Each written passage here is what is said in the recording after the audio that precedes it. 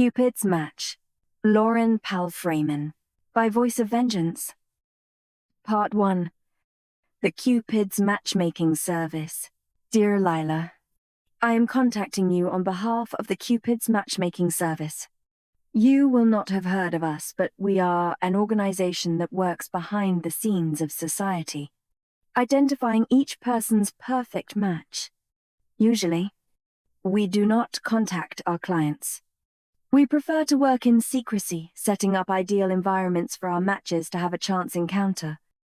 Recently, however, we ran your details through our system and, well, in your case, we think you'd better come in. Please respond at your earliest convenience. Yours, urgently. The Cupid's Matchmaking Service. Chap Ain. The Cupid's Matchmaking Service is written in elegant calligraphy above the glass shop front. A sign reading "Not taking new clients at this time" is taped to the door. That place never takes anyone new on.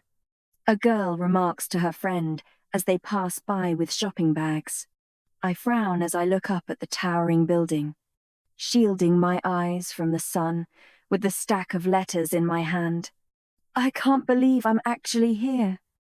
When I couldn't find information online, I'd assumed the dating agency would be small. I didn't expect a skyscraper with gilt window frames and cherubs carved into the white stone walls. I feel out of place. I can't imagine anyone in battered Converse, skinny jeans, and a leather jacket has passed through its doors before. But then, it's not like I wanted to spend the last day of summer break on the bus to Los Angeles. And if anyone in this huge building had bothered to answer the phone, I wouldn't have had to. I push open the glass door. A bell tinkles as I step inside. Shiny white tiles cover the floor and several stylish neon dime-colored armchairs surround a large coffee table boasting a range of fanned-out fashion magazines. On the opposite side of the room stands a high, stone reception desk, where a blonde in a crisp white suit chatters into a headset. Above her, hanging by wires from the ceiling, is a long, golden arrow. Something glinting on the wall catches my eye. It's a plaque that says, "Making matches for 3. 0, 0, 0 years. Shaking my head incredulously, I march over and dump the stack of letters onto the desk. The blonde looks up, startled. A name badge reading Crystal is pinned to the pocket of her white suit jacket. "Can I call you back?" she says into her headset. "Something's just come up." Irena Krubly. Her blue eyes look me up and down. Suddenly, I am aware of how I must look. She is immaculate, not a hair out of place. And here I am, having spent an hour and a half on the ripe-smelling bus from Forever Falls. I catch sight of my dark, tangled hair in the reflective surface of a glass door. I could be her polar opposite. "I'm sorry," she chimes. "We're not taking on any new clients at this time." "What?" She fiddles with her headset, and I realize she is about to continue her conversation. A wave of irritation washes over me. "I'm not here to become a client. I'm here to tell you to stop bugging me." She looks back at me, confused. "Excuse me?" I gesture toward the 5 letters scattered across the reception desk. "All summer you've been spamming me with letters. Text message. Emails." I say, "I am not interested in your services. I don't know how you have my personal details, but you need to remove me from your mailing lists. I have a boyfriend already. Thanks very much." I turn on my heel and march toward the exit. "Wait." It was work. Her voice is lower, more assertive than before. Urgent. I spin back around. "You say we have been trying to contact you?" I nod slowly. She frowns.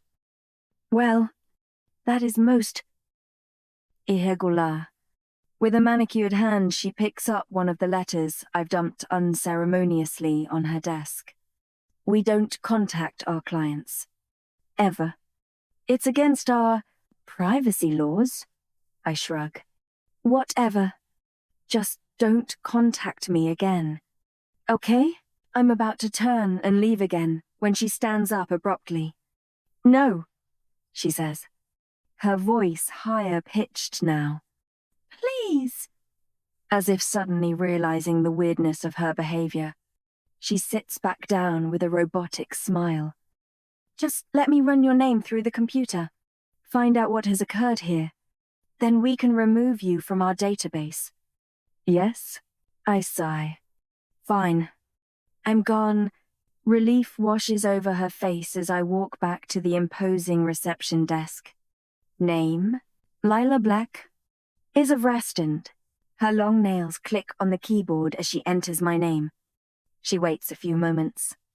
Then she frowns and hurriedly types something else. As she stares at the screen, all the blood drains from her face. A mask of surprise replaces her faux smile. There's another emotion there too. Fear. Miss Black, we have a big problem. You have been matched with... She stops and bites her lip. I think one of our agents is best suited to fill you in on the situation. Please, take a seat. I will send someone out right away. Edvoret, The receptionist raises one hand, signaling me to be quiet, while pressing a white button on the intercom beside her. A few moments later, a muffled male voice sounds through the small speaker. What is it? Crystal? He sounds disgruntled. Cal, she chimes. I need you to come through to reception right away. Where's? You know the line. Crystal. He snaps. We're not taking on any new clients at this time. I have. She coughs. A little embarrassed. Then quickly slips off her headset and picks up the receiver. It's not that, she whispers. Look, you just really need to come out here. Abe, there's more, muttering on the other end before Crystal places the phone back down. The robotic smile reappears. One of our agents will be with you momentarily. And I'm about to argue that I don't want to see an agent. I just want them to stop contacting me. When the frosted glass door beside reception swings open to reveal a young man I can only presume is Cal. He is as beautiful as Crystal, with well-groomed blonde hair and sharp silver eyes. He wears a crisp white suit, even though he looks like he could be around my age. 17. He's definitely attractive, if you like that sort of thing. He's a bit too clean-cut for my taste. His eyes sweep over Crystal, irritated, before settling on me. I'm sorry, he says, his voice laced with disdain. We're not taking on any new clients at this time. Yes, I get the picture, I say through gritted teeth. But I'm not here to become a client. I'm here to tell you to stop contacting me. Have cried. You do need to see this. Cal, Crystal says. He exhales sharply through his nose, then makes his way over to the desk, leaning over Crystal to read whatever is on the screen. His eyes darken. Shock flickers across his angular features. Then he regains his cold composure. So, you're the girl, he says. Of all the girls in the world, you're his match. I must admit, you're not what I expected. Now, please come with me. We have something very important to discuss. Your very life could be at... Crystal coughs and gives him a warning look. He sighs. Please come with me. Miss Black. I'll explain everything. He spins back around and heads through the glass door. For a moment I consider just walking out. despite Crystal's encouraging nod. But my best friend, Charlie, isn't back from her journalism camp yet. And James, my boyfriend, has a shift at the diner all day. So it's either this, or sit at home with no promises that the Cupid's matchmaking service will stop contacting me. Plus, I hate to admit it, but I am kind of curious about who exactly they think I've been matched with. Fine, I say. But for the record, this is seriously weird. I walk to the door, swing it open, and step inside. Chapter. Beyond the door is an immensely hectic, open-plan office. It's predominantly white, like the reception area, but with black classical columns that reach up to the high ceiling and a left wall that has been turned into a collage of faces, names, and places linked together with pieces of pink string. Through an arched door in the far wall, I can just make out a weathered stone statue of a woman draped in a toga in the room beyond. People in white suits rush around babbling into headsets. I can't help but notice that everyone who works here is stunningly attractive, as though they made being good-looking a job requirement. Cal strides through them, looking over his shoulder only once as I follow him between the rows of computers, maneuvering around people who don't seem to care whether we knock shoulders. It looks more like a stock trading floor than a dating service. As we walk forward, I notice a number of wall monitors looping through a stream of different images. Top 10 undesirables suddenly flashes across one of the screens, followed by a mugshot of a guy with penetrating eyes. But before I can focus properly on the rest, the image fades into darkness. Cal opens the door to a glass-walled office and gestures that I go inside. "Take a seat, Miss Black," he says, his tone of voice still cold. I glare at him as I sit down in a quaint red armchair. He closes the door, grabs a black envelope from a filing cabinet against the wall, then takes a seat behind the desk. He sighs heavily, making him seem older than on first impression. In fact, his whole demeanor makes him seem more grown up. There's a cool confidence in the way he maintains eye contact, and I don't think I've ever seen a teenager sit so upright in a chair before. "You're not what I was expecting," he says, while opening the envelope. "Yes, you said. Now, are you going to tell me what I'm doing here?" Cal slides a piece of paper out of the black packet and scans it. "We recently ran your details through our system," he says. "And you were matched with someone we did not expect to see matched with anyone." No, I shake my head. "Why would you run my details through your system? Why do you even have my details?" Cal smiles coolly. "We have everyone's details. But that is not the issue here." "Well, can you tell me what the issue is?" His eyes flash an icy silver. "It's a difficult situation.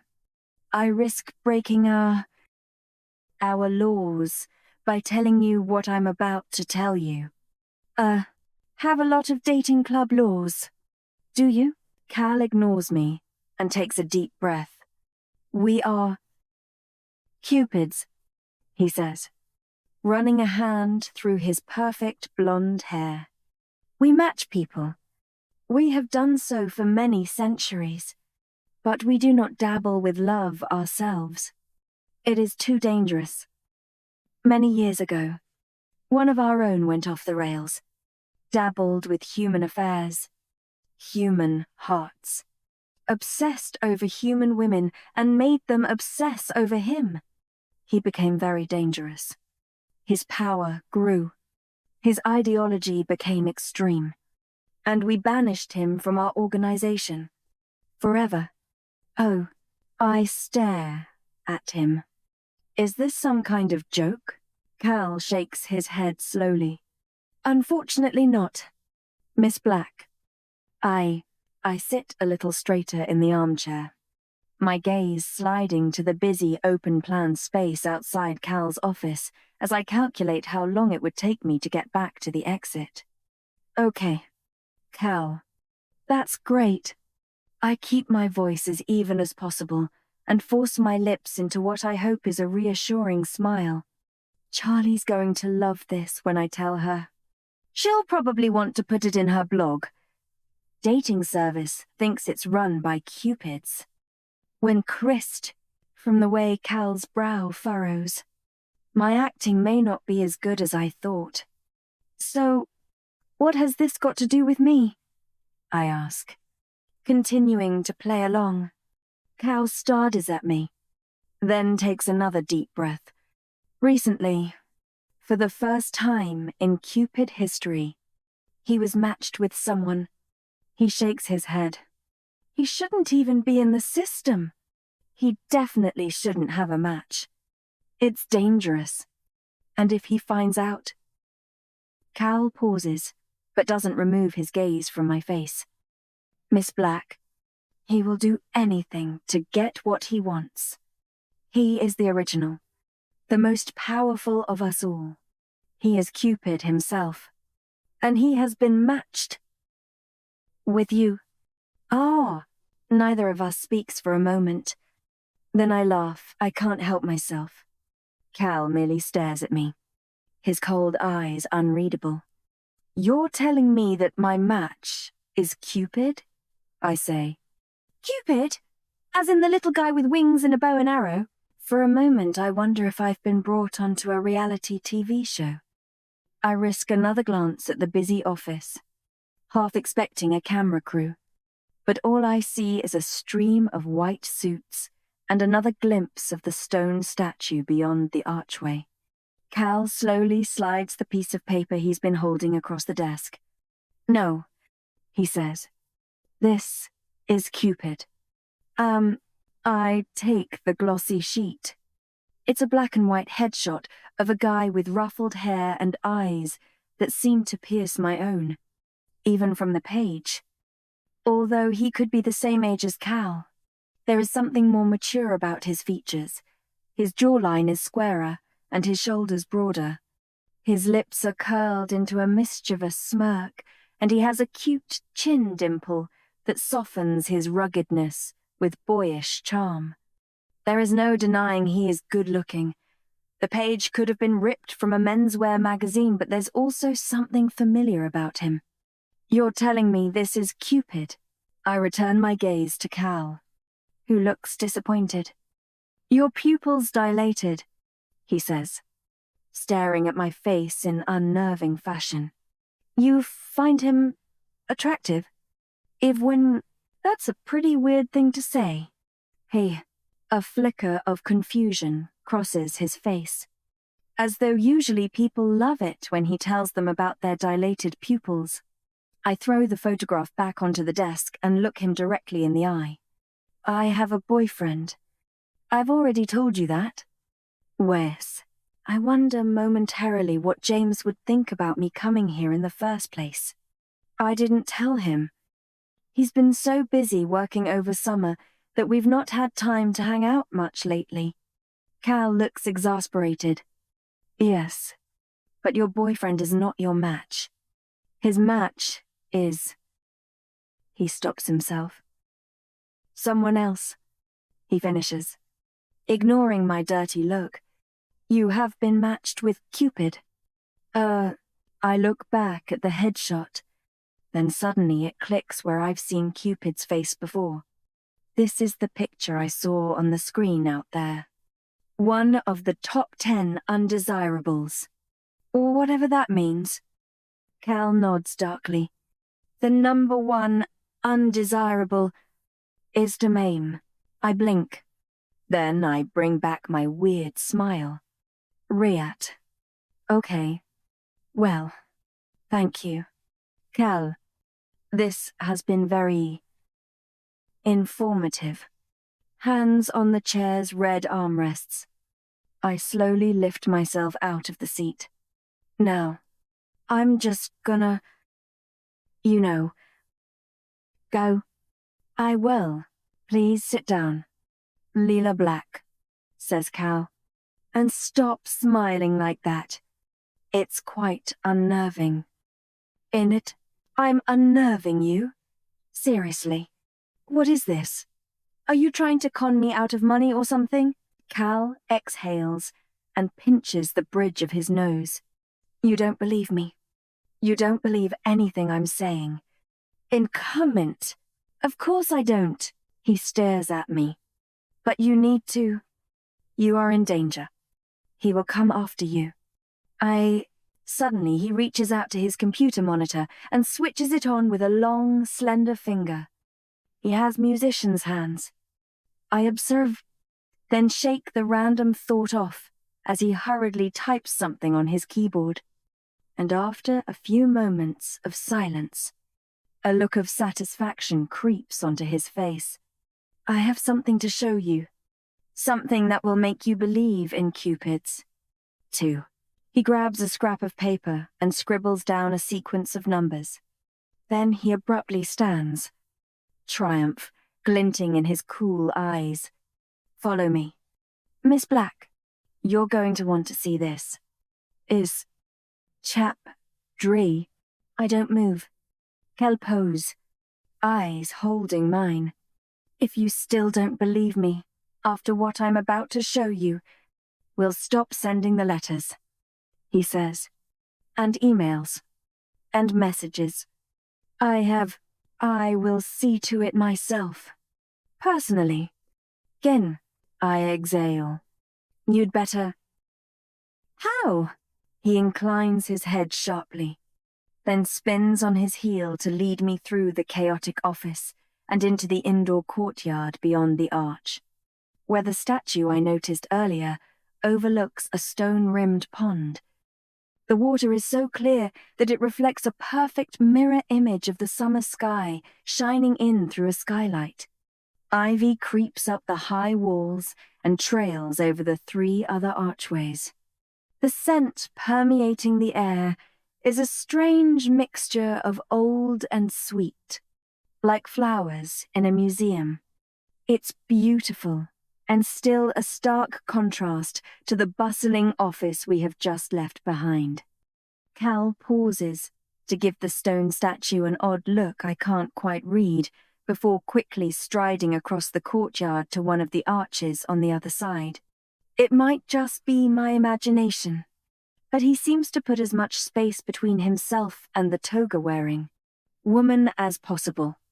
The statue is clearly ancient, its face worn, and its body chipped. Any recognizable features have been eroded. There's something unnerving about her blank eyes. So I let my gaze wander down to her podium, where something's been carved a list, although the only line I can make out is, "No Cupid must ever be matched." "Ah, Miss Black," Cal says sharply, "I haven't got all day. If..." I look at him as seriously as I can. Yes, being a Cupid must be very busy work. Well, he looks at me coldly. Then, as he disappears beneath the ivy-covered arch, I hear him mutter, "Should have known his match would have an attitude problem." Well, we enter a long corridor that employs the same chiaroscuro color scheme as the office, dimly lit by faux candle lamps.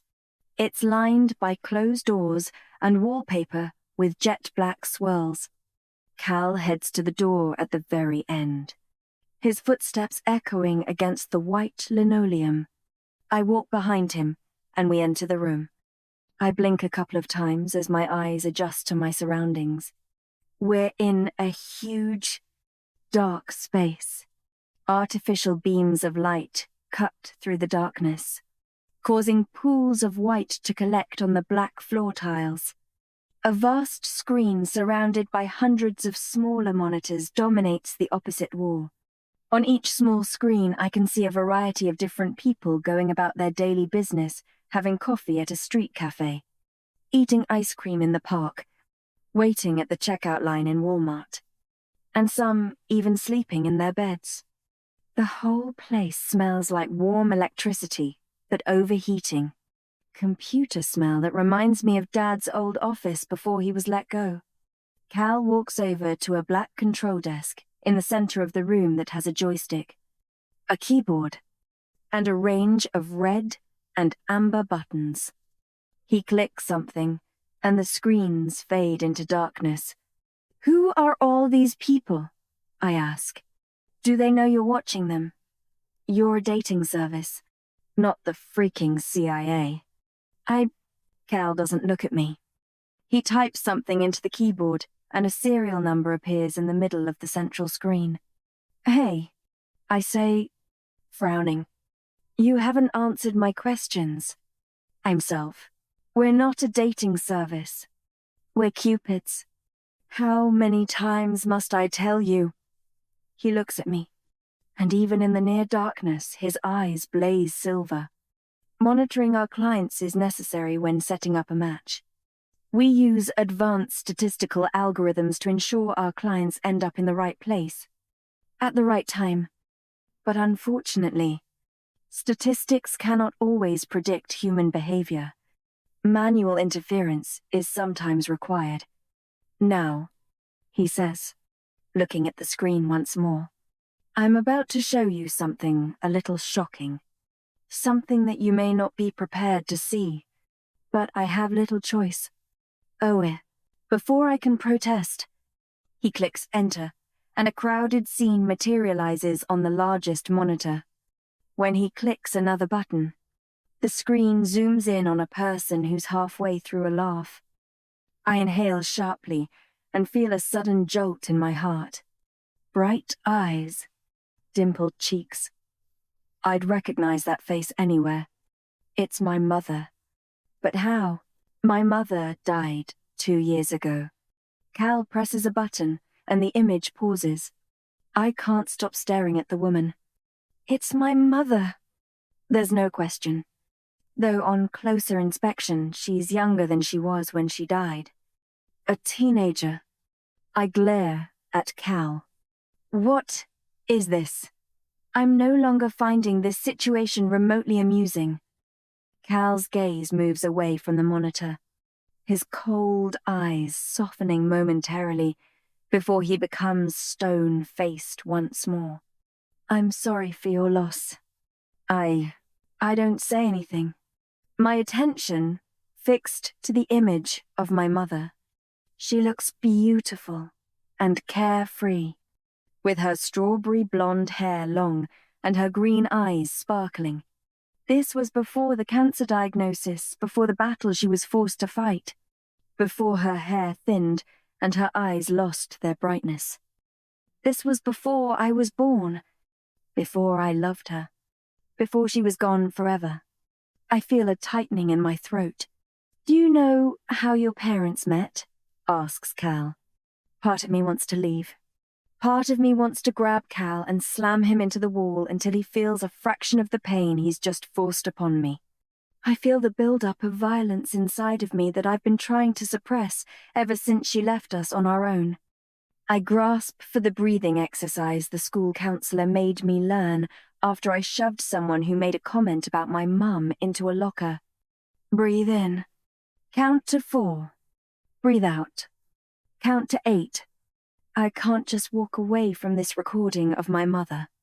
I need to know why he has this. I swallow my anger and calm my nerves. They met at a bowling alley. The person behind the counter got their shoes mixed up. "Israel." He nods, then presses another button on the control desk. The image zooms out and the recording begins to play. It's a bowling alley. I watch as my mother gracefully approaches the counter, then gently slips off her bowling shoes and places them on the surface. An attendant in a striped uniform and baseball cap, marked Castle 10-pin, bowling, takes them from her and swaps them with a pair of shoes in one of the cubbyholes behind him. I can't see his face as he places a pair of men's shoes on the countertop. She looks confused for a moment, then throws her head back in laughter. Farther down the counter, a dorky-looking man with dark hair and grey eyes is clasping a pair of stilettos. It's my father. He approaches her. The sound is muted, so I can't hear what is being said. But I can tell my dad has just told one of his lame jokes. My mum's face lights up the way it always did when he tried to be funny. They swap shoes. Cal pauses the screen. I look up at him weakly, not wanting the recording to stop. How do you have this? I ask. Why are you showing it to me? He doesn't say anything, only turns back to the control desk and moves the joystick to the left. After the recording rewinds, he pushes the stick forward, so the monitor zooms in on the bowling alley attendant as he bends over the cubby holes. I start as I see him swap the shoes around. Wait, did he do that on purpose?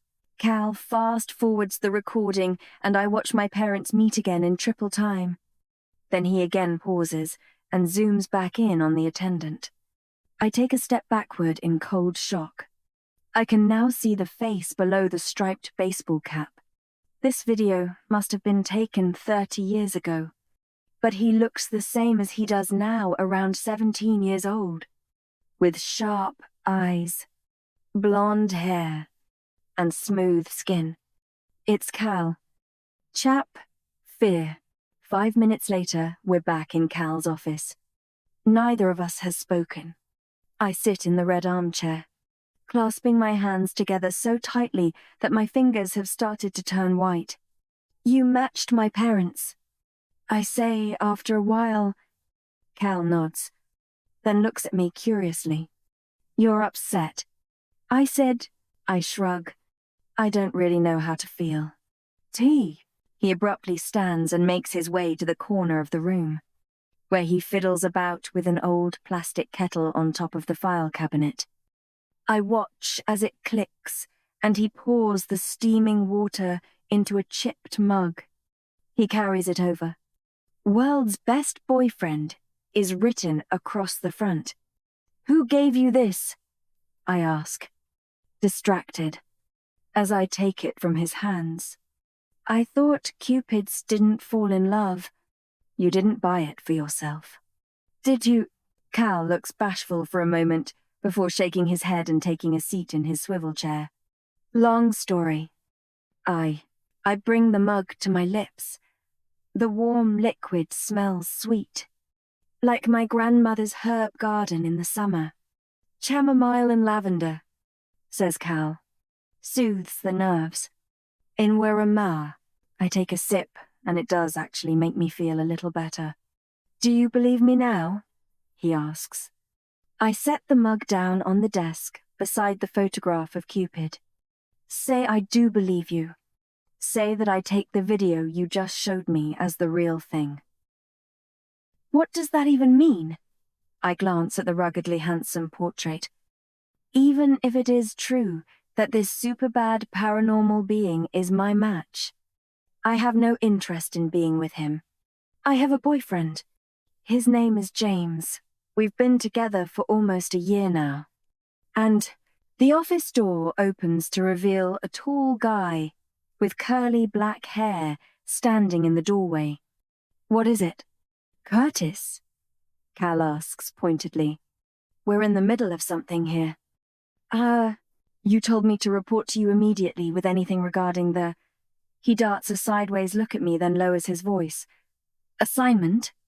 Cal leans forward in his chair and clasps his slender hands together. Well, did you find it? Not yet. But the archives are huge. Curtis steps into the office and closes the door behind him. If I could have more resources. I've told you I don't want anyone else knowing I'm looking for it. Curtis places a palm flat on the desk, seriously invading my personal space, and leans closer to Cal. He glances at me again. I roll my eyes as I grab the mug of tea and shift back in the armchair, like I care what they're being so sneaky about. They've already told me about Cupid. Maybe they're looking for the Easter Bunny too. Right, he says, voice low.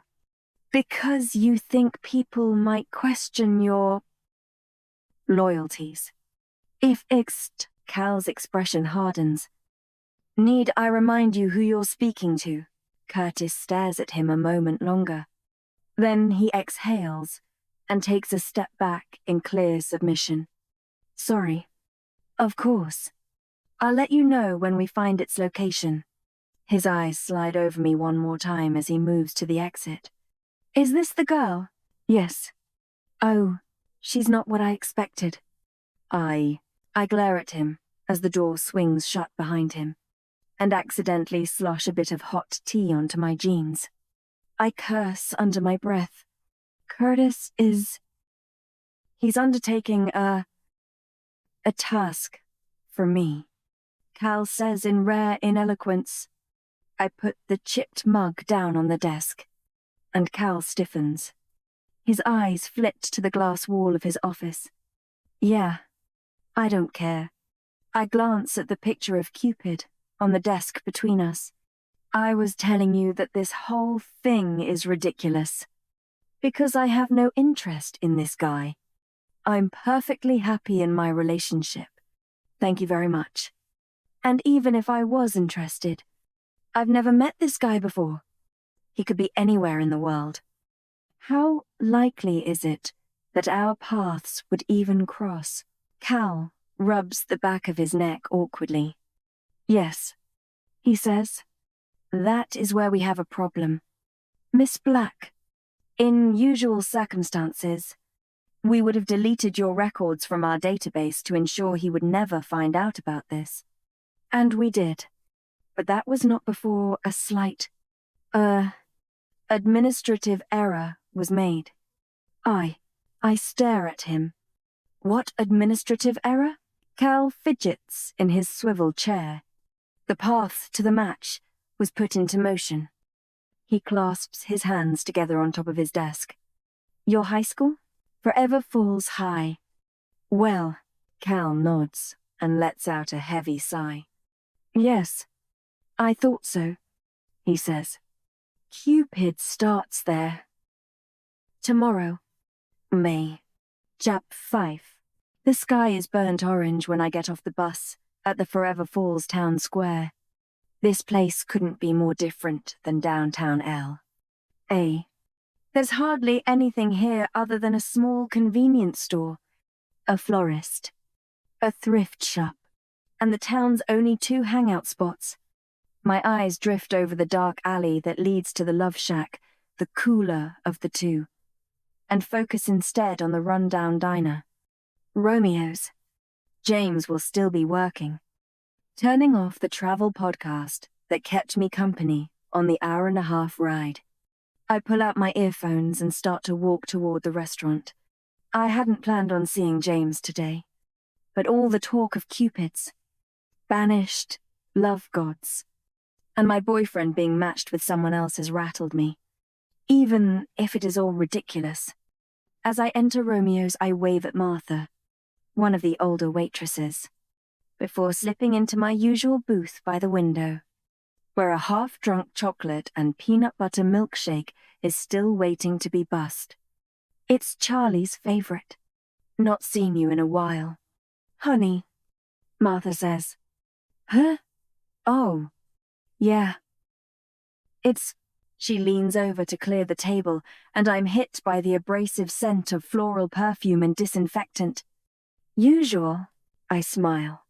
Please, is James. I'll let him know you're here. No. Her heels click against the chipped black and white floor tiles as she heads past the booths to the kitchen. I glance at the security camera in the corner as she disappears from view. After Cal told me about the administrative error, he walked me back to reception and told me he would be monitoring the situation. I think back to the room full of screens at the matchmaking service. If you're watching me, Cal, cut it out. I whisper. Then I sigh and lean back against the tattered red leather seat. And now, I'm talking to myself. I'm clearly going mad. Lila! James's voice makes me jump as he slides into the other side of the booth. Hey! I smile. James might not be model good-looking like Cupid, but he's definitely attractive, slightly taller than me. He's athletic and lightly tanned, not to mention confident enough to pull off wearing his pink and black Forever Falls soccer jersey beneath his apron. He pushes a strawberry milkshake across the table. What are you doing here? He asks. You just missed Charlie. I frown. Charlie was here? Yeah. She just got back from her journalist camp thing. Marcus dropped her off while he went to the store. Her family's having a welcome back meal. Apparently. He runs a hand through his light brown hair, and his forehead crumples at my expression. She probably messaged you. The signal sucks in here, and the Wi-Fi's down again. You'll probably get it later. Yeah. Probably. And was in. I'm not quite sure why it bothers me to have not heard from her yet. The three of us have been friends since kindergarten. It's not weird she would stop by the diner without me. I force a smile, and James leans across the table and brushes his lips against mine. Something tenses in my stomach. Your boyfriend is not your match. He is matched with someone else. I pull away, shaking Cal's stupid words out of my head. Maybe there was no big firework display when James and I got together, but he was there for me when I lost Mum, and we built something based on friendship and trust. That's realistic. That's the way it's supposed to be. The idea of matching is ridiculous. There's more to relationships than compatibility statistics or whatever Cal was talking about. And I certainly don't believe in soulmates. So what you doing here? Missing me? Asks James. He grins. Oh, you just here for the free drinks. I take a slurp of my milkshake. Can't a girl come and visit her boyfriend at work without arousing suspicion? Of course. Just surprised. You haven't stopped by in a while. Your dad doing okay? I shrug. Oh, ups and downs. I would. He gives me a sympathetic smile but doesn't push. Dad was let go from his accounting job a few months ago. He wasn't doing well after what happened to Mum. He hated that job. But being stuck at home hasn't been good for him. He said he'd make us pancakes for breakfast tomorrow. Though, I say, brightening. That was you and your mum's thing, right? Pancakes on the first day of school? Yeah. He forgot last year. But I think him bringing it up again means he's trying. I remember 5th grade. When Charlie and I stayed over the night before? We were almost late to school, but your mum insisted we get our fill before dropping us off. There. You ate so many you had a stomachache all day. Yeah. And Charlie spilled syrup all down her new top. I laugh, even though it hurts a little to remember. Yeah. Charlie was not pleased about that. So, what you been up to? Asks James. Oh, visited a supernatural dating agency. Met the guy who matched my parents. And learned that Cupid is looking for me. My day has been way too weird to talk about, so I shrug. Nothing much. The door to the diner opens, and a noisy group of sophomores from the debate team come in. Jackson Lurov! One of them yells, slapping a short guy with black hair on the back as the 5 of them pile into a booth. James? Martha calls from across the room as she precariously balances a pot of coffee and a pile of plates on her arms. On it! He gets up and gives me an apologetic grin. Duty calls. Stick around for a while? I glance at the security camera again and imagine Cal watching me. I think I'll head back. I say, getting up. James kisses me again before I go. This time I sink into his body as he wraps his arms around my waist. For a moment, I allow myself to bask in his warmth and familiar light cologne, which is somehow only made more comforting by the notes of burger grease and peanut butter. James is my boyfriend. I'm happy. And I don't need some weird dating agency to tell me otherwise. I smile at him when I pull away, and this time it doesn't feel forced. See you at school tomorrow, I say. On my way out, I glare at the security camera in the corner of the room, imagining Cal watching me on the other side. I don't care if this mysterious Cupid guy is starting at school tomorrow. I am not interested. Chap says. I get up early the next morning, ready for pancakes with Dad, and head downstairs to an empty kitchen. I call him, put the dirty plates littering the counter into the sink, and line up the batter ingredients. Then I make myself an instant coffee in the chipped, you bow me over mug Mum got Dad, before sitting at the table. As I sip the black liquid, my disappointment grows. Dad's not coming down. He's forgotten. Again. I glance at the time on the microwave. I consider waking him, there's still time. But then I exhale, gulp down the rest of my coffee, and get to my feet. Whatever.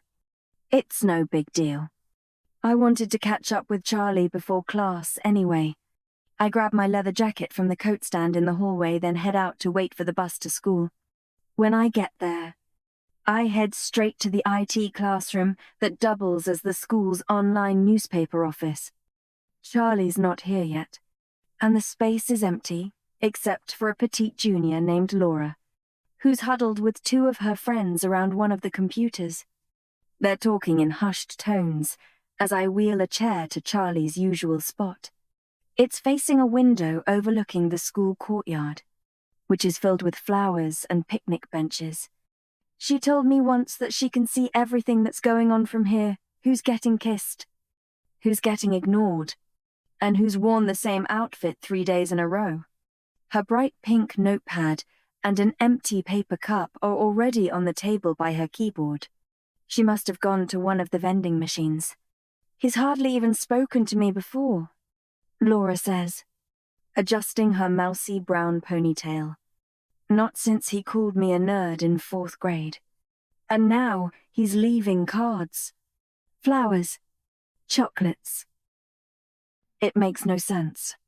I think it's sweet, says her friend Lisa, eyes glinting beneath her dark bangs.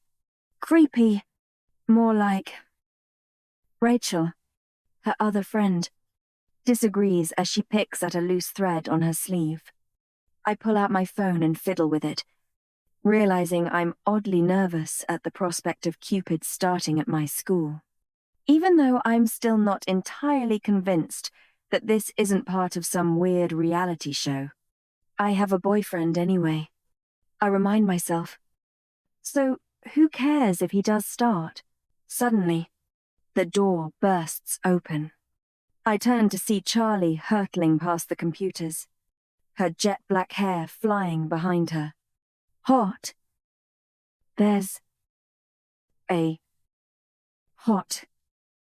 She stops to pant, bending over slightly with her hands on her knees as she composes herself. Hot guy. Starts today. She finally gasps, before collapsing into the chair beside me. I saw him in the registration office when I was getting a breakfast bar. She looks exceedingly pleased with herself for passing on this knowledge. My stomach plummets. Cupid. It must be. I feign a smile. And you ran all the way from the vending machine to tell me this? She grins while switching on the computer monitor. And the school's student-run blog materializes. There's a tapping sound as her fingers dance across the keyboard. The words, "Hot guy starts today," appear at the top of the blank article. To tell everyone about this, she corrects. I roll my eyes. Yeah, Mr. Butler's going to love that. I have an all. Just giving the people what they want. Leela, she says. I laugh. How long do you think before he deletes this one? More or less time than your exposé on the teacher's night out at the Love Shack. Hey! He's just lucky I didn't write about how I saw him flirting with Ms. Green, she says. Oh, yes. You're very restrained, she grins. Anyway, how was? She stops talking, abruptly, her dark brown eyes widening on something above the screen. Make that 2 new hot guys. I'm just stead, frowning. I follow her gaze. My stomach jolts as I catch a flash of pale blonde hair pass by the window in front of us. I only see the back of his head, and he's traded his white suit for a pair of jeans and a blue and white checkered shirt. But I recognize him instantly. It's Cal. I watch as he strides past the picnic benches to the school entrance, a brown leather satchel over his shoulder. What is he doing here? I wooded. Summer? Lila? Hello? Charlie says, waving her hand in front of my face. Huh? She raises her eyebrows. What's wrong with you this morning? I asked how you managed to pass the dull, Charlie-less hours while I was at journalism camp. You wouldn't believe me if I told you. Just give me a second. I stand up, ignoring Charlie's startled look, and make my way to the door. Cal's about 30 feet down the corridor, opening one of the lockers on the other side of a group of football players in black and pink Forever Falls jerseys. I stride out of the computer room and come to a halt just beside him. What are you doing here? I ask in a low voice. Cal doesn't look at me, eyes fixed on the inside of his locker. It's best if you're not seen speaking with me. Aiden, yeah, that would be easier if you were back at your dating agency instead of here at my high school. Cal turns and looks straight at me. I'm here to monitor the situation. I told you I would be doing that yesterday. And Becca, yes. But I didn't think you'd be coming to my school. Cal pulls up his bag and unpacks what seems to be the entire back-to-school section of Walmart into his locker. When Cupid arrives, you'll need my help. No, I watch as he neatly arranges a calculator next to a brightly colored Avengers binder. It seems an odd choice for a stern, immortal matchmaker. You're a Marvel fan? I ask. He looks at me like I'm speaking another language. What? I shake my head. Never mind. Look, I'm not going to be interested in this Cupid guy. I've told you that. Cal looks at me stonily from beneath his thick eyelashes. So you have, he says dismissively. But if he finds out you're his match, he will be very interested in you. And that's why I have a plan to keep his attention from you for as long as possible. Part of that involves you not speaking to me. Excited, I swallow my growing irritation. Fine. But do you think you might tell me what your plan is? Exactly, Cal smiles coolly, tilting his head to the side. I intend to befriend another female student here so that Cupid thinks I have been sent to protect her. And, okay, but say this incredibly well-thought-out plan does work. Aren't you just passing the danger on to one of my classmates? An unreadable expression flickers across Cal's angular features. That's not how it works. You are his match. You, alone, are in danger. No one else. The bell rings for first class, and more people begin to spill into the corridor. I turn my head, catching sight of Charlie in the doorway. She's talking to Laura, but her eyes are on me. Cal's not the only one who doesn't want to draw attention to this conversation. Charlie's going to have a million questions. Look, Fine. But does Cupid even know that you work for the matchmaking service? I hiss. Because if he doesn't, this whole charade seems incredibly pointless. Oh, a dark look crosses Cal's face. Oh, me and Cupid go way back. I have innerly before I can say anything else. He hands me a folded slip of paper, spins around, and shuts his locker. I glare at the back of his head as he walks down the corridor. Then I quickly flatten out the note and read it, aware that I only have 5 seconds before Charlie swoops in with questions. Meet me after school by the gym.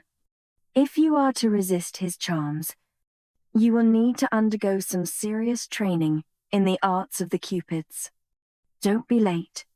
Cal, I groan. I just wanted a nice, simpler, drama-free semester. Instead, I seem to have acquired an irritating paranormal matchmaking agent, a match, and training in the arts of the Cupids, Chap Zeven. So, Charlie says as we head toward history, our first class of the day. Are you going to tell me what that was all about? Do you know that guy? I shrug, feeling the cryptic message through my jeans pocket. Not really. I don't want to tell her about yesterday. Charlie loves relationship drama, and she'll be unbearable if she thinks there's even the slightest chance it's true I've been supernaturally matched with someone other than James, especially if that someone else is hot enough for her to sprint across the school to spread news of his arrival. She just looks at me expectantly. Nice dress, I say, attempting an innocent smile. The dress does look good on her. It's a flowing pastel pink number that complements her dark skin. She rolls her eyes, but I can tell she is pleased. I'm sure she bought it especially for first day back at school. Don't change the subject. You haven't, made out with him or something, have you? She asks sternly. But her eyes are twinkling. I can't help but laugh. Make out with Cal? I don't think so. No! I say. What were you and Laura talking about? Anyway, it's another attempt to change the subject. But this time, it works. Her dark eyes brighten the way they always do when she has a bit of gossip. Apparently, Jack, you know that guy from the debate team, has been seriously crushing on her for the last few weeks, she says. Out of nowhere. They've never hung out at all. But anyway, about this new mystery guy. Here I come. As we approach the history classroom, I spot James through the window. He waves at us from a desk in the middle of the classroom. Leave it now, I say. I don't want James getting the wrong idea. Fine, Charlie says. But this is not over. James gestures at the 2 spare desks behind him, and I smile as we make our way over. He stands up and gives me a light kiss on the lips, wrapping his arms around my waist. Before I settle down at the desk, Hey, I've been thinking, he says. It's been almost a year since we started dating. We should do something. Remember that time we went surfing at Venice Beach? Cal's words suddenly wash over me again. Your boyfriend is not your match. I shake it off. Yeah. Sounds fun even though you're terrible at it. I was no. Huffed. I only fell off because I didn't want to show you up with my mad skills. Just fell off? Funny. I don't seem to remember you actually managing to get on the board, I tease. You'll see. I'll make you eat your words. Leela Black. I get Fring. He grins, then turns back to continue a conversation with one of his friends. Charlie leans toward me and gestures at Cal. Your lover boy is all over Chloe. I hiss, but I follow her gaze. Cal is talking animatedly to one of the girls from the hockey team. This must be step one of his ingenious plan to distract Cupid. I feel an unbidden stab of annoyance when I recall Cal's surprise that I could possibly be the match for the original Cupid. Cal's been nothing but rude to me, but apparently Chloe's believable match material. I'm uncertain why Cal's actions have bothered me. I don't want to be thought of as Cupid's match, not by Cupid, not by Cal, not by anyone. Get a grip. Leela, I think, tearing my gaze away, just in time to see the classroom door open. My breath catches in my throat. The whole room goes quiet. He's wearing a black leather jacket over a grey cotton t-shirt that clings to his hard stomach. He has an arm slung around Kelly, one of Charlie's friends from the party planning committee, and she's laughing hysterically at something he said. He is tall and broad, with dark blonde, just got out of bed hair. His eyes glint with mischief. The black and white photograph didn't even come close to capturing his beauty. His gaze falls on me. A dangerous half-smile curls onto his face, and my stomach clenches. But then his gaze slides to Cal. An immediate flicker of recognition sparks in his eyes, but not surprise. Cal's shoulders have tensed. His posture even more rigid now than it was when I first met him. They tense farther when Cupid's eyes move to Chloe. Cupid grins wickedly, and I exhale, not even aware that I'd been holding my breath. Has Cal's plan worked? Does he think she's his match? Charlie leans over to my desk. Told you he was hot. I heard he was expelled from his old school. Moved to Forever Falls halfway through summer, and he's already dated half of our year. Sounds like an ass. A hot ass. She agrees, seriously. Cupid throws himself into a seat near the front, and Kelly skips off to sit with her friends. I have to fight to keep from staring. My eyes feel helplessly drawn to him. You're just curious because of what Cal's told you. You have a boyfriend. I remind myself. And Cupid's not your match. Because there's no such thing as matching. The whole thing is ludicrous. I pull out a notebook as Miss Green walks into the room, high heels clicking against the linoleum. Welcome, class. Hope you all had a good summer and are ready to study this year. Her tone is pointed as she meets my eyes over her thick-rimmed spectacles. She had me for geography last year and became increasingly frustrated that I wasn't reaching my potential in what was once my favorite subject. As she smooths her short, graying hair and sits behind her desk, Cupid glances over his shoulder to see who she looked at. The corner of his lip tugs up.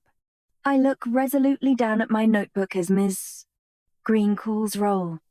She arches an eyebrow when she reaches Cal's name. Cal Smith. You're new, she says. Yes, ma'am.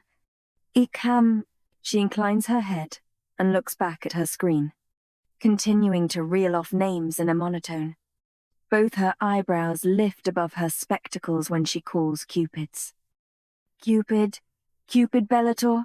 Here, he says, giving her a half wave before leaning back in his seat and stretching his legs out in front of him. A number of people laugh, while James leans over and murmurs, Is this guy for real? Unfortunately. Ms. Green looks momentarily confused. Very well. Cupid, she says. 2 new students joining us this year. How exciting. Well, class, I hope you will make them both feel very welcome. Oh, quote. When she's done, she smooths her pencil skirt and approaches the blackboard to write classics and ancient history across it. This semester we will be exploring the ancient world, the gods and goddesses, the wars, the art, and the people. To start, Let's get inspired by our friend Cupid. Here. She beams at him. Can anyone tell me the name of the ancient Roman goddess of love? Charlie leans over to my desk again. She's totally crushing on him. I roll my eyes. Gross. I've heard he's called Cupid because of his reputation with the ladies. If only she knew the truth well. The truth according to Cal. Anyway, you said he got expelled from his old school, I ask, wondering whether that was just a cover story. It must be.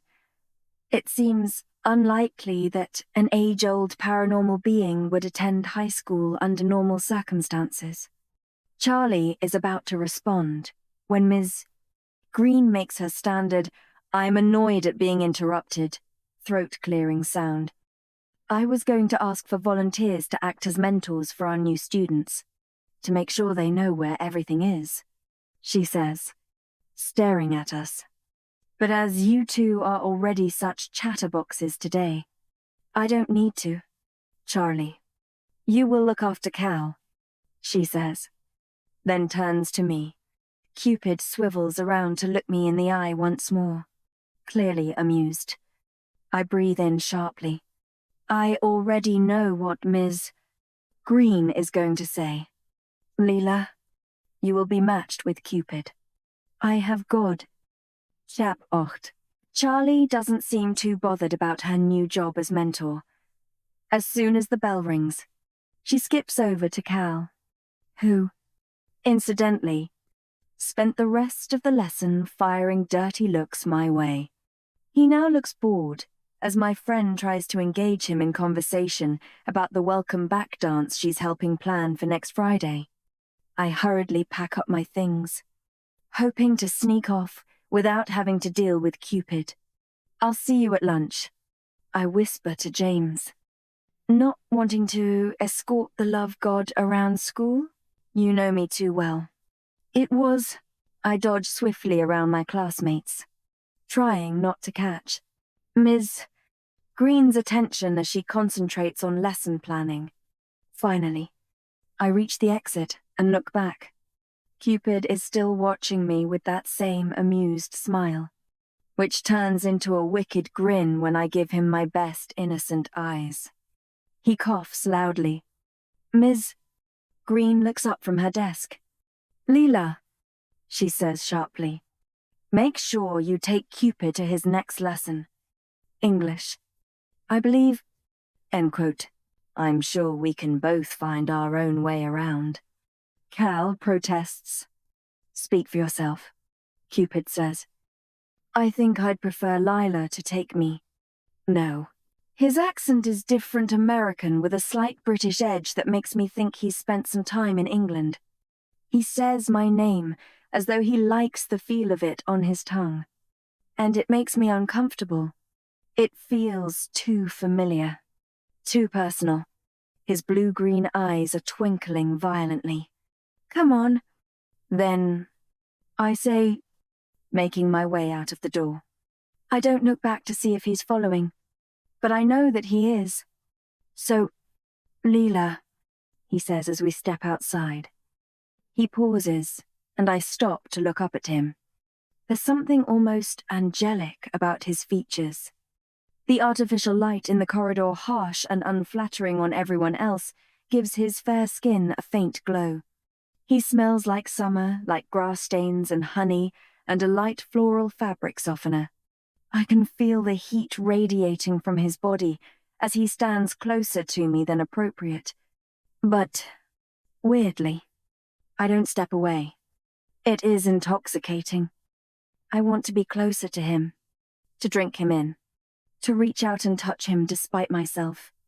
He makes me feel tiny, the top of my head barely reaches his shoulder, and I remember what Cal said back in the Cupid's matchmaking service. He dabbled with human affairs, human hearts, obsessed over women and made them obsess over him. I shiver, involuntarily. He grins. Your teacher seems to think you should give me everything I need. Oh, For a second, I feel the way a fly must feel when it's caught in a spider's web. What the hell is wrong with me? Then I blink and pull myself together and set off down the corridor. Sure. As long as what you want is to get to English class without severely annoying me. Joy. Cupid shrugs, falling into step beside me. I suppose I could do that, he says. You have English too? I shake my head, not really wanting to continue the conversation. He takes long strides, and I have to pick up my pace as we walk outside to cut through the small square courtyard at the heart of the school. The fall sun coats the picnic benches with warm light. You were talking all the way through history. He goes on. Legends not your thing.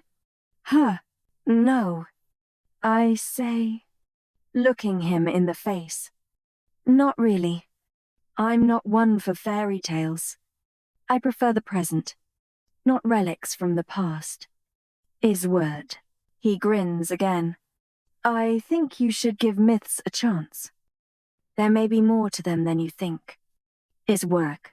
I highly doubt that. As we approach the doorway on the other side of the courtyard, Cupid stops. That other new guy didn't seem to want me to have a mentor. I wonder why that is. He shoots me a sly look. And I wonder if Cal has unintentionally given away that I'm Cupid's match. Wouldn't it be ironic if the thing that alerted Cupid he was on the right path to the match was Cal being here in the first place? I knew from the start it was a dumb plan. Didn't notice. Do you know the other new guy? I ask, deciding to play his game. It seemed like you did. Oh, Cupid smirks, but doesn't say anything as we re-enter the school. As we walk through, into another locker-lined corridor, a couple of the females shoot not-so-subtle admiring looks at him, which Cupid not so subtly notices. The girl he was talking to, he says, ignoring my question. What's her name? Chloe. Isman. His eyes darken as we stop outside his classroom. Chloe? I should probably get to know her a bit better. He looks at me, eyes slightly narrowed, as though trying to gauge a reaction. He's not going to get one. I smile. Sounds like you've been getting to know quite a few girls from here already.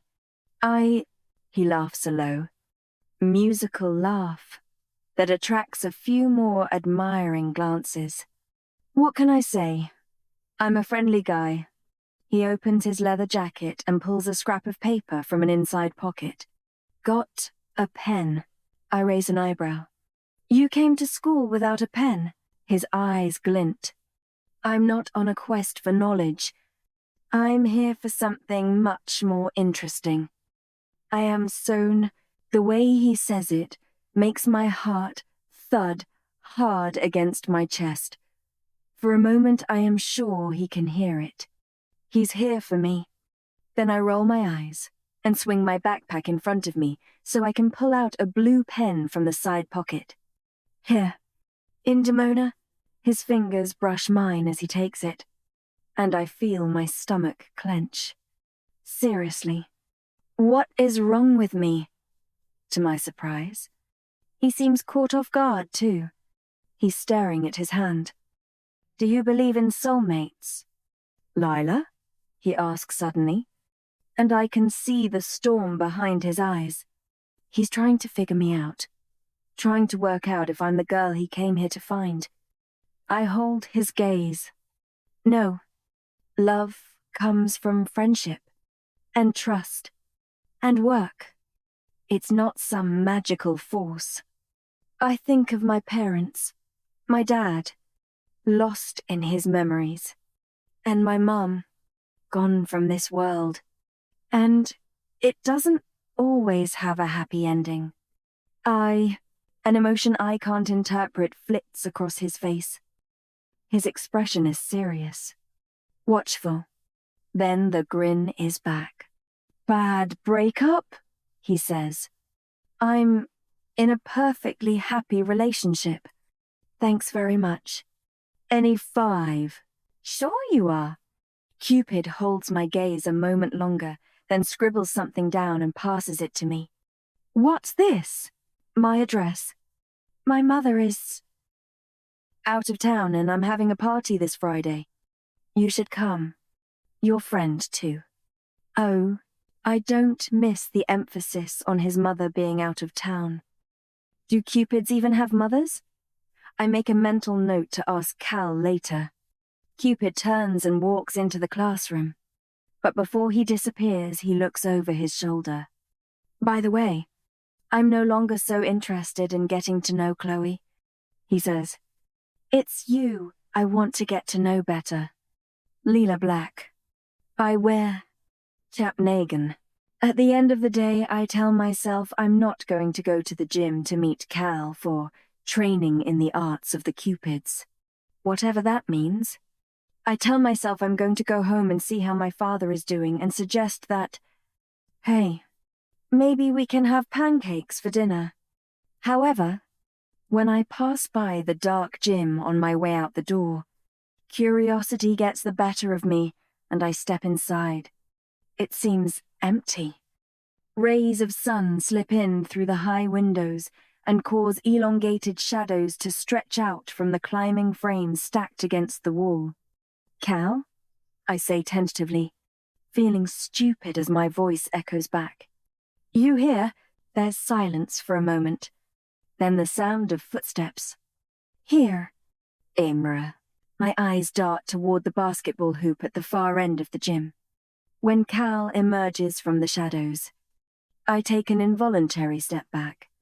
He has a bow slung across his body, and a sleek black case filled with arrows over one shoulder.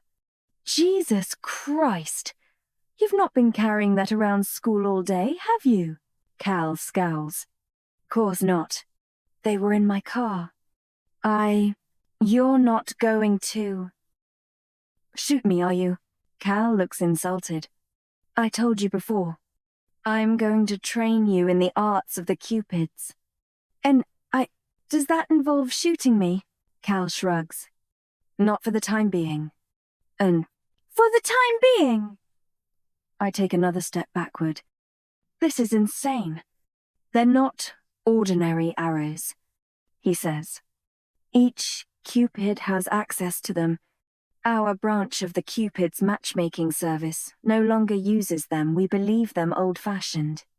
But if you are to understand the ways of the Cupids, and to understand Cupid himself, they are a good starting place. They were very commonplace up until the beginning of this century.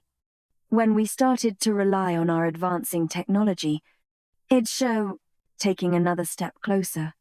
He pulls an arrow from its case. It is smaller than a normal arrow, and bright silver, with indecipherable markings around the base of the shaft. The tip is pastel pink. There are 3 types of Cupid arrow, all extremely dangerous. He says, Arrow 1, the Capax, or Fool's Love, as it has been nicknamed. Have Dockham before I can move or react. He swings the bow in front of him, looks right at me, aims, and then fires. I gasp as Cal's arrow speeds past my face. I feel it happen in slow motion, the whoosh of cool air, the feather fletching, brushing against my cheek, and the surge of adrenaline that makes my heart pound and my entire body feel cold. There's a thunk as the projectile hits the wall behind me. The arrow quivers where it's now embedded in the Forever Falls Lobsters team mural painted above one of the exits, adding an obstacle for one of the spirited crustaceans as it dribbles a basketball toward the hoop. I turn back around, dismayed to find my hands shaking. What the hell? Cal clearly doesn't think he's done anything remotely odd. He pulls out a second arrow. This one is a deep gold, with a dark, blood-red tip. Arrow 2, he states matter-of-factly as he holds it up. The ardor or the burning flame. He shoots again. I flinch as the second arrow pierces the air beside me and embeds itself next to the first. Hey, and lastly, Cal says, ignoring my protest and pulling out a sleek black arrow. The Cupid's arrow. Sane, as arrow 3 hurtles past me. Cal's expression turns dark. I stand frozen to the spot, my heart racing. Was there any need for that? I ask weakly, attempting to regain my composure. Look behind you. I look at him curiously, then turn around. The 3 arrows, all lined up, simultaneously turn into ash that crumbles to the ground. I wanted you to see, he says. He walks toward a large blue gym mat that has been dragged out onto the floor. Gracefully, he sits cross-legged, placing his bow and 3 more arrows in front of him. I shake my head as I join him. I think the weirdest thing about all this is that I'm starting to believe what I'm seeing. I lower myself onto the mat, instantly engulfed in the scent of bare feet and antiperspirant that seems to linger in all school gyms. I remember when my life was normal, I say. Cal looks at me curiously. Do you? I realize it's the first time that Cal's wanted to know anything about me. I shrug, not really wanting to answer. My life hasn't been normal for a while now. Not really. Not since my mom left us. It's been more of a pretend normal. A life with dulled edges, with my dad acting like everything's okay while he becomes part of the sofa. And me following a script that was written before she died but not really feeling it anymore. But that's an entirely different type of abnormal than this utter descent into madness. You said there are 3 types. I say, changing the subject as I look down at the weapons between us.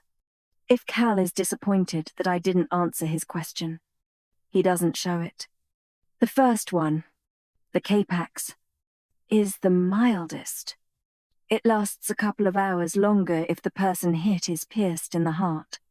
Someone who gets hit by that becomes more susceptible to love or suggestion. It was used before we had access to technology to speed up our matches. I muster. Like mind control? Cal shrugs. More like hypnosis. There has to be a feeling there in the first place for it to work. Mine is fur. I gently run my finger along the body of the silver arrow, realizing it's almost a perfect match for Cal's eyes. It's cool to the touch, and there are ridges where runic symbols have been carved into it. Does it hurt to get hit? Cal shakes his head. Humans can't feel it. In fact, it is known to give a certain feeling of euphoria. It leaves no mark, and humans immediately forget they have been hit.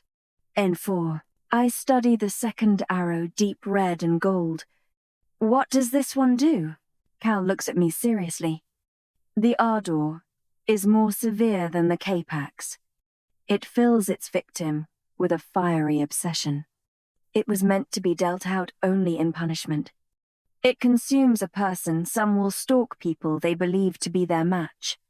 Others will die of longing. I frown. What about the last? The dark look reappears on Cal's face as he turns his attention to the black arrow. The last one is arguably the worst of them all. He pauses. It turns a human into someone like me, a Cupid strong, fast, powerful, immortal.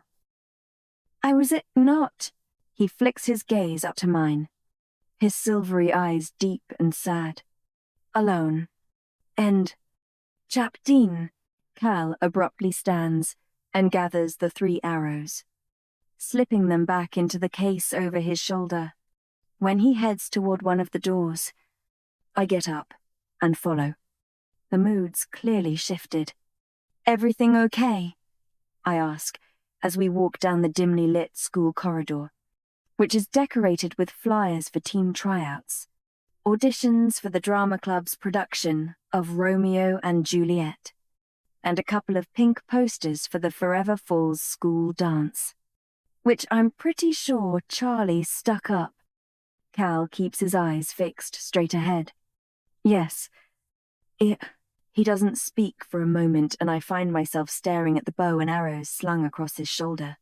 You need to be more careful, Cal says suddenly, as we walk outside. He makes his way around the angular building toward the parking lot, and I fall into step beside him. What do you mean?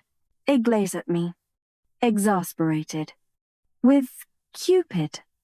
Day one of meeting him, and you're already his mentor. He shakes his head. As I said, the path of your match has already been put into motion. You will be drawn to each other. And Cupid, if he realizes who you are, will create reasons, be alone with you. But you must fight it. You mustn't create more opportunities. I wasn't the one who put the path of the match into motion. I have unravel. Cal looks a little sheepish for a moment, then pulls out a key from his jeans pocket and points it straight ahead. A double beep sounds, and the two side doors of a bright red Lamborghini slide upward. That's your car. Way to fit in with the students. Cal. I take it being a Cupid pays well. Then, the corner of his lip briefly quirks. It has its perks. He slides into the driver's seat. Want to ride anywhere? I was planning on walking across town to the Love Shack, one of Forever Falls' only places to hang out. I said I'd meet James and Charlie, and there's usually a good crowd out on the first day back at school. Sure, I say, making my way to the passenger side. You know, the Love Shack? Cal nods as he smoothly reverses and pulls out of the parking lot. We pass the houses dotting the quiet roads, and I look out the window, suddenly feeling awkward at the close quarters. Soon we approach the cobblestone town square, and Cal pulls up beside the alley between the florist and the diner. The Love Shack sits at the end of it. As he presses a button that opens my car door, I look at him tentatively. Do you want to? He holds up a finger, silencing me, as he puts his cell phone to his ear. Curtis? He says urgently. I roll my eyes. Cal seems to act like everything is an end-of-the-world situation, and I wonder whether I should just leave him to his call. His eyes narrow. If the records of the Finis isn't in our archives, then maybe it's in one of the other matchmaking service branches. He lowers his voice. No, do not involve anyone else. Let me know when you find it. And now, he clicks off the call and puts the phone back in the pocket of his jeans. He looks at me, confused. Well, we're here, he says. I suck in an irritated breath. I know. Cal, I was asking if you wanted to come. You can get to know some new people. James, Charlie. It could be fun. A fearful look passes over his face at the mention of my best friend, and I recall her chattering to him in class earlier. I can hardly think of a more unlikely pair. Him, stern and silent, her dizzy and loud. She's not so bad if you give her a chance. I say. He frowns. Will a lot of people from school be there? Yeah. A whole crowd of us. There's nowhere else to go. Aben, Cal pulls his keys out of the ignition and unfastens his seatbelt. Then Cupid will be there. So I had better come along.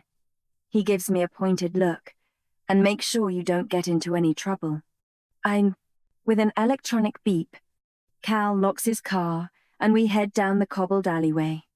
So, what's this records of the furnace thing you were talking about? I ask, in an attempt to make conversation. Finis. Nothing. His eyes remain fixed ahead. I roll my eyes. Fine. I tried. The afternoon air is scented with petunias and lavender as we pass the florist on our way to the love shack. I dare a glance at Cal, who is making no effort to hide his distaste at the flashing pink letters above the door. The sound of 90s pop music drifts toward us as we approach. Eric, the bouncer, and a friend of my father's, blocks our way. "All right. Lila," he says, giving me a quick bear hug. "How's your dad doing? Any better?" "Yeah. He's doing okay." I lie, sticking my hand out for him to brand me with the under 21 stamp. Eric glances suspiciously at Cal. We don't get a lot of new people in Forever Falls. This is Cal. He just moved here from L.A. and we acted. Eric shrugs, then stamps the matchmaking agent, who instantaneously looks horrified at the palm tree, now staining his pale skin. "Third new guy I've admitted today," says Eric. "Well, in you go. Say hey to your dad from me. He's always got a space on our bowling team if he ever wants to get back into it." It's no well. I tell Eric I'll pass on his message, but silently think it's unlikely. Bowling was Dad's thing with Mum, even if she thought it was kind of silly. I try not to think about the video Cal showed me of the 10-pin bowling alley. There are other things on my mind. "Third guy?" I whisper to Cal as we walk down the long hallway to the main area of the club. I guess Cupid was the first. But who is the other? Cal is too preoccupied with rubbing at the stamp to pay attention. I am over 21. You know. Yeah. I open another door, and we enter the noisy main room of the love shack. It is familiar and homey to me, but I feel a flash of amusement at what Cal may think. It doesn't seem like his sort of scene. The crowded room is washed in unnatural pink light. Straw litters the sticky floor, and high tables sit below worn sunbed umbrellas.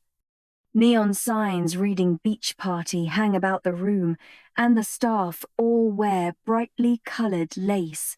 It's meant to be a luau beach party theme. I say to Cal. He surveys the room coldly.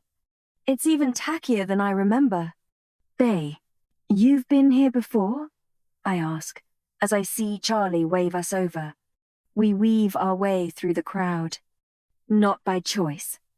I do find Charlie sits with James at one of the high tables, nursing a lavish pink drink with a paper umbrella. Her face lights up as she realizes I'm not alone. Cal inclines his head in greeting, but his expression is a little hostile. "Where have you two been?" James asks, as if sensing Cal's dark mood. His face hardens. "Lila was just helping me out with some registration tasks," says Cal. Charlie gives me a coy look. "Me and James were just discussing Cupid's party. James thinks the guy is an ass, but I think it'll be fun. And it's on Friday, so it's just logic, really. I mean, why wouldn't we go?" "Right. Leela?" Cal shoots me a warning glare, and I feel the burn of Cupid's address still folded in the pocket of my jeans. I think of the flutter in my stomach when his fingers brushed mine, and those stormy, ocean-colored eyes. "I don't know," I say tersely. "I'm not sure about that guy." It mattered. A brief flicker of approval passes over Cal's face. "You don't have to like him. You don't even have to talk to him," Charlie says. "It's a party. Everyone's going. And I heard he has a pool." James gives me an apologetic smile. "Well, when you put it like that." He reaches for my hand. "What do you think?" "Leela?" I feel my resolve weaken as his warmth encloses my fingers. As long as I go with James and Charlie, there's no harm in attending. And it could be fun. as long as I avoid Cupid. Plus, he may be a jerk, but he doesn't exactly seem dangerous. We chat for an hour or so about school, summer, and how Charlie's going to write a blog post about Cupid's party, while Cal, looking increasingly uncomfortable, perches on one of the stools. "So where are you from?" "Cal?" asks Charlie, in an attempt to rope him into the conversation. He's just about to reply when I see him tense up. I look behind me to see that Jason, one of the football players, is holding Jack against the wall by the scruff of his blue hoodie. "What's he doing to Jack?" Charlie asks over the music. "You stay away from Laura!" Jason shouts. Jack struggles against him, his eyes wide as he jerks his head back and forth. Jason is raising his fist to punch him in the face when suddenly Cupid appears out of nowhere. He is no longer wearing his leather jacket, and his arm muscles bulge through his grey t-shirt. He intercepts the blow, grabbing the jock's fist and pushing him backward. The two square up for a moment before Jason is pulled away by two other guys from the football team. Cupid turns back to Jack, who is looking stricken, still flattened against the wall. I'm about to spin back toward my group when Cupid makes a swift movement toward Jack. When he pulls his arm away, he is holding something sickeningly familiar. A gold arrow, tipped with dark red. As I watch, it crumbles into ash. Cupid looks right at me and smiles. "Chap elf, did Cupid just use the ardor arrow on Jack?" Cal's words from earlier creep back into my mind. The ardor is much more severe than the capax. It consumes a person. Some will stalk people they believe to be their match.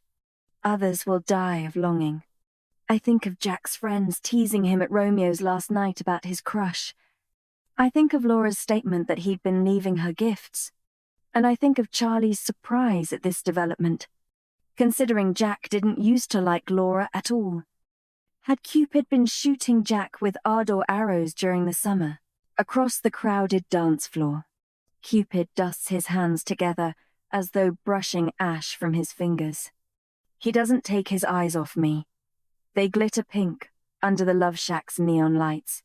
For a moment, I feel like we're the only two people in the room. His expression taunts me, draws me in. There is a dangerous curl in his lip, and as he arches one of his thick, fair eyebrows, I know he's daring me to confront him, to tell him that I saw what he just did. No one else seems to have noticed the arrow or its disappearing act. I tear my gaze away, spinning back around on my stool to talk to Cal. He is no longer beside me. He's powering through our classmates toward the exit. "Oh, my God," says Charlie, her eyes bright with excitement. "Can you believe it? Jason and Jack?"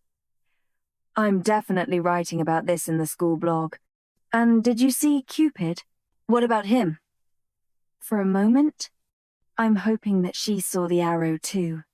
Charlie's eyes widen. "What about him? He's been here for one day and he just squared off with the quarterback of the football team. And Jason backed down. That was so hot." I roll my eyes as an odd expression flashes across James's face, his jaw clenching before the smile is back. He has no way of knowing what's really going on with Cal and Cupid, but maybe he feels subconsciously threatened. "What's up with Cal?" asks Charlie. "Where did he go? And where's Cupid gone?" I do a quick sweep of the room. Neither of them are here, and Jack has disappeared too. I wonder if I should catch up with Cal if Jack has been hit by another arrow. We should be keeping an eye on him. Anger spreads through my body as I think of Cupid. I'm angry at Cal, too, for leaving me here. "Listen," I say, rising from the tall stool. "I think I'm going to head out. I'll think about the party. Okay? James begins to stand. Want me to walk you out? I shake my head. No. It's okay. You stay. Keep Charlie company. I force a smile, then make my way across the sticky floor and out of the club. I step into the alley. The cobbled stones tainted pink by the buzzing Love Shack sign behind me. Ahead, the late afternoon sunlight shines over the square. I head toward it, keen to get out of the shadows after what I've just seen. Suddenly, my phone buzzes. It's a text from an unknown number. Meet me in the square. I'll drive you home. It's not safe. Gal. The town square is deserted when I reach it. I head to the middle and perch on the edge of the tired-looking fountain, listening to the water dribbling into the basin. A few minutes later, Cal pulls up in his red Lamborghini and opens the passenger door. Where did you go? I ask as I fasten my seatbelt. Cal smoothly turns the car around and drives out of the small square. I had to check something out. I have a no, because Jack was hit by the ardor. Cal looks uncharacteristically surprised. Humans don't usually notice, he says, his eyes focused on the road. So what do we do? The ardor is serious, right? Jack could be in danger. There's no we, he says. This is matchmaking service business. But yes, Jack is in danger. At least he was hit in the leg, which is not as severe as being hit in the heart.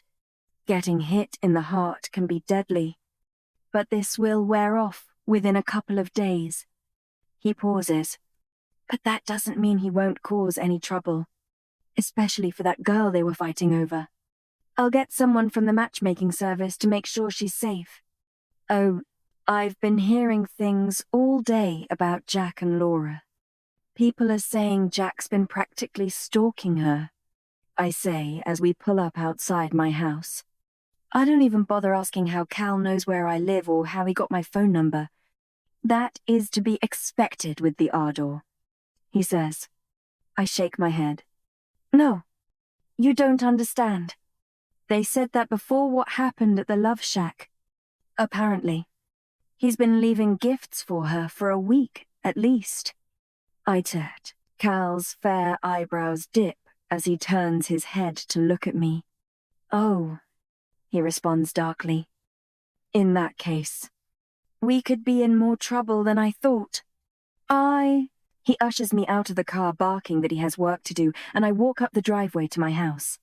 As I'm fumbling for my keys, I turn to wave goodbye to Cal. He has already driven off. That guy has the social skills of a potato. I open the door and go inside. It's quiet in the hallway. I hear only the ticking of the antique wall clock and gentle snores coming from the living room. Gently, I close the door behind me and head toward the flickering light. In the living room, the curtains are drawn, and a muted home video of our last trip to the beach plays on the screen. Dad is asleep on the battered leather sofa. I look down at him. Graying stubble on his jaw. Black hair, unkempt. Drawn face. He's a different person than the bright-eyed figure on the screen, lifting my mum in his arms. I sniff. There's no glass, but the scent of bourbon hangs heavy in the air, weighing down the memories. What is the point in love when all it does is break you?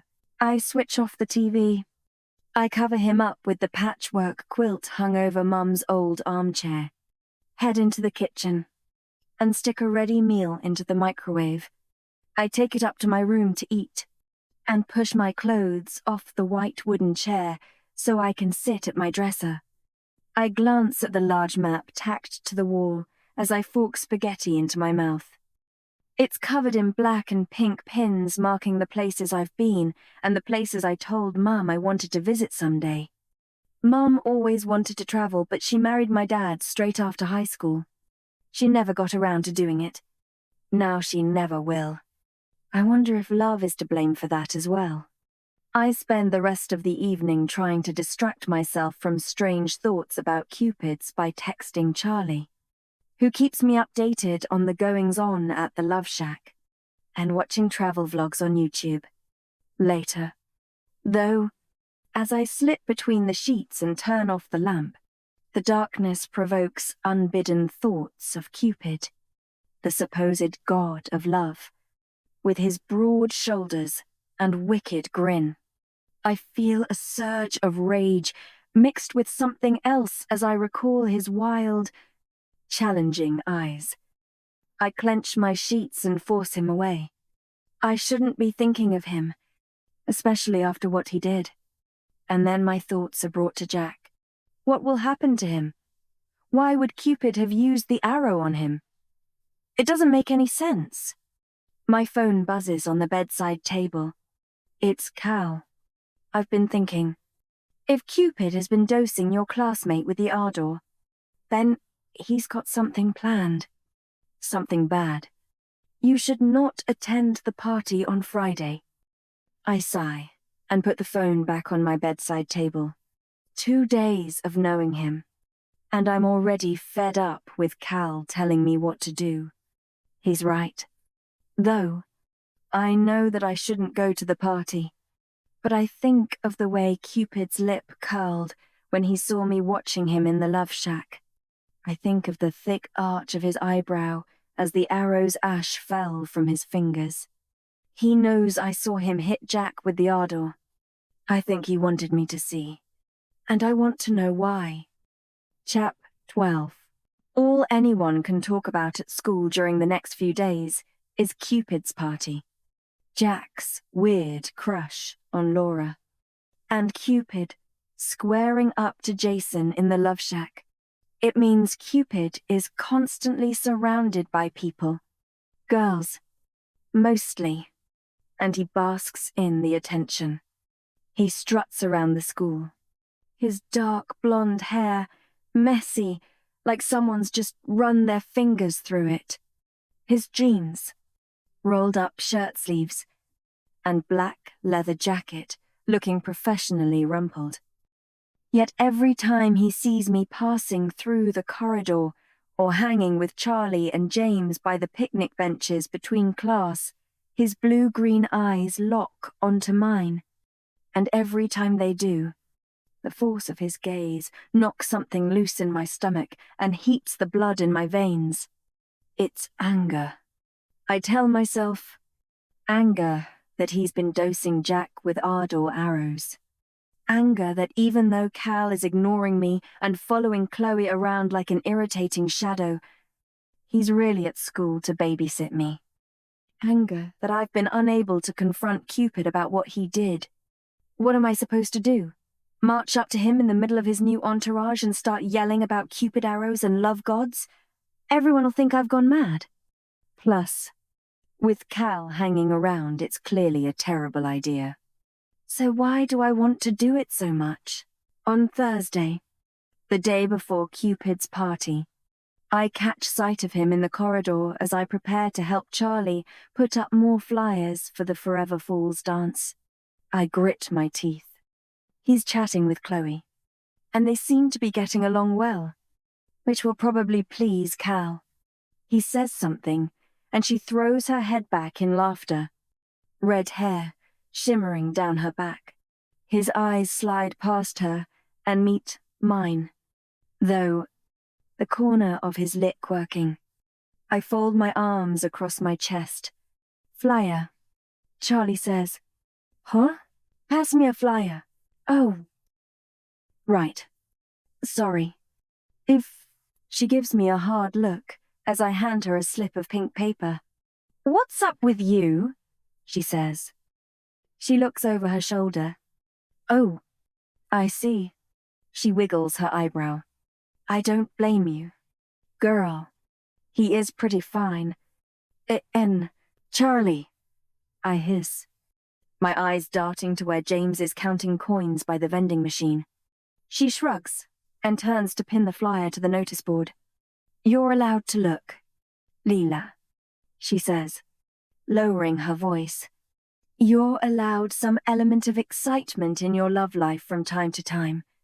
Okay, I frown. What do you mean? Before she can answer, a shadow washes over us. Aren't you supposed to be my mentor? Lila? Slowly I turn and find myself facing Cupid's chest. Heart thudding against my rib cage. My gaze travels up his denim shirt to meet his eyes. Is there something you need help with? I ask. Tone even. Because I can't say what I want to say, not with Charlie here. I can't mention the obsession arrow, or what I saw him do to Jack. He runs a hand across his mouth. I saw you at the Love Shack the other night, he says. My eyes hold his. I saw you too.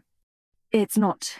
A smile spreads slowly across his face, as though I have confirmed something he already knew. Charlie looks between us, confused. James approaches, Coke in hand. Hey, dude, he says. Everything okay? His tone is light, but there's a hint of something harder behind it.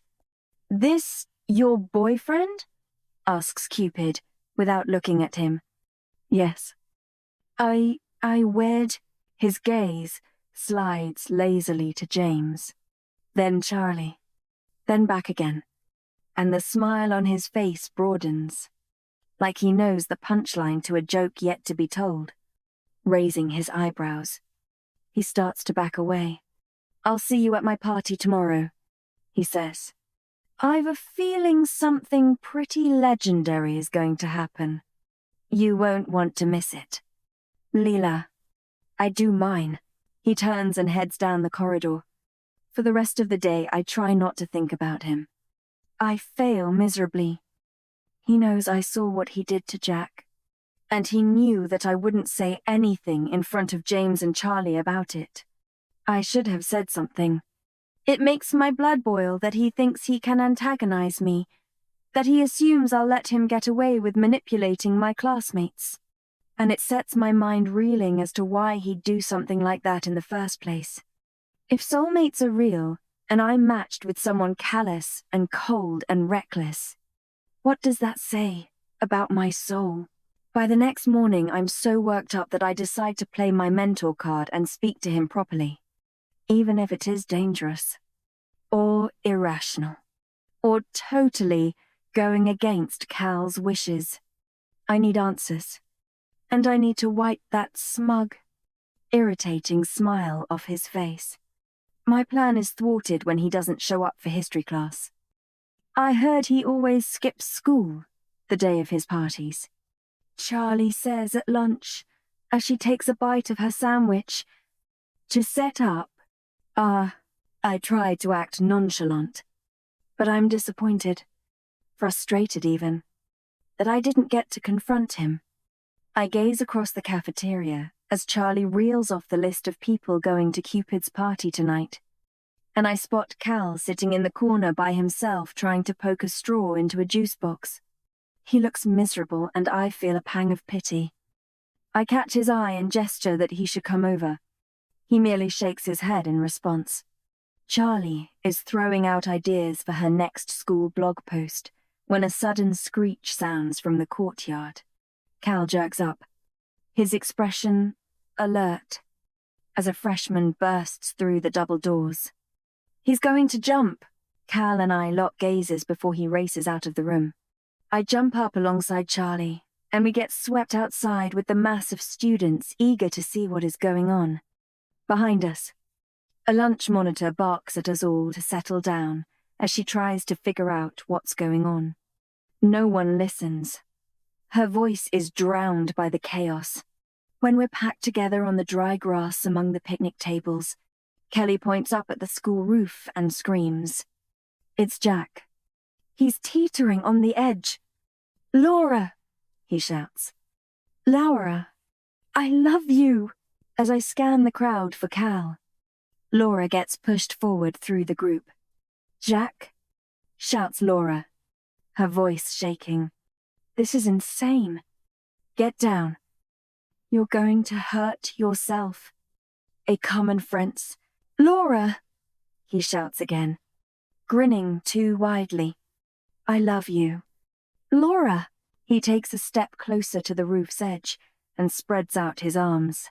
Charlie's hand grips my arm tightly. My heart is racing. I love you. Louder! He takes another step. Then, closing his eyes, he leans forward. Silence reigns as everyone holds their breath. It seems to happen in slow motion, Jack falling through the sky, his arms outspread like a manic angel. There is a sickening thud. And then the screaming starts. School closes early. Charlie and I go to her house, which is only a block away.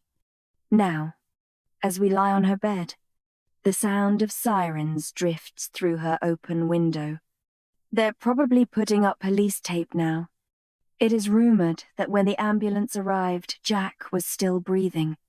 After it happened, the courtyard was so full of screaming panic that I couldn't see for myself. Nor could I find Cal among the crowd. I glance at Charlie. She lies on her stomach staring at the phone on her pillow, waiting for any news about Jack.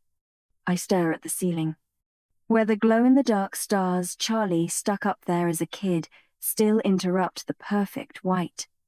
I find myself clenching my fists as I think of Cupid holding up the red-tipped arrow at the love shack. He did this. He hit Jack with an arrow. And now the poor kid might die. Suddenly Charlie's phone buzzes. She swipes it up and reads, staring intensely at the small screen for a few moments before sighing. Relief sigh, I ask cautiously. She nods. He's broken both of his arms and his neck, and his condition isn't great. But he's stable. Charlie smiles. They think he's going to make it. I feel the tension inside of me release slightly. Quickly, I glance at my own phone. 2 missed calls from Dad. An "Are you okay?" from James. And a text from Cal. I don't know how he survived it, Charlie says, pushing herself up and leaning back against her pink pillows. He must have put his hands out at the last minute to cushion the fall. He's lucky he didn't hit his head too hard. If the roof had been any higher... Head on. I read the message from Cal. Leela, whatever Cupid is planning will come to a head at the party. If Jack wasn't the grand finale, then I dread to think what is. May I again remind you, he is dangerous. Do not entertain the idea of going to his party. This is my responsibility. Cal. I stuff the phone back into my jeans pocket, then sit up. As I shuffle up to the headboard to sit beside Charlie, I take a look at the room I've come to know so well. Deep pink walls covered with movie posters, cushioned window seat, and white desk with her laptop open in the center. Scribbled post-it notes with ideas for the school blog are stuck around the screen. I smile. Charlie will make an excellent journalist. She always knows everything before everyone else. I wonder what possessed him to do it, she says, looking at me with wide brown eyes. Before Laura mentioned him on Monday, I never would have guessed he even liked her. What? I debate whether to tell Charlie what I know about Cupid and Cal, and the arrows and the secret paranormal race of matchmakers. No, she'll think I'm going crazy. I guess you never know what's going on inside someone's mind. I say instead. Charlie shrugs, then suddenly beams transformed back to her old self. Well, it's good news. The party's still on. At least, I think we need to cut loose after today. I'll get Marcus to drop us off. What do you think? My memory flashes back to Cupid's ocean-colored eyes, challenging me across the sticky dance floor. I think of Cal's text, warning me that Cupid is dangerous. Then I think of Jack hurtling through the air, arms outstretched like a falling angel. I need to know why he did this. If I go, I'm like a lamb walking into a lion's den. But if I don't, I know Cupid will find me anyway. So I'm going to make sure it's on my terms, not his. I smile tightly, my brain screaming at me for what I'm about to say. Sure, I say... Just let me call my dad to tell him. I'm in. I have tomated. Chap, Durden. Twilight paints the dusty road as Marcus, Charlie's older brother, drops us off at the outskirts of Forever Falls. We get out of the car at the foot of Juliet Hill, and he leans out of the open window. Be good, Marcus says, giving us a wink. Charlie rolls her eyes as Marcus drives away. We set off along the footpath, lined by palm trees and dominated by the scent of dry grass. Charlie chatters and stops every few seconds to pull down her short black dress. I looked down at my own outfit. Charlie said that I could borrow some of her clothes, but I'd settled on the dark, skinny jeans, boots, and black tank top I had worn to school beneath my shirt. Charlie has about 1 million dresses, but they're not really my style. As we reach the top of the hill, I suppress a grin as Charlie attempts to gracefully navigate over dry twigs in her heels. Her mouth drops open when she reaches the summit. I hurry to see why. Below us is a clearing surrounded by blossoming plants and trees, all lit by white fairy lights that wink from the branches. The grounds are already full of people. Many have congregated around the pool to the side of the house, while others sit on decorative garden benches or linger around the stone statues dotting the grounds. "Oh my God," whispers Charlie. "It's amazing." As nay, silently I agree, as I look past the crowds at the large house in the center. It is modern and cube-shaped, with a huge glass entrance that offers a glimpse of the party going on inside. It must have cost a fortune. So this is where the god of love lives. There's a large second-floor terrace that looks down on the pool.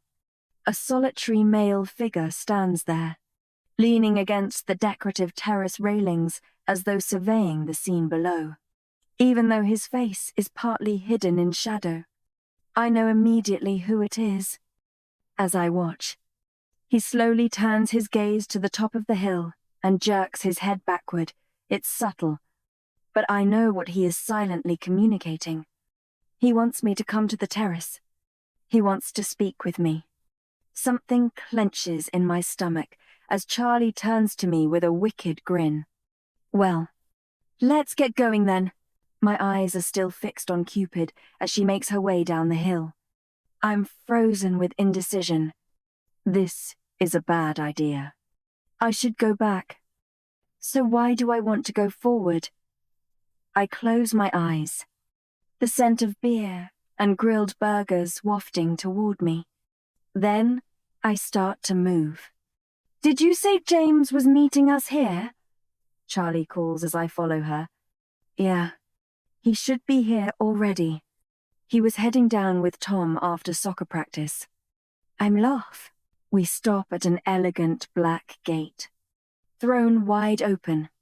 Music blares from the poolside speakers, and I can see a number of kegs dotting the lawn. Charlie smooths down her dress again. There is a buzz of anticipation in the air. A small town like Forever Falls doesn't usually have much excitement, and in the space of 5 days, we've had 2 new guys join the school, a student jump off a roof, and a huge party. And they don't even know about the paranormal race of Cupids. We walk toward the glass front of the house. The path is lined with marble statues that remind me of the one I saw back at the Cupid's matchmaking service. The one Cal seemed to want to avoid. Bit extravagant, I say, staring up at a stone woman with snakes for hair. Charlie laughs. His parents must be loaded, I recall Cupid's strange comment about his mother being out of town and wonder if it is just a cover story. Even if Cupids have mothers, one clearly doesn't live here. This is Cupid's house. No question. As we reach the crowd by the barbecue, a couple of girls from the party planning committee catch sight of Charlie and wave us over, probably to talk more about next Friday's dance. You go ahead. I'm gonna go find James. I say, unsure whether I mean it. James is waiting for me, but so is Cupid. He is on the terrace. He is waiting too. Okay, says Charlie. I'll come find you both in a bit, but first stop. Burgerville. She grins and bounds off to her friends, grabbing a cheeseburger en route. I take another deep breath and head into the house, weaving through the crowds, milling about the large granite island in the open-plan kitchen. It has fancy under-cupboard lighting and large glass windows that let in the light shining from the pool area outside. I say hi to a couple of girls from the cheerleading squad as I pass by, but my thoughts are elsewhere. I recall the storm behind Cupid's eyes when our fingers touched, and his words, "It's you I want to get to know better, Leela Black." And I think of Cal's terrible plan to lead him away from me. He knows. I'm sure of it. Cupid knows. I keep an eye out for James and Cal as I edge into a white-tiled hallway leading off from the kitchen, peeking in doorways as I make my way to the winding black staircase at its end. As I place my foot on the first step, I tell myself that James is upstairs, and that's why I'm heading in this direction. But part of me knows who I am really looking for. The terrace has to be up here somewhere too. At the top of the stairs, I find myself in another hallway from which a number of open archways lead into other rooms. Modern prints hang on the walls between them. I take a closer look at one. In it, a man with the head of a bull stands in front of hundreds of colorful intersecting lines that make my eyes feel funny. It's silent up here, the noise of the party seeming far away.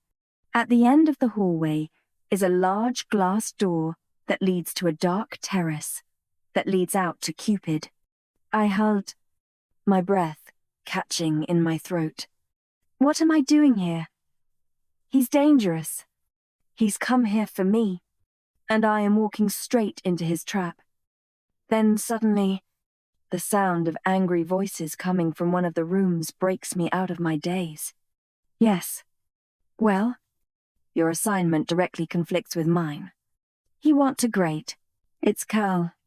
I frown and creep to the doorway to listen. I'm just doing my job, comes the irritated female reply. I have a match to make, and I'm going to make it. The voice is familiar. Like you did your job looking after Jack? There is an angry splutter. That assignment was to make sure no harm came to the girl, says the female. And last time I checked, Laura was absolutely fine. Try telling the poor soul who jumped off the roof. Gone. I'm just about to peer inside when someone grabs my shoulders. Hey! A voice says from behind. I've been looking for you. It's James. The two figures arguing in the room spin around toward us. Cal's angular face is etched with rage. I see immediately who the female figure is. Beautiful, blonde, and immaculate in a glittering blue evening dress.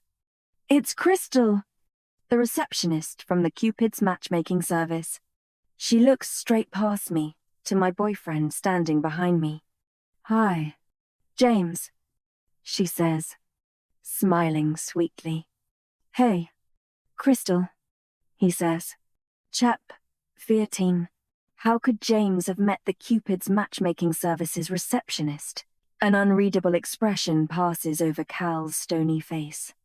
but he merely stands by the elegant four-poster bed that dominates the room. My eyes are drawn to its carved oak posts and red and gold bedspread. This is Cupid's bedroom. James takes a step closer and wraps an arm around my waist. "This is Crystal," he says. "She got a part-time job at Romeo's at the start of summer." "Oh, Cajun." My forehead crumples. Why would Crystal, a matchmaking Cupid receptionist, be working at the diner? Cal gives nothing away. He only casts a frosty look in Crystal's direction. I think back to my time at the matchmaking service and recall the video image of Cal in a bowling attendant's uniform. Matching my parents. Sometimes manual interference is required. A fire flares up inside me as I recall the conversation we just interrupted. "Is she trying to match my boyfriend?" I'm suddenly furious. With her. With Cal. And, somewhat irrationally, with James, too. Crystal ignores the sudden tension in the room and takes a step forward, engulfing me in a cloud of cotton candy-scented perfume. "You must be Lila," she chimes. "I've heard so much about you." Unten, her blue eyes glitter, and I know she is daring me to tell James who she really is. "Nice to meet you," I say through gritted teeth. "Cal and I were just heading downstairs for a drink," she says. "Care to join us?" James looks at me and raises an eyebrow in question. "You go on without me," I say, forcing my voice to sound even. "I'm going to use the bathroom." Every fiber of my being says I should follow them downstairs, but I'm shaking with anger. I can't be around them right now. They're trying to match my boyfriend. Cal doesn't look happy but says nothing. The three of them head out of the room. As the matchmaking agent passes me, he shoots me a warning. "Look! Don't do anything stupid." "Lila, I'm going to go find him once I've sorted things out with Crystal," he says, face contorted as though tasting something sour. Something weird is going on. "I'll check on you later." It's no. Cal doesn't know that Cupid is on the terrace. I realize in relief. The thought that I've been left alone in Cupid's bedroom makes me slightly exhilarated. This is his personal space. It's private, not meant for my eyes. I move toward the large, four-poster bed, the place where he sleeps, where he dreams. Tentatively, I sit down on the mattress, taking a deep breath to steady the emotions bubbling inside of me. The sheets are silky beneath my fingers, and I can smell the faint, lingering scent of summer. Sweat and cologne. Don't go to the terrace, I tell myself. Don't do it. I peer around, trying to distract myself. On Cupid's bedside table rests a pile of well-thumbed books. I trace my finger along their battered spines, picking out Wuthering Heights, Jane Eyre, and Pride and Prejudice, among many others. I'm surprised. The dangerous, banished Cupid, the guy who made a young guy hurl himself off a rooftop this very afternoon, likes to read romance novels? My curiosity deepens. It doesn't make sense. None of this makes sense. There has to be a reason for what Cupid did. There has to be a reason he is my match. I have to confront him. I have to know why he did it. I head out to the hallway and move toward the terrace entrance, taking a deep breath before I open the door and step out onto the large balcony.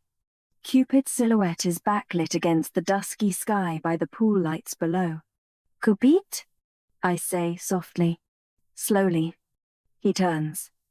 His eyes lock on mine. For a moment he looks almost surprised. "Lila," he says. "You came." "Is no." My heartbeat accelerates as he takes a step toward me. He is wearing a long-sleeved, light blue shirt over dark jeans. His feet are bare, and his dirty blonde hair is mussed, as though he just got out of bed. His expression looks softer than when I saw him at school, more vulnerable. He could pass for an angel in the faint light of the moon, but he's no angel. I remind myself. I know it's you.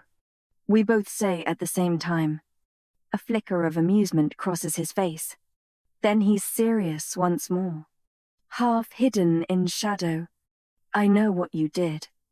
I say, "You're my match," he says. "You're the one I came here to find. I have Feria." He takes another step forward. I can smell his scent. It is no longer soft like summer, but intoxicating, like the edge of a storm. I should move back. I should turn away from him. But I don't. "You saw the ardor," he says. "The only way a human can see the arrows is if another Cupid has shown them what they are." "Cal?" He stares at me, his expression open, beckoning.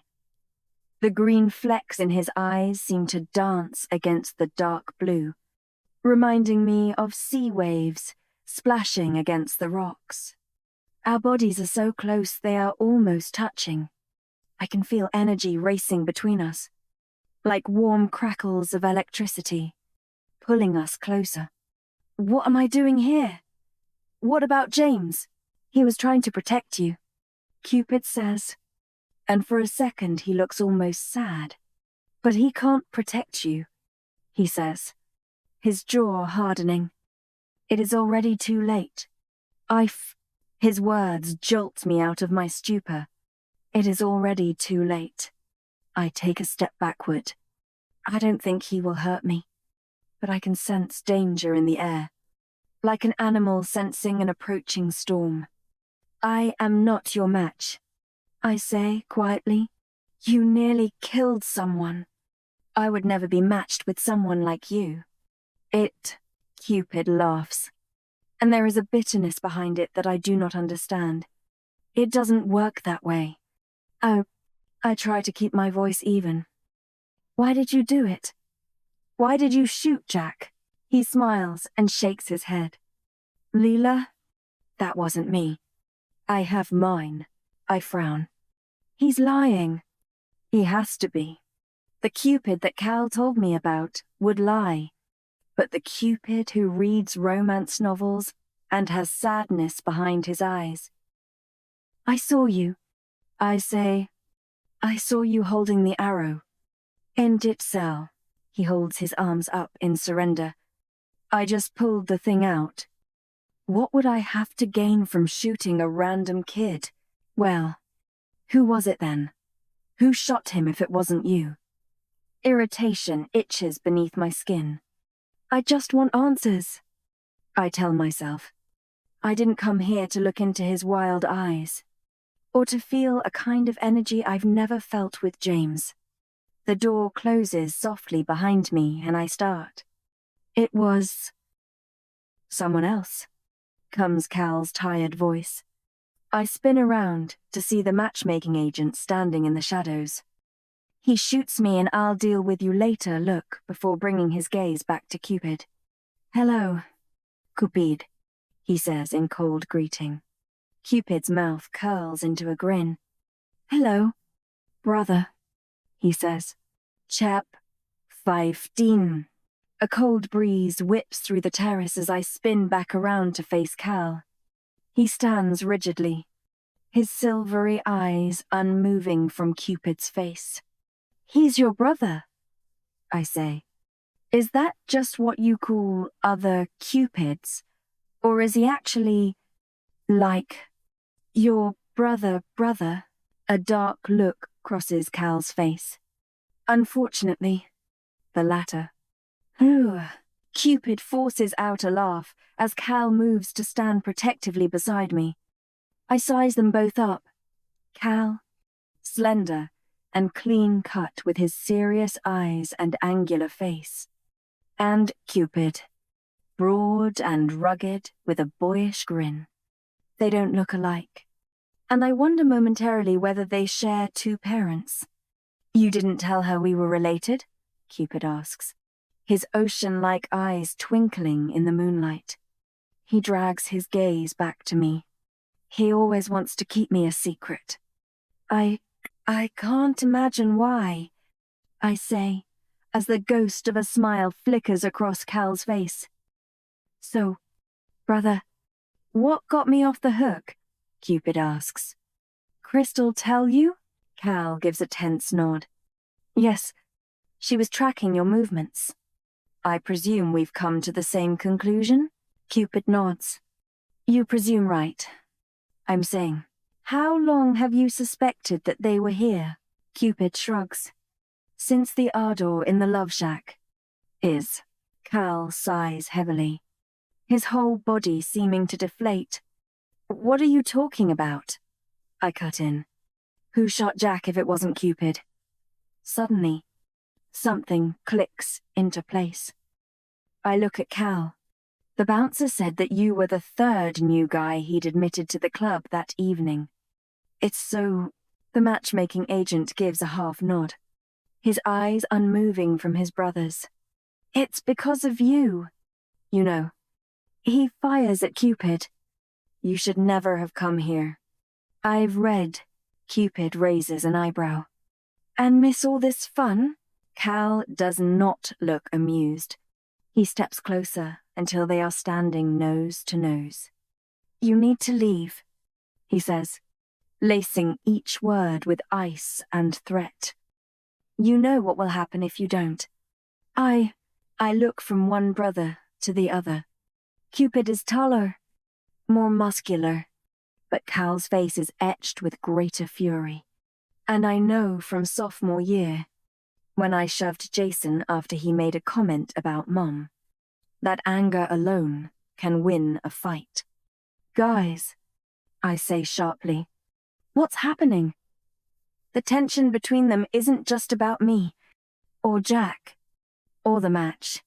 Cal shoots me a sideways look. It's none of your concern. Or, Cupid gives an incredulous laugh. I should think it is now. The two brothers stare at each other a moment longer before Cal takes a step back and sighs. He runs his hand through his fair hair. She should never have been involved in any of this. Why did you come here? Cupid shrugs again. She's my match. Brother, you really expect me, of all people, not to show? A look of disdain passes over his face. Terrible job of hiding her from me. By the way, Cupid catches my eye, and I only just stop myself from nodding in agreement. I said it was a dumb plan from the start. Seriously? Guys, I say, what the hell is going on? Suddenly, there is a loud clatter from downstairs. The two brothers lock gazes as screams, along with an odd whooshing, fill the night air. Then silence falls once more. A chill travels through my body and my skin prickles. I race to the balcony edge. One of the brothers reaches out to grab me as I pass, but I brush the rogue arm out of my path and lean over the black railing to see the pool below. Everything looks normal. My classmates are still chatting, drinks in hand, by the water. No one seems as though they even noticed the disturbance. I look over my shoulder at the two brothers, who seem to be silently communicating. This isn't right. Suddenly, Cal pulls me back from the edge and down on top of him. I feel the hardness of his stomach muscles and the surprising strength in his arm across my torso as he holds me down. What the... I begin, when a single arrow whizzes through the air where I was standing just moments before. It embeds itself in the wall, silver and pink. It's the K-Pax, and there's a slip of paper pinned beneath its tip. A message, Cupid says, almost to himself. He pulls the note free just moments before the arrow turns to ash. After reading it, he looks back at Cal, who still has his arm clamped around my middle. "They're here," he says. "We were right. It's the arrows." And calm, I feel Cal's short intake of breath beneath me. Then he rolls me off him and gets to his feet and brushes himself down. "We need to get Lila out of here. Now." In Part 2, The Arrows. Chap 16. Dear Cupid, we have been notified about your potential match. "We regret to inform you that we will have to terminate said match. We have not yet determined who she is, but we advise you to turn her in to prevent further repercussions. Surely we need not remind you of the consequences if you, or indeed, any Cupid, matches.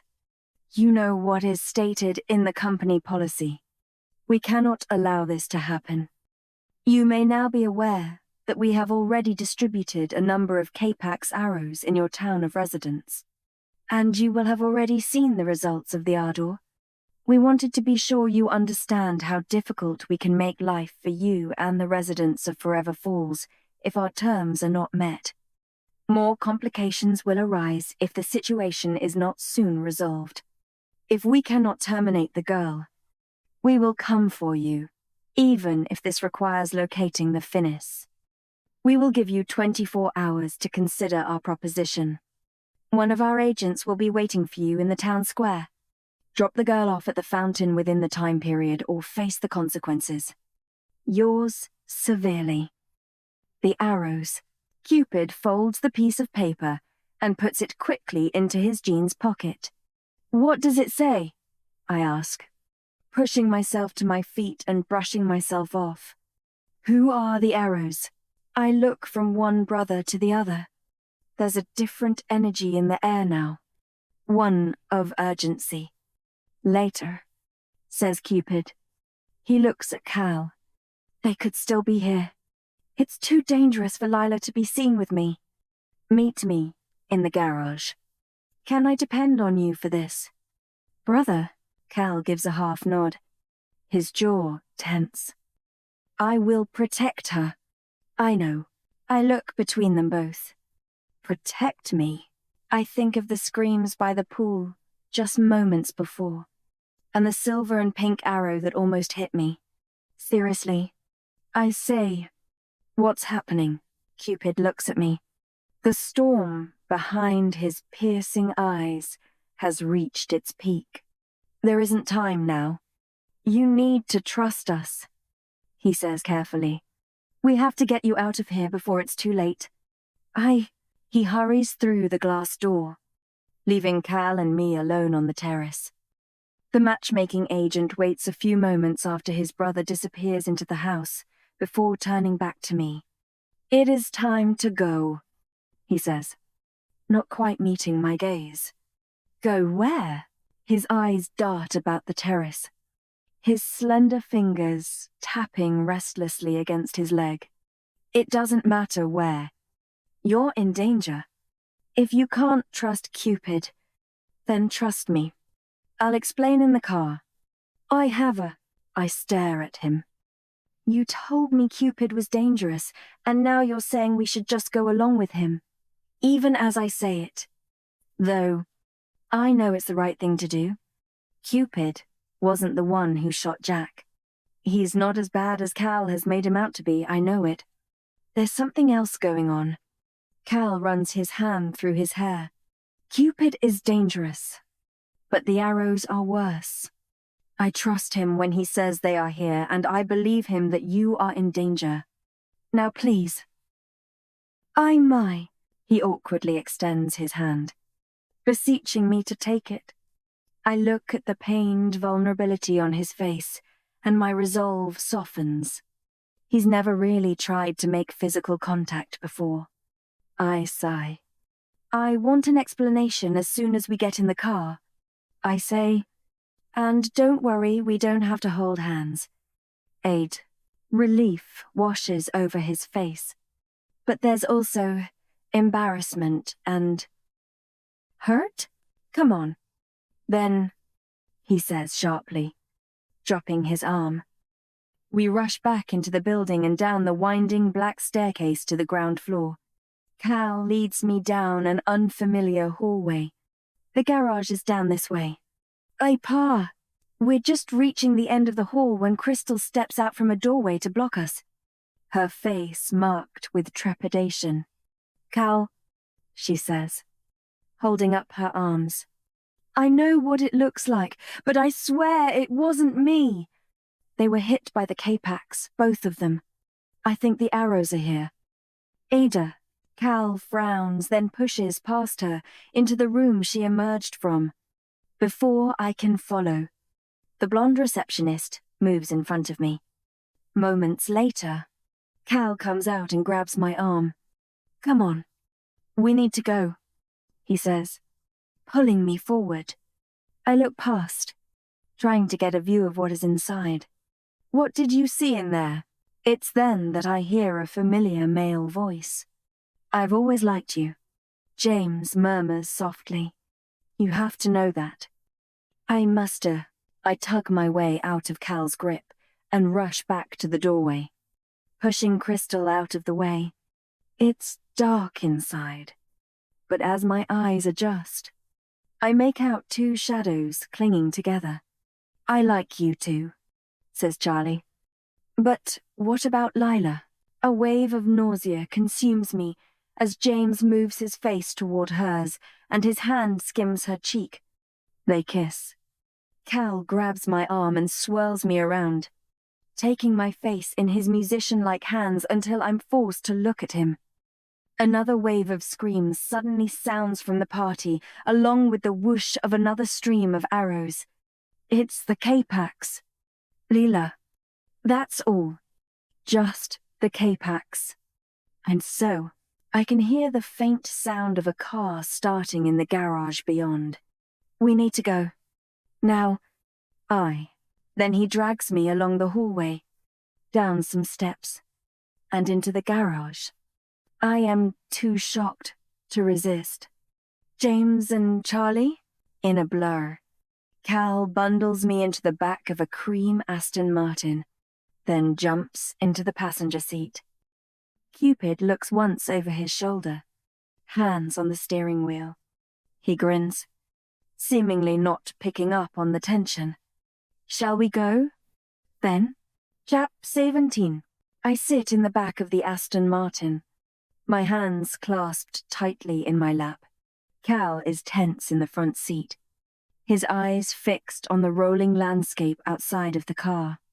I feel cold all over. James and Charlie. My James. And my Charlie. My mind can't process it. I think of all the times we hung out together. I think of the looks they shared, and how Charlie always teased me about my boring relationship. I recall the way James smelled like peanut butter Charlie's favorite milkshake when I dropped in on him at Romeo's. Was there always something there? How could they do this to me? What's up with you two? Asks Cupid, breaking the silence. Did I miss something? This road trip is turning out to be as fun as a tour of the British Quilt Museum. Anna lied. I stay silent, defiant, not wanting to say it out loud. Not in front of Cal, who brought Crystal and the matchmakers into my life, and not in front of Cupid, the guy who made me doubt my relationship with James in the first place. And in case you're wondering, it's not fun. Believe me, I've been twice. Enter not. It was the K-Pax. Leela, Cal mutters, still staring out of the window. Cupid looks at his brother, then me. The boyfriend got hit by an arrow. I take it. Although, you know, they only work when the person has feelings for. Cal shoots him a withering look, and thankfully, Cupid shuts up. He's right. Though, that's what Cal said. Back in the school gym. There has to be feeling there in the first place for it to work. I feel numb. For a moment, the only noise is the soothing sound of the purring engine. I lean back, feeling the cool leather against my skin. I try to lose myself in the rolling landscape, but the image of James kissing Charlie is burned into my mind. I think of what Crystal said in the bedroom about an assignment, and I remember what Cal said to me in the matchmaking services office. Your boyfriend is not your match. His match is... I can finish the sentence now. Charlie. Cupid looks at me in the rearview mirror. If it makes you feel any better, you and your boyfriend were never meant to be. You're my match, not his. In the passing light of the street lamps, his eyes waver between different shades of blue. No, it doesn't make me feel any better, I say, holding his gaze. James was my boyfriend. I cared about him. You are someone I met 5 days ago, and you've been nothing but trouble. I don't care what some statistical algorithm said. You are not my match. I'm Laz. His gaze flicks back to the road. He was nothing but a placeholder. Leela, I saw it in your eyes when we first met. You don't love the boy. Why else would you have come to meet me on the balcony? Rage ignites in the pit of my stomach. Don't presume you know anything about me. No, there is a heavy silence, and I notice his jaw tense. I tear my gaze away to look out of the window, leaning my head against the cool glass and trying to force my anger to steady. Where are we going anyway? I ask, after a while, noticing we're taking the exit out of Forever Falls. What was on that piece of paper? Cupid reaches into his pocket and pulls out the folded message. He gives it to Cal, one hand still on the steering wheel. We should go to the matchmaking service, Cal says as he skims the letter. They would protect Lila. Taken Draver. Cupid shakes his head. No, I don't trust them. There are too many people who don't want the match to be made. It would be easy for them to get rid of little Miss Cheerful back there. He gestures to me in the back seat.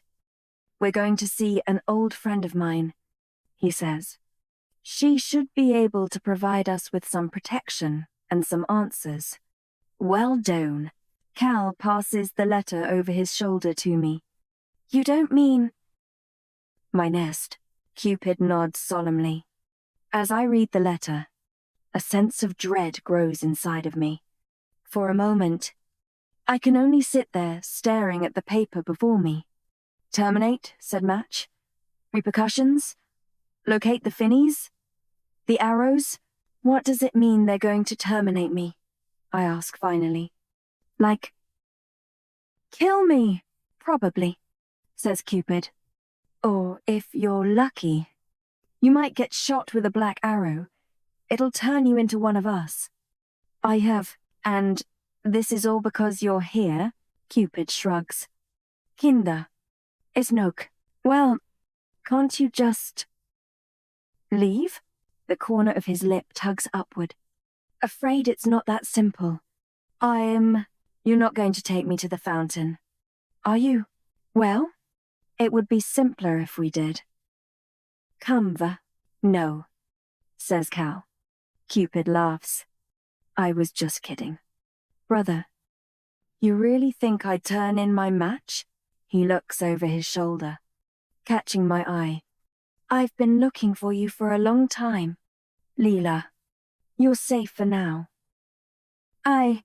Unsurprisingly, I don't feel reassured.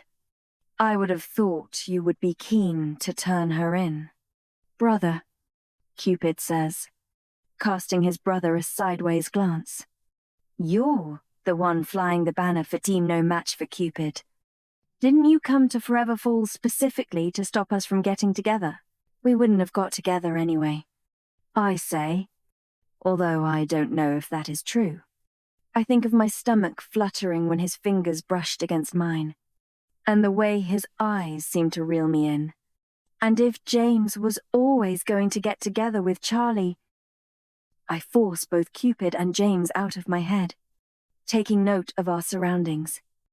After a while, buildings and bright lights start to pop up around us as we drive through I look back at the letter. Who are the arrows? Cal gives a disgusted huff. They're a group of Cupids. Very hardcore. Very devoted to the old ways. They mostly come from the European branches. Some of their methods are a bit more extreme. Retellings. But why do they want to kill me? Because a Cupid cannot be matched. I haven't. All this time, Cal's been insisting that we shouldn't be matched because Cupid's dangerous. But I remember the writing below the statue in the matchmaking service. No Cupid should ever be matched. I wonder if that is a rule from the old days. Does he agree with the arrows? Does he think I should be terminated? Cupid smiles, revealing a gentleness I haven't seen before. You'll be fine. If they can't get you, then they'll just go for me instead, he says, catching my eyes in the mirror. And we won't let them get you. And what? I look back at the letter. What's the finnies? I think I've heard that word before. I'm low. No. You haven't, says Cal abruptly. Cupid's face darkens, or maybe that's just the shadows. The finis is the last arrow. I have. What does that mean? Cal turns around. It was an arrow forged thousands of years ago. Other Cupids can be killed by the black arrows. But we, my brother and I, are the original Cupids. Finis means final. That arrow is the only one that can kill us. It looks like the arrows intend to put an end to Cupid once and for all if he doesn't turn you over. He shoots a sideways glance at his brother, and I wonder whether he would be pleased if Cupid was gone for good. It's been lost for centuries. Though, says Cupid, supposedly. Suddenly, he pulls to a halt on the side of a busy boulevard. Palm trees loom over the road, and a number of noisy clubs line the sidewalks. In the distance, I can see the lights from Santa Monica Pier. Cupid clasps his hands together and stretches. Cat-like, his forearms skimming the roof of the car. Then he turns to me and grins. We're here. Chap 18. A steady flow of people in party clothes stream around Cupid and Cal, who are already standing on the pavement. I get out of the car. The air here is humid and smells like perfume and car exhaust. Where are we going? Exactly, I ask, as the two brothers walk down the colorfully lit boulevard. Cupid knows someone who may be able to help us, says Cal, but a hint of distrust remains on his face. A few hundred feet down the road, we stop outside a club bearing the word Elysium in glowing pink letters. A low beat vibrates from its open doorway, and the line to enter extends all the way down the street. I look at Cal. We'll be here all night. Can't he speak to his friend by, I don't know, phone or something? Cupid looks over his shoulder. We're not going to the human part of the club, and Selena doesn't have a phone. Cell reception is terrible at the bottom of the ocean. It's I shake my head. You know what? I'm not even going to ask. And Cupid's face breaks into a wide grin as he walks toward the two tall bouncers guarding the front. When we catch up to him, he's whispering to the suited female. I see her pass him something that he places in his pocket. They're with me. She allows us to pass. As we step inside, she catches my eye with an amused expression. There's something not quite human about her. Her pupils are too big, and her skin seems to shimmer. I breathe in sharply, unreassuringly. Cal looks equally tense, and his posture is even more rigid than usual. He's not happy to be here either. Cupid leads the way down a dark corridor filled with flashing strobe lights and pounding music. Before we reach the main room, Cupid veers off to the left and stops at a small, unremarkable door. He leans against the wall as he waits for us to join him. As I reach it, I notice that music notes and the image of a three-headed animal have been carved into the rotting wood above it. A dog, maybe? Cupid grin, the brightness of his smile catching me off guard. I wonder for a moment what it would feel like to run my fingers through his dark blonde hair. And then I blink hard, forcing the feelings away. James might not be enough to make me feel guilty. Especially now that James has a reason to feel guilty himself. I think darkly, but Cupid is clearly trouble. He's the one who has put me in danger. He reaches into his pocket and brings out whatever the bouncer handed over to him. "Stay close to me," he shouts, over the deep thud of the bass. "And put these in." He hands Cal and me two small, foamy shapes. I look down at the palm of my hand. "Earplugs?" Cupid nods. "You're going to need them," he says as he pushes open the door. "Welcome to Elysium." Once we're inside the new room, the loud, throbbing music from outside ceases, replaced by a woman singing a cappella. Her voice is strong, soothing, and peaceful. And for a moment, it's all I can focus on. Then I look around. A vast space full of happy, reclining people stretches out before us. The green, grassy ground is peppered with checkered picnic blankets, and a paved walkway lit by small solar lights cuts through to a bar serving drinks in the center. Rope netting dotted with white fairy lights hangs over the transparent ceiling every few seconds. The lights twinkle and add to the stars in the night sky. The air smells sweet, like honey and sugared lemons. I just want to lie down among the people and sleep. I feel like I'm in heaven, and Cupid knows it. He's watching me with a knowing twinkle. "Earplugs, Leela," Cal says tiredly. I turn to him, confused. He looks hazy and ethereal, his eyes dancing silver below his blonde eyebrows. Still, he looks annoyed. "Earplugs." Over, grinning. Cupid grabs the foam shapes from my hand and gently slips the two buds into my ears.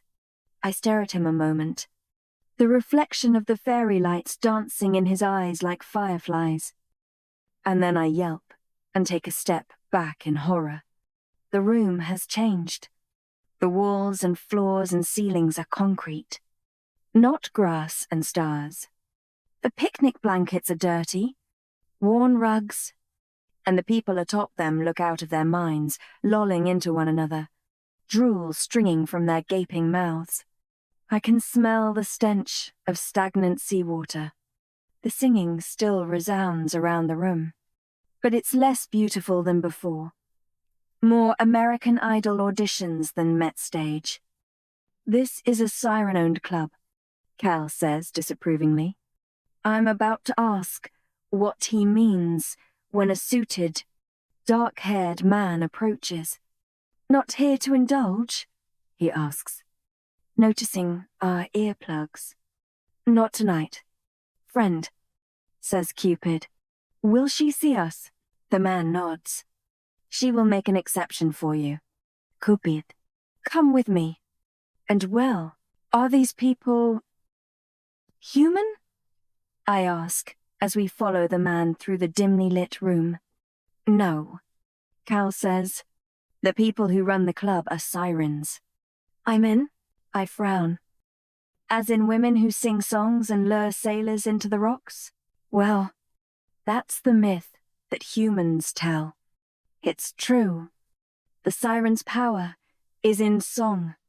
But it's not just women. Men can be sirens too. And while they're powerful, not all are killers. I don't feel reassured as we pass more groups of people gormlessly swaying to the music. What about them? Cupids. Mainly. His face contorts. Jinn. Too. Sometimes.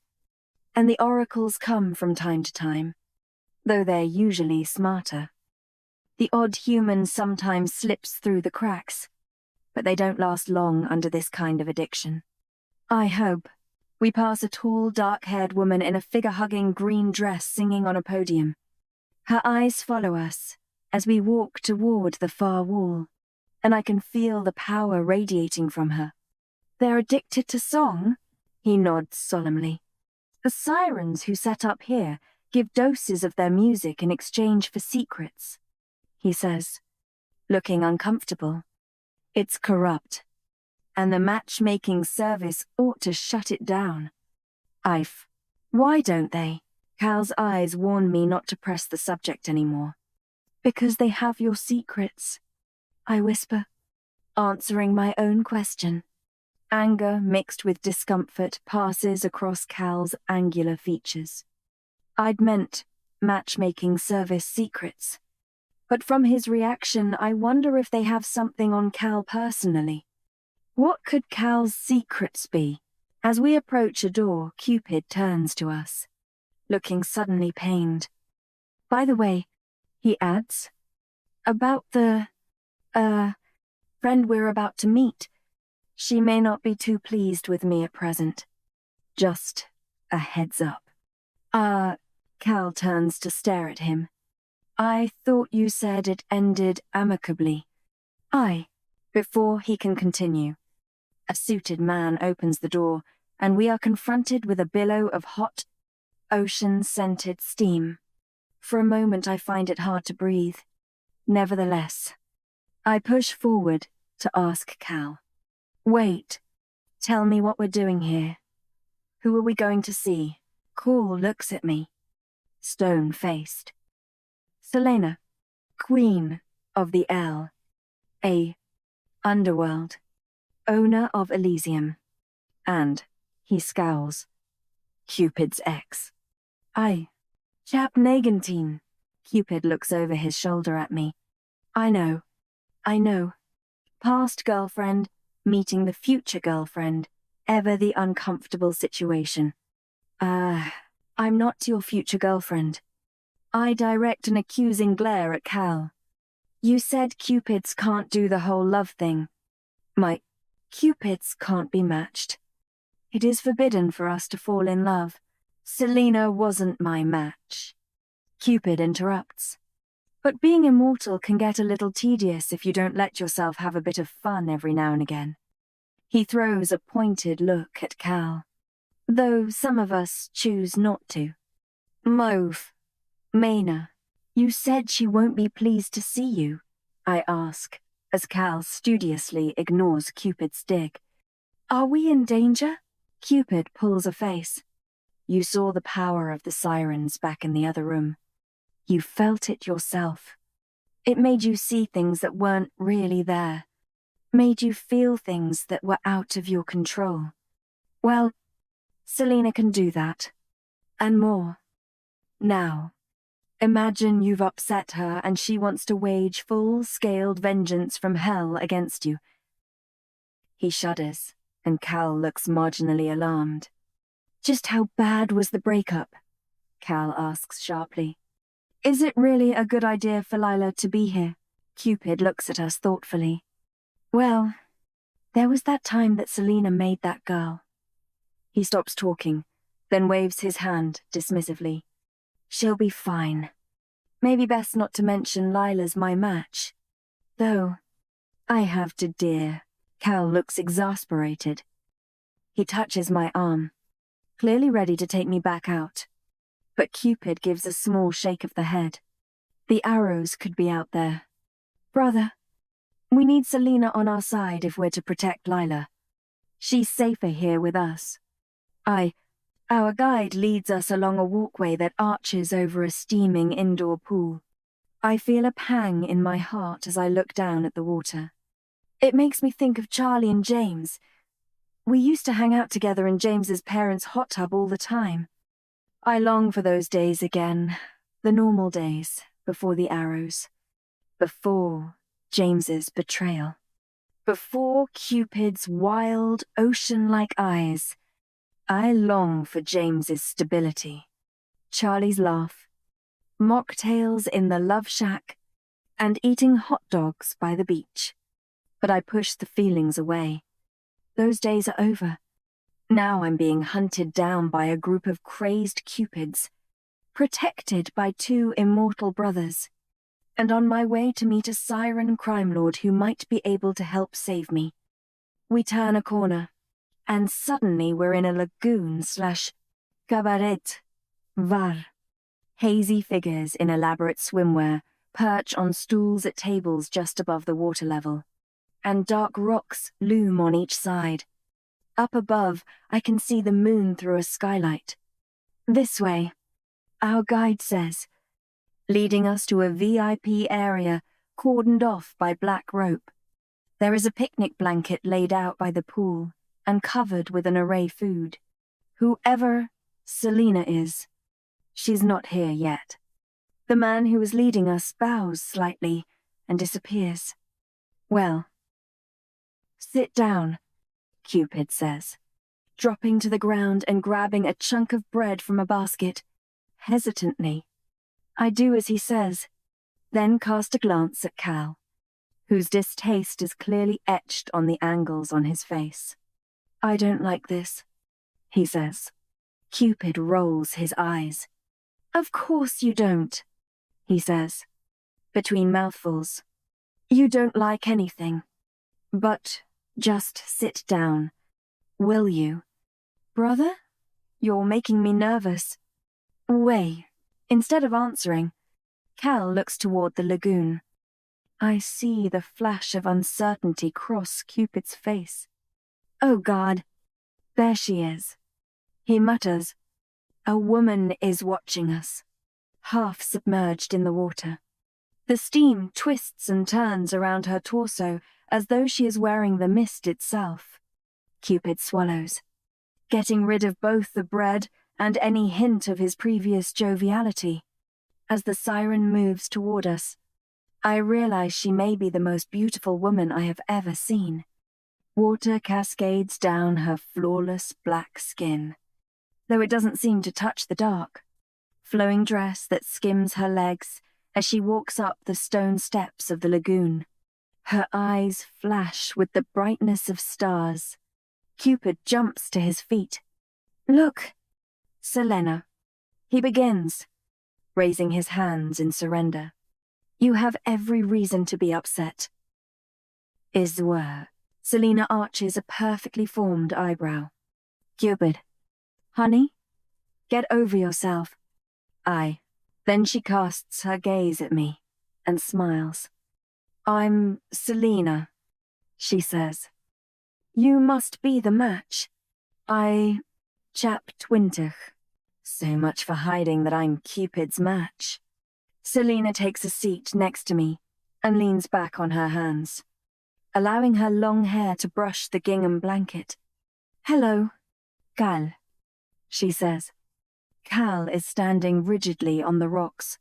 He nods sharply, his expression clearly indicating his discomfort. Selena, the siren's eyes twinkle, still a barrel of laughs. I see. You going to be joining us? She looks pointedly at the blanket, and he finally sits down, although he keeps his back ramrod straight. Selena grabs an apple from the spread before us and takes a bite. I'm guessing you haven't had time to eat, she says to me. Help yourself. Then she focuses her attention back on Cupid. So, how can I help? You know I don't see just anyone at such short notice. See, as she's talking, I grab a few sandwiches and try to work out how old she is. She looks around my age, but then so do Cupid and Cal. I think you know why we're here, Cupid says. She nods. I do, but I would rather hear it from you. As far as I see, There is a very simple solution to your predicament, she says, sliding her heavily lashed gaze over to me. I look at her. Then the brothers. My mouth full of bread and brie. Huh? We're not handing Lila over to the arrows, Cal says sharply. Selena looks briefly surprised. Oh, it's like that. Is it? Cal, I never thought it possible. It's not like anything. Cal snarls. We're just not handing her over to the arrows. Iscon, she smirks, taking another bite of her apple. Course not. Honey, I wasn't going to suggest it. I'm merely wondering why your brother doesn't just leave town. She raises a questioning eyebrow at Cupid. If you left and assured the arrows, you would not pursue this endeavor. Perhaps they would leave you both alone. Emil, how did you know Lila was my match? I thought the arrows didn't know yet. Why else would you have brought a human girl here? She says. Probably not the smartest move. Sweetie, the word is out that you have a match. And the arrows aren't the only ones against it happening. It's great. Cupid frowns. What about you? Are you on our side? Selena tosses the apple away. Your company's policies and its consequences are of little concern to me.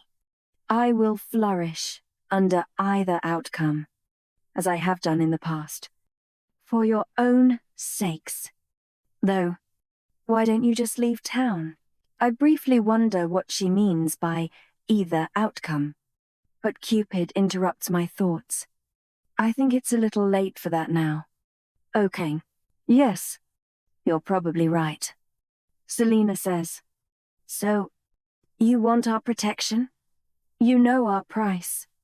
And Cupid raises his eyebrows. You've helped us without cost before. Do you remember the time in France, before we dated? The arrows were after the girl Cal was trying to prevent from matching. Ava, Selena claps. Delighted. I'd almost forgotten about that. Cal broke the rules. She glances at the matchmaking agent, and then at me. It is probably hard to believe, but he can be a sweetheart, sometimes. Isman. Cal steadfastly occupies himself with a cheese tartlet, a flush of colour on his usually pale face. There was a price, though, Selena says. He didn't tell you. Cupid throws a questioning look at his brother, but Cal only shakes his head. Okay, we'll pay, Cupid says. But maybe you could throw in a little something extra. For old time's sake. We need protection for Lila. I don't trust the matchmaking service to keep her safe. And Cal and I can't take on the whole force of the arrows. Now, Selena nods. Do you have a long-term plan beyond getting the Finnies? That is, because without eliminating the entire group, they'll keep coming for you both. Is what to do, Cupid grin. I have the best plan ever. Not. Whoa. Let's back up a minute. I say, noticing Cal has tensed beside me. They're not going to stop coming after me? Why don't we just tell them we're not going to get together and be done with it? She's right. Cupid, says Cal slowly. We can put Lila into protective custody at the matchmaking service. And you and I will go to meet the arrows at the fountain and sort all this out. No one needs to get hurt. His eyes flash silver. Cupid's cannot be matched. Has it ever occurred to you that I might be doing something for the greater good? Brother, Cupid snaps, a storm suddenly behind his ocean-colored eyes. No, Cal snaps back. It hasn't. Because you don't do anything unless it benefits you. What good can possibly come of this? We've had to expose our kind to a human. The arrows are back in town. And now we're all in danger. You've had your fun. You've met your match. Now please see reason. I'm men. They stare each other down, energy crackling between them. Selina coughs. Sorry to interrupt the domestic. Boys, she says. But do you want my help or not? Cupid raises an eyebrow at Cal. Cal stares at him a few moments, cold fire brimming in his gaze. Then reluctantly nods. Good, says Selina. I'll send out the message that Cupid's match is under our protection, and that if anyone harms any human on our territory, we will come for them. It should be enough deterrent for the arrows. At least. Excellent, says Cupid. She looks at him. You know, if they can't get to Lila, they'll go straight for the Finis. Counting on it, he says, eyes sparkling with mischief. Which leads to the second thing I want. Its location. Ahud. She says nothing for a moment, then shakes her head. Sorry to disappoint, I don't know where it is. But I do know it's documented in a book, the records of the Finis. It's probably a good place to start. Net, wasn't that the thing you were talking to that Curtis guy about? I asked Cal. He'd mentioned it during his phone call when he'd driven us to the Love Shack. Cal's shoulders tense. You've been looking for it? Brother? Asks Cupid. Course I have. Well, Cupid's expression hardens. Right. And what exactly were you going to do when you found it? That hardly matters now. Does it? I didn't find it. He looks up at Selina. It's not in the Cupid's matchmaking service archives. No. Sweetie. It's not. Selina replies. The original copy was destroyed. But one of my sirens had a little fun with one of your Cupids about 20 years ago. An archivist. She licks her lips and smiles. It's not common knowledge, but he was digitizing some of the older volumes before he became so consumed by the song of the sirens that he went mad. Cal gives her a cool look. I knew the guy. Carter Matthews. He left the service after your lot got their hold on him. She inclines her head. Still comes here sometimes? The records of the Finis was one of the volumes, asks Cupid, tearing a piece of bread from a baguette and putting it into his mouth. He's clearly less bothered about the whole siren driving someone mad thing than his brother is. I believe so, says Selina. If you can access his login on the Cupid's matchmaking service server, you should be able to find it. Oh, Cal pulls out his cell. I'll message Curtis now. I find. The baguette flies past my vision and hits Cal in the side of the head. Cal's eyes flash. What are you doing? Are you really that sure of Curtis's loyalties? Brother. The arrows are in town. Leela is in danger, and everyone knows we are brothers. What if he decides to find the Finis first and make different arrangements? Cal sits, still and silent amid the low lull of chatter within the lagoon. Then he scowls and shoves his phone back into his pocket. Cupid grins. Looks like it's up to you and me. Just like old times.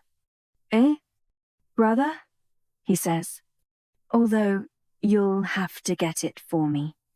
I'm banished. I'll never get into the building. It's time. Cal fires him a dirty look. Yes. Please. Allow me to be your personal assistant. It was. Can't you just log in from here? I offer. Cal gives me a scathing look. Of course not. The Cupid's matchmaking service has details of every single human in the world. The system can only be accessed from inside the building. I raise my hands. Sorry. For a moment I forgot a dating service needed CIA-level security. Selina smiles as the three of us squabble. Now, the small matter of my payment. she interrupts. Money? I ask. Selena laughs. No. Honey, she says. We deal in information. She looks at me, her brown eyes burning into mine. I want a secret. I want a secret about Lila. Something no one else knows. Oh, wait. I feel a bubble of dread in my stomach. A secret? I don't want to tell her anything. Of course, Cupid says. The deal is done. Oath, you can't just... I begin angrily, but then stop when he whispers something into Selena's ear. Selena's eyes twinkle hungrily. Cal looks from me to Cupid, his expression unreadable. Discomfort twists in my stomach. When Cupid leans away from Selena, she looks at him for a moment before letting out a low whistle. Well, I didn't see that coming. I fire a glare at Cupid. What did you tell her? He looks at me, suddenly serious. That's between me and Selena now, he says. Sorry, Lila, we have to keep our end of the deal. Oh, okay. That's ridiculous. If it's about me, Selena clicks her fingers, signaling that our session is over. Instantly, the male attendant who led us here emerges from the mist, swirling about the pool. Please lead my guests out through the back exit, she says. Then she looks back at Cupid. I take it you'll be meeting with the arrows in the town square tomorrow. Cupid grins wickedly. Of course, no one threatens me and gets away with it. I have to ravist. I'll come too, she says. It'll be a good way to emphasize the message Cupid's match is off limits. I wed, chap 21. About an hour and a half later, we approach the exit to Forever Falls. My phone buzzes on the Aston Martin's back seat. Charlie. I shove it into my pocket. I'll deal with her and James later. Are you sure Selena can stop them from coming after me? I ask. Cal shakes his head. She is just providing a deterrent to make them aim their forces at Cupid instead, he says. But this won't be the end of it. Cupids cannot be matched. And we can't watch over you forever. Not. You'll be fine, Cupid says to me. The arrows won't risk a war with the sirens. And if we can get to the Finnies first, then there's nothing they can do to me. He grins. Simple. But maybe I should take Lila to my house tonight. Keep her safe. Just in case. No. Cal and I say in unison.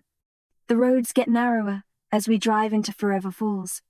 Cupid is making so many twists and turns that I'm not sure he knows where he's going.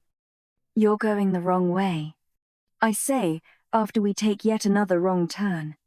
Just making sure we're not being followed, Cupid says, peering out of the side mirrors.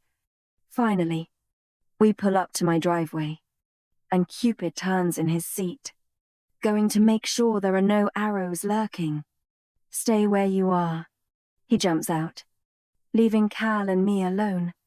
Cal twists around, his face apologetic. I'll sort this out. Leela, he says. He's stubborn, with a complete disregard for others. But he can't continue to put you in danger like this. Sooner or later he'll either see sense or get bored. When he does, he'll leave town and everything will go back to normal. I just need to make that happen before anyone gets hurt. What's the deal with the arrows anyway?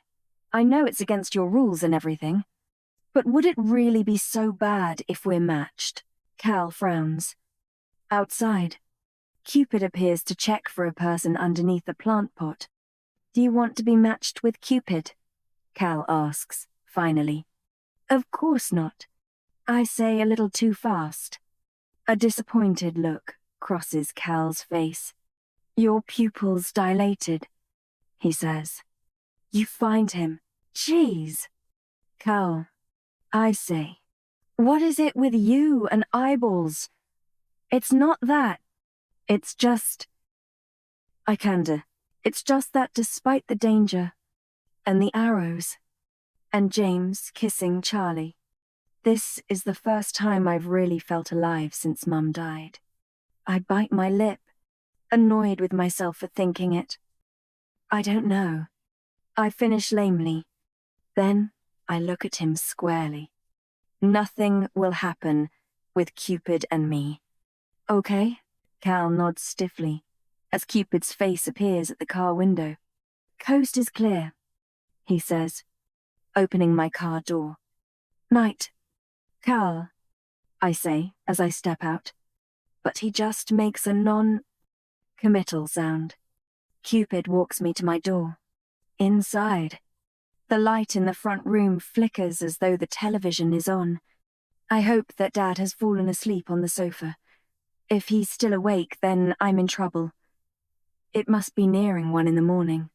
Suddenly, I'm aware of how close Cupid is standing. I can feel his body heat through the wrinkled blue shirt.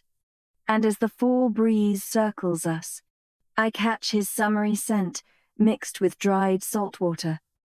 His eyes blaze fiercely, and I take a small step away from him, my back hitting the front door. Cal is right. I need to be careful. A rustling comes from inside the house. Looks like Dad's awake. All evening, I was worried about the arrows, I say, but this is how I'll meet my untimely death. Cupid's face brightens, the intensity of his gaze replaced by amusement. Well, I guess I'll be off, he says. Then he leans forward conspiratorially. Parents don't tend to like me. He flashes me a grin and walks backward down the driveway. I'll see you in the morning. What? I begin, but he's already getting back inside the Aston Martin. As the engine starts up, I turn back to the house and take a deep breath. I slip through the door and make to tiptoe to my room.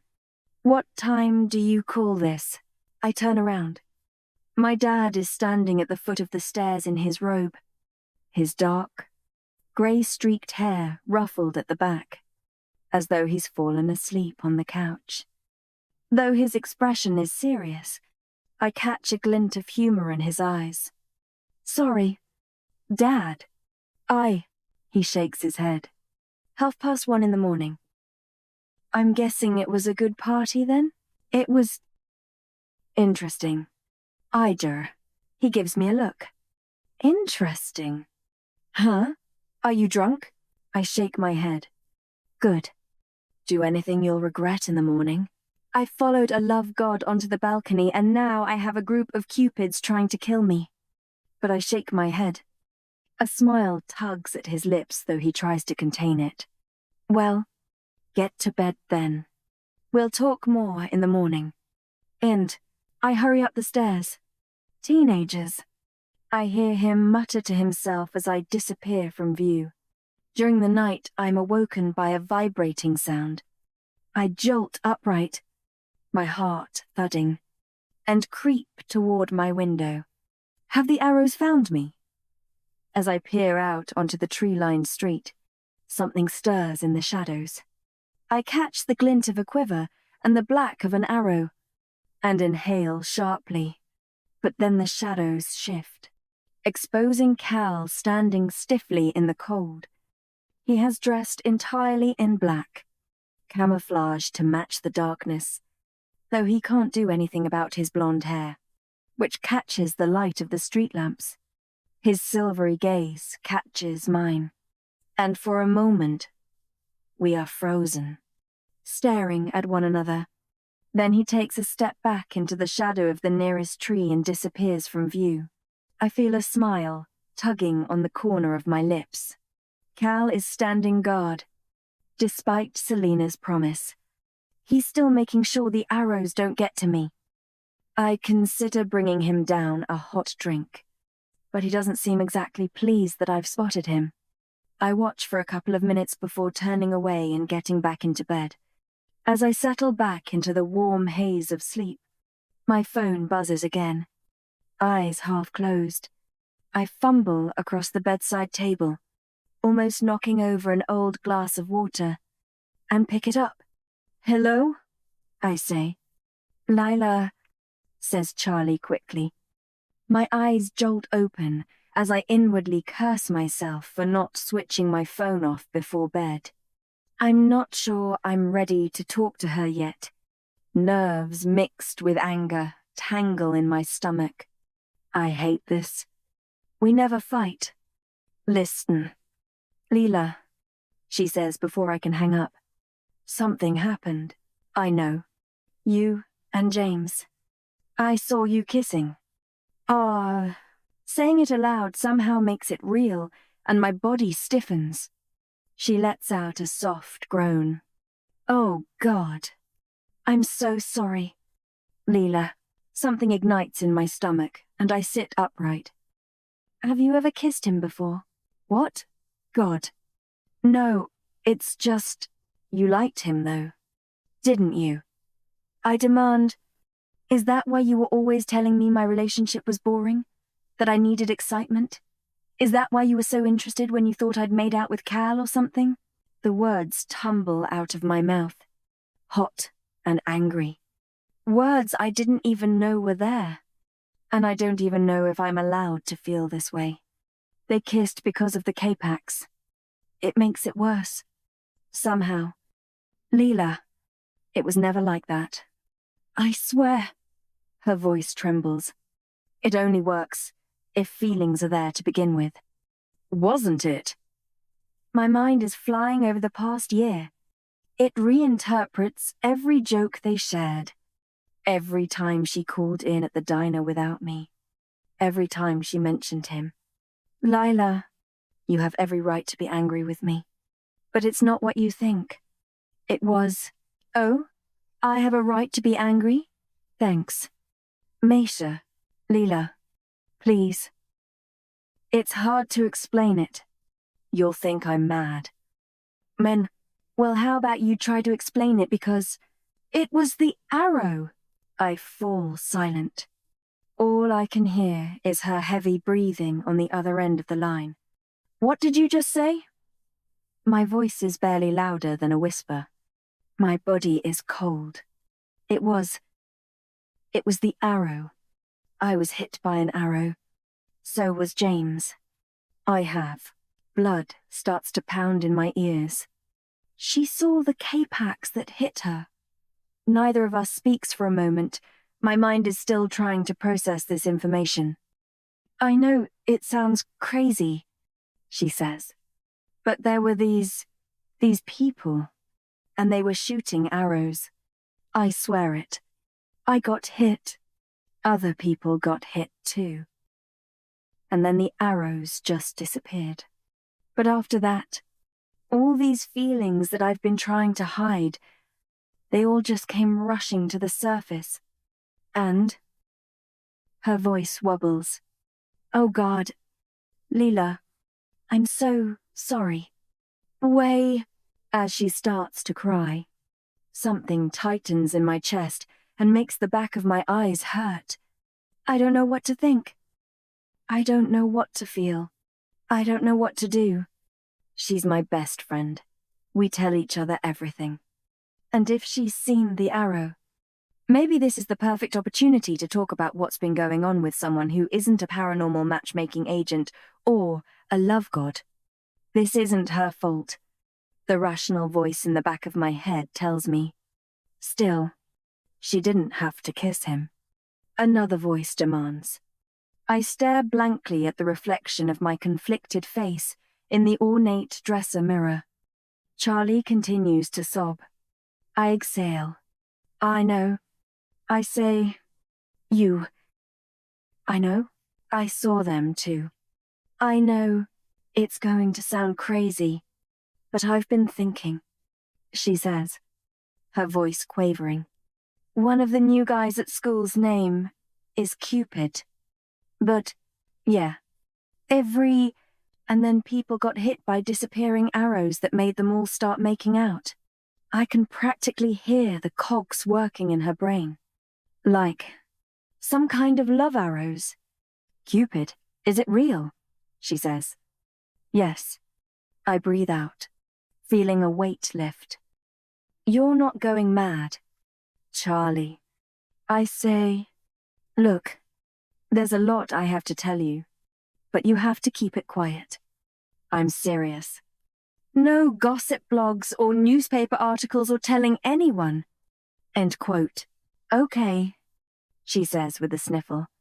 As the dawn breaks, I fill Charlie in on what's happened over the past few days, the Cupid's matchmaking service. Cupid. Cal. The arrows. The bar, called Elysium. And, lastly, Cupid's plan to meet the arrows in the town square with Selina. She exhales slowly as I finish. So, you're Cupid's match? There's something almost triumphant in her voice. And I feel a small spark of annoyance that it's probably because she thinks the way is clear now for her and James. But then she continues speaking, and I'm sure I imagined it. Dude, she says in a low voice. That is some serious. I mean, whoa. I know. Oh, and they're meeting the arrows later today? Are you going too? There's no way they'd let me come. But I wish I could. There's something about this whole thing that just seems weird. I mean, weirder than all the rest of it. Even. Like there's something they're hiding from me. I mean, it does all sound a bit far-fetched, agrees Charlie. Maybe we should follow them. See if we can get some answers. I can almost hear her grin on the other side of the phone. We don't need their permission, do we? Chapter 20. The events of yesterday flood back as soon as the light of dawn creeps through my blinds. Even though I should be keeping away from Cupid, I feel an unbidden twinge of excitement when I remember him saying he would see me today. I push it back he came to find me, knowing that it would put me in danger. The fact that he looks like he walked out of a fashion magazine doesn't change that. Realizing I'm not going to get back to sleep, I get out of bed and walk over to my window, scanning the street for any signs of Cal. He's gone. I don't expect Dad to be up when I creep down to the kitchen, but he's fully dressed and standing over the kettle. He starts when I step on the stair that creaks. You're up early, we say in unison. Dad grins, though I notice a strain around his eyes. He passes me a cup of instant coffee as I sit down at our small wooden table. I'm meeting Eric for breakfast, he says, before I play with his bowling team this morning. I'd passed on Eric's message from the Love Shack and told Dad it would be good for him, but I hadn't actually expected him to go along with it. That's great. Dad, he smiles, but then looks down at the flowered mug in his hands and leans against the counter. Yeah. Listen, Leela, I know I've been no fun lately. He meets my eyes. His are a pale, washed-out grey. I forgot the pancakes. I'm sorry. When I attempt to shrug off the uncomfortable moment, Dad and I don't share feelings. It's no big deal. Dear, it is, he says, face serious. I feel like since your mum left us, time's just stood still. But I want to get it moving again. I want to try. I swallow the lump in my throat. I know how he feels. He squeezes my shoulder, then gulps down his coffee and puts the mug in the sink. I was also thinking of asking Eric if he could get me a trial shift on the door at the Love Shack. Apparently, they're a person short. But I know you kids hang out there. I don't want to cramp your style. I grin at him. As long as you don't do any dad dancing, I think we'll be cool, he chuckles. Can't promise anything. When, as he's pottering around, my phone buzzes on the table. There's a text from an unknown number. My heart skips a beat. Cupid? I read the message. Come outside. I know that smile. Dad says. Tell James I say hi. Have a nice day. Sweetheart. Dad kisses my forehead, then heads out of the kitchen. I hear him close the front door. And then a horrifying thought hits me. Is Cupid outside? What if Dad runs into him? I really don't want those two to meet. I hurry after him, lurching onto the driveway barefoot. Dad is already halfway down the street. When I see the yard is empty, I feel a wave of relief, although a bit of disappointment too. I'm just about to head back inside when Cupid's Aston Martin appears. He pulls up to the end of my driveway and rolls down the window. I thought that you might have taken off. Fled the town. That probably would be the sensible thing to do. I say, but then I thought if anyone should leave, it should be you. Amusement glints in his eyes. I'll win you over yet. Leela Black, he says. Now go get your shoes on and get in the car. I would. And why would I do that? He leans toward me. Because it would make me feel bad if something were to happen to you. Not enough for you to leave town. Though, fun, he smirks. I told you it's not that simple. Now come on. Cal and I will be combat training until our little meeting this evening. And you're going to join us, he says. You're going to learn how to fight like a Cupid. And cool. 20 minutes later, Cupid drops me off at the front of his house before he goes to park his car in the garage. To my amusement, Cal is standing at the kitchen stove flipping pancakes when I enter. He's still dressed in his clothes from last night, dark jeans, and a skin-tight turtleneck that emphasizes the slender muscles in his back. He must have come here straight after his patrol outside my house. I grin as he turns around, and I take in the flour-covered apron. Cal and pancakes are not a combination that I ever would have put together. Morning, Leela, he says. Morning, Cal, I say, taking a stool at the breakfast bar. Breakfast, he says, looking at the frying pan. I love pancakes. My mum used to make them for me. He gives me an embarrassed half nod as he plates one up for me. I drown it in some golden syrup he's left on the counter. Your plan to get Cupid to leave worked well then, I say sweetly. He narrows his eyes. I have no intention of getting rid of him until we've dealt with the arrows. And besides, I knew you would both be incapable of following simple instructions and staying apart. That's why I've had to disrupt my day to supervise the pair of you. He said we're doing combat training so I can fight like a Cupid. I say, elbow on the granite bar. I pick up my fork and point it in his direction. Getting people to fall in love is aggressive work. Is it? We have always trained in archery. It is traditional. His chest puffs up a little, a hint of pride in his tone. And as the largest global organization of paranormal beings, we are also called upon to police the rest of the mythological world. Being a Cupid is about more than matchmaking. It's okay. If you say so, I shrug, chewing on a forkful of pancake. He narrows his eyes. I do. I said. He grumpily whisks up some more batter, the metal of the whisk clanging loudly against the bowl. I wonder for a moment if I should tell him about my conversation with Charlie, but decide against it. He seems to be in a bad enough mood as it is. I doubt he'll be happy that another human now knows about the Cupids. I thought it would be messier here. After the party. I say, attempting a different conversation. I have a party cleanup service on speed dial, Cupid says as he wanders in from the hallway leading to the garage and tosses his car keys onto the side table. He slips his sneakers off and pads around barefoot.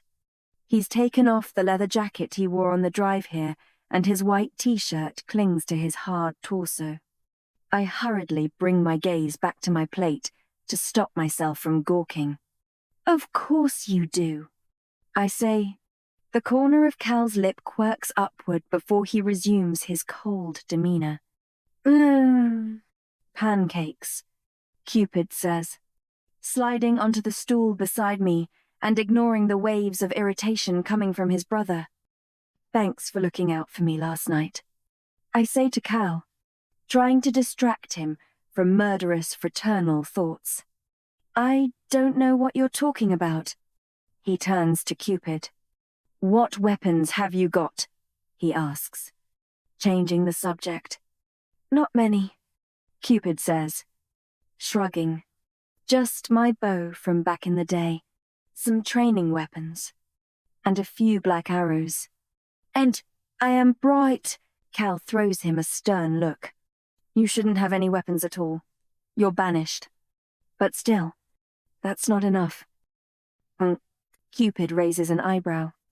Well, brother, I think that's where you come in. What en da? Cal's silvery eyes flash irritably, but he nods. Fine. I'll go get my bow and stock up on arrows. I can probably get hold of an old sim as well. Just don't get into any trouble while I'm gone. In it. He looks pointedly at me. Then, still wearing his apron, turns on his heel, heads out of the back door, and strides down the footpath. Cupid and I watch him in silence for a moment. Then my supposed match turns to me and grins. So, Leela, what kind of trouble shall we get into? I roll my eyes and shrug. Drinking coffee wouldn't be last on my to-do list. Is one's? Cupid laughs and slides off the stool, then makes his way over to a metallic contraption on the counter. He pushes a white mug into the coffee maker and presses a button. A whirring noise sounds, and moments later the smell of freshly ground coffee fills the room. You didn't sleep much? He asks as he swaps in another mug and presses the button again. When I shake my head, he nods knowingly. Too busy thinking about me. I'd guess, he says. I don't blame you. I am pretty dreamy. Yes. There's nothing dreamier than a guy who turns you into a target. Net. He places the mugs on the bar and looks at me thoughtfully. I guess it's a lot to take in, he says. Cupids. Sirens. Matches. I'm arrows turning into ash. People trying to kill me. Merit. Not to mention your boyfriend hooking up with your best friend. I foed. I groan and place my head in my hands. You're really not one for tact. Are you? He slides onto the stool beside me again. No. He says seriously. It's never been my strong suit. He pauses, then adds, if it makes you feel any better. You're handling the situation remarkably well. Whiness. I look up, noticing the way his tousled hair is brushed back and up from his face, but a strand still flops onto his forehead. I meet his eyes. It doesn't make me feel much better, I reply, but I appreciate the sentiment. A braid. He leans toward me, resting his arm on the surface of the breakfast bar. Your boyfriend was no good for you. You deserve better than that. I don't know what Cal told you about matches, but being matched with someone, it's stronger than that. People fall in and out of love all the time, but when you meet your match, it's different. It's two souls pulling toward each other. Their fates tied.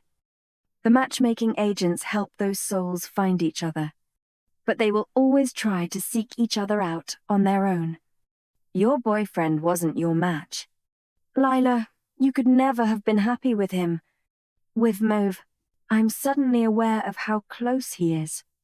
I can feel his warm breath on my face, see the outline of each of his eyelashes. My heart is thudding against my ribcage. Is he right? Is my soul being pulled toward his? Is that why I feel this way? I think about Cal and the arrows, the insistence that we should not be matched. If it's because our entwined souls would create some sort of combustible force, it wouldn't surprise me. Right now, I can feel fire pumping from my heart, racing through my veins. Why is everyone so set against us being matched? I'm expected to just go along with all this, but no one is telling me anything. He drags his gaze away from mine and takes a sip of his coffee. It's nothing. It's a breach against the matchmaking service company policy. That's all. These Cupids take their rules very seriously. He grins. Me? Not so much. The spell breaks. There's something he's not telling me.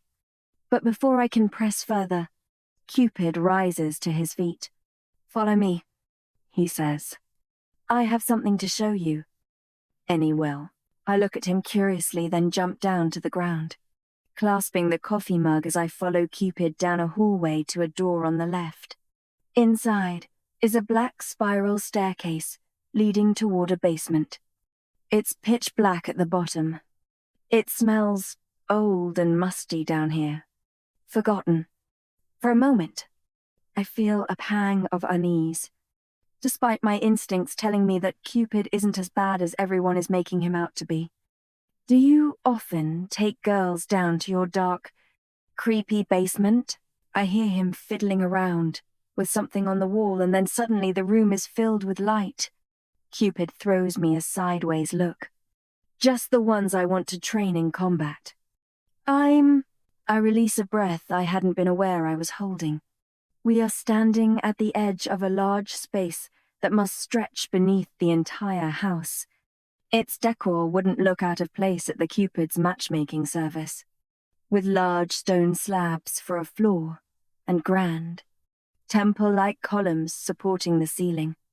Deep pink gym mats cover the center of the room, and there are a number of black and fuchsia targets surrounding them.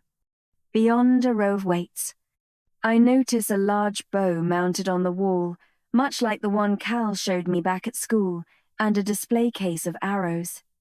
A collection of computer monitors dominates one corner of the room, while what I assume to be a statue haunts the other. An old sheet has been placed over it, concealing it from view. Something about it gives me the creeps.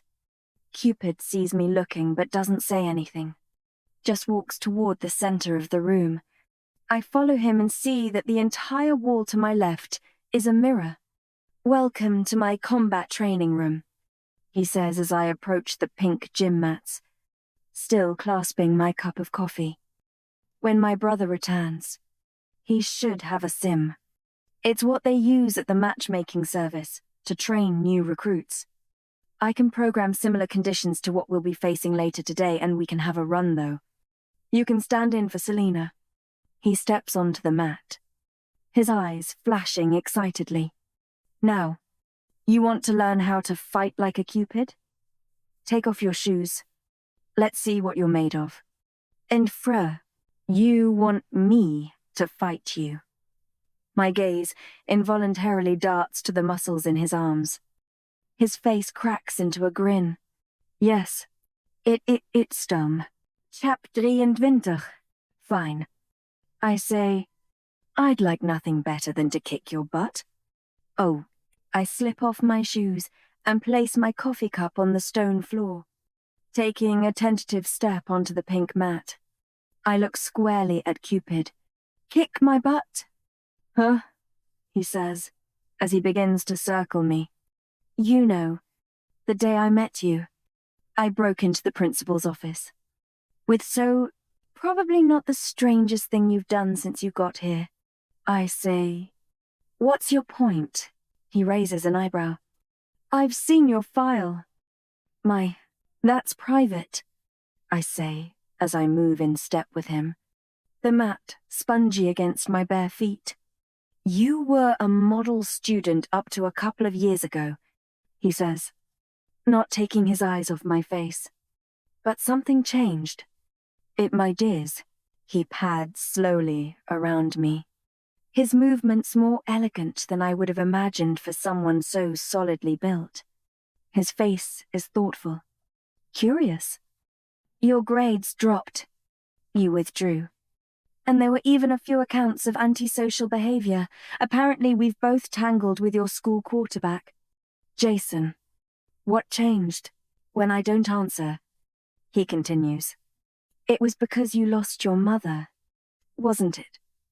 "I'm sorry," he says. "I don't want to talk anymore. Not about this. I want to fight." I clench my jaw and lurch toward him, attempting to strike. He jumps out of my way and I overstep. When I spin back around, he's looking at me thoughtfully. "You were hurt by love," he says. "And so you withdrew from love. I'd wager that's why you ended up with James." I raise my arm again, but he grabs my fist, spins me around, and pulls me back against his chest. I can feel his steady heartbeat thudding against my back and his warm breath against my cheek. I am furious, rage pumping through my veins. But there's something mixed with it, a fire. "How strange it is, then," he whispers into my ear, "that Cupid, should be the one to find you." Where, for a moment, I'm frozen in his arms. Then I regain my senses and pull away, spinning around to face him. His eyes are watching me, and the rise and fall of his chest quickens. "You're mad at love," he says. "Well, fight me then." I fold. I stare at the person who knowingly put me in danger, mocked my relationship with James, and delved into my personal files, and yet at the same time makes my soul feel alive. I fly at him, throwing my arms around his waist with my full force. He stumbles back a few steps but doesn't fall. He's too strong, too steady on his feet. Instead, he grabs my shoulders and lifts me up. I cry out as he slips a bare foot behind one of my legs and slowly tips me off balance. I grab his upper arm as he gently lowers me to the ground. For a moment he is leaning just inches from my face. My heartbeat pounds in my ears as his eyes linger on my lips. Then he pulls me quickly back up to my feet and steps backward on the mat. "You'll have to do better than that," he says. "The arrows won't be so easy on you. Fight me." "Do." I swing for him, but again he dodges, grabbing my arm and twirling me around as though we are dancing. He laughs when I spin back, and I feel a small smile tugging at the corner of my lips despite myself. He gives me an encouraging nod. "Use my weight against me," he says.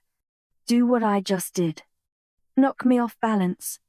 I feel an energy in the air, an electric crackle between our bodies. I run at him again, but this time he doesn't dodge away. I grab his arms like he did mine, and they tense beneath my fingers. Quickly, I hook my foot around his leg and pull while pushing at his torso. Cupid doesn't resist, and falls back against the mat, bringing me tumbling down on top of him. For a moment we stay there, my body on top of his. I can feel the rise and fall of his chest and smell the light scent of fabric softener mixed with the intoxicating scent of danger. I'm surprised to see a new openness in his eyes. Then, before either of us can speak, a sharp cough comes from the entrance of the underground room. Cal is standing by the stairs, emanating disdain.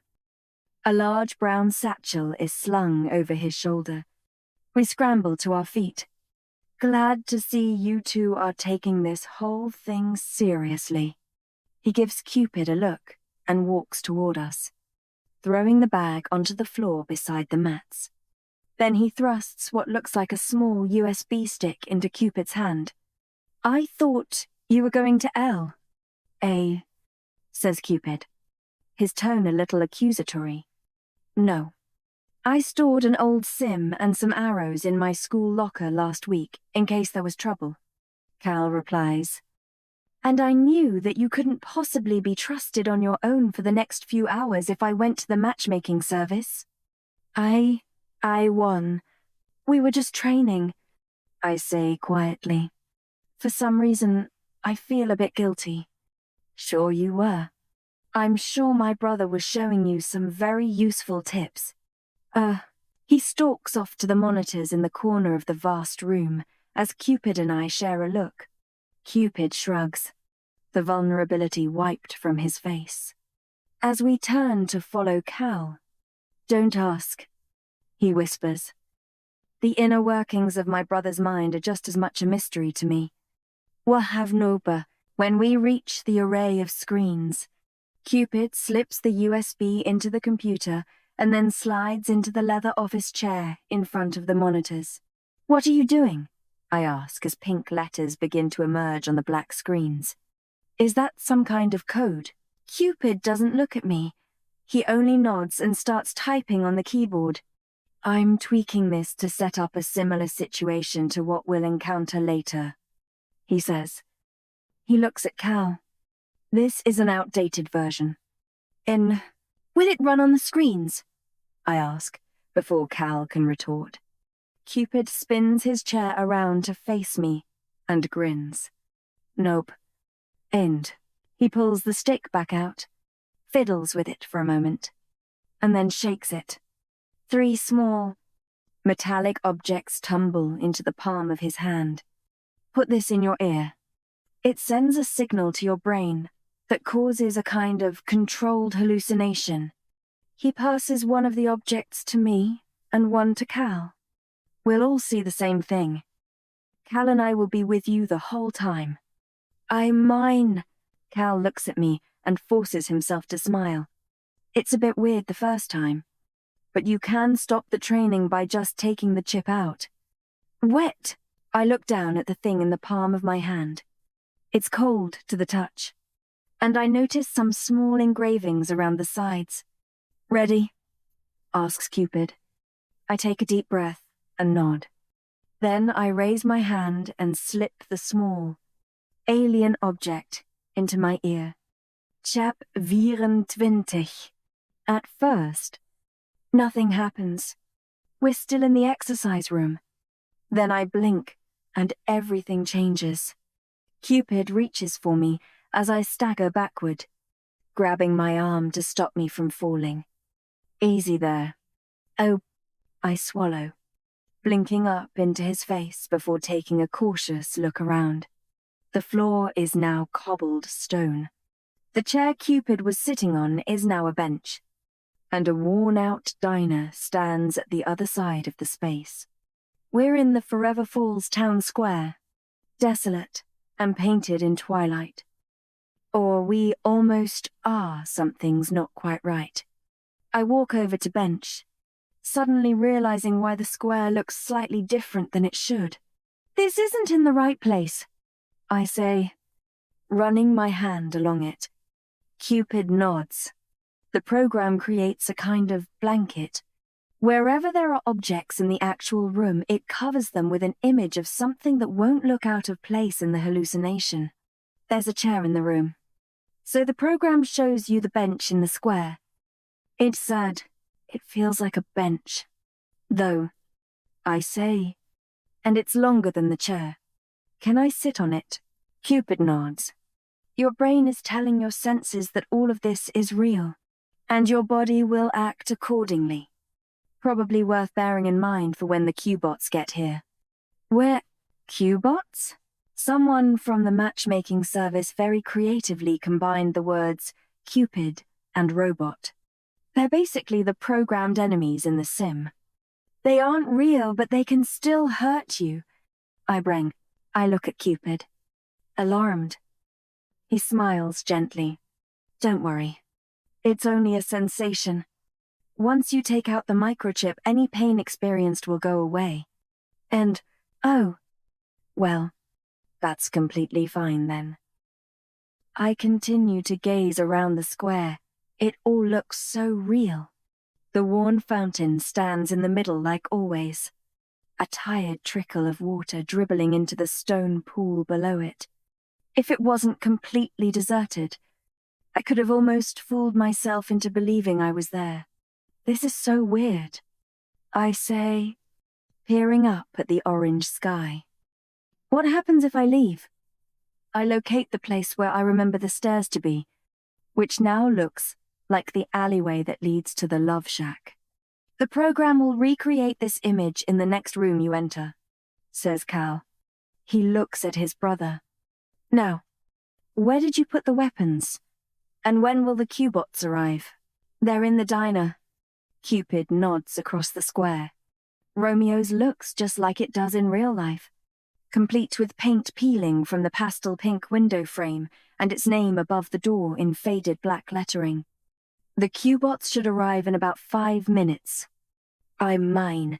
He heads over to Romeo's, and Cal and I follow, our footsteps echoing against the cobbled stones. I peer into the window of the florists as we make our way by. Bert and Bradley, the store owners, are usually a permanent fixture behind the flower-packed counter at the far end of the space. But now the place is dark and deserted inside. Do you ever feel like loading one of these up and just going nuts inside it? I ask Cal. Like really trashing the place, just for the fun of it. Cal looks affronted, chest puffing up beneath his black turtleneck sweater. No, Cupid opens the door to the diner. The inside looks exactly the same as the one in the real square checkered floor. Red booths, scratched tables. I've spent so many evenings in here, drinking shakes with Charlie while we waited for James to finish his shift, trying to get a phone signal on my cell. I feel a slight turn in my stomach as I think of my life before Cupid and Cal stormed into it. How does it look so realistic? I ask Cal to distract myself. You saw back at the matchmaking service that we have extensive amounts of surveillance. The program uses that to recreate the square. Works so. We follow Cupid until we get to the counter. Cupid swings himself over, then ducks behind it, disappearing momentarily from view. Seconds later, he throws a bag onto the countertop. Cal unzips the satchel and empties it. 3 bows, 3 quivers, and a number of arrows fall noisily out. There are a couple of K-Paxes, an ardor, and about 10 black Cupid's arrows. Do they work on you guys? I ask. Cal nods. Yes, but differently than they do on humans. The black arrows kill all Cupids except for my brother and me.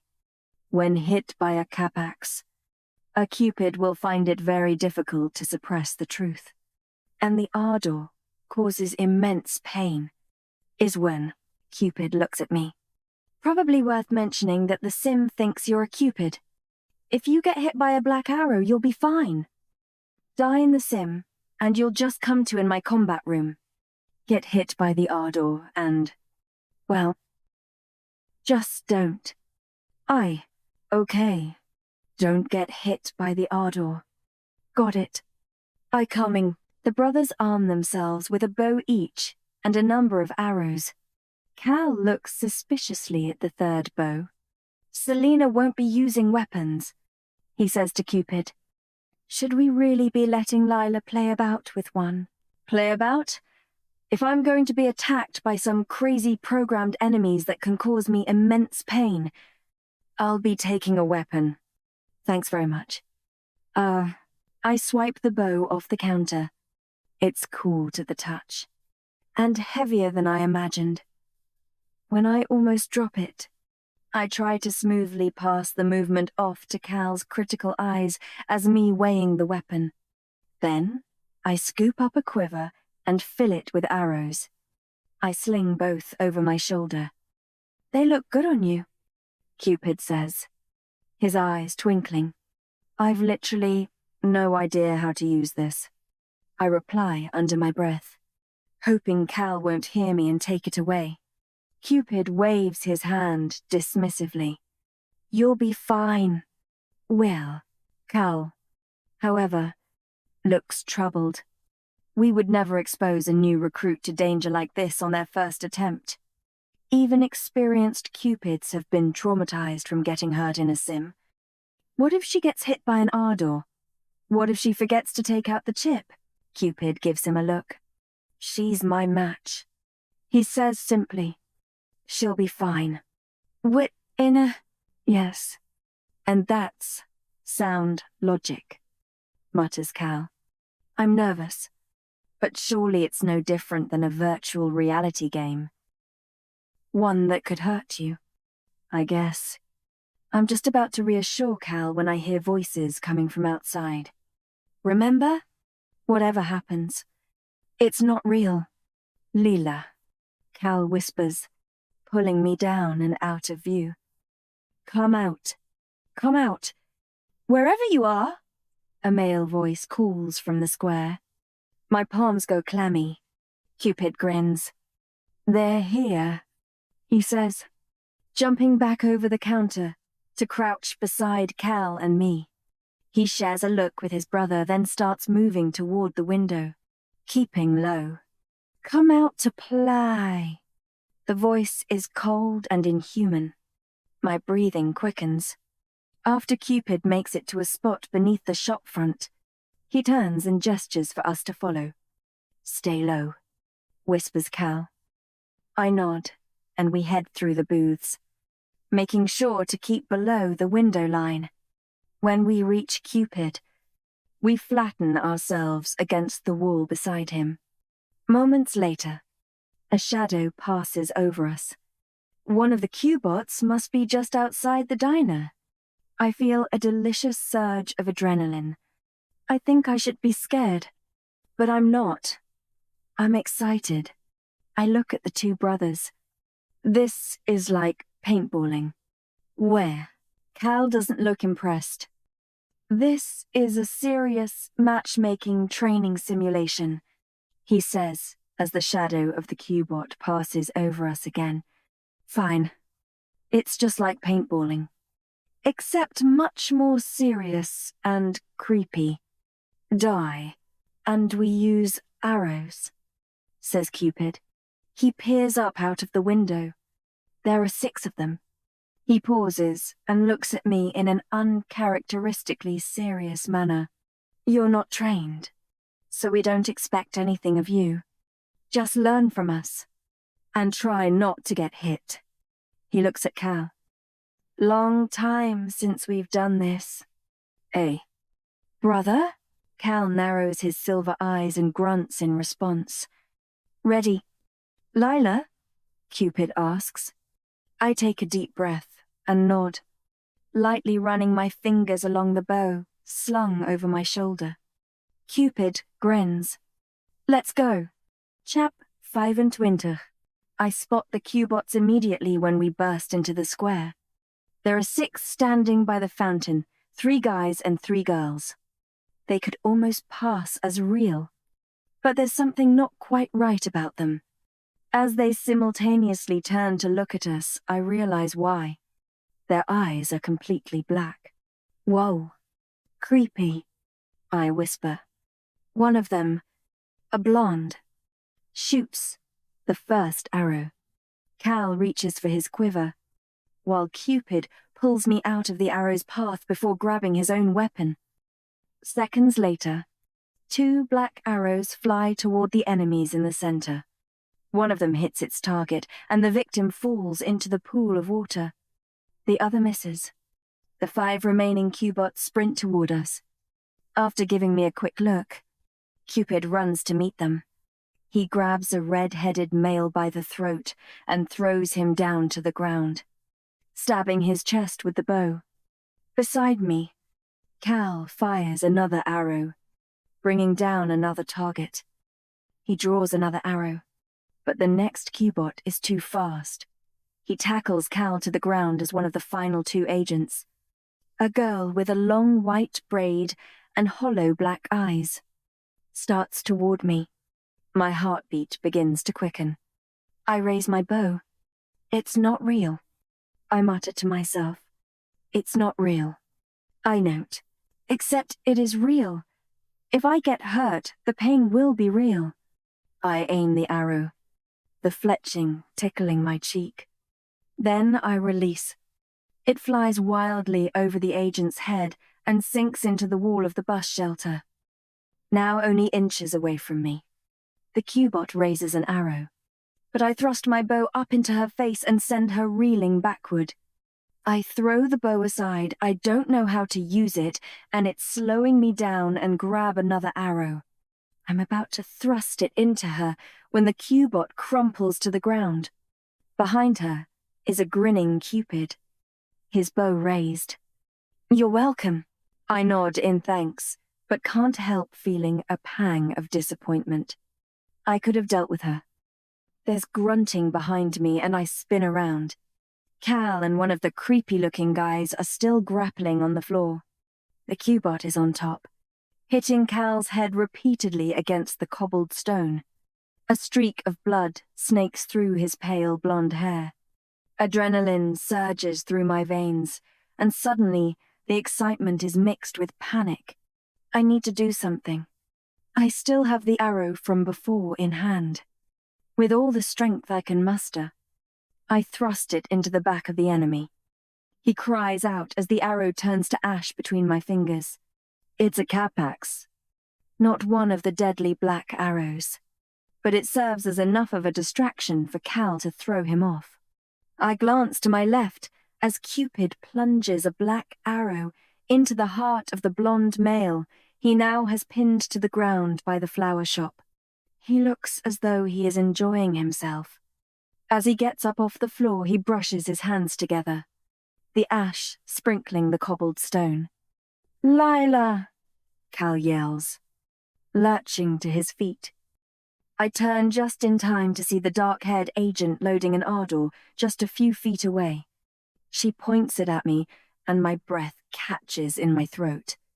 Then she shoots. It almost happens in slow motion. The gold and red arrow coming toward me. The panic. The anticipation of immense pain. And then Cal. He hurls himself in my path, the torture arrow sinking deep into his shoulder. An unearthly scream escapes from his mouth as he falls to the floor. As Cupid rushes forward to plunge a black arrow into the shooter's chest, I rush over to Cal, who is writhing in agony, his pale features flushed, his eyes watering. This was the fate in store for me. I grab his arms. Cal! Cal, take the chip out! He ignores me, his body convulsing. Cal, his unseeing eyes finally find me, and I can see him struggling to focus on my face. You're okay, he says. Then his eyes close, and he slips into unconsciousness. Cal! I grab his shoulders and shake him. Cal, wake up! Cupid approaches. He brushes his hands against his jeans, wiping the last of the ash on the denim. As he crouches on the cobblestone, he rolls his eyes. My brother, ever the dramatic one. Mindy, I look up at Cupid, my heart racing with worry. Is he going to be okay? I ask. What do we do? He'll be fine. He's a trained agent. This shouldn't traumatize him too much. He sighs. Unlike what I'm about to do, which I think will give me nightmares for years to come. Cupid grabs Cal's head, and Cal's eyes spring open, wide and fearful. His body begins to convulse again, and he grunts in pain. Hold him down. No, I pin Cal's arms to the ground as Cupid pushes his brother's head to the side so his cheek is flattened against the stones. He looks into Cal's ear, a disgusted expression on his face. Then, in a sudden movement, he plucks out the small microchip. Cal stops struggling and exhales in relief. He rolls onto his back, looking marginally embarrassed. Cupid flicks the chip at Cal's chest. "There's brother bonding," he says. "And then there's just being downright gross. Lila, you can take your chip out now." As he stands up and puts his hand to his ear, I pull out the alien object from my own. Instantly, I'm back in Cupid's combat training room, crouched near the dark pink mats. Cal has got to his feet and stands rigidly nearby, brushing himself down. I stand up. "Are you okay?" "Cal? I'm fine," he snaps. "Thank you for saving me." Ivit. His cheeks flush, and he looks at the ground. "Yeah. Well, I didn't think you could handle it." Man. Cupid comes over to pat his brother on the back, much to Cal's evident annoyance, then looks at me and grins. "Not bad for your first attempt. Now, let's go again." I spend the afternoon with Cupid and Cal in the training room. We go through the sim 3 more times, and Cupid shows me how to use a bow and arrow. I shoot one of the Cubots on my 3rd attempt and experience a surge of exhilaration like nothing I've felt before. By the time we're done, I'm exhausted and can do little more than sit on one of the kitchen stools nursing another cup of coffee. Even though nothing in the sim was real, my body aches.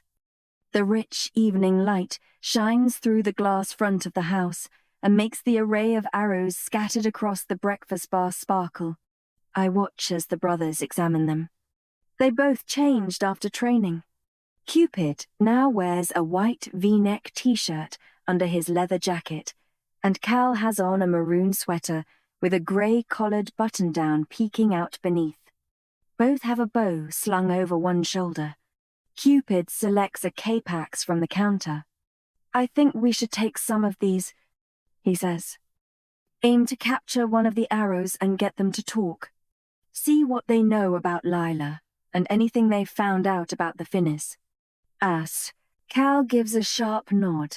After the incident with the Ardor, he's been even more abrupt than usual. He seems about to say something when his phone buzzes.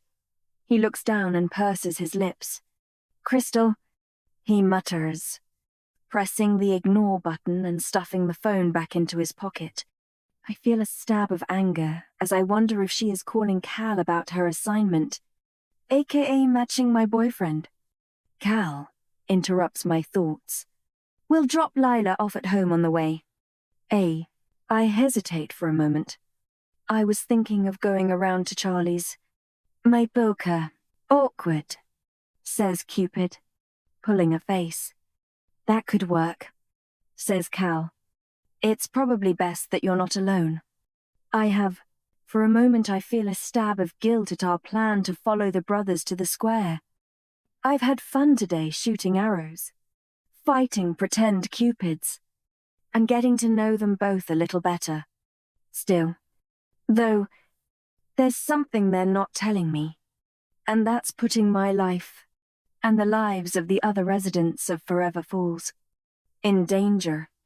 I want to know what's going on. Chap 26.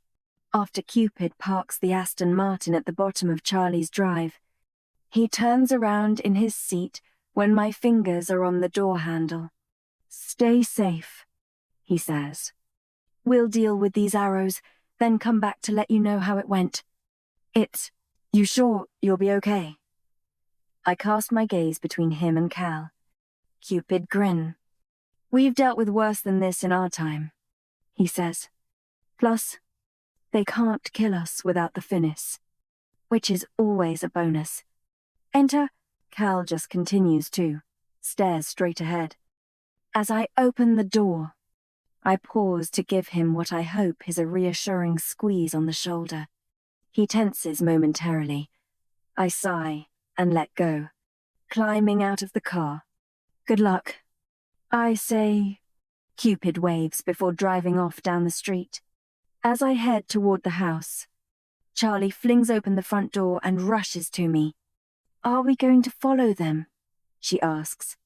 She's dressed differently than usual, in skinny jeans and a black top instead of one of her stylish dresses. She seems to be resolute about not meeting my eyes. I guess she still feels bad about James. We'll need to set off now to catch up with them. I say. You ready? She looks down the street. Yeah. Just give me a minute. I need to go and get something. I heaven. As Charlie goes upstairs, I head into the living room. I move one of Marcus's construction magazines off the floral couch and onto the glass coffee table, then throw myself down into the cushions. As I'm waiting, my eyes pass over the cheesy family photos on the wall. Much to Charlie's embarrassment, her mum makes them pose for them every year in her photography studio. My favorite is the one hanging to the right-hand side of the decorative mantelpiece.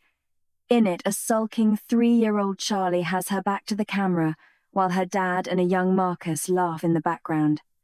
As I'm looking at it, I frown.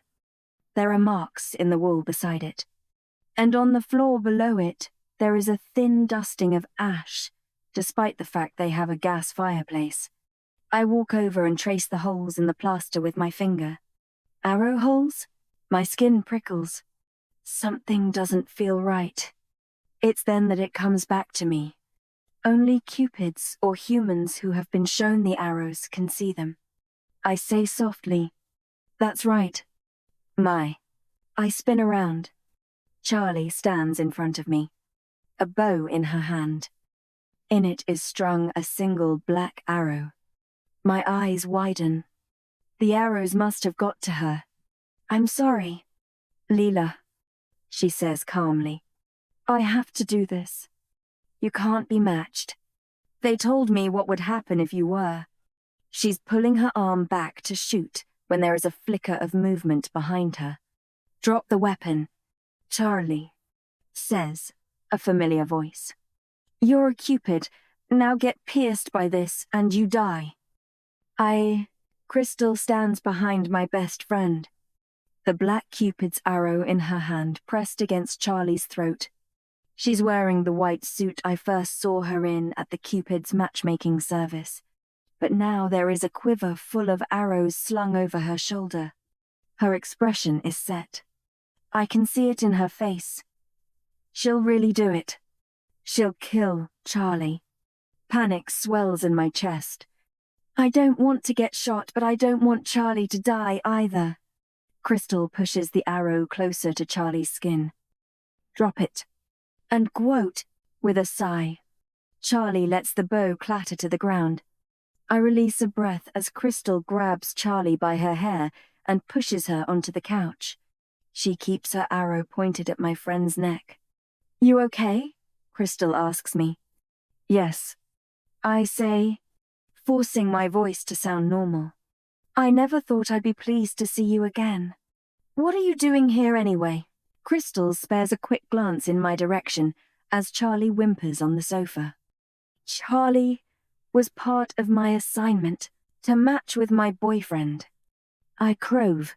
She sighs and flicks her hair over her shoulder. Yes, that was the assignment. I've been monitoring the two of them. I was pretty sure the match had been made successfully last night after what happened with the K-Pax, but I thought I'd double-check after my shift, just to be certain. That's when I discovered the surveillance went momentarily down in the early hours.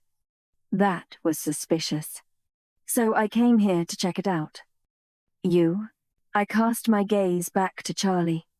She's watching Crystal warily, a mixture of vulnerability and anger on her face.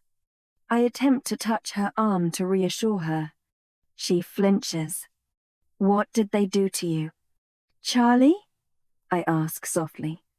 A defiant look appears on her usually soft face. You're dangerous. You have to be stopped. I feel a stab of hurt. I turn to Crystal. Have they brainwashed her? Is she really a Cupid now? Crystal keeps her gaze on Charlie. Yeah, she's a Cupid. Seems as though they shot her in here. She nods to the marks I noticed in the wall by the mantel. And, no, she's not brainwashed, not as such. She's a new Cupid, so she's more susceptible to our laws. And she's not exactly wrong. Crystal looks at me. You are dangerous. I feel frustration building up inside of me. What do you mean? No one is telling me what is going on. I'll get to that. But first, where's Cal? He and Cupid went to go fight the arrows at the square. Why? A dark look crosses her face. Charlie struggles for a moment, but Crystal pushes her back down with ease. Why do they think the arrows will be at the square? She asks quietly. I guess because the arrows think I will be there with them. Everyone. Crystal raises her eyebrows. Suddenly I understand what she is getting at. But I'm not there. I'm here. And if Charlie is one of them, is a rebel. Instantly. Crystal swipes another arrow from her quiver and jams it into Charlie's throat. Charlie and I cry out instantaneously. What are you doing? Crystal turns to me as the arrow crumbles to ash between her fingers. Calm down. It's just the K-Pax. We need answers. And we need them fast. What happened? Crystal asks Charlie sternly. Charlie purses her lips. After a moment of internal struggle, she blurts. The arrows came after the party. They must have followed me. They shot me with a black arrow. They told me that Cupid had a match. Someone from the high school. And that they'd turned me to help them find her. They said they'd read my blog, and if anyone could find out who it was, it would be me. Then they left. Tears have started to form in her eyes. Then what? Crystal insists. It started to come back to me being hit by an arrow at the party. Crystal nods. That's normal after being turned. Then what? And then I remembered the Love Shack and the Ardor. And Lila acting weird and going after Cal. I didn't know for certain, but I thought she might know something. So I contacted her, and she told me everything. I feel a flare of anger. She's supposed to be my friend, and yet now she's betrayed me twice. Crystal leans in close, menacingly. And did you tell the arrows who she was? Charlie reluctantly nods. And, final question, where are the arrows now? For a moment, Charlie says nothing. She looks like she is trying to fight the urge to speak. A tear spills down her cheek, but when she turns to me, her watery eyes are triumphant. They're on their way, she says. They'll be here any minute. It's chap 27. Crystal plunges her hand into the pocket of her white trousers and pulls out her phone. She throws it to me. Call Cal, she instructs. Her voice urgent as she pulls Charlie to her feet, then swipes Charlie's bow off the ground. The blonde's eyes are darting anxiously around the room as though expecting one of the arrows to jump out any second. I do what she says. My heart thumping in my chest. Cal picks up. What is it?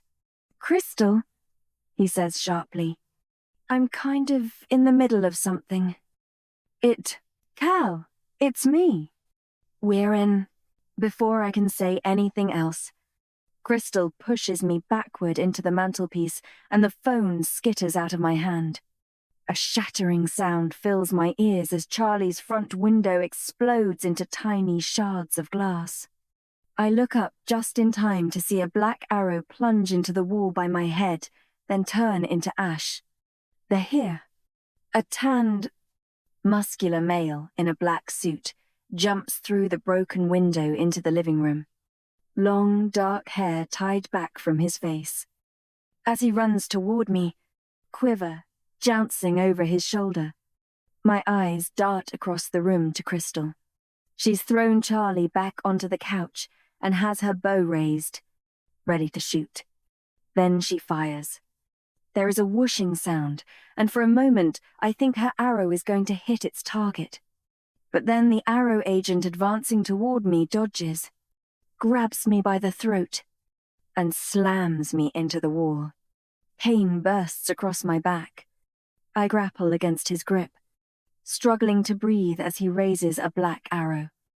Over his shoulder, I see that a female arrow with dark, wavy hair has just tackled Crystal to the ground. She can't help me. I manage to knee my attacker in the groin. When he grunts and momentarily loosens his grip, I take the opportunity to thrust my weight forward. Then, using Cupid's move from earlier, I hook my leg around his and push. He falls heavily to the floor, almost taking me with him. I stumble over him and start to make my way to Crystal, who has thrown off the female agent, but another pair of hands grab my shoulders from behind. As Crystal launches a cape-axe, I pull my head out of the way so that it plunges into my second attacker's shoulder. Whoever it was flies backward. Crystal pulls Charlie to her feet and looks at me urgently. We need to go. My car's down the street. Go. Now. We take off out the door. The three black-clad agents close behind. As we hurtle toward the street, arrows stream through the darkening sky around us. Crystal points her car keys at a pink Bentley parked on the road, and I hear the sound of the doors unlocking. She throws Charlie inside and then looks around for me, pulling her own bow back up and sending a few arrows flying back toward our pursuers.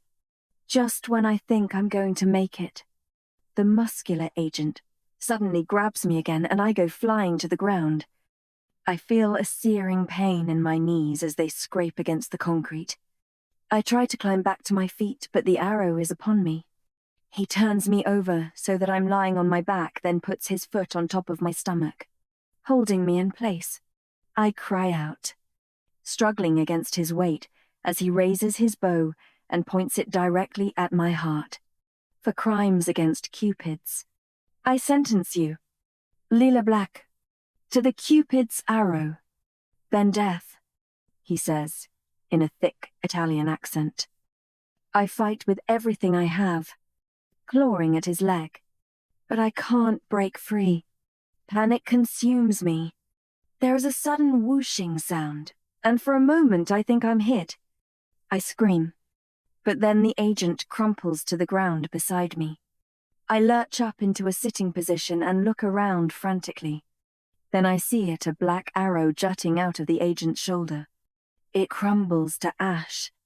On the other side of the street, Cal stands with his bow raised, his blonde hair illuminated by the light of a street lamp that's just clicked on. Relief fills me. He gives me a subtle nod before powering down the pavement after the other male arrow. Seconds later, Cupid appears by my side. He scoops me up onto my feet just as, a few feet away, Selena, her brown eyes blazing, snaps the neck of the female arrow. She looks both beautiful and terrifying in a black tank top and skinny jeans. Cal has now reached the end of the street and fires arrows into the darkness. The third agent is nowhere to be seen. My heart pounds as I turn my gaze to Cupid. He looks at me steadily, a flash of concern behind his eyes. You okay? I nod, my breathing fast. Then check to see that Crystal is all right. She is, but she's surveying Cupid and me warily. Cupid follows my gaze and nods at her in greeting. She merely scowls. What happened? He asks, turning back to me. Charlie. She's a Cupid now. He exhales heavily as Selena approaches with Cal, whose expression is unreadable, as I fully extract myself from Cupid's arms. "About time," Crystal says to Cal. After throwing her a sharp look, he frowns. "We shouldn't have left you," he says. "I'm sorry." "In woe, it's fine. I'm fine." I look at the three of them. My whole body is still shaking from the adrenaline. "What do we do now?" Cupid runs his hand through his hair. "Let's get Charlie and Crystal back to my place. Selena, the other arrow, got away. Can you come back with us? See if Charlie knows anything about where he might have gone." The siren nods, then looks at me and smiles. "Glad you're okay.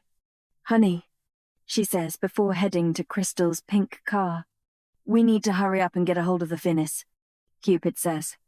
"And to do that, we need to get that copy of the book from the matchmaking service." He looks at Cal. "And by we, I, of course, mean you." "Eva," Cal narrows his eyes. "I don't know when your problems suddenly became mine." Cupid looks at me pointedly. "They're not just my problems." "Don't you want to protect Lila?" "Want?" Cal says. "I'm assigned to look after Lila. Despite having Selena on our side, the arrows are still going after her. I should have known their feelings about the match would outweigh any fears of the sirens. This has gone too far. I'm taking her into protective custody." "I do." "You're assigned to stop me and Lila from matching," Cupid says. "And until I get hold of the Finis, I'm not going anywhere. You cannot be matched. You know what will happen. Help me." "Then," Cupid says, passion sparking behind his eyes. "Help me get the Finis and I'll get out of town." I look from one brother to the other. Cal's jawline is hard, his expression unwavering. "If you get the Finis, you'll leave," I say to Cupid. "And the arrows will get out of town. Everything will just go back to normal." Cupid looks at me, a hint of regret passing across his features as he nods. I feel a twinge of disappointment. But after everything that's happened, surely it's better for him to just go. Surely it's better for him to leave before these unbidden feelings deepen. We can't ever get together. That much is obvious. "Nothing will ever go back to normal," says Cal, eyes fixed on his brother. "If the arrows can't kill you, they'll go back to Lila. She's an easier target."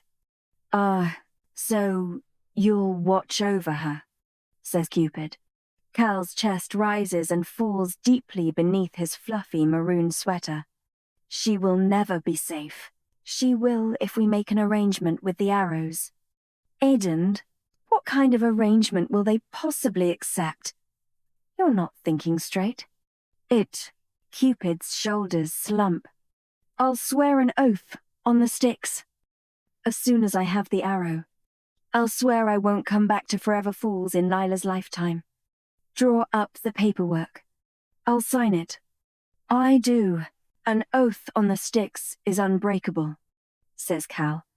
Cupid inclines his head, holding Cal's gaze.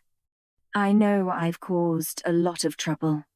Brother," he says, "I shouldn't have come here, but I had to find her. I had to know if it was true. I had to find my match. You of all people should understand that. You fell for a human once. Don't." Cal's tone is final. There's a lull of awkward silence. "I just want the Finis," Cupid says eventually, "and then I'll go." A flicker of suspicion crosses Cal's face. "Why do you want it so much?" Cupid pose. "I don't want to die. Brother, if I get the Finis before they do, I'll have a fighting chance." As he speaks, something flickers behind his eyes. Something that makes me wonder if he has another motive. But then it's gone. No one says anything for a few moments. Finally, Cal frowns. It's the only way to get rid of you? Cupid grin, the tension broken. Yup. It has, Cal exhales heavily. Fine. I'll help you get this damn arrow. But then you get out of town. He looks at his brother distrustfully in the dim light. And Lila is coming to the matchmaking service with me to find the records of the Finnis. I'm not leaving her alone with you. I framed Jap 28 as Cupid drives us back to his house. I look out of the rear window at the headlights of Crystal's pink Bentley. Dread mixed with guilt bubbles in the pit of my stomach as I think of the prisoner in the car. What's going to happen to Charlie? Will she have to get a job at the matchmaking service like the other Cupids? Will she always hate me? Thinking of her pointing an arrow at my chest makes my heart hurt. Charlie has been my best friend ever since I can remember. Even though she kissed James, I know we would have worked through it. But now it's like she's not even the same person. What's the Styx? I ask, turning back around. Long story, but it's a mythological river, says Cupid. You include a clause about it in any legal contract, and the contract can't be broken. Pretty shady stuff. I didn't check the small print of an agreement I had going with this bull-headed guy back in the 17th century, ended up trimming his hedges for the next 5 months. So you really are going to leave? I ask. Yeah. He catches my eye in the rearview mirror and sighs. Yeah. Once I have the arrow. Around 10 minutes later, we pile into Cupid's kitchen. Selena and Crystal take Charlie into the living room while Cal makes a round of coffees. It's completely dark outside now. Yet Cupid lingers at the front of the house, cautiously scanning the grounds through the glass. I perch on a stool at the breakfast bar. Nervously clutching the mug Cal hands me. It's not until I take a sip of the dark, caffeinated liquid that I realize how tired I am. I look over at Cal as he leans against the counter, somewhat awkwardly. What's going to happen to Charlie? I ask. They're not going to hurt her, are they? Cupid turns, and the brothers exchange a glance. It won't come to that, says Cal stiffly, though his eyes don't look convinced. Cupid slides onto the stool beside me, the sultry lighting of his kitchen casting shadows on his lightly tanned skin. He smells like leather and aftershave. Of course it won't. We just need to know what she knows and make sure she doesn't cause any trouble. That's why we've brought Selena. He looks at me. She's very powerful. She can get the truth out of people quickly, and she can calm them down. Can I see Charlie? I ask. Cupid nods. Just give Selena 5 minutes. Well, I put my coffee down and head into the hallway. I give my dad a quick call to let him know I'm okay. He answers from the Love Shack. Apparently Eric has given him a trial shift tonight. I force a smile into my voice. That's great. Dad, thanks. Sweetheart, he says. I guess I better brush up on my dad dancing skills. I'll see you tomorrow. Okay. I tell him it's fine, then stuff my phone into my pocket. After a deep breath, I enter the living room. The floor is hard wood, and a maroon rug lays in front of the fireplace. Its roaring blaze is the only light in the room, seeing as the heavy velvet curtains are drawn. On either side of the mantelpiece, the walls hold built-in bookcases filled with an eclectic mix of volumes. My focus is drawn to the center of the room. Beside the dark mahogany coffee table, Charlie is tied to a wooden chair. Selena kneels beside her. Crystal watches while perching on the edge of a leather armchair that matches the 2 long couches around the hearth. What is she doing here? Charlie spits when she sees me. She twists her head viciously to glare at Crystal. Aren't you going to do something about this? You're a Cupid. You should know better. Huntingdon, I've been a Cupid a lot longer than you. And we don't attack innocent humans, Crystal says, as Charlie fidgets against her restraints. Cupids cannot be matched, Charlie says, her lips thinning into a hard line. Crystal crosses the room to stand in front of me. They won't be. Then she gives a false smile. I'm going to freshen up. As her footsteps click up the spiral staircase. Charlie shrieks after her. Don't leave me here. Don't leave me here with her. Might, come on. How can Charlie hate me so much? Selena leans over her, and I hear a soft tune start up. Then, as instantly as she started screaming, Charlie begins to snore. I feel my own eyelids drooping, and I fall back into the couch behind me. What's going on? I yawn. Why is she asleep? Selena smiles kindly. Don't worry, she says. Your friend is going to be all right. I sent her to sleep because she was getting agitated. It's not safe for her to be awake around you at the moment. Is she always going to hate me now? I ask sadly. Selena gives me a sympathetic look, attempting to pierce you with a Cupid's arrow, believe it or not, was an act of mercy. But now, I do believe she will try to kill you. Is there a way to stop her from feeling like this?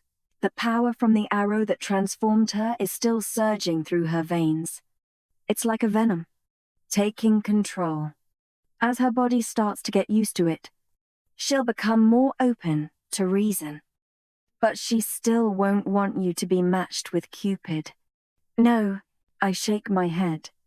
But why? Selena walks over to the couch and sits down beside me. She has been informed of the company policy. I have. Right. That it's against the Cupid's matchmaking service rules for Cupids to get matched. But seriously, what's the big deal? So what if me and Cupid do get together? He doesn't even work there anymore. Selena frowns. They haven't told you. Told me what? She sighs heavily. Do you know who the founder of the Cupid's matchmaking service is? I never really thought about it. I say, I guess I thought it was Cupid before he got banished. No. Honey, it's not Cupid. Okay.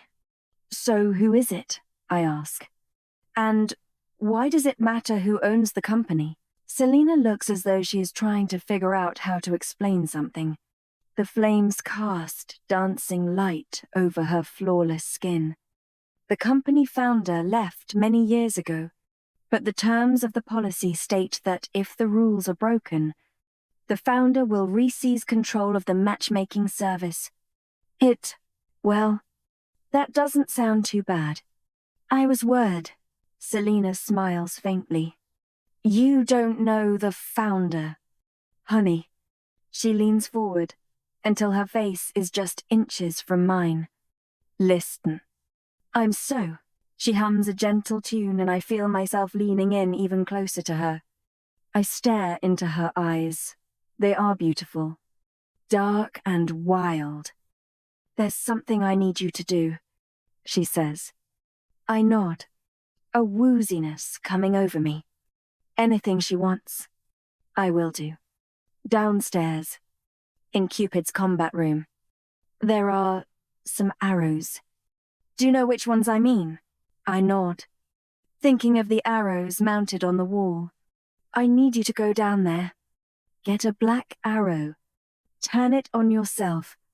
And suddenly, a hand seizes Selena's neck and she is flung from the sofa onto the floor.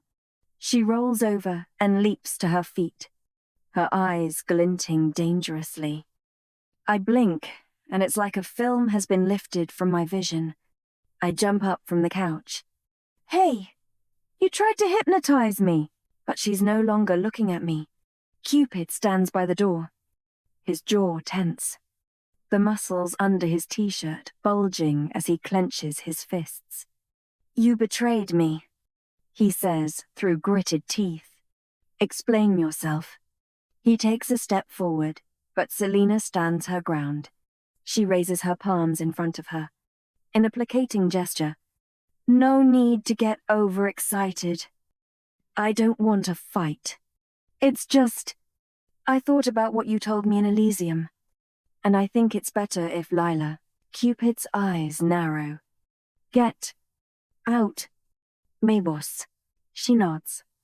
"Like I said, I'm not looking for a fight. But you're playing with fire." As she walks past Cupid, she catches my eye. "I'm sorry." "Honey, it really was an act of mercy. You'll find out soon enough." Wait!" I call when she reaches the doorway. She turns and looks over her shoulder, arching a perfectly formed eyebrow. "What about Charlie? You spoke to her, what did she say?" Selena sighs, her eyes flitting to Cupid, who's still wearing a face like thunder. "She doesn't know much," she says. "They told her about the company policy.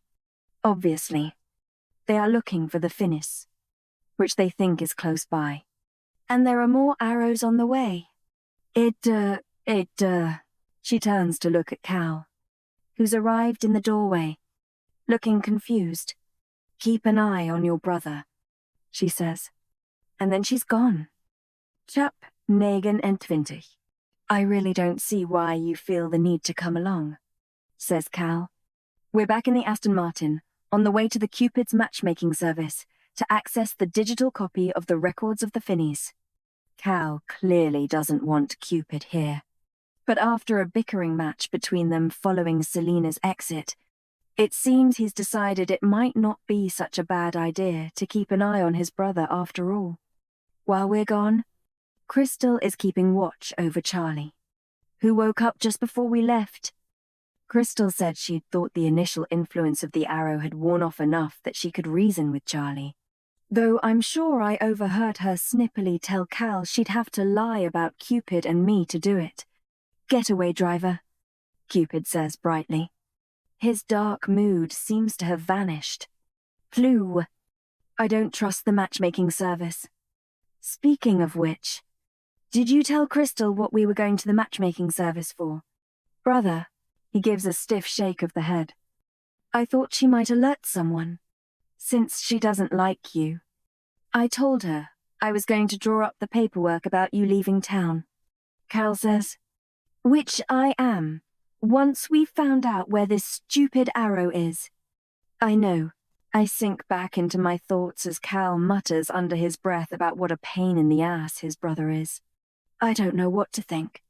Cupid doesn't trust the matchmaking service. Selena doesn't trust Cupid. Cal doesn't trust Crystal. And I don't trust anyone in this whole mythological mess.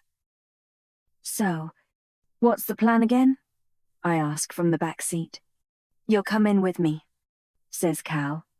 "There won't be too many Cupids about at this time of night, so hopefully we won't run into too many questions. We'll say that you have an appointment with me in my office. I can access Carter's login from my computer. We'll print off the document, then get out of there." He throws a warning look at Cupid. "And Cupid will stay in the car." And Cupid grins. Me going in there is a one-way ticket to the matchmaking service dungeons. And I really don't want to end up there. Again. With that, Cal doesn't return the smile. "Do you know what I'm risking for you? If they catch us with the records of the finis, they'll know it's to help you. I'll be banished. Or worse. Oh, Wader, it's not me that you're risking yourself for," Cupid says quietly. I wonder what he means by that as we pull up to the side of the road, just down the street from the dating service. Cal stares stiffly ahead. I don't have a good feeling about this. There, Cupid laughs. You don't have a good feeling about anything. I will. Cal ignores that and turns in his seat to face me. Come on. Let's get this over with. He fires a look at Cupid. And you? You stay in the car. I'm serious. I'm out. That just prompts Cupid to make a big show of exiting. You sure you want to do this? He asks, sidling back to open my door while Cal huffs and slams his own. Sure. I say, this mystical arrow is the only way I can get you to quit bugging me. I'm in. Let's figure out where it is before they do. Cal stalks around to our side, his face twisted with fury. I told you to stay in the car. Cupid holds his hands up in surrender as I climb out of the Aston Martin. I'm just going to walk you to the door. If you get caught, you'll need my help to get out. And IDs. He gives his most charming smile, which Cal counters with a humorless stare. Fine, he says. Just stay out of sight. 1. Cal stalks off toward the matchmaking service. I watch him go, his hair pale in the moonlight. I think back to what he said about risking his place at the matchmaking service. You really are infuriating. You know, I say, looking up at Cupid. Couldn't you have just done what he asked? A smirk tugs at his lips. I know. I'm sorry. I've condemned you to a half hour with moody Cal, the even worse version of sullen Cal. As I shake my head and start toward the building, he falls into step beside me. I just need to make sure you're both okay. None of this is how I expected it to be, he says. When I came to Forever Falls, I thought. I don't know what I thought. And the sadness I glimpsed on the balcony has returned to his eyes. And now it seems there is regret mixed in there too. What's wrong? I ask. He shakes his head. Have you ever been sure that what you were doing was right? But then as everything starts to fall into place, you begin to wonder whether it was worth it? I entered a hot dog eating contest when I was 14. I say, threw up for the entire evening afterward. I have fine. He gives a surprised laugh. Well, you know exactly how I feel then. Enter. I look at him seriously. I'm guessing his question was referring to coming here to finding me. Who is the founder of the matchmaking service? Selena said that person would take over if we were, I matched. I nod, feeling heat, grace, my cheeks despite myself.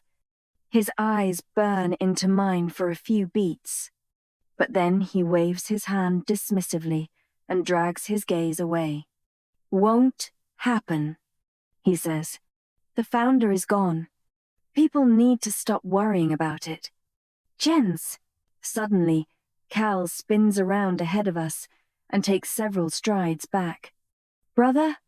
Cupid says, amused. Cupids can't be matched, Cal says sharply. I trust you know that. I'm taking part in this escapade because I want Lila safe. And because, as much as I hate to admit it, I don't want you killed. But know this. Once you have the finis, I want you out of Forever Falls. I want you gone. What test of raid? A strange look passes over Cupid's strong features as they stand face to face. Tension crackling between them. Not for the first time. I wonder if it's going to develop into a physical fight. Then Cupid takes a step backward and shrugs. Let's just get the finis. We'll deal with all that later. Yes, we will, Cal replies. We carry on in silence until we reach the glass shop front of the Cupid's matchmaking service. I can't believe how much has changed since the last time I was here. Cupid lingers by the neighboring wedding boutique, eyeing the excessively frilly dress with a look of bored intrigue. Cal looks at me. We get the copy of the records of the finis, then we get out. Ready? Ready. End. Chapter 30. The bell tinkles as we step inside. It looks the same as last time, except now Curtis is sitting beneath the long, golden arrow at the front desk. He's casually flicking through a newspaper and doesn't look up. We're not taking on any new clients at this time. Yes, I'd heard. I say, on seeing Cal. Curtis hurriedly shoves his paper beneath some files by his monitor. Then his dark eyes narrow on me. Cupid's match, he says. Yes, says Cal, and proving to be more difficult than I'd expected. It's Strime. He says it a little too genuinely. In my opinion, I'm showing her some of Cupid's files in a hope to get her to take this more seriously. It's, be careful how much you divulge, Curtis says. She's a human. I'm quite aware of that, Cal says. Voice clipped. Curtis shrugs and pushes a clipboard across the stone desk. Well, she'll have to sign in. The sign-in sheet is a blank piece of paper with only 2 Italian names at the top. Today's date is written beside them. Are the arrows already here? We don't get many visitors. Curtis offers in brusque explanation. I can't imagine why. You're all so friendly. I scribble down my name. You had 2 visitors tonight. Though, I know. I feel Cal tense beside me. Visitors? Curtis takes back the clipboard. Couple of Cupids from the Italian branch. In town. On business. They wanted to use a computer so they could access the server. I let them use yours, seeing as you haven't been in the office all day. There's something a little accusatory in his tone.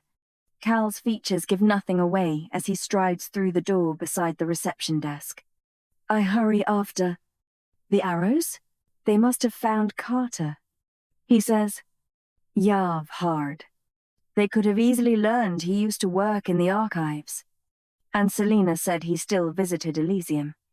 We should have taken him in. We need to hurry.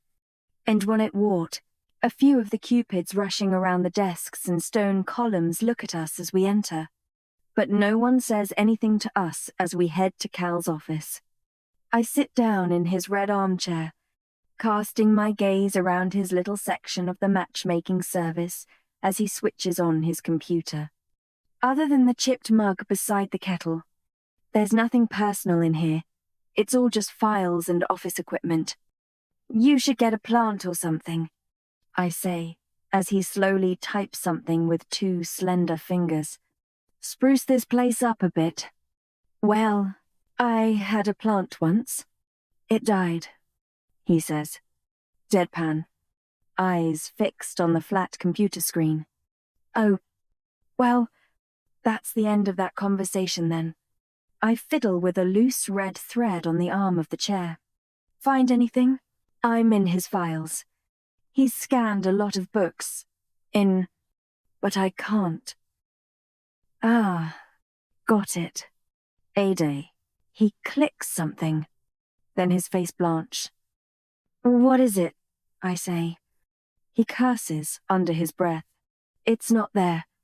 The arrows must have wiped it after they left. Curtis said they used your computer to log in. I say, have you checked for deleted files? They could still be on there. Aided. He looks at me blankly. I lift myself from the armchair and go stand behind him. Just go back to the desktop. No. Don't click there. See that little bin icon? No. Not that one. Owen.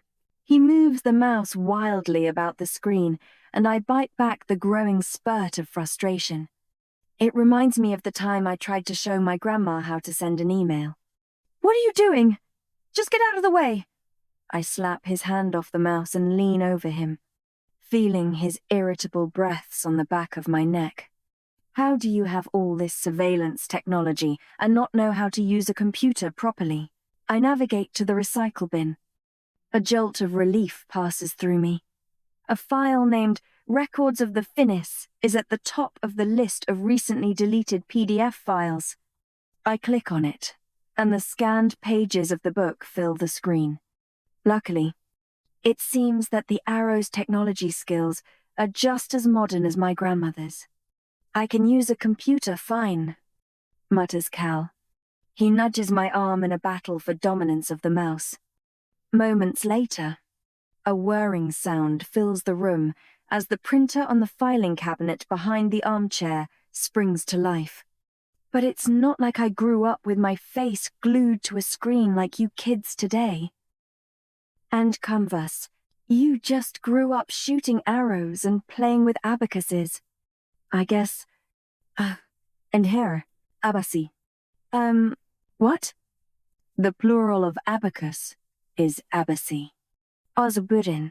My lip twitches and he flashes me a grumpy look. Seconds later, he crosses the room and swipes the printed document from the tray. Want me to delete the file permanently? I ask. He inclines his head as he skims through the pages. When I look back at Cal, his usually steady hands are trembling. Cal, what's wrong? We need to get back, he says, his face paling. The arrows might be there already. Once they've found out where she's put it, they'll kill her. I know where. I frown. What do you mean? Who was the last Cupid to have the Finis? Cal looks at me, panic in his silver eyes. Crystal, he says. It was Crystal. Air. Part 3. The Finis. Chap 31. An extract from Records of the Finis. Whitechapel. London. Eatsen Barbai. Barshaba. An account by Crystal Brodeur. My search for the Finis led me to London. It was said that there was a beast in these parts, part man, part something else entirely that had stolen the final arrow and hidden it within his abode. A thick fog was in the air when I arrived during the dead of night. I'd had to dress the part, and my long, blue skirts made a scratching sound as they dragged across the pavement. I was afraid it would be hard to fight dressed in this way, and I clutched at the special sword that hung under my cloak for comfort. As I navigated the roads, I wondered whether the humans who had built these streets realized they had unknowingly provided him with a labyrinth. I had to marvel at his power. He had made them do it. He had made them create a vast maze out of terraced houses, shadowed alleyways, and dead ends. It was a place where it was easy to get lost, and impossible to escape. The beast had always liked a labyrinth. I progressed onward. I knew that his home would be at the very center. That's where he would keep the weapon that would kill anyone who shared the blood of Cupid. I hid by a wall as 2 police constables in tall helmets passed by. The Ripper is still at large, I heard one say, their voices muffled in the fog. 4 murders and counting. I'm seen. I hurried on, clutching the sword even tighter. The humans thought a man had committed the grisly killings, but it was no man. It was the beast, the one we knew as the Minotaur. It was over an hour before I realized I was getting close. The alleys and snicket ways grew closer together, and before long I reached a tall, wooden fence. At the foot was a pool of liquid. I bent down and studied it. Blood. This had to be it. I pulled myself over the rotting fence and landed on a carpet of dead leaves that led to a mansion. It was tall and foreboding, the roof crumbling in parts. I doubted any human had ever set eyes on it. It was too far hidden. I took a deep breath and made my way toward the large, wooden door. I had just grasped the cold metal knocker when it opened of its own accord. permitting me entrance into a hall lit dimly by oil lamps. The air smelled damp and musty. I moved forward through the doorway ahead. Then I stopped, still in my tracks, in front of a room with a roaring fire. A long table stretched across the room. On top of it, a feast of food had been laid. At the end was a figure leaning back in his chair, his booted feet resting on the table. His face was hidden by shadow. The Minotaur. "Crystal," he said, his voice as smooth as silk. "How nice of you to drop in. Meine Stirn." Then he leaned forward and revealed a face I was not expecting. The face of a man. His skin was dark and smooth, and his eyes were a hypnotizing brown. I suddenly felt exposed, despite my layers of clothing. He was wearing a shirt with the sleeves torn off, revealing black tattoos that covered his bare, muscular arms. His hair was shaved close to his head, and across his left cheek and eye I could see a long, ugly scar that did nothing to detract from his overall beauty. In a sudden movement, he swung his legs off the table and grabbed a jug. He looked at me and smirked. "Wine?"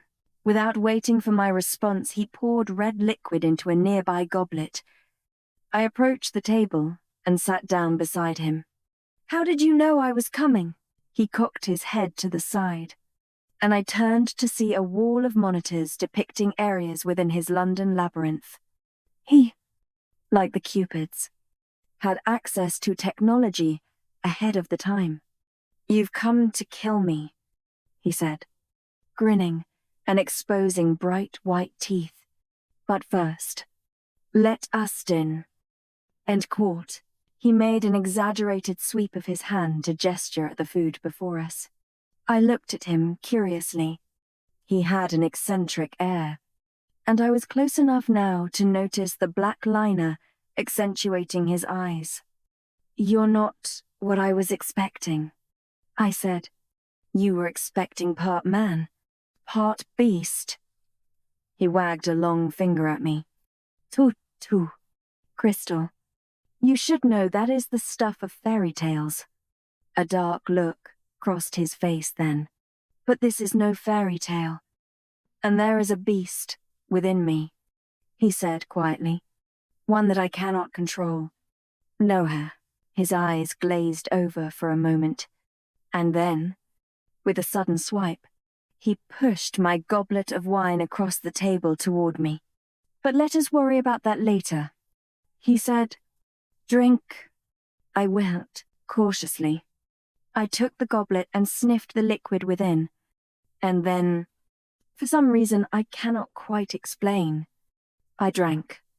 That was my first meeting with the Minotaur. I dined with him on each of the 3 nights that followed. Though I knew him to be dangerous, there was something that made me yearn to be around him.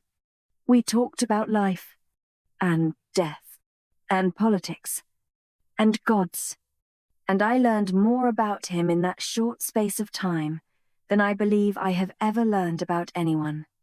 It was on the 4th night that we knew this charade had to end one way or another. "So, are you to kill me?" he asked, over a feast of meats. "I deserve it. You know." Then he leaned forward and lifted one finger in an exaggerated fashion, as though he had just had an idea. "Though perhaps we could come to some sort of agreement." "Have in." I waited, saying nothing. "I have something you desire," he said. "And you have something I desire. I know what you keep hidden about your person," he said, cocking his head toward my body. "You got it from the oracles. I presume the sword of Aegeus. The one sword that can kill me." My eyes widened in surprise. "You would swap the finnies for the sword?" "Yes." "I must." I nodded sharply. "Then, the deal is done." That night. We made the exchange and I took the finnies from London. I hid it in a place where no one would expect to see it. A place where I could watch over it. A place where the arrows would never find it. We need to get back, Cal says again. They'll kill her. He takes off without another word, and I sprint after him. When we reach the reception area, we halt in our tracks. Curtis is no longer sitting at the high stone desk. He is standing in the center of the floor, blocking our only exit from the matchmaking service, and pointing a black arrow straight at us. A quiver full of more arrows hangs over his shoulder. Find what you were looking for? Chapter 32. Curtis's eyes skim over the pages tucked beneath Cal's arm, but his arrow remains pointed at us. That's it, isn't it? The records of the Finnies. When Cal says nothing, he continues, I've been watching you from the surveillance room over the past few days. The others may have trusted you with preventing the match, but I knew you'd betray us for your brother. I've seen you helping him, entering Elysium together, hanging out at his house. Why else were you looking for the Finnies, other than to make sure he was unstoppable? Cal takes a step in front of me. Curtis, you don't want to do this. Why are you doing this? Cal, your loyalties should lie with us, not him. Cal stands rigidly. His arm muscles tense beneath his maroon sweater. The arrows are here, he says softly. They're looking for it, and they may well find it. Whatever his sins, Cupid doesn't deserve to die. And Curtis's hand tightens around his bow so hard that his knuckles whiten. Cupid's cannot be matched, he says. Reinforcements are on their way. I'm arresting you. Cal, you've betrayed us. Keys. He turns his gaze to me, his eyes wild. As for the match, we no longer shoot humans. But I'm sure the service will forgive me in this exceptional circumstance. 2 black arrows and she'll be dead, Curtis says. Then the match can never be made. He raises the bow higher. Forgive me. Heian. Cal pushes me farther behind him as my heart pounds. I can't let you do this, Cal says. What do you think Cupid will do to you if he finds out you killed his match? Curtis shakes his head sadly. I have to. Excellent question. Brother, Cupid asks from the doorway. He turns to Curtis. What do you think I'm going to do to you? Curtis's eyes widen in alarm, and he twists and releases the first black arrow. It plunges into Cupid's chest. Stay back, he says. Stay back. Ated red, Cupid pulls out the black arrow with a grunt. You know you can't kill me with that, he says as it crumbles to ash in his fingers. Curtis swiftly pulls out a new arrow, loads his bow, and releases. This one hits Cupid in the stomach. Cupid grunts again, but continues to advance. You can't escape, the receptionist says, though there is more than a glimmer of fear in his voice now. There are more of us than you. I think. I hear movement behind us and spin around. My stomach drops. 3 more Cupids line the entrance to the office, each with a bow and arrow in their grasp. My heart rate quickens. Cupid, says Cal sharply, catching his attention. There is a moment's pause before I hear Cupid sigh heavily.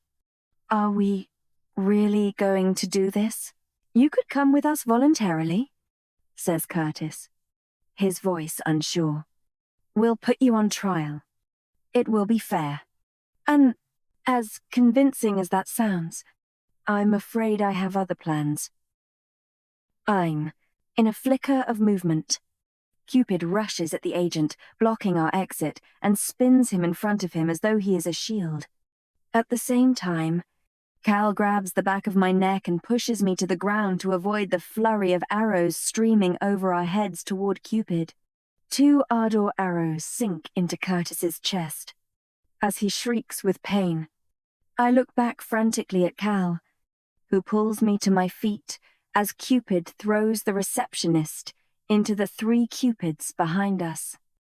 Then Cupid darts back out onto the street. Cal and I sprint after him, staying low to the ground as another arrow whooshes above our heads. I run as fast as I can toward the Aston Martin, my legs screaming with the effort. When we reach it, Cupid is already in the driver's seat, turning on the engine. I throw myself breathlessly into the back as Cal scrambles into the passenger seat. As the car accelerates, I peer through the rear window. One solitary female Cupid watches us from the middle of the road, a sour expression on her face. Cal peers over his shoulder. "You okay? Nyla?" I shoot a glimpse behind us again. The road is now completely empty. "Yes." I say, "Why aren't they following us?" Cupid looks at me in the rearview mirror. "I don't know if you noticed," he says, "but they're pretty scared of me. They're probably regrouping, working on a better plan of attack. They know force won't work when they can't kill me. Though I guess I was right, Lila isn't safe from the matchmaking service after all." Onway, he throws an "I told you so" look at his brother, then immediately frowns. "What did you find out in there anyway? Please tell me you found the copy." "Indust. Crystal," says Cal quietly. Crystal was the last Cupid to have the finis. Even. Cupid's eyes widen, and then he steps on the accelerator hard enough that I'm thrown back against the leather seat. "What will happen to her?" I ask. "If we don't get back in time." Cal's angular face is paler than usual, and his jaw is clenched. "They'll start with the K-Pax," says Cupid, "to try and get her to tell the truth about where she put the finis. Error. She's a trained Cupid. Though," says Cal, "she'll fight it. And then... raid." He stops, looking sick. "The ardor," says Cupid quietly. "They'll torture the answers out of her." Heba, my stomach turns as I remember Cal's reaction in the simulation and the receptionist's shrieks just moments before. And then when they have what they need, they'll kill her so that she can't tell us. Cupid puts his foot down even harder on the pedal, but it still feels like the hour we spend hurtling down the freeway takes forever. The street lamps are streaks of white light as we finally race through the town square and approach his home. A terrible thought loops through my mind throughout the drive. What about Charlie? Is she safe? Will they take her too? After Cupid skids to a halt in front of his house, we rush out. There is still a light on in the kitchen, and all looks undisturbed as we race in. "Crystal!" Cal shouts. "Crystal, are you here?" Then we open the door to the living room. My stomach plummets. There's obviously been a struggle. The armchair is overturned, and books from the shelves are scattered across the hardwood floor. Across the far wall, the roaring fire illuminates what looks like a smear of blood. I turn to Cal, whose expression is unreadable even though his silver eyes blaze. Then I catch a movement in the corner of the room. I brace myself, spinning to face whatever threat is lurking there. Charlie steps out from behind the bookcase, and her dark eyes meet mine. "They took her," she says. "They took Crystal." Chap 33. Cupid walks up to the overturned armchair, pushes it back on its legs, and sits down. He looks up at Charlie, his eyes narrowed. "Why didn't they take you?" The flickering light from the fireplace casts threatening shadows across his hard jawline. Cal takes a step forward, placing himself between Charlie and me, his fists clenched by his side. "I would like to know the answer to that, too," he says. Charlie shakes her head. "I don't know. They untied me, then said they'd be in touch. Is Jard? She's lying, says Cal. She knows where Crystal is. I know Aza. Suddenly he lunges toward her, but Cupid grabs his brother's arm. Although alarmed, Charlie doesn't flinch. I can see some of my old friend in her stubborn expression, but there's a strange new power there too, a distance. I want desperately to believe we can bring her back again. Let's all calm down, I say. If Charlie was part of this, surely she wouldn't have stayed. Wouldn't she have got out of here if she was helping the arrows? As Charlie looks at me, her face hardens. For a moment, we stare at each other, and then she flies at me, wrapping her hands around my neck and ramming me into the wall. Cupid jumps to his feet, but not before I headbutt her and tackle her to the ground. As I do, it releases some hidden emotion in me, something lurking since I saw her kiss my boyfriend at the party. I pin her arms against the maroon rug as she fights me, her dark eyes flashing. We stare at each other, breathing hard, ragged breaths, and then the anger seeps away, replaced by sadness at her mask of hatred. Charlie. Stop it! Just stop it! Suddenly, the tension leaves her body. I think maybe she's listening to me, that I've reached her somehow. But then, I follow her gaze. Cal has a black arrow pointed her throat. Cupid crouches down, and I relax my hold on her. Listen, Charlie, he says, speaking slowly, as though explaining something to a child. You must be feeling confused right now. Angry, too. But the arrows are not the good guys. They're the ones who did this to you. And they're the ones who have taken Crystal. Now, we're going to get her back. But we need your help to do it. She narrows her eyes as she focuses on him. Her breathing is fast and shallow. You can't be matched. I would not. Cupid shakes his head. They made it up, Charlie. They've been trying to kill me for years. And now they're trying to get Lila, too. Because they know that hurting her will hurt me. He looks at me, his face serious. I've been looking for my match for a long time. I feel trapped in his gaze for a moment. But the words he is saying, I know they're not true. The arrows want to kill me, because us breaking some corporate rule will force a change in leadership. But I still don't understand why that's such a bad thing, or why Cupid seems to want it to happen. That's what Crystal said too, says Charlie. She looks at me, the hate behind her eyes slowly dying. I feel like... Eamon, brother, some help here, says Cupid, clicking his fingers impatiently at Cal, who, though still holding the arrow, has a glazed look. He blinks, then drags his gaze toward Charlie. You feel like your blood is boiling in your veins, Cal says. Like you need to attack to protect the Cupids, to stop what the arrows have told you will come to pass. That's natural for a new Cupid. But we're not your enemy. Neither is Lila. In the next 24 hours or so, you'll feel yourself again. Cupid wiggles his eyebrows. Only Cupid, dear. She looks warily at the black arrow, then at the three of us. Why did you stay here and wait for us? I ask suddenly. If you really hate me this much, Crystal's my friend, she says. Before I went to camp, we hung out a bit while she was working at the diner. While you were hanging around my boyfriend, I find myself thinking, and I don't hate you, she adds, holding my gaze. What I did hating you didn't come into it. Cupid nods and gives what he clearly thinks is an encouraging smile.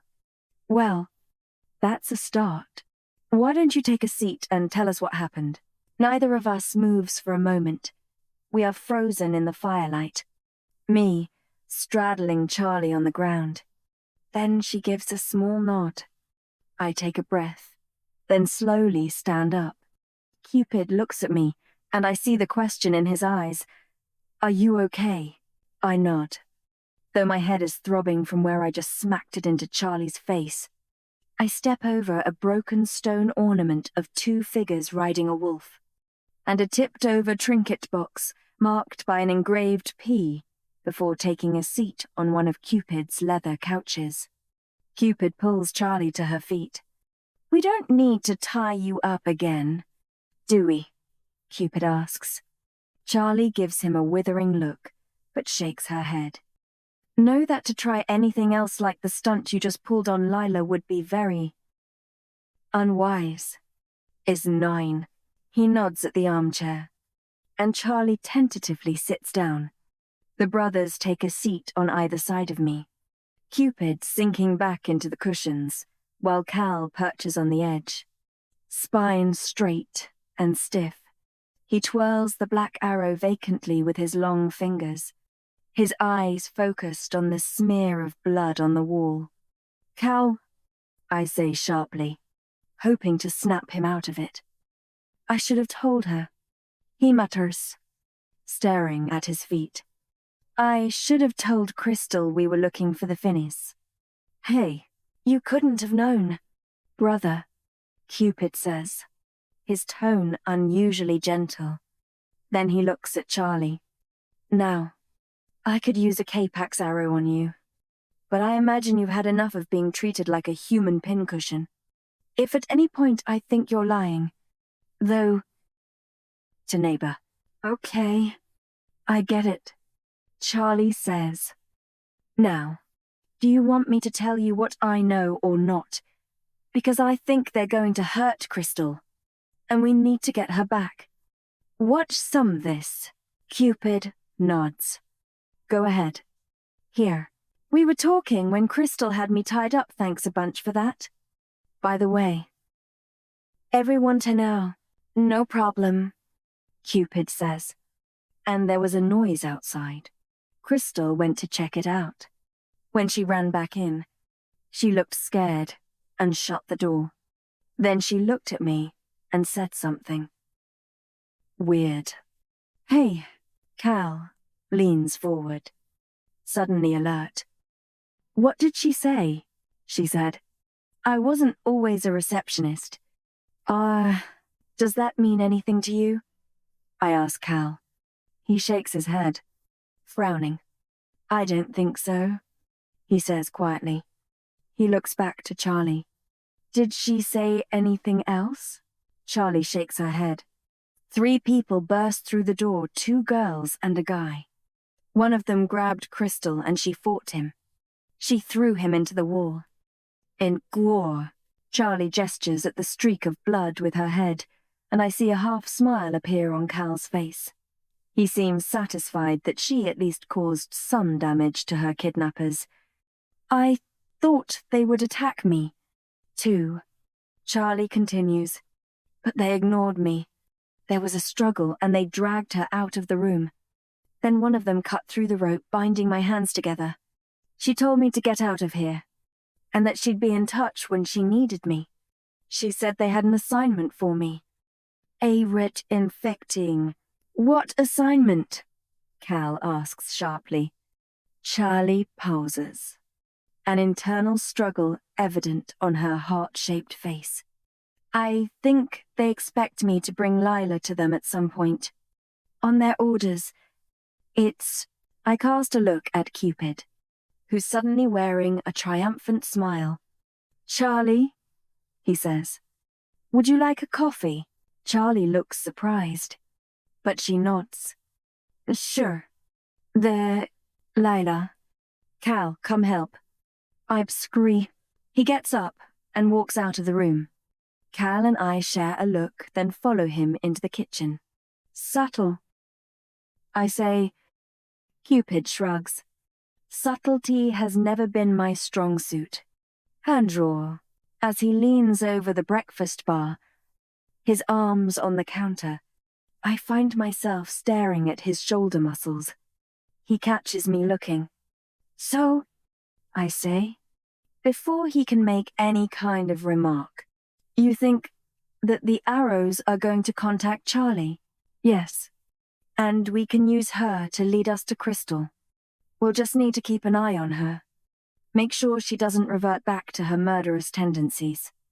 No way, Charlie says from the doorway. I'm going home. I've had a really bad day. And Cupid shakes his head. Sorry, Charlie. It's not safe. And I can't risk you doing anything stupid. He turns to me. You, too, Lila? He says. The matchmaking service has shown its true colors. The arrows are out there. And Selena tried to harm you. You're not going home either. No, Dime. Fine by me. I say, though my stomach clenches at the thought of spending the night with Cupid. Definitely not keen to have my house turned into some mythological battleground. Oh God, says Charlie. My parents! My living room! The arrows jumped through the window. And to spend. Yeah, they like to make an entrance, says Cupid. But Crystal made a few calls when we first got here. It'll be sorted by now.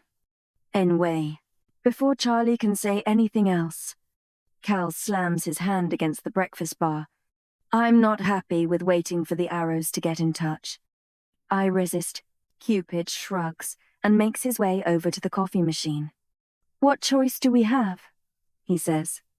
Neither of us can get into the matchmaking service now. We're both wanted men. I did. Cal scowls. You're hardly wanted. And it's chap 34. Charlie, on seeing that she doesn't have much of a choice, calls her mum, then reluctantly heads to bed in one of the house's spare rooms. Cal skulks down to the combat room, presumably to blow off some steam, while Cupid begins clearing his living room of evidence from the attack. Meanwhile, I sit alone in the kitchen, nursing my coffee. My mind replays the events of the day, which culminate in Cupid's insistence that I spend the night here, with him. Given all that's happened, it should be the least of my worries. But there's something about Cupid that plays with my emotions. Perhaps it's that expression of longing and sadness that crosses his face when he thinks no one is looking. I'm unsure of what to make of him. I do not think I can trust him. Yet every part of me yearns to. Cupid suddenly appears at the doorway, jolting me from my thoughts. After gesturing that I should follow, he leads me into the living room, which has regained its former elegance. If not for the smudge on the wall, it would be hard to believe that this was the scene of a vicious attack. Cal has returned from the basement and is sitting tensely on one of the sofas, his pale skin lightly flushed and his hair damp. As I pass him to go and sit on the armchair, I catch the scent of fruity shampoo. I take it we're spending the night in here, he says. Looking at Cupid. All of us? Cupid grins and looks at me. Well, I have a nice big comfy bed upstairs if... I'm red. He trails off, as both Cal and I give him a withering look. Cupid laughs. Just kidding. I was planning on staying down here anyway, in case Charlie decides to go on a walkabout. If you insist on acting as our chaperone, so be it. I'd say, take one of my spare rooms. Leela? But while Charlie still has the Cupid's arrow pumping through her veins, it's probably best you stay with me. And my heart thuds against my chest at the thought of sleeping in such close proximity to him. Take the other sofa, he offers. It's more comfortable. I can take the chair. I shake my head. I'm fine. I hardly think I'll be able to sleep anyway.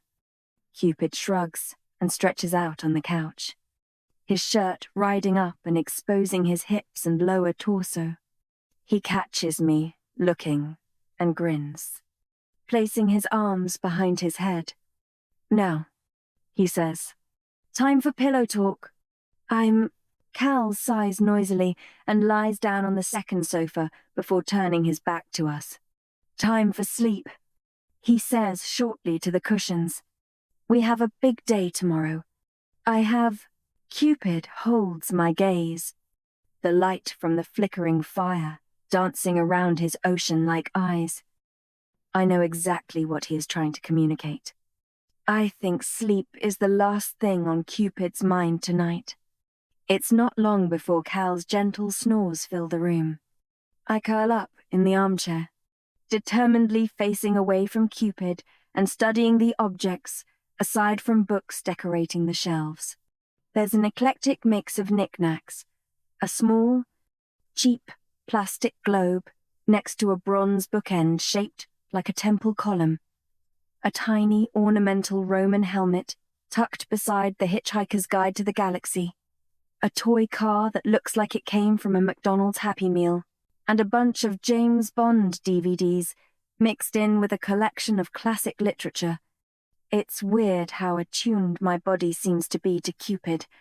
I can hear his breathing, feel his heat, sense his energy.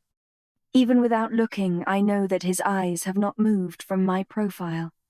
After a while, he sighs and gets up. I watch him out of the corner of my eye as he moves to the curtains, bends down, and picks out 3 folded blankets from a black cube-shaped footstool in the bay of the window. He walks over to Cal and casually throws one over him. I stare at him, surprised. I thought they hated each other. Cupid notices me looking. "Want one?" he says, holding out a blanket. It's cream-colored and fluffy. I take it, then watch curiously as he resumes his position on the leather couch, places his hands behind his head, and rests his bare feet on the arm of the sofa. He doesn't take his eyes off me. "I don't think you're quite as bad as you make yourself out to be," I say quietly after a few tense moments have passed. Cupid smirks. "I don't make out that I'm bad at all. It's my dear brother who likes to do that." End quote. "You care about him." "Though, I know," Cupid shrugs. "He's my brother. He's a pain, but he's my brother. He thinks you shouldn't have come here." "Where?" Cupid sits up again and leans forward to look at me steadily. "Is that what you think?" My mind is cast back to the past couple of days. Everything Charlie becoming a Cupid. Crystal being kidnapped, all of that is because of him. "Yes," I say quietly. But as I say it, I know that it's not true. "You've caused a lot of trouble since you got here. Why did you come?" His eyes don't leave mine. "To find you. My face suddenly feels hot, and I'm unsure if it's because of the heat from the fire or the energy that now fills the room. I shift in the armchair. "Cal said you were banished from the Cupid's matchmaking service because you obsessed over women, that you had extreme views." "Oh," Cupid lets out a short laugh. "Cal said that. He was always the dramatic one." With A, I frown. "They didn't banish you." Cupid grins. "Oh, they banished me all right," he says, then pauses a moment, as though in thought. "I guess my views are extreme to them." What views?" "Dating?" He gives another laugh as he shakes his head, then falls back against the sofa. After a while, I speak again. "I don't think you're my match. I don't believe in that kind of thing." "How, Cupid shrugs. "I don't either. I really not like my brother does." Well, why did you come here?" "Then," I ask, surprised. He looks amused. Curiosity. When I don't reply, he looks at me, his eyes darkening. I've seen matches. I've made matches. So I guess it's not that I don't believe in them, he says. It's just, well, a bit depressing, isn't it? You only have one shot, with one person. And once that person's gone, they're just gone. And you're all alone. My mind drifts to my dad. Lost, without my mother. Cal matched them. So they must have been soulmates. And now my dad's soulmate is gone. Cupid continues. Sometimes I think that people should just be left to their own devices. All this matching. It makes it seem like everything is planned. I don't think love should be planned. Do you? You're a Cupid. And you don't think people should be matched? He smiles.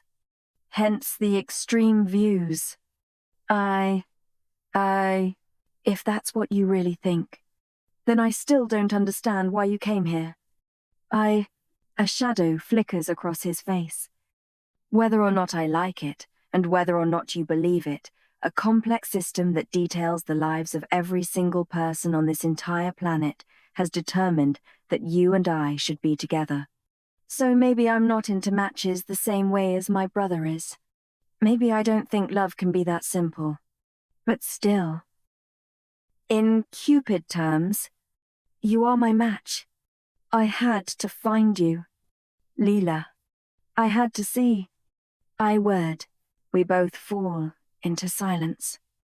The only sounds in the room are Cal's muffled snores and the crackling of the fire. I fiddle with the tassels on my blanket. Why did Cal tell me you were dangerous? Because he knew the arrows would come? Partly, he says. But partly something else. They've did, and that is, he thinks that something bad will happen if we're matched. And what does he think will happen? Is it about the founder? It's something in the matchmaking service company policy. From the other sofa comes a sharp, throat-clearing noise.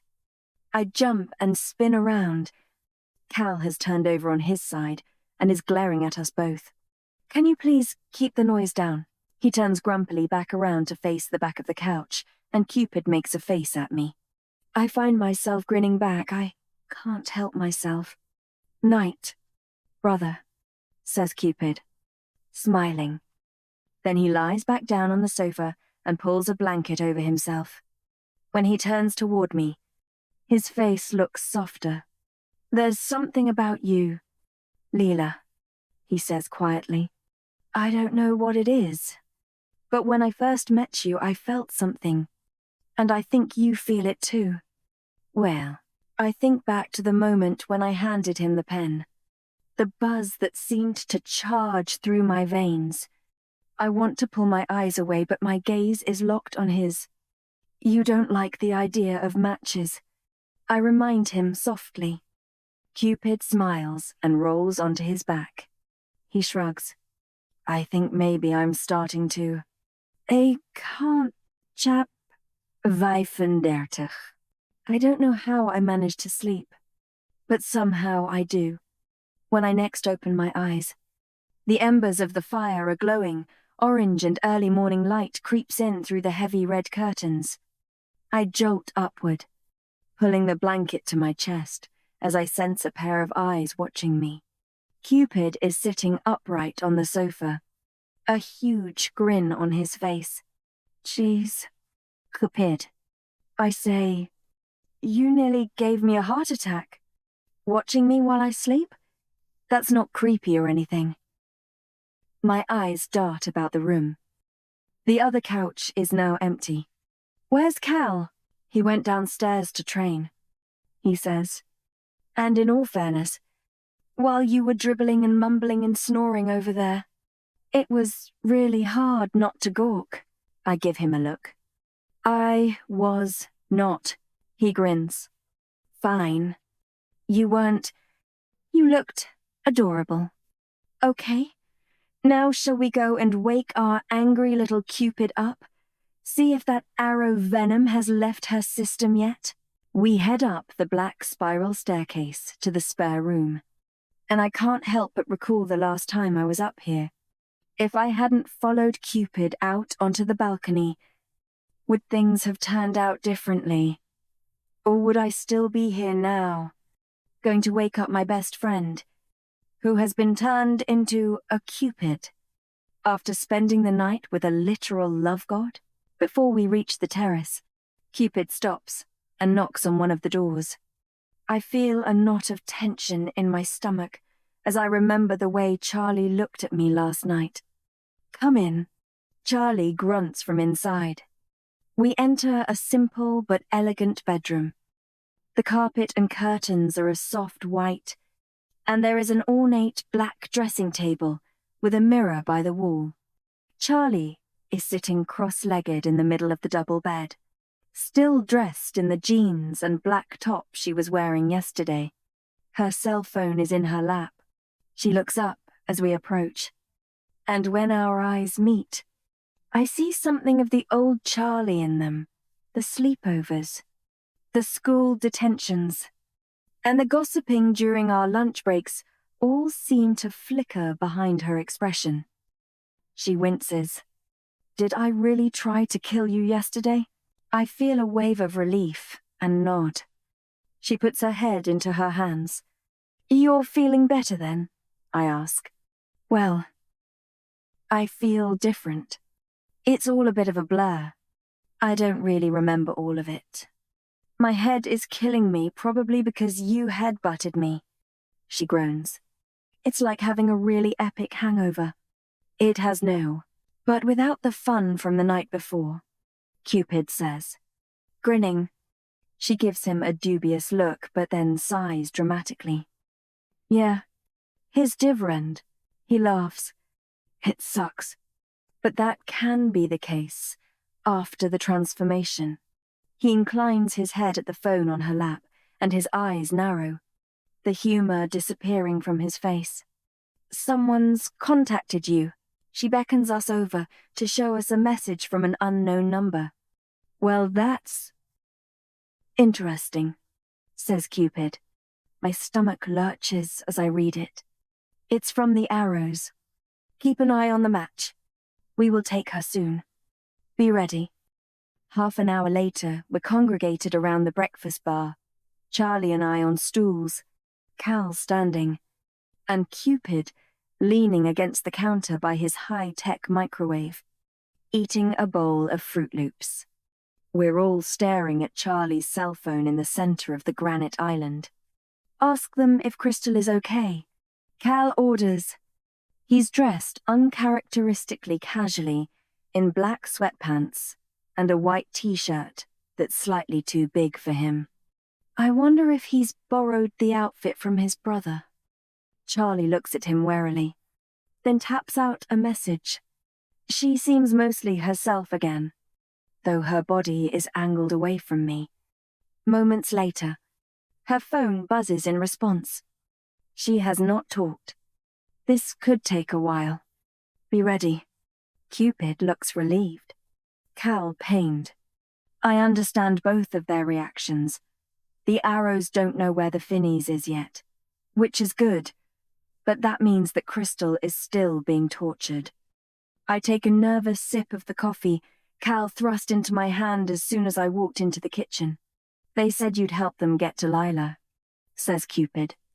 Ask them about their plans for Lila. I was Zed. Charlie types in another message, and a couple of minutes later, the phone buzzes again. We know you are on the party planning committee. We need you to get us peacefully into the Forever Falls dance on Friday. And make sure she is in attendance. Tell them you'll bring her to them now, Cupid says. But only if they tell you how many of them there are, how many weapons they have, and to give you their address first. Cal and I both look at him. But in a more subtle way, Cupid says. Obviously. I've had a maid. She keys in a message, and we wait. It takes a good 5 minutes before we get the reply. Too risky. Cupid will be watching her. Just get her to the dance. We'll be in touch. Interesting. They clearly want the distraction of the dance, says Cupid. Gives us a bit of time to plan. At least. He places his cereal bowl in the sink and stares pensively into his yard for a moment. The morning light that streams through the glass paints his hair gold. With lots of people in the same place, it'll be easy for them get Lila out undetected. Yeah? We'll see about that.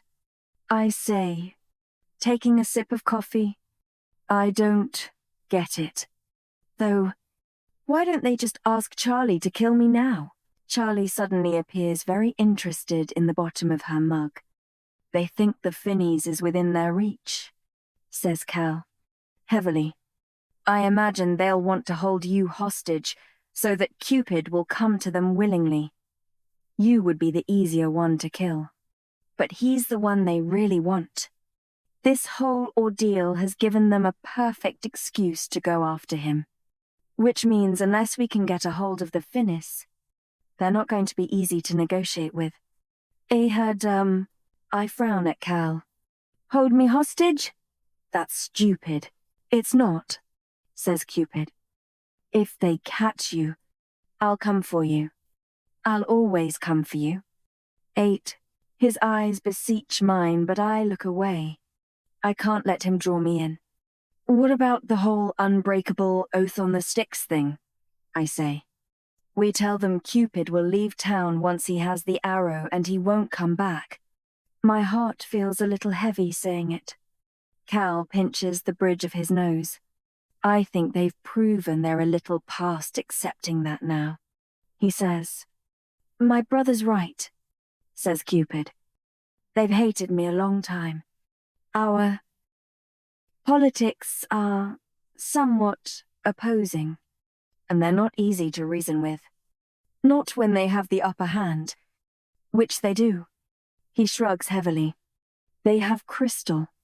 They think they have Charlie under their Cupid-y thrall, and they have a plan. We need to get the Finnies before they do.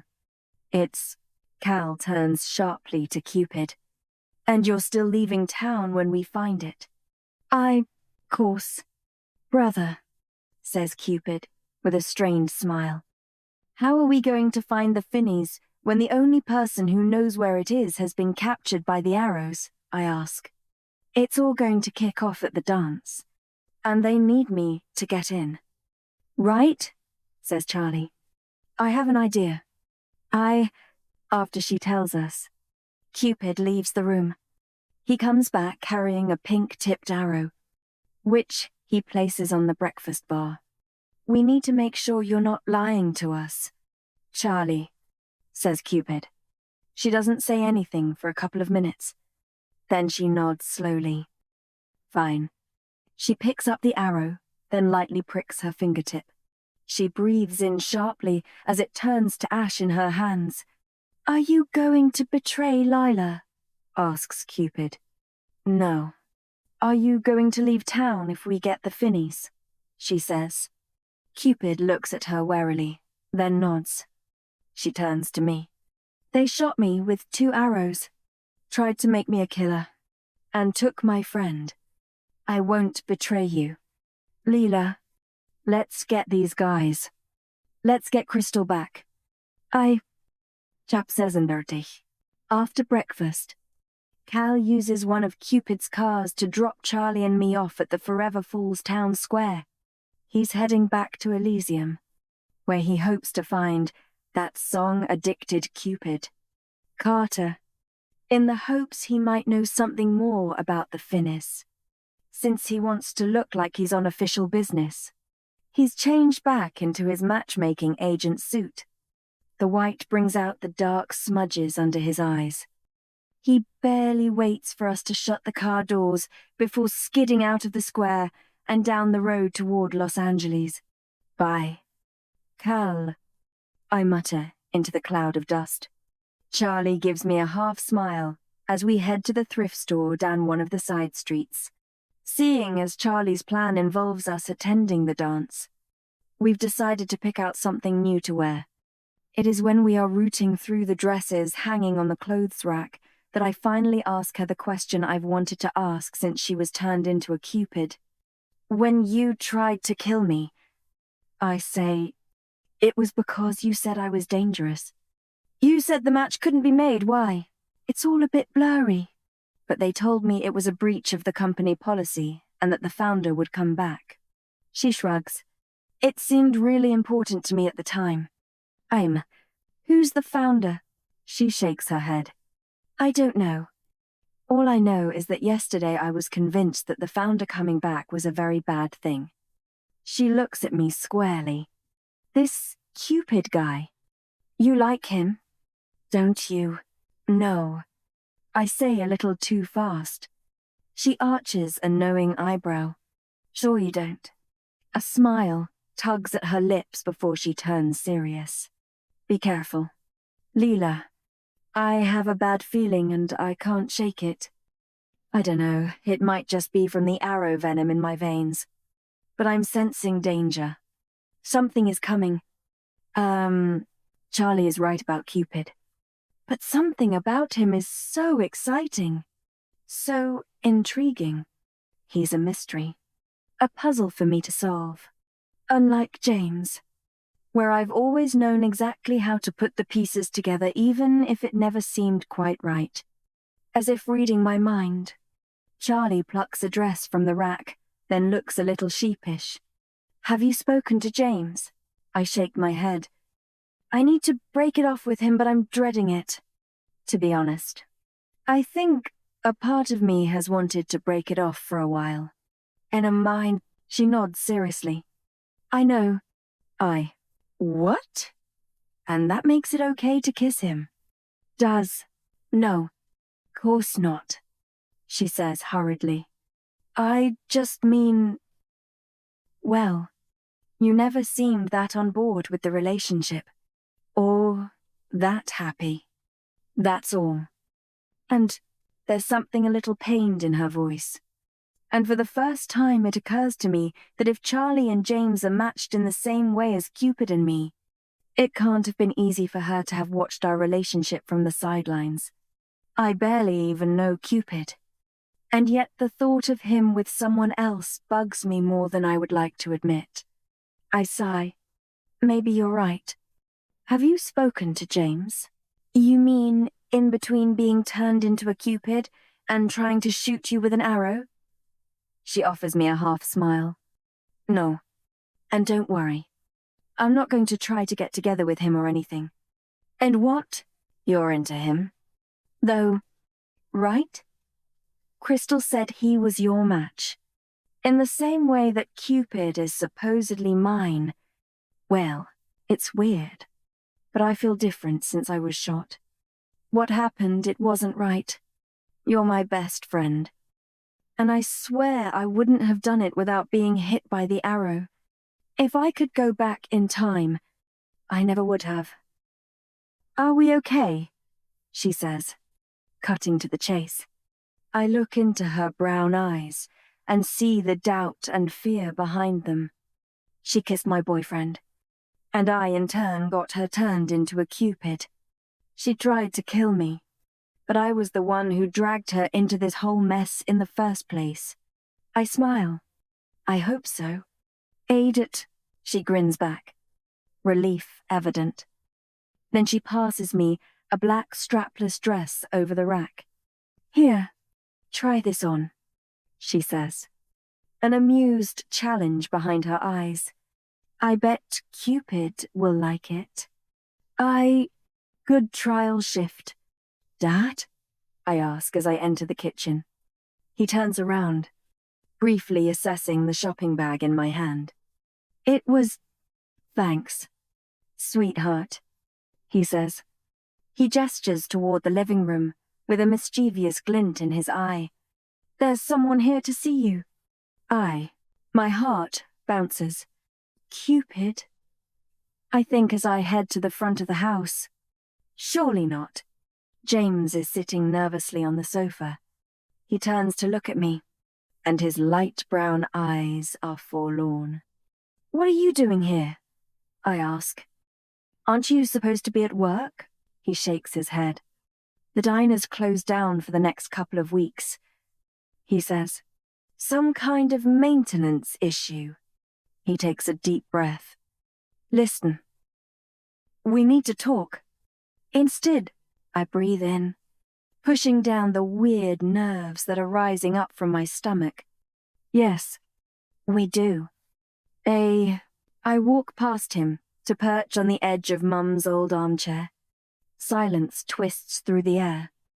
My eyes skim over Dad's old bowling trophies on the mantelpiece to stop myself from staring at James. I don't know what to say. Evidently. Neither does he. He's staring at the wooden floor between his sneakers.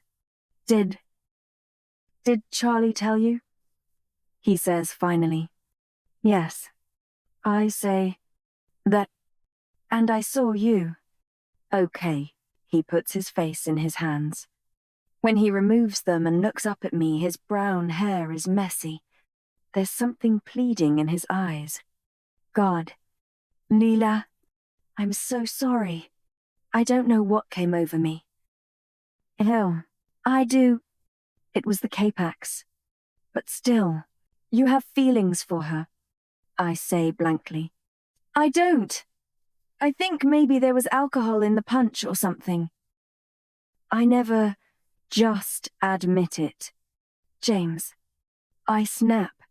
He flinches, before sighing heavily. Okay. Maybe there was some feeling there. But I chose you. Leela, I love you. I love you. Too. James. I say, we grew up together. When you fainted in class in kindergarten. I was so worried about you, I cried. In 5th grade, I slapped you in the face for drawing all over my favorite pencil case. And when Mum was ill, you were my rock. You made me smile and you helped me get through it more than you will ever know. I bite my lip, but I don't think we're in love, if I'm honest. I don't think we ever were. Well, he leans farther forward. Lila, listen, please. James, let me finish. I swallow hard. I think we were friends. And we just kind of fell together because it was easy. Easier than going after what we really wanted. And when I lost Mum and felt like everything was reeling out of control, that's what I needed. I needed a friend. I needed something that wasn't complicated, or messy, or hard. And quite. So now you want something messy? He asks, his tone hardening. Is there someone else? It's that Cupid guy, isn't it? I saw him gawking at you at school. Life is messy. And look at us. This has become messy. You kissed Charlie! I rub my face. Hard. I don't want messy for the sake of messy. But I don't want to live my life trying to avoid anything complicated just because I don't want to get hurt. Enough rhyme? So what are you saying? Are we really breaking up? I swallow the lump in my throat. Yes. Airways. We stare at each other. I can feel the heat in my face, and his cheeks are flushed too. Then, slowly, James nods. Okay, he says. Okay. And come to. He gets to his feet and I mirror him. We stare at each other for what feels like an eternity. I'm sorry for what happened at the party, he says. Finally, I should never have kissed Charlie. I'm sorry too. About all of this. It's Wannett. We're standing a few feet apart in the living room we've spent so much time in together, and yet suddenly we're strangers. Do you think we can ever go back? He asks. To the way things were before we got together? He's kissed my best friend. Charlie has been turned into a Cupid. And a paranormal organization wants me dead because I've been matched with a banished love god. I'm sorry, James, I say softly, but I don't think we can. Avery wanted Jean. The next few days pass without much incident. Dad seems to enjoy his new job. Charlie doesn't try to kill me again. And James mostly avoids me after the breakup. I don't get a chance to speak much with Cupid, as Cal hovers around him like an irritable shadow and leads him away every time he spots me down one of the locker-lined corridors. I wonder why they even bother to come to school at all. But on one of the rare occasions I manage to speak to Cupid, he points out that if they were expelled, then they wouldn't be able to attend Friday's dance, which could pose some problems for our plan to get Crystal back. On Wednesday, Cal demands that we all meet him in the library at lunch, whereupon he dumps a stack of books and papers in the center of the table. He didn't manage to find Carter at Elysium, but he did blackmail another Cupid there into stealing a bunch of resources from the Cupid's matchmaking services library. Amid the hall are company staff records, old photographs, and weapons books. We sift through them for the hour, but can't make any sense of them. And the next day, he doesn't bother asking for our help at all, only skulks off at lunch to pore over the yellowing papers alone. When Friday finally arrives, the air is heavy with anticipation. During the afternoon, we meet in the school gym to help Charlie and the rest of the party planning committee set up the dance, with the idea that we'll also surreptitiously hide some weapons for tonight. Cal grumpily helps me paint a banner, irritably flicking pink paint and looking at the paintbrush with open disdain. Why is your mascot a lobster? Anyway, he grumbles. Forever Falls isn't even by the sea. I went, oh, is that what that's meant to be? I say, peering over his arm at the pink splatter he's made. He looks highly affronted. Well, it's not finished yet. What's wrong with Shelley anyway? I say, smirking as I continue with the black lettering. It's called Shelley. Shelley? The lobster? He shakes his head. You humans really have no imagination. As he mumbles to himself, Charlie picks up a stack of speakers and effortlessly carries them past a muscular football player who is struggling to carry one. Charlie might not want to kill me anymore, but I've noticed a few changes since she was hit by the arrow, the super strength being one of them. I watch as she puts it down and marches across the gym to Cupid, no doubt to tell him off for playing on his phone rather than helping with the decorations. Speaking of non-humans, will Charlie be okay? I ask Cal. He puts a paint-smudged hand through his hair. It can take a while for the person affected to understand the weight of the transformation. Usually, an agent would have taken her into the matchmaking service by now to debrief and properly train her. But obviously neither Cupid nor I can do that now. Mine is Stixo, I frown, watching her worriedly. Can't you get someone else to do it? What about the guy who got you the papers? Right now she's our only chance of getting Crystal back. And our only chance of getting rid of my brother too. His expression hardens. You really need to be more careful around him. He's no good for you. Leela. Note, something shifts in his features as he looks at me. Neither of us speaks for a moment, and I sense the same loneliness behind his stiff exterior as I do behind Cupid's recklessness.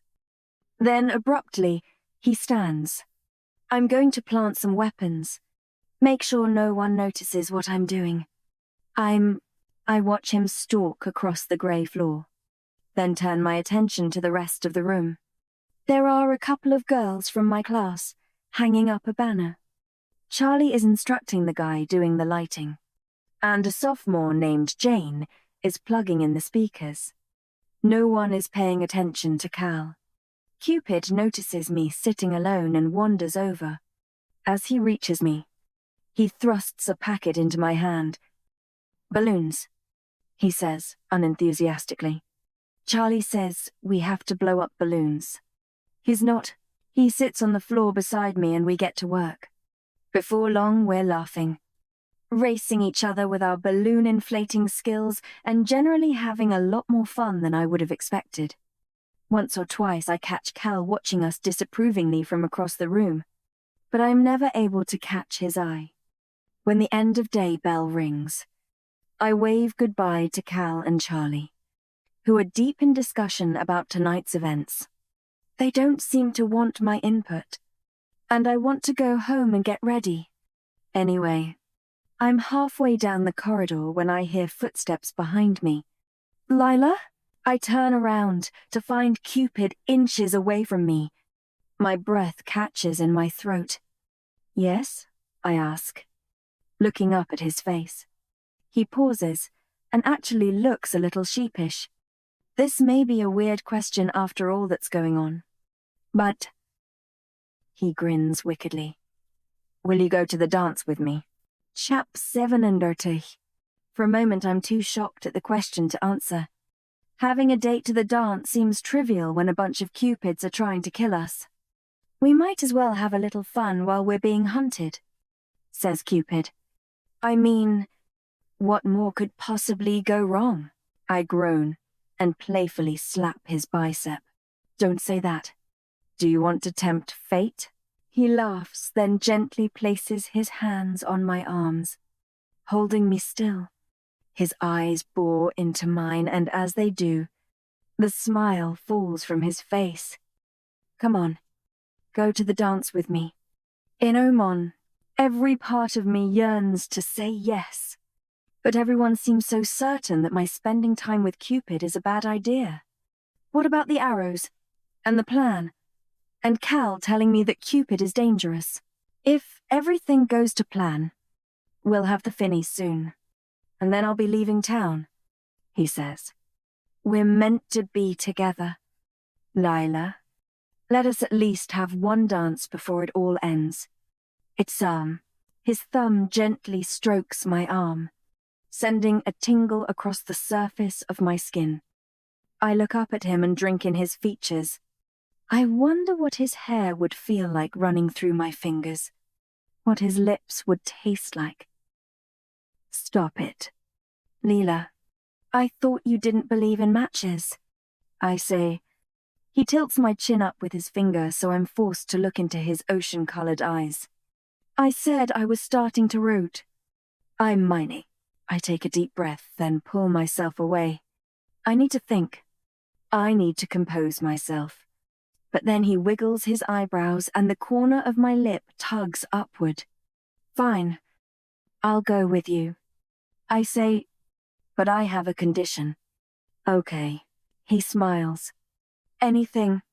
I don't get why the Cupid's matchmaking service changing management is so bad. Who is the founder?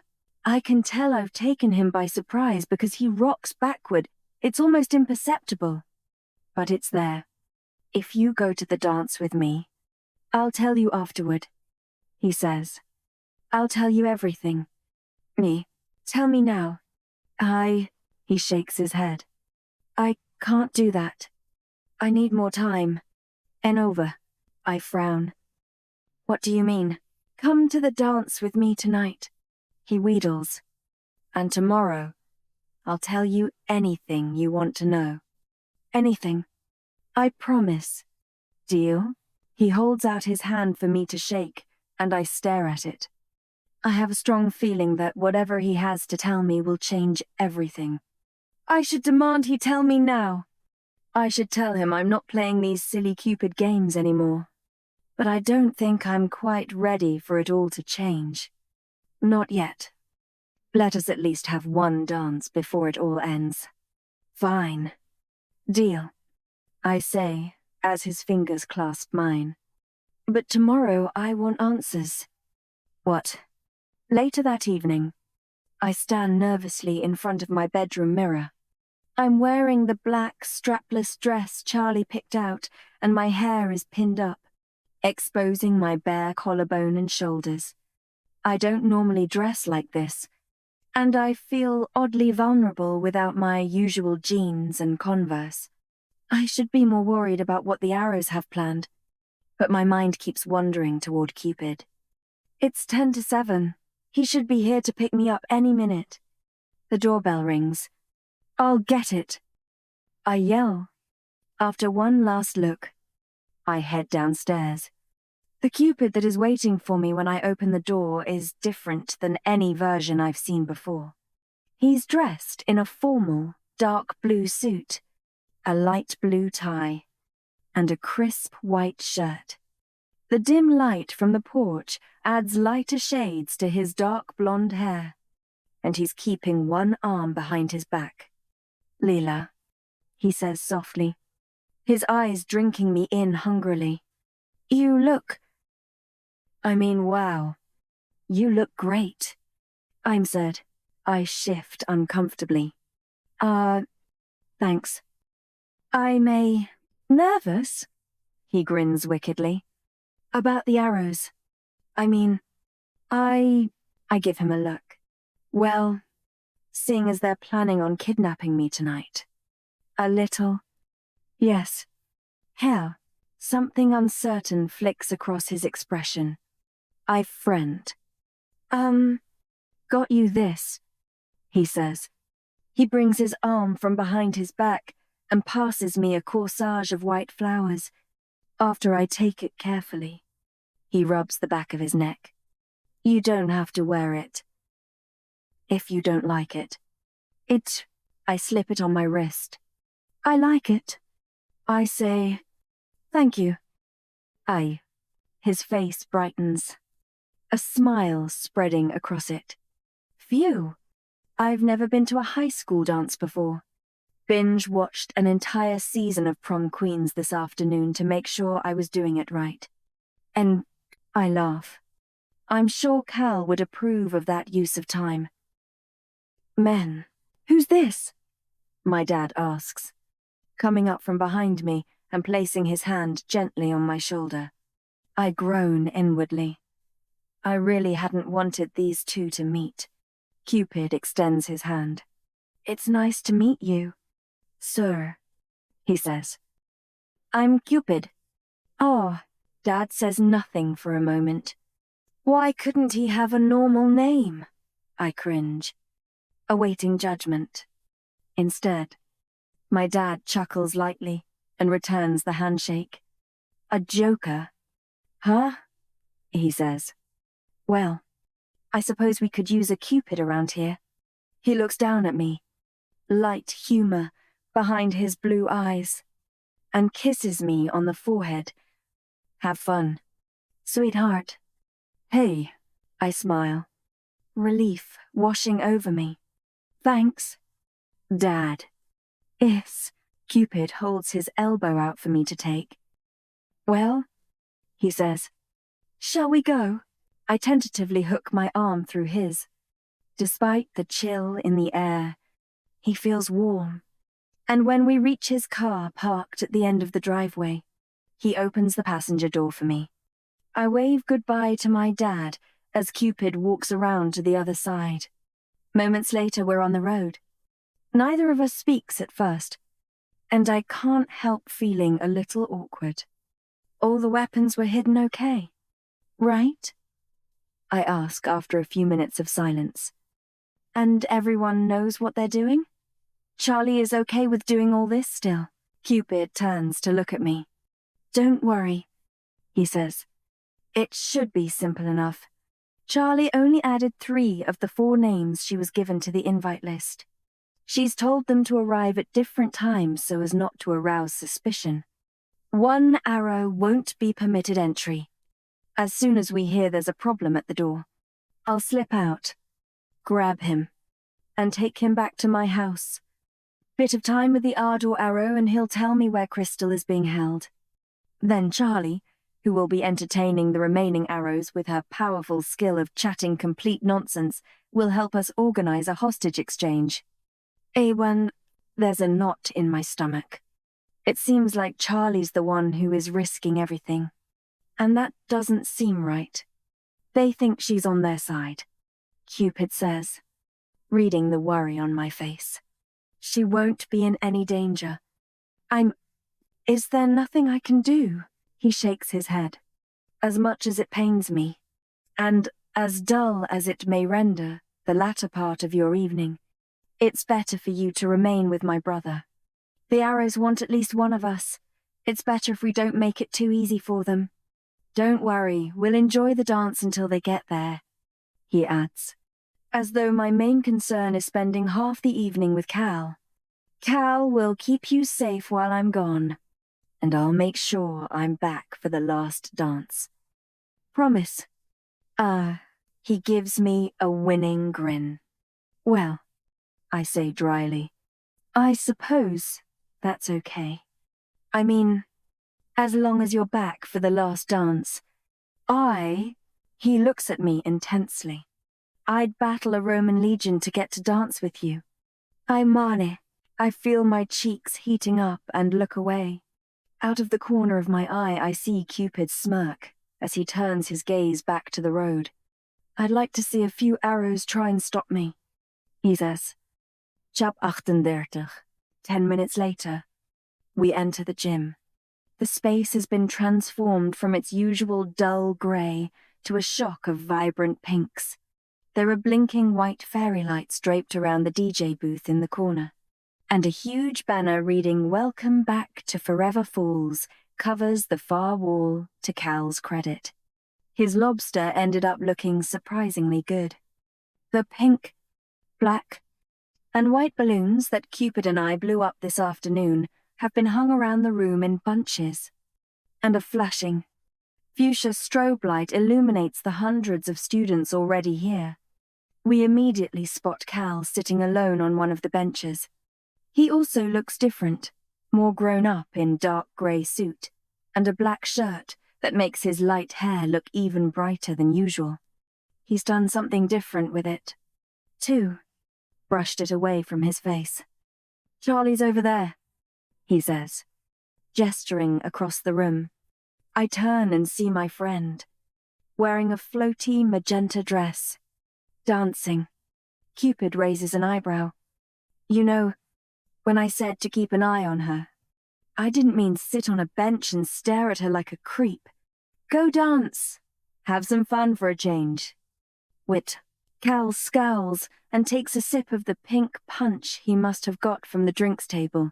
I think you're having enough fun for the both of us.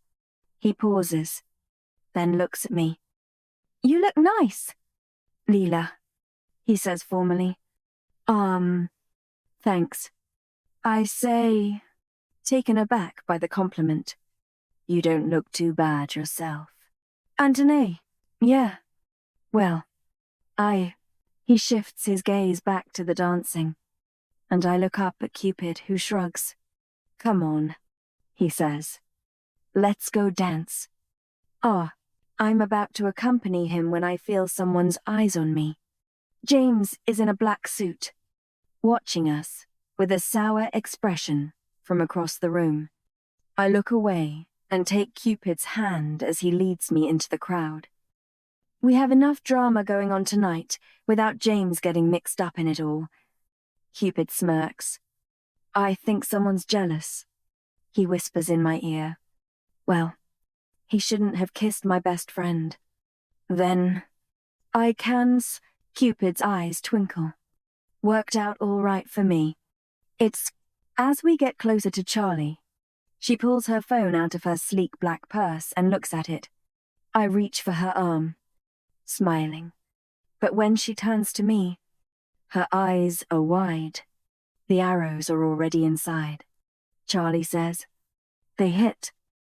Mr. Butler on the door with a cape-axe, and slipped in while he was flirting with Ms. Green. I knew they were into each other. She catches sight of our faces. And totally not the point.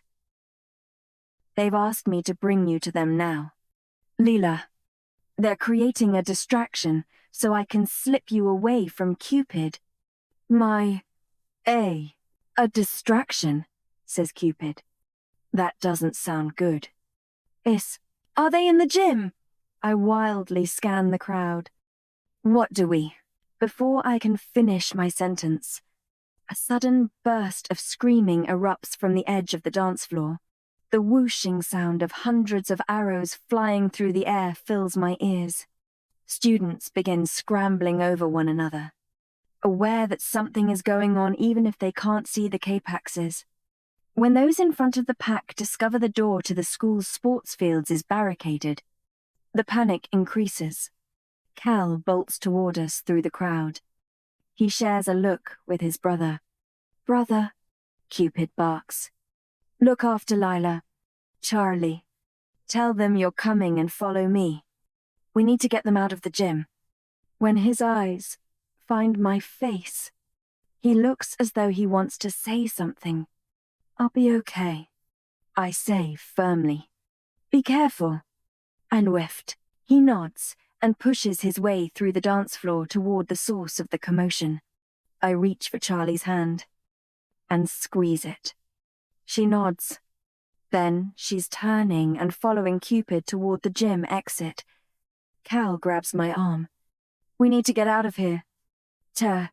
We start to move. Cal just ahead of me. I'm getting jostled about in the crowd, and it's hard to see where I'm going. Then I hear a loud whoosh and feel a sudden searing pain in my shoulder. I stop, filled with a weird sense of euphoria as I look down. My eyes momentarily blurred. An arrow juts out from my body. "Huh?" I grasp it and pull it out, watching as it crumbles to ash between my fingers. "Lila!"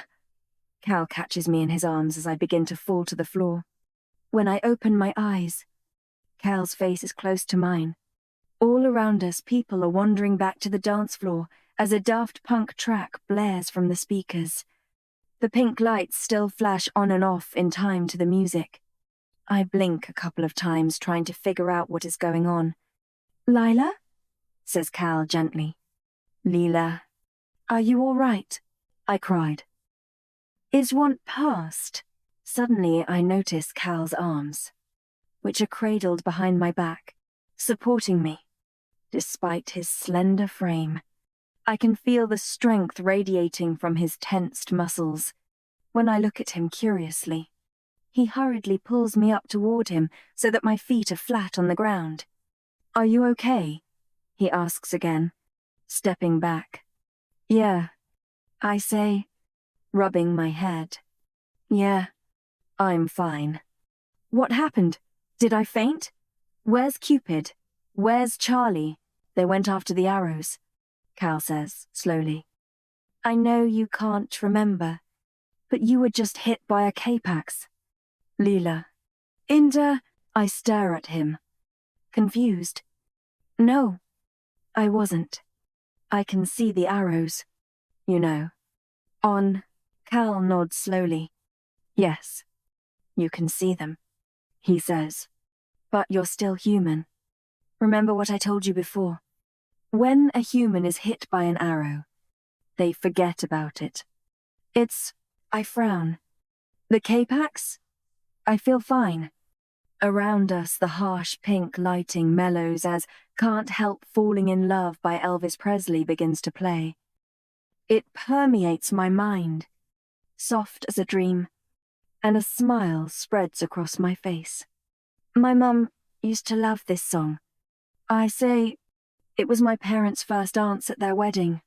Indistant, Cal taps his leg anxiously, his gaze darting about the gym as people pair off to dance together.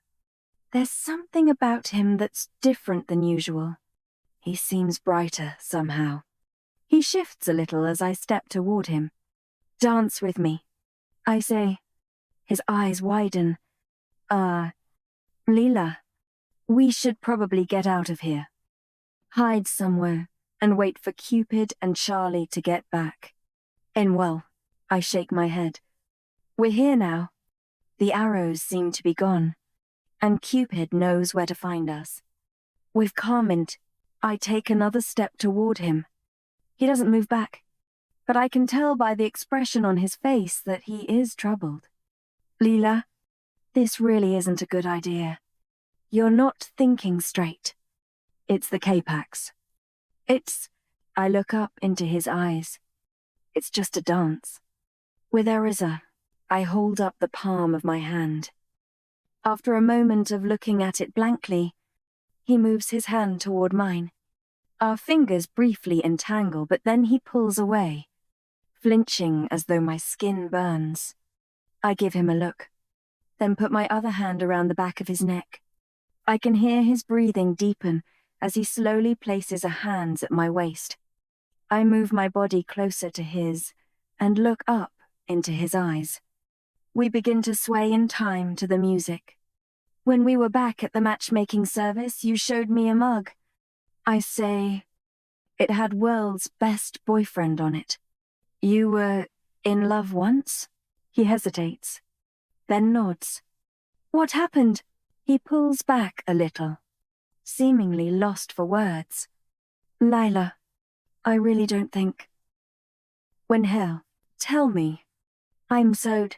Cal sighs, then relaxes, bringing his mouth closer to my ear. It was a long time ago. I had feelings for a human. It wasn't allowed. The founder was still in charge and set out to punish us. The only way to save her was to turn her into a Cupid, he says bitterly. So I did. I feel his tensed shoulder muscles under my fingertips. Afterward, she didn't love me anymore. Not like she did before. I broke it off and returned to the matchmaking service. She joined a matchmaking service in London. He looks away, as though embarrassed, his eyes shining. She used to send me gifts on the anniversary of the day I turned her. The mug was one of them. I gently pull his face back toward mine. Do you still love her? He shakes his head. Not anymore. Not like I did. Wet. We look into each other's eyes for a few moments. With anyone else, I'd feel uncomfortable being so close. But somehow with Cal, it feels okay. Leela, this isn't right. We shouldn't be. You've been hit by the K-Pax. Oh. I move closer and lightly touch the side of his face. He leans into me, his forehead just barely touching mine. Then suddenly, he springs away. He looks over my shoulder, clearly mortified. I turn around. Cupid. He's no longer wearing a jacket, and his shirt sleeves are rolled up over his muscular arms. His hair is slightly ruffled, and there is a pink bruise emerging over his left eye, as though he's been fighting. And as soon as I cast my eyes on him, I want to be close to him too, to run my fingers down the muscles in his back, taste his kisses, feel his lips brush against mine. Cupid, he's right. I am consumed by fire. My skin is alight with it. My heart thumps so hard against my ribcage, it feels like it's trying to leap through my chest and into his. He looks at me, and then at his brother. She was hit by the K-Pax. Cal says. I take a step toward Cupid, my eyes fixed on his face. I have never wanted anything more than for him to kiss me. Something is playing out behind his solemn expression. Then he swallows hard and forces a smile onto his face. Come on. Love bug, he says, placing a firm hand on the small of my back. Let's get you back. You need to sleep this off. He shoots his brother an unfriendly look over his shoulder. I took out a few of the arrows, but there could be more. We need to get back. There's been a change of plan, and I don't think either of you are going to like it. Onde, where's Charlie? I ask suddenly, though thoughts of my friend are clouded and far away. My skin feels like it's burning where Cupid touches me. Yeah, that's where the change of plan comes in. I'll explain in the car. He steers me through the crowd and out of the gym, Cal following closely behind, his eyes cast to the ground. Jap 39. I wake up in the middle of the night to find that I'm in a large 4-poster bed. The sheets are silky against my skin. It's dark, but the window across the room lets in the light of a full moon outside. It illuminates a pile of tattered books on the side table. I'm in Cupid's bed. I force my mind to go over the events of the last few hours. The arrows. The strong pull I felt toward Cupid. And then finally being sent to bed to sleep off the effects of the Capax. I put my head in my hands, cringing hard. Oh God, did I dance with Cal? Then my breath catches as I remember what happened to Charlie. When things didn't go to plan, Cupid said they'd had to improvise. They'd faked a fight between the two of them until the arrows had realized their chance to grab me had passed and invited her to go with them. And she went. I can't believe Cupid didn't stop her. He said she'd be safe, that we could track the GPS on her phone and that would lead us to Charlie and Crystal. But I don't like this at all. I don't want her to be in such a dangerous situation. I slide out of bed. I need to know whether they've found her yet. I need to know my friend is safe. I quickly check my phone to see if she's messaged me, then pad across the hardwood floor to the door. I'm still wearing my dress, and my hair is tangled around my shoulders. I must look a mess right now. From the doorway I hear raised voices coming from downstairs. I creep along the hallway and make my way down the twisty staircase. I've reread Crystal's account in the records of the Finnies. I hear Cal snap, and the Finnies can kill anyone who shares the blood of Cupid. That's what it says. If there's the flutter of papers as Cal presumably drops the document onto the breakfast bar. What's your point? Brother? Asks Cupid. It's not just me who shares your blood. Is it? There's another. If you're doing what I think you're doing. Wes. And what's that? There's a pause. You want the match to be made, says Cal, lowering his voice to an angry whisper. You want the founder back. And you want the Finnies. You don't want it to protect yourself. You want it to kill. So what if what you're saying is true, says Cupid. Wouldn't it be better to not live in fear anymore? You and Amina could be together again. A rang. I don't feel that way about her anymore, snaps Cal. There's a pause. Well, after that display at the dance, it does seem you've moved on, Cupid says, and I note a hint of jealousy in his tone. Cal doesn't reply for a moment. Then, you shouldn't be putting so many lives at stake, he says quietly, thinking I hear footsteps approaching.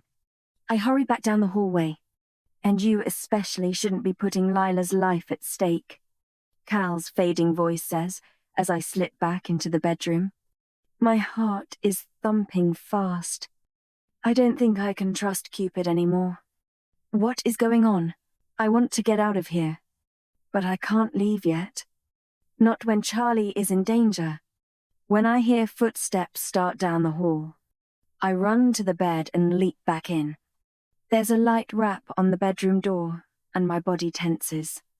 I don't want either of the brothers to know I heard them. Especially not Cupid. Not yet. Not until I know what I need to do. There's another rap. Lila? Cupid's voice comes into the room. You awake? I don't reply. He knocks again. Lila? Taking a deep breath. I sit up. I scoot back toward the headboard and pull the silky sheets to my chin. Yes? Cupid opens the door. He's changed out of his suit and is now wearing baggy grey sweatpants and a white t-shirt. He approaches the bed and sits down on the edge, placing a stack of folded clothing beside him. His breathing seems heavy. I wonder if the argument he has just had with Cal has got to him. Have you managed to track Charlie yet? I ask in a voice as even as I can make it. There's something interfering with the signal, he says, but she'll message us when she can. She'll be safe. Don't worry. They think she's one of them. My heart drops. I want to find her. I want her back. Cupid says nothing for a moment. I just wanted to check you were okay, he says. I'm fine. What is Fiveta? Cupid looks at me curiously. Are you sure? When I force a smile, he points to the stack at the end of the bed. I've brought you some clothes, he says. Just an old t-shirt and some of my shorts. I thought you'd be more comfortable. I nod again. He seems to study me for a moment. I know you're worried about your friend, but she'll be okay. We'll get her and Crystal out of there before you know it. Trust me. Oh, great. I force another smile. My cheeks are starting to scream. You danced with my brother, he says after an awkward silence. His voice is a little strained, and before I can answer, he stands up. It was just the K-Pax, he says, then walks briskly to the door. Cupid? He looks over his shoulder. Who's the founder of the matchmaking service? A look of suspicion creeps onto his face. I wonder if he's realized I've overheard his conversation. We made a deal. Cupid is one, he nods sharply. In the morning, he says. We'll go to the Love Shack first thing and I'll tell you everything. He smiles, but it doesn't reach his eyes. Get some sleep. Well, Cal is sitting at the breakfast bar when I come down several hours later, clutching a cup of coffee and staring vacantly at nothing. He looks like he hasn't slept all night. The records of the Finnies sits in front of him. He jumps when I walk in. Hi, Cal. The air between us feels charged. I know we're both thinking about our dance last night. Lila, he says shortly, giving a sharp nod in greeting. Any news? He shakes his head. We think Charlie has no phone signal wherever she is. We just have to wait it out. I hope she manages to send us a message today. He goes back to staring at the papers on the table. What are you doing? Cal runs an agitated hand through his hair. Just trying to find some clue as to where Crystal might have hidden the Finnis. When she was taken, she said, I wasn't always a receptionist. What does that mean? What was she before she was a receptionist? I ask. He shrugs. An agent, he says. Like me. Before that, a human. But that doesn't help at all. I think for a moment. When did she become a receptionist? I don't remember. There'll be a record of it somewhere. Though, he looks up at me, his silvery eyes a little brighter. Hey, that might actually help. I give him a half smile. The tone of surprise is a bit insulting. I say, heading toward the door. I'm going to walk home. I want to get changed and check in with my dad before we go to the Love Shack. It's dressed like that, he says. Won't he be a bit suspicious as to where you've been? I look down at my combo of huge white t-shirt, baggy shorts, and heels. He sighs, then gets to his feet. Come on, I'll take you. I'm Noli. I follow him to his Lamborghini. On the road, things get awkward again.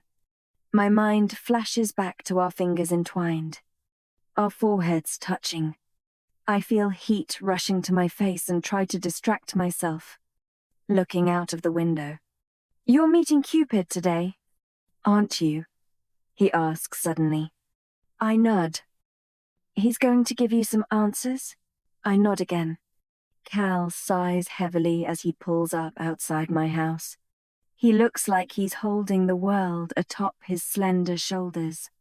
I won't try to stop him, he says. It's against procedure for our organization to divulge secrets to humans. But nothing is worse than the consequence of you matching with him. It's about time you learned the truth. I have. I wonder if his heated conversation with Cupid last night has changed his perspective on things. I step out of the car and turn back to look at him seriously. Yes, I think it is. Encom. Chap 40. Half an hour later, I'm walking down the alley toward the love shack. The florist's flowers perfume the air, and the overly sweet scent mixes with my nerves and makes my stomach turn. I have a feeling that whatever Cupid is about to tell me, I'm not going to like it. I let Eric stamp my hand. Then I walk inside. The place looks even tackier in the daytime. The sunlight struggling through the covered windows illuminates the sticky patches dotting the floor. The pink colors, vibrant at night, seem washed out and tired, and the faint aroma of stale alcohol and lime wedges doesn't seem right this early in the morning. It's pretty much empty, and I see Cupid as soon as I enter. He's sitting at a pink table on the other side of the room. I take a deep breath and make my way toward him. He's wearing jeans and a wrinkled black cotton t-shirt that looks like he pulled it off the floor this morning. His hair is messy, and there's a slouch in his posture. I pull out the stool opposite him and sit down. He smiles at me, but it is strained. Neither of us speaks for a moment as one of the waiters appears with a pot of coffee. Cupid pours the dark liquid into 2 mugs, then looks at me intensely. So, Leela, he says, what do you want to know? I think of all the things I want to ask him, wondering where to start. I take a sip of my coffee, then look up at him. Why is it so bad that the founder comes back? I ask. Why is Cal so afraid that will happen? He thinks it will mean the end of the world. And I raise my eyebrows. Will it? Cupid holds my gaze. Perhaps. Everyone. Is that what you want? Do you want the world to end? You heard us talking last night, Cupid says. When I say nothing to confirm or deny that, he continues. I did want the founder to come back, but not to end the world. I wanted to save the world. But now, he looks at me sadly. I didn't expect to feel this way. About you, about us, about anything. I don't want to put you in danger, Leela. I'm just worried it's too late. Raid is. I feel my heart rate accelerate and my skin prickles. The answer to my next question should tell me everything I need to know. So, who is the founder of the matchmaking service? He runs his hand through his hair. She goes by a lot of names, he says. Aphrodite, Venus. She's the original goddess of love. He looks at me darkly. Or, as Cal and I refer to her, Mother. Neither of us speaks for a moment. I stare at Cupid across the table. He looks at me darkly. Venus? As in, the goddess? He nods, his eyes watchful. She's insanely powerful, extremely dangerous, and nearly unstoppable. And she's... Your mother. I should have paid more attention when we did mythology at school. Cupid sighs. Look, he says. I know this is a lot. And she's coming back? If we're matched? Why? Breathe, Leela, says Cupid. I can explain. Without asking, he pours some more coffee into my mug. Let's take this one step at a time. What would you like to know first? I don't know. The end of the world thing might be a good starting point. Where? Cupid pauses, then takes a sip of his own coffee. He runs his hand through his hair again. It doesn't have to come to that. But if we're matched, then she will come back. And it's up, and why is that so terrible? It's hard to explain, he says. But the old gods don't belong in this world. In the old times, They roamed free and ruled over all. They had no regard for the lives of humans. They commanded countless sacrifices, massacres, wars. Venus was one of the most powerful and sadistic of them all, the goddess of love. His eyes burn into mine. And there is nothing more powerful or sadistic than love. I take this in. Then push on with my next question. Why will she come back if we're matched? He rubs his chin. There was a shift around 2,000 years ago. The old gods left, went dormant. The reason why was never clear. Maybe it was because people stopped worshipping them. Or maybe they just became bored of this life. But they still watch over us. They have their eyes everywhere, in their statues, their remaining temples, and through those who still serve them, they lie in wait for an opportunity to return. He pauses, waiting for me to process what he has just said. Then he continues. About a millennium before they went away, Venus founded the Cupid's matchmaking service. It was the most efficient way for her to remain powerful. She gained power every time a match was made, and every Cupid, upon getting hit by an arrow, entered into a contract with her. They were sworn to serve her in secrecy by making those matches, and in payment they received eternal strength, youth, and beauty. They're still bound by that contract. And mate, I frown. But where do I come into all of this? I ask. Why will she come back if we're matched? Cupids are forbidden to fall in love themselves. It was the rule she enforced most severely, punishing and torturing anyone in her service who broke it. I look at him, confused. Why? He shrugs. She said it was a distraction, that it would prevent the Cupids from wholeheartedly serving her. I always wondered if there was more to it, though some kind of power behind a Cupid being matched that could be harnessed against her if it was discovered. It's not one, but she's gone now. I have taction way to do, King. Cupid's face is unusually serious. Yes, he says slowly. But before she left, she wrote the company policy. In it, she listed rules, which, if broken, would mean she would come back to bring order to the matchmaking service. And one of those rules was, no Cupid must ever be matched. I say, remembering the words carved underneath the stone statue in the matchmaking service. The statue was Venus. That was why Cal seemed so uneasy around it. Would that really mean the end of the world? Though, I ask, if she's just bringing order to the matchmaking service, is that really so bad? Cupid shakes his head. You don't know what it was like in the old days. Do you really think a god would be satisfied with reigning over one organization?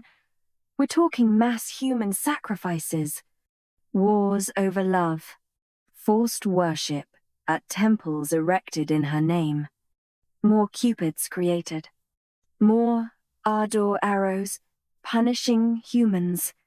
She'll take back the matchmaking service. And then she'll take back the world. I stare at him, my brain whirring. I'm trying to make sense of everything, but it's still not all fitting together. Before, you said you wanted her to come back. If she's so bad, then why? A dark look crosses his face. I want to put an end to her, he says. Once and for all. For thousands of years we've lived in fear, bound by her rules, knowing she could come back and destroy lives at any moment. She's been more lenient with me breaking rules because of who I am, but she wouldn't be able to ignore this one. Cupid himself finding his match. He shakes his head ruefully. What would the others think if she didn't enforce her own most revered policy? If I break this rule, she will return. In Ma, you want to draw her back, and then kill her with the finnies. He nods, and a wave of nausea, cold and clammy, settles over me. You want to kill your mum? He reaches for my hand over the table, but I pull it away. Lila, listen. Yes. But that's horrible, I say quietly. She's your mother. His lips tighten. You don't know what you're talking about. Leela, she's a monster. My heart thuds in my chest. I don't know what to make of any of this. I can't relate to it. None of it. Not a goddess returning. Not wanting to kill your own mother. I rub my face, trying to make sense of it. So, this will happen if we're matched. I say, but what counts as a match? We already went to the dance together. Any domes. Momentary amusement flashes across his face. It takes more than that. Love bug. But I look at him, feeling heat rise to my face. Oh, Cupid laughs. No, not that. The match is made when both parties develop feelings beyond a superficial attraction. It's made when they begin to fall in love. Okay, I frown and shake my head. I really don't want to bring back an ancient goddess so that you can kill her. Cupid looks at me seriously. Don't fall in love with me then. Where? I think back to last night, the urgent need I felt for him, the fire in my veins, and then I feel rage boiling in my stomach, knowing that he used me, that he put me in danger for his own needs. I fix my eyes on his. Don't worry. I won't. Minus Dame, the words come out coldly enough, but I don't know if I mean them. Despite everything, as he sits there, his ocean-like eyes fixed on my face, I still want him. I can't help it. I still want him. Okay, good, he says, and I'll try to do the same. I don't see. God. Cupid, how could you do this? Everything that's happened, it's all your fault. I abruptly rise to my feet, letting the stool fall back on the floor behind me. A couple of the waiters turn to look at me, but I ignore them. I'm done. I say, I'm done with all of this. If we continue to spend time with each other, we will fall for each other. That is what Cal was trying to prevent all along. And if that happens, it could mean the end of the world. He jumps to his feet, and I see the regret in his expression. Lila, please. Ija, no. The match cannot be made. I need to stay away from you. I shake my head. I can't believe I started to actually feel something for you.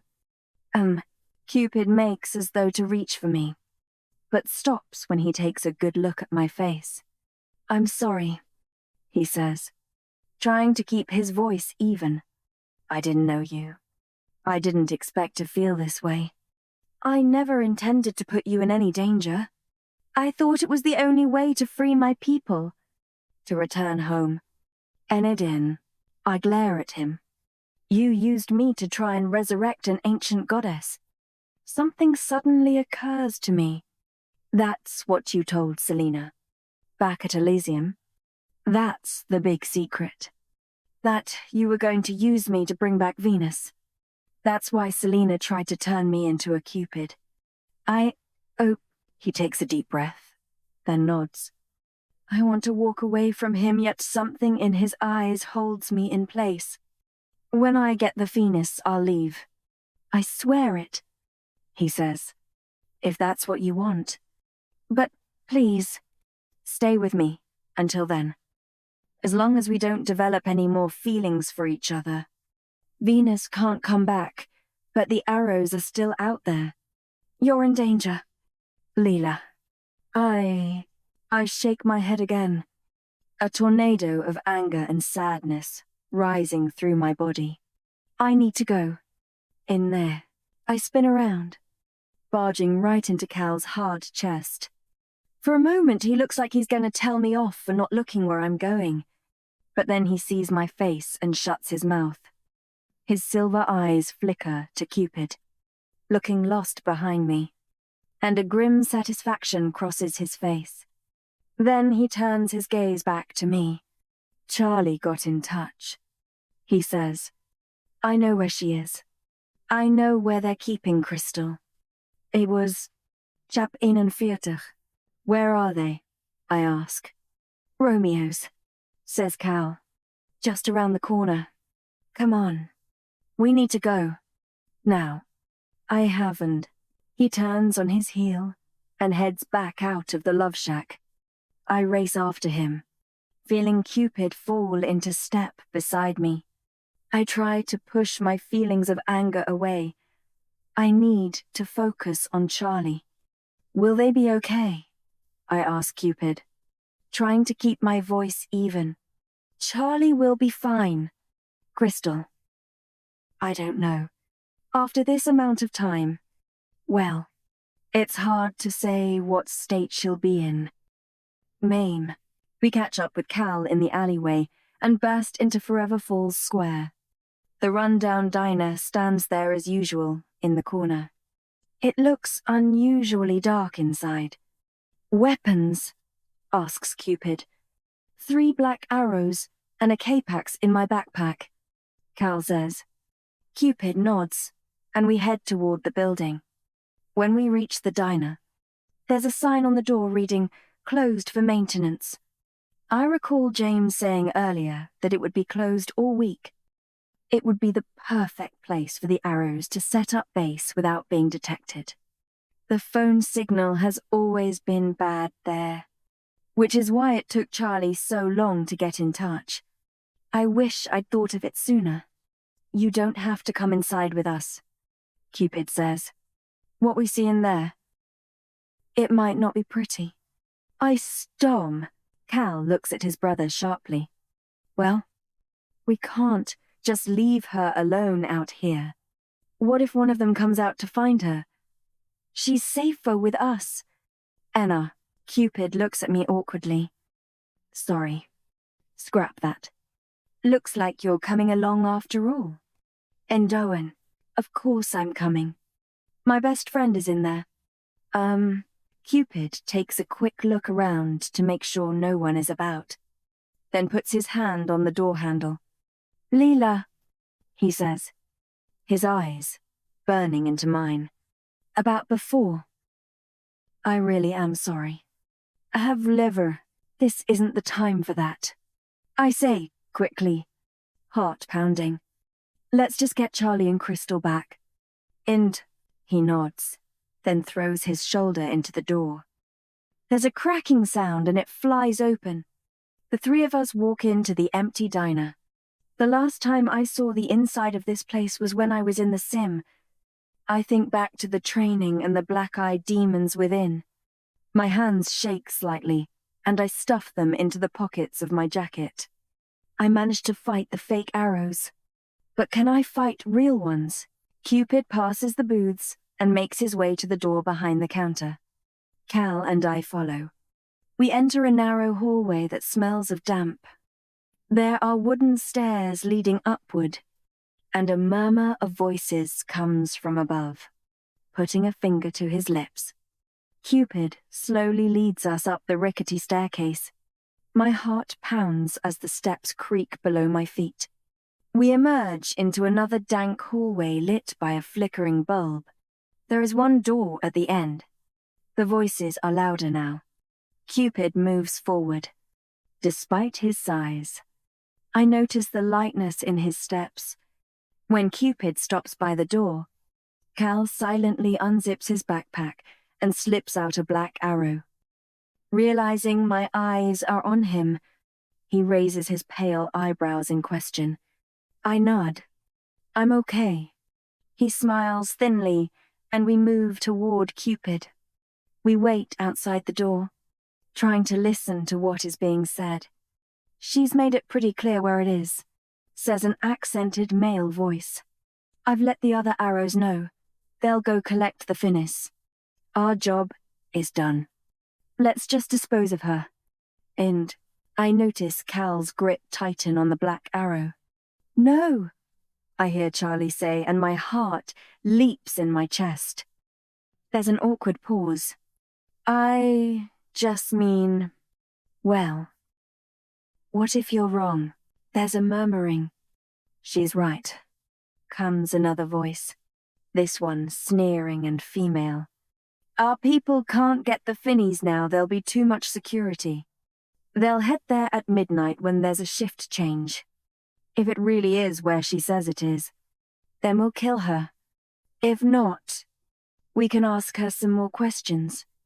As Cupid turns to say something to us, the floorboard beneath him creaks. Silence suddenly falls on the other side of the door. There's someone outside, the first voice announces. Get Crystal out of here. Abel, Cupid barges through the wooden door. Instantly, Cal jumps forward and throws the arrow like a spear over his brother's shoulder. I hear a grunt as it hits its target. Then a thud. One down. Cupid grabs another arrow from his brother's bag as Cal moves into place. I rush into the room behind them. Charlie leaps to her feet, catches Cupid's eye, then swipes a gold and red ardor from the floor. She jams it into the nearest arrow's shoulder, causing her to scream in pain. Lila! Shouts Cupid. Get Crystal. My eyes dart about. Logging 5 arrows, 1 fighting Charlie, 3 on their feet by a tattered-looking couch, and a 5th hit by Cal's arrow on the floor. I search the shadows for Crystal as the 2 brothers rush forward and tackle an arrow each. Cupid jamming his weapon into the neck of a woman in a sleek, tailored suit. The last arrow, dark-haired and wiry, turns around and leaps over the sofa, rushing toward the far wall of the room. I follow him with my eyes and see Crystal slumped over a wooden chair, unconscious. Without hesitation, I run toward her, racing the arrow. He gets to her just before me and turns, a sneer on his face. He doesn't seem to have any weapons, but he is a good head taller than me. I'll be back for you later, Lila Black, he says, his accented voice dripping with disdain. Then he scoops Crystal off the chair and makes his way toward the door. I look about frantically, trying to find assistance. But Cupid, Cal, and Charlie are all fighting a small but fierce arrow who has picked up an arrow and has Charlie pinned to the ground by the couch. I stand frozen for a moment, not knowing what to do. Then I notice something shimmering by the wall. Stacked in front of the peeling wallpaper is a bow and a quiver full of red and gold arrows. Arthur's. They must have been using them on Crystal. I think with a wave of nausea, I grab the bow and an arrow, pulling back and aiming at the back of the Cupid carrying Crystal. He's moving quickly, and I can't afford to miss. I take a deep breath and let go. There's a whoosh as the arrow hurtles through the air, then a thunk as it plants itself in his back. I feel a wave of satisfaction as the male lets out a strangled cry and falls to his knees, dropping Crystal unceremoniously onto the floor. Cupid, having just knocked out the remaining arrow with a swipe of his fist, looks up at me, impressed. The 4 of us rush toward Crystal and the screaming arrow. Cupid places his fingers against Crystal's throat, checking for a pulse. He nods to himself, satisfied. She's alive. It's too late. We know where it is, shouts the arrow in his thick accent, his words laced with agony. Cupid reaches into Cal's bag and pulls out the pink and silver cape-axe. He jams it into the already tortured male. Where is it? The Cupid only laughs. You really think the truth arrow can make me talk? He pants against the pane. I'm a trained arrow. I serve her. I'll never tell you where the Finnies is. More of us are coming, and you'll never get away. 1. Cupid sighs and scoops up Crystal. I believe him. He won't talk. Time to go. Cal looks down at the writhing arrow and gives him a contemptuous look. Then he punches him square in the jaw. That's for Crystal, he says as his target thuds backward against the floor. Cupid raises his eyebrows. Nice punch. Brother. In front, Cal nods rigidly, but I notice the half-smile on his face. Thanks. Once we burst out into the square, we don't stop running until we reach Cupid's car. Feeling inside. Cupid lays Crystal down over Charlie's and my laps in the back seat. He starts the ignition, and we race toward his house. Are you okay? I ask Charlie. She nods, but I notice her trembling hands and smudged makeup. She's still wearing her magenta evening dress, but the fabric is creased. Her jet black hair is no longer in its updo, but messily tumbling down her bare shoulders. I kept trying to make excuses to leave, but they weren't having it. They clearly didn't trust me. I couldn't tell whether they knew I was on your side. I thought they would kill me. I squeeze her hand, then look down at Crystal. Her skin is clammy, and there are red smudges around her swollen eyes. Her closed eyelids flicker, and every few moments she moans. Will she be okay? Cal looks over his shoulder, his brow furrowed. I hope so. I have. Cupid catches Charlie's eye in the rearview mirror. So, where is it? Where is the Finnies? Charlie shakes her head.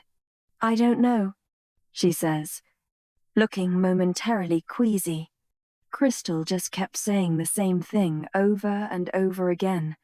It was like she was trying to tell me something without telling the rest of them. Only they must have figured it out. I am. What did she say? Cupid asks. The same thing she said to me back at your place. I wasn't always a receptionist. Where? Chap 43.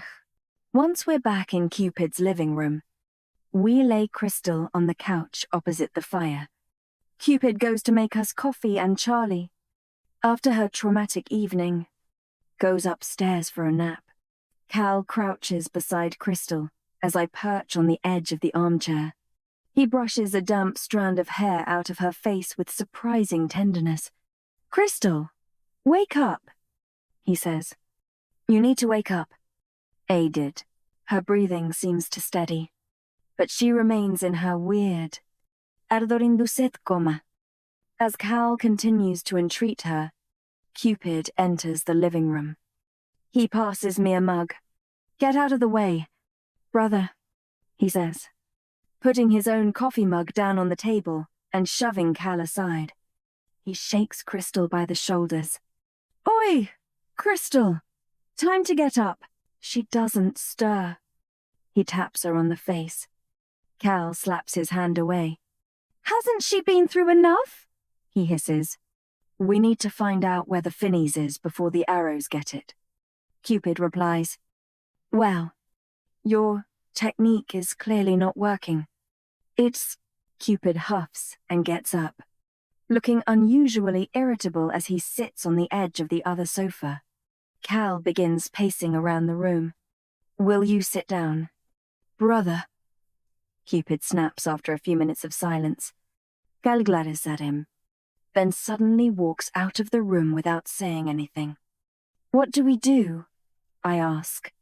The arrows said they'd send someone to get the Finnies at midnight, Cupid says. Unfortunately, we can't ask Crystal where they'll be going. What with her being unconscious, when they have it, they'll come straight for us. Not to be dramatic or anything, but they'll kill us all. He smiles weakly. For a moment, despite our earlier fight, I want to reach out and touch him. to tell him that everything will be okay. But then I remember what will happen if we develop true feelings for each other. Venus will come back, and the arrows are coming for us. So nothing is even close to okay right now. I wrench my gaze away from his and glance at the clock on my phone. If she wakes up soon. Can we get the Finnies before they do? Cupid runs a hand through his hair. I suppose. We can't count on it. Cal interjects from the doorway. He walks back inside and dumps a pile of books, papers, and photographs on the coffee table. Cupid groans. Oh, great. Your stacks of useless information. Iowa.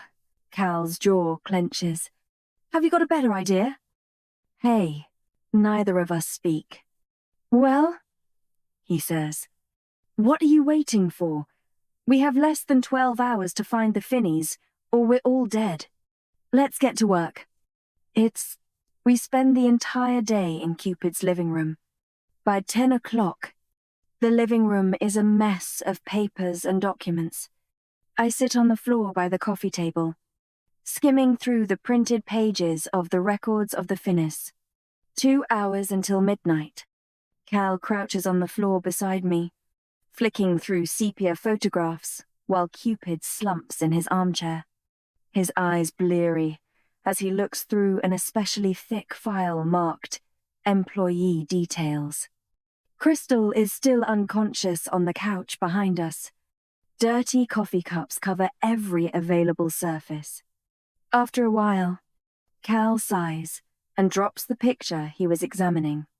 Anything? He asks us. It would help if we knew what we were looking for, says Cupid, throwing the file down on the floor. Let's try and wake up Crystal up again. He makes a move to rise, pushing his muscular arms against the sides of the chair. Cal glares at him. And what do you suggest we try now? They stare at each other for a moment before Cupid shrugs, slumping back down in his seat.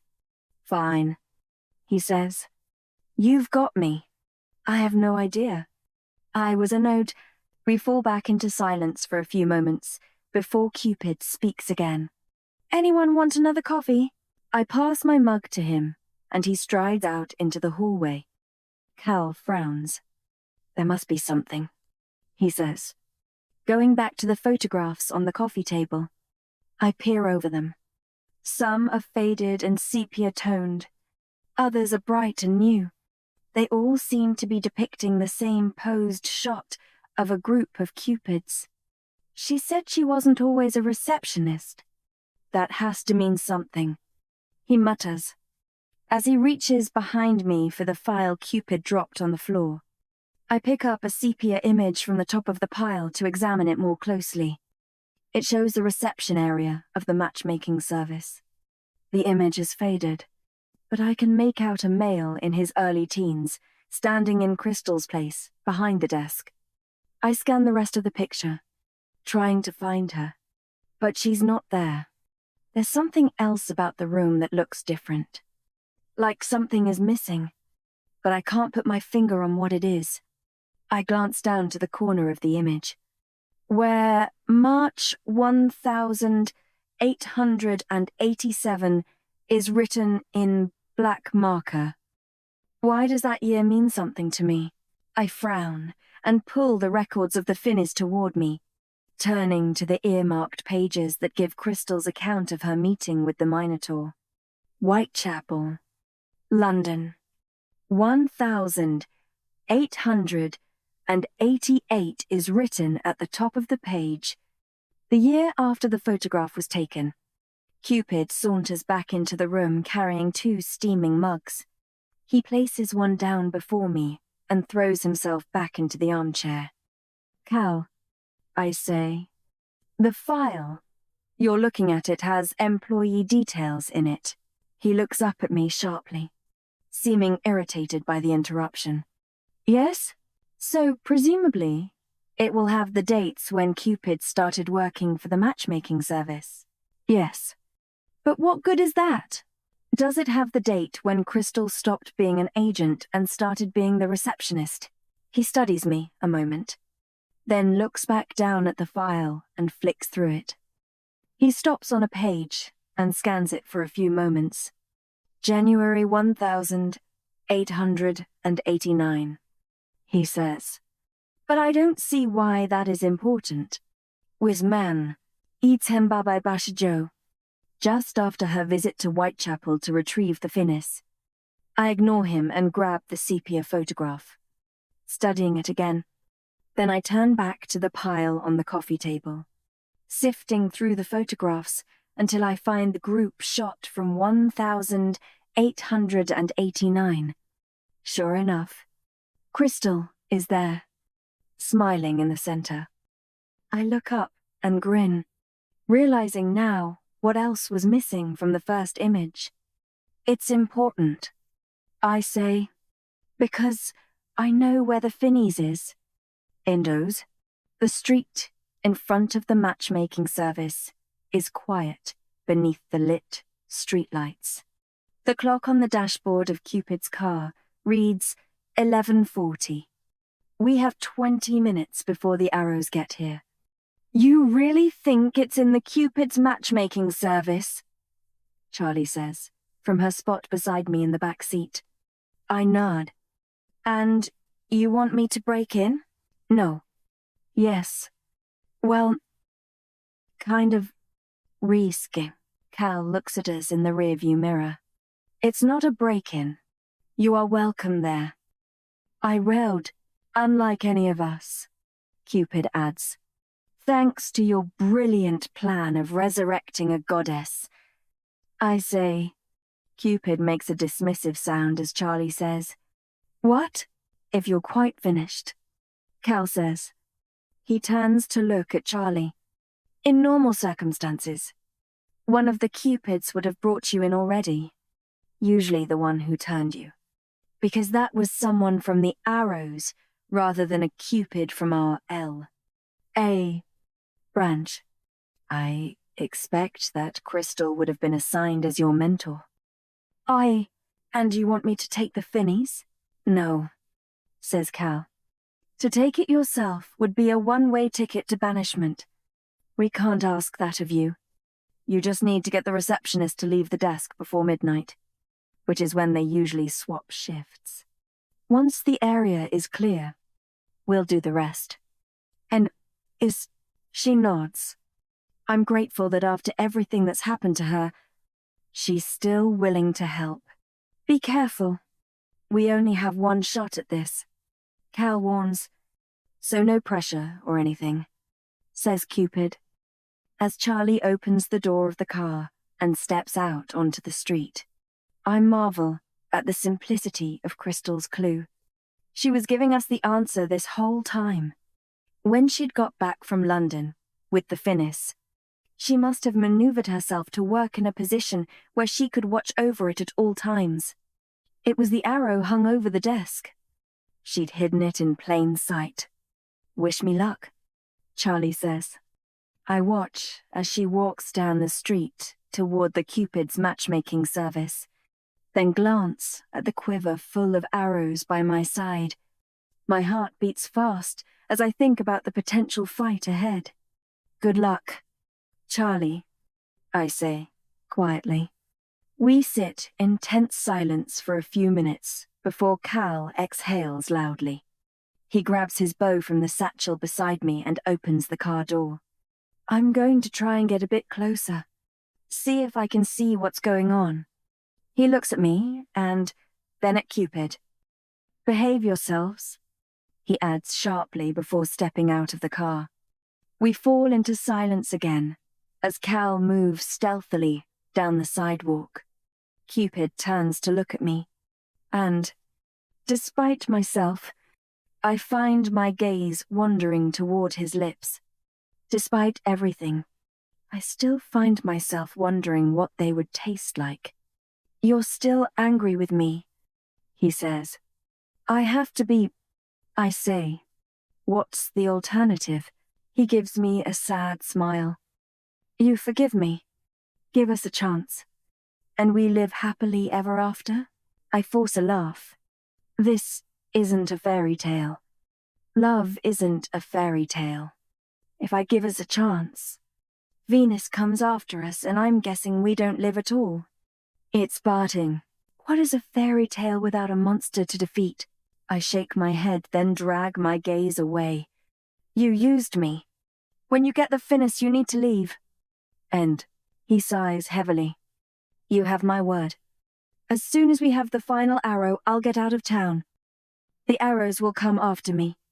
Venus won't return. And you'll never see me again. Wham. Even though it's what I asked of him, his words make me feel like I've been punched in the stomach. He has to go, but I want him to stay. I rest my head on the leather headrest and nod. Okay. He reaches over the seat to try and take my hand, but I don't let him. I have to be strong. I feel my anger coming back, and I seize upon it gladly. It doesn't matter that he now seems to have acquired a conscience. He used me to try and resurrect an ancient goddess. He made me feel something for him. And now he is leaving me behind. You should never have come here. I blurt, fixing him with my stare. He looks momentarily hurt.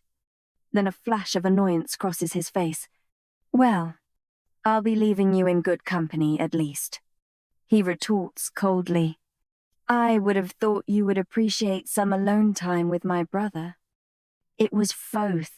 I stare at him in shock, but before I can respond, my phone vibrates. It's Charlie. She's inside. Chap 43. Cupid immediately snatches his bow and quiver, then climbs out of the car and slams the door behind him. When I get out of the car and sling my own quiver over my shoulder, I note the distinctive lack of black arrows. It's not the arrows we're dealing with this time around. And Cal doesn't want the members of the matchmaking service to be harmed too badly. They were his colleagues and friends. After all, let's go. Then, says Cupid, we don't have much time. If commons, we walk down the street in heavy silence, me half running to keep up with his long strides. We spot Cal just ahead, feet away from the matchmaking service entrance. On seeing us approach, he nods in our direction, then slips through the door. Cupid and I jog after him to the glass shop front.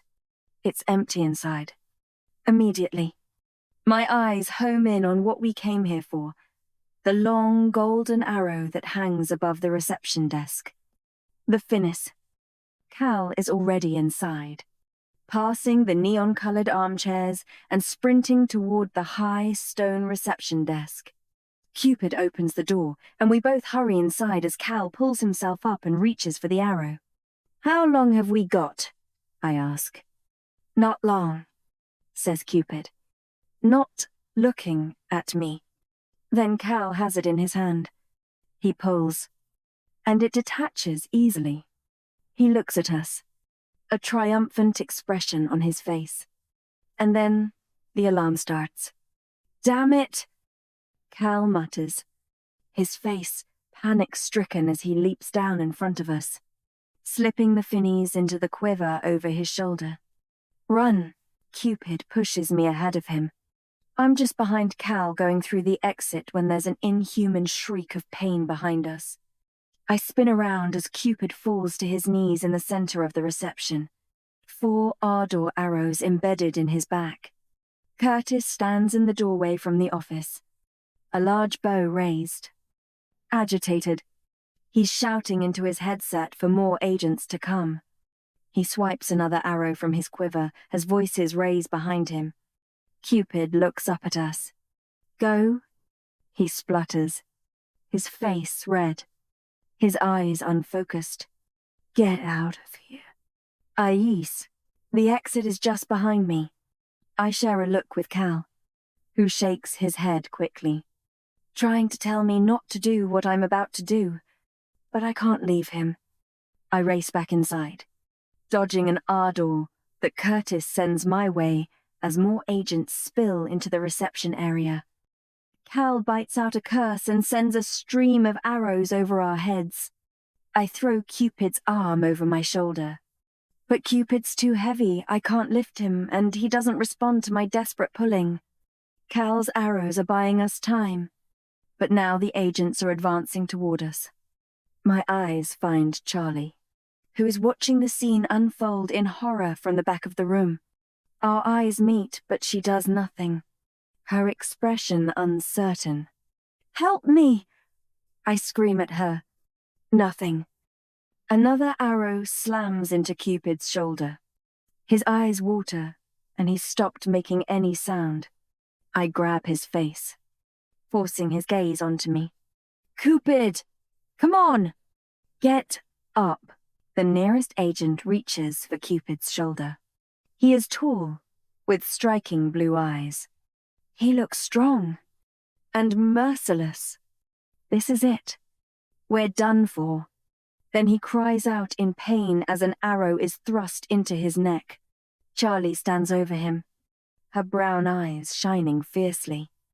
She throws Cupid's other arm around her shoulder as Cal hits the two other agents, reaching for us in quick succession. Her Cupid strength makes all the difference. And with Cal covering us with his rain of arrows, we manage to move Cupid out to the street. "Get him to the car," says Cal. "I'll try to hold them off." Cupid starts to regain consciousness as the three of us move toward the Aston Martin. An order whims past my arm, snagging some of the material of my leather jacket. Cal is still behind us, sending arrows back toward our pursuers. "Get him in the back," Cal calls. "I'll drive." We push Cupid into the back seat beside me, and Charlie runs around to the passenger seat. Then Cal sprints to us, turning his back to the arrows hurtling his way. He makes it to the car and throws himself inside, immediately locking the doors as arrows ping against the outside of the vehicle. Soon, two agents are banging on the hood. "You are under arrest! Get out of the car!" I move. Cal ignores them and starts the engine, then puts his foot down on the accelerator. "The match must not be made!" an agent cries, but he's forced to jump out of the way as we power off down the road. Cupid's head lolls onto my shoulder. He is whimpering quietly, and there is a thin sheen of perspiration across his forehead. Charlie is muttering in the front seat, her head in her hands. "Oh God! Oh God!" I hear her quietly repeating to herself. I reach out and grab her shoulder in what I hope is a reassuring manner. Then I look out of the rear window. The road is dark for a couple of minutes, but then I see two cars, a Porsche and a Jaguar, roar into view behind us. "Cal," I say, "they're coming." He accelerates.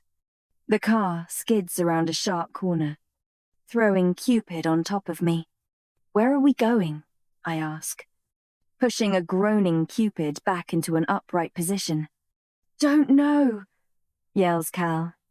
I glance over my shoulder again. Another car has joined the chase, and they're all gaining on us. The night is filled with sounds of screeching brakes and beeping horns. They're closing in. We're going to get caught. Then suddenly they drop back. I blink in confusion. "Cal." "What's going on?" His expression in the mirror is equally confused. Then his phone buzzes.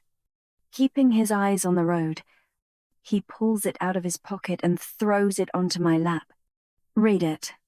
End quote. I read it aloud. "Contacted the matchmaking service. I've bought you some time, but there's a condition. They want something in return for their leniency. I said I'd make the arrangements. Come back to the house. I'll explain everything. Crystal." Girl. "Crystal," Cupid mumbles, his head rolling back to rest on the back of the seat. A wave of relief crosses Cal's face. He turns the car around, and heads back toward Forever Falls. I look at the screen and frown. Then key in a reply. What do they want in return? Seconds later, the phone buzzes with Crystal's response. Cupid, Chap 44. I stare blankly at Cal's phone. A sinking feeling in the pit of my stomach. Then I glance at Cupid, whose head is still lolling against the seat. His eyes are closed and his breathing is fast and shallow. My eyes find Cal's in the rearview mirror. The condition is, Cupid, I say, quietly as he drives. The matchmaking service is letting us go back safely because Crystal told them they could have Cupid. To my surprise, Cal gives a non-committal shrug. I thought as much, he says as we reach the sign reading Forever Falls. What? You mean you're okay with this? His angular features harden. You don't understand anything. Do you? They were hardly going to let us off with no consequence. You've learned by now what happens if Cupid is matched. I presume. He's been on their undesirable list for years. You should be thankful it's not you they're after. We're friends. I sit in stunned silence for a moment before Charlie turns around. Maybe he's right. Leela, she says, tentatively. I'm new to all this, but if those Arrow guys are after you and Cupid because they think you're going to get together, well, they'll have no reason to try and kill you if he's in custody. I open my mouth to retort, but Cupid rolls his head toward me and looks at me with bleary eyes. Soke. Leela. Gone. I look at him. His face is flushed, and his body is as hot as a furnace. Cupid, what can I do to help you? He'll be fine, says Cal. The ardor just needs to work its way out of his system. Crystal recovered. I look up at him. Are you seriously going to let them take him? When he's like this? He can't defend himself. What will they do to him? Cal takes a turn, and I realize we are approaching the hill by Cupid's house. They'll put him on trial. It's no less than he deserves. Is noting Zyme. Moments later, Cupid's house looms before us. Cal parks the car outside the front door. I can't believe you're even contemplating this, I say angrily. What's wrong with you? He's your brother. And he said he was leaving town after he got the finis. Anyway, I listen. Cal looks sharply over his shoulder. My brother says a lot of things he doesn't mean. Men, I shake my head. He gave me his word. He really will leave. I told him there was no future for us. Uncertainty flickers behind Cal's silver eyes. We stare at each other for a few tense moments. Does that change anything? I finally ask. Cal sighs and opens the car door. Maybe, he says. Let's just get him inside and see what Crystal has to say. I have to know. He comes around to the back and grabs his quiver, which has the golden finis bunched in among the other arrows. Then he throws Cupid's arm over his shoulder and hauls him up the driveway, reminding me again of his understated strength. Cupid is bigger, yet Cal holds him upright with a casual ease. Charlie and I follow the brothers back into the house. Crystal is sitting at the breakfast bar when we enter, stirring a mug of coffee. Her skin looks unusually pale, and there are dark circles under her otherwise bright blue eyes. In front of her is a narrow, black case. Her gaze slides across all of us, lingering on Cupid, then resting on the quiver slung over Cal's shoulder. You found it, she says, her voice a little weak. Cal nods, still supporting Cupid, whose head has drooped onto his chest. What happened? He asks her. I told the matchmaking service about the finis, and how the arrows tortured me to gain possession of it. The matchmaking service agreed to pardon you and Charlie for your involvement. and they have issued an arrest warrant for the members of the Arrows involved with my kidnapping. So they should be off your case. For the time being, at least. Aware. But they want Cupid, I say quietly. Crystal turns to look at me. Yeah, she says. And they want the Finnies. I worst. Cal's features darken. They'll kill him. I know. Crystal shrugs. Maybe, she says. Or maybe not. I don't think they want to. They'd fear a backlash if they were wrong. I think they'll do something worse. I put him in a sim, you mean? Cal says quietly. Color leaving his face. I look at Cal questioningly, and he tries to school his features into something less horrified. They can sentence someone to time inside a sim, trap them inside their own mind. Nausea fills me. Look, maybe Cupid's been selfish in coming here, but he doesn't deserve this. I say, the match hasn't been made. No harm has been done. Can't you just let him go? Crystal pinches the bridge of her nose. Eyes cast down to the granite breakfast bar. Not when we can't guarantee he won't come back. He won't. I say... And what am I supposed to say to the rest of the matchmaking service? Lila? She asks. That I let him go because his match told me to? I'll end up on trial myself. Oh, but tell them he escaped. Cal's voice is low. Crystal snaps her head toward the two of them. Cupid groans. His face flushed. And I can't tell if he's trying to join the conversation about his fate, or whether he's just in pain. Cal shushes him. I'll make sure he leaves in the morning, says Cal. I'll have him swear an oath on the sticks not to come back in Lila's lifetime. He takes a deep breath and looks uncomfortable. Please, Crystal. She eyes Cupid warily. He'll never agree to that. Make her. He will. I say, he was going to before. Abel, is that true? Asks Crystal. Cal gives a stiff nod. They hold eye contact. Then Crystal exhales. Fine. But he leaves first thing, she says. Relief floods my system as Cal agrees. But it's weighed down with sadness. It's the right thing to do. I know that. We can't risk developing any more feelings for each other. But the oath is so definite. If he swears it, then there's no way I'll see him again. Ever. And that hurts. Cal watches me for a moment before turning back to Crystal. What about the Finniss? He asks. I've kept it hidden for so long, says Crystal. I never wanted the other Cupids to get a hold of it because I feared what they would do with it. It's our one fail-safe way to destroy her if she comes back.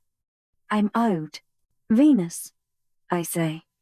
You're worried the Cupids might destroy the Finnies even if Cupid and I don't get together? A way to show their loyalty. And now that Cupid has matched, who's to say another Cupid won't one day find themselves in the same situation? Which is why we can't give it to them. Hey, a half smile creeps onto her face. She opens the case sitting on the breakfast bar to expose a golden arrow that looks exactly like the arrow that hung above the reception desk. We're going to give them a replica. Chap 45. A few hours later, I sit on the edge of Cupid's four-poster bed. The moon shining through the window paints him with ghostly light. He is fast asleep, and finally peaceful. I find myself watching his chest move up and down under the silky sheets.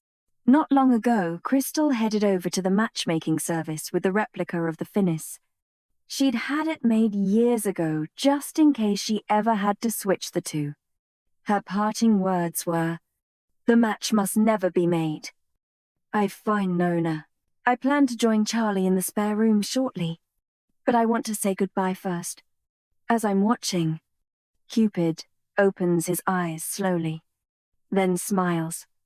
You shouldn't be here, he says. Not that I'm complaining. I wouldn't tell. Are you feeling better now? He says sleepily.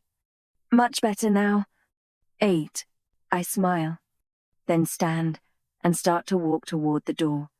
Leela. I is Kate. I look back. Stay with me. Just for the night. Just once. Though my breath catches in my throat. I know I shouldn't. Yet the vulnerability in his voice stops me still in my tracks. We won't do anything, he says softly. Just lie here.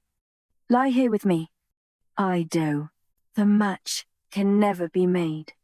I whisper. I turn to look at him. He props himself up on the pillow, his eyes blazing into mine. I know. He's going in the morning. I remind myself. Then I'll never see him again. Tentatively, I approach the bed and sit down beside him. I can feel his warmth, smell his scent. Every part of me longs to touch him, to stroke his cheek, to brush my lips against his. But I can't, not now. Not ever. I lie down beside him, my head sinking into the soft pillow. My breathing hitches at the intensity of his gaze, at the way his eyes, filled with want, flick down to my lips. I don't think anyone has ever looked at me that way before. Heat spreads unbidden through my body. I try to stop it. I swallow hard, pushing it down before it consumes me.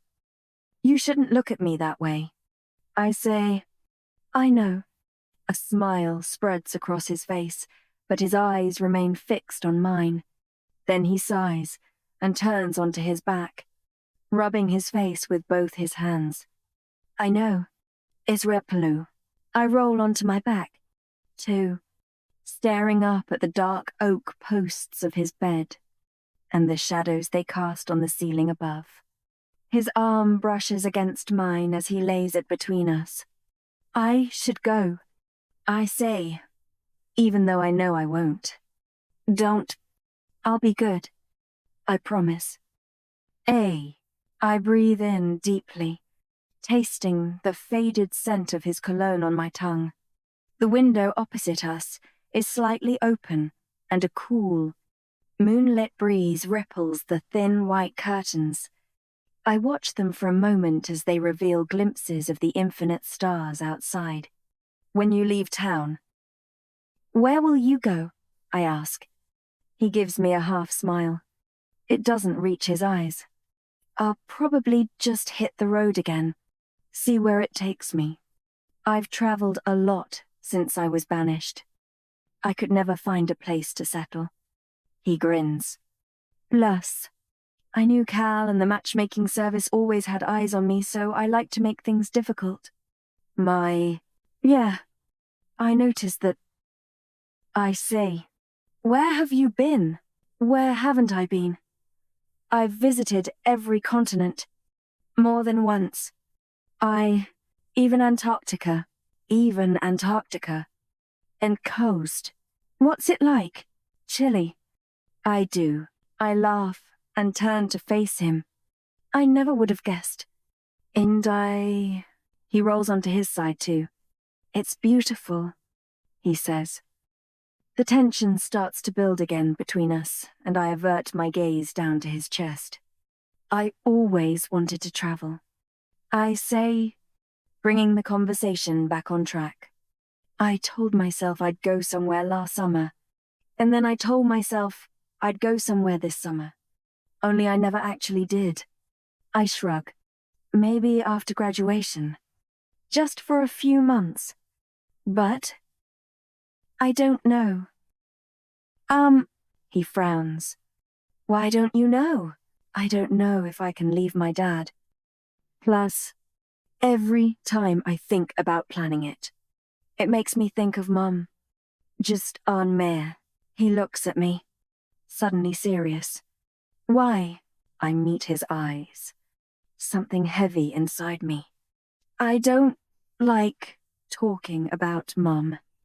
Yet something about the close comfort of his body and the concerned furrow of his brow makes me want to, for once. She had this wild, adventurous heart deep down, and she always used to talk about seeing the world, but she never did it. And then, between the hospital visits and the chemo, and I swallow, something thickening in my throat. She never got the chance. When she was ill, just before the end, we used to. And I sigh and roll onto my back. I've never told anyone this before. What? He says softly. It sounds stupid. We used to play pretend. I say, I'd lie in bed next to her, and we'd talk about all the places we were going to go, the things we were going to do, the sights we'd see, and the food we'd eat. I know. He moves his hand, his little finger brushing against mine. That doesn't sound stupid at all. Mine. We never had much money. I say, but my mum left a little for me. I was going to use it to go to some of the places we talked about. Only every time I think about it, I always worry I'll get it wrong. I'll go to the wrong place. It won't be like we talked about. I won't live up to her expectation of it. When, somehow, saying it makes some of the weight in my chest lessen. He moves his hand completely over mine, enveloping my fingers in his, and squeezes. You have so much time, Leela, he says. If you do something, and you get it wrong, then you try again. Nothing is permanent. He glances at me. When I'm about to do something, I always think, what's the worst that can happen? I turn back onto my side to face him. Is that what you thought when you came to Forever Falls? Yeah. He raises his eyebrows. What's the worst that can happen? I resurrect an ancient goddess who'll want to destroy the world. No biggie. The corner of my lip twitches. Yeah. No biggie. I am sorry. You know, I can be reckless. I guess it's easy to be when you don't have anyone, anything, to care about. But still, I can't quite find it in me to regret it. He says, I know my brother thinks I shouldn't have come here. I know a lot of people think that.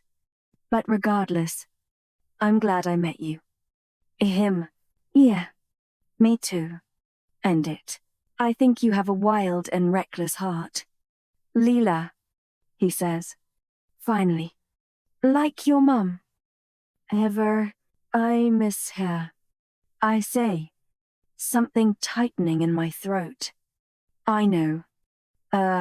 He squeezes my hand again. And his fingers are warm and safe around mine. We fall silent for a while. So, he says, when all this blows over, where are we going to go? We can't. I know. It do.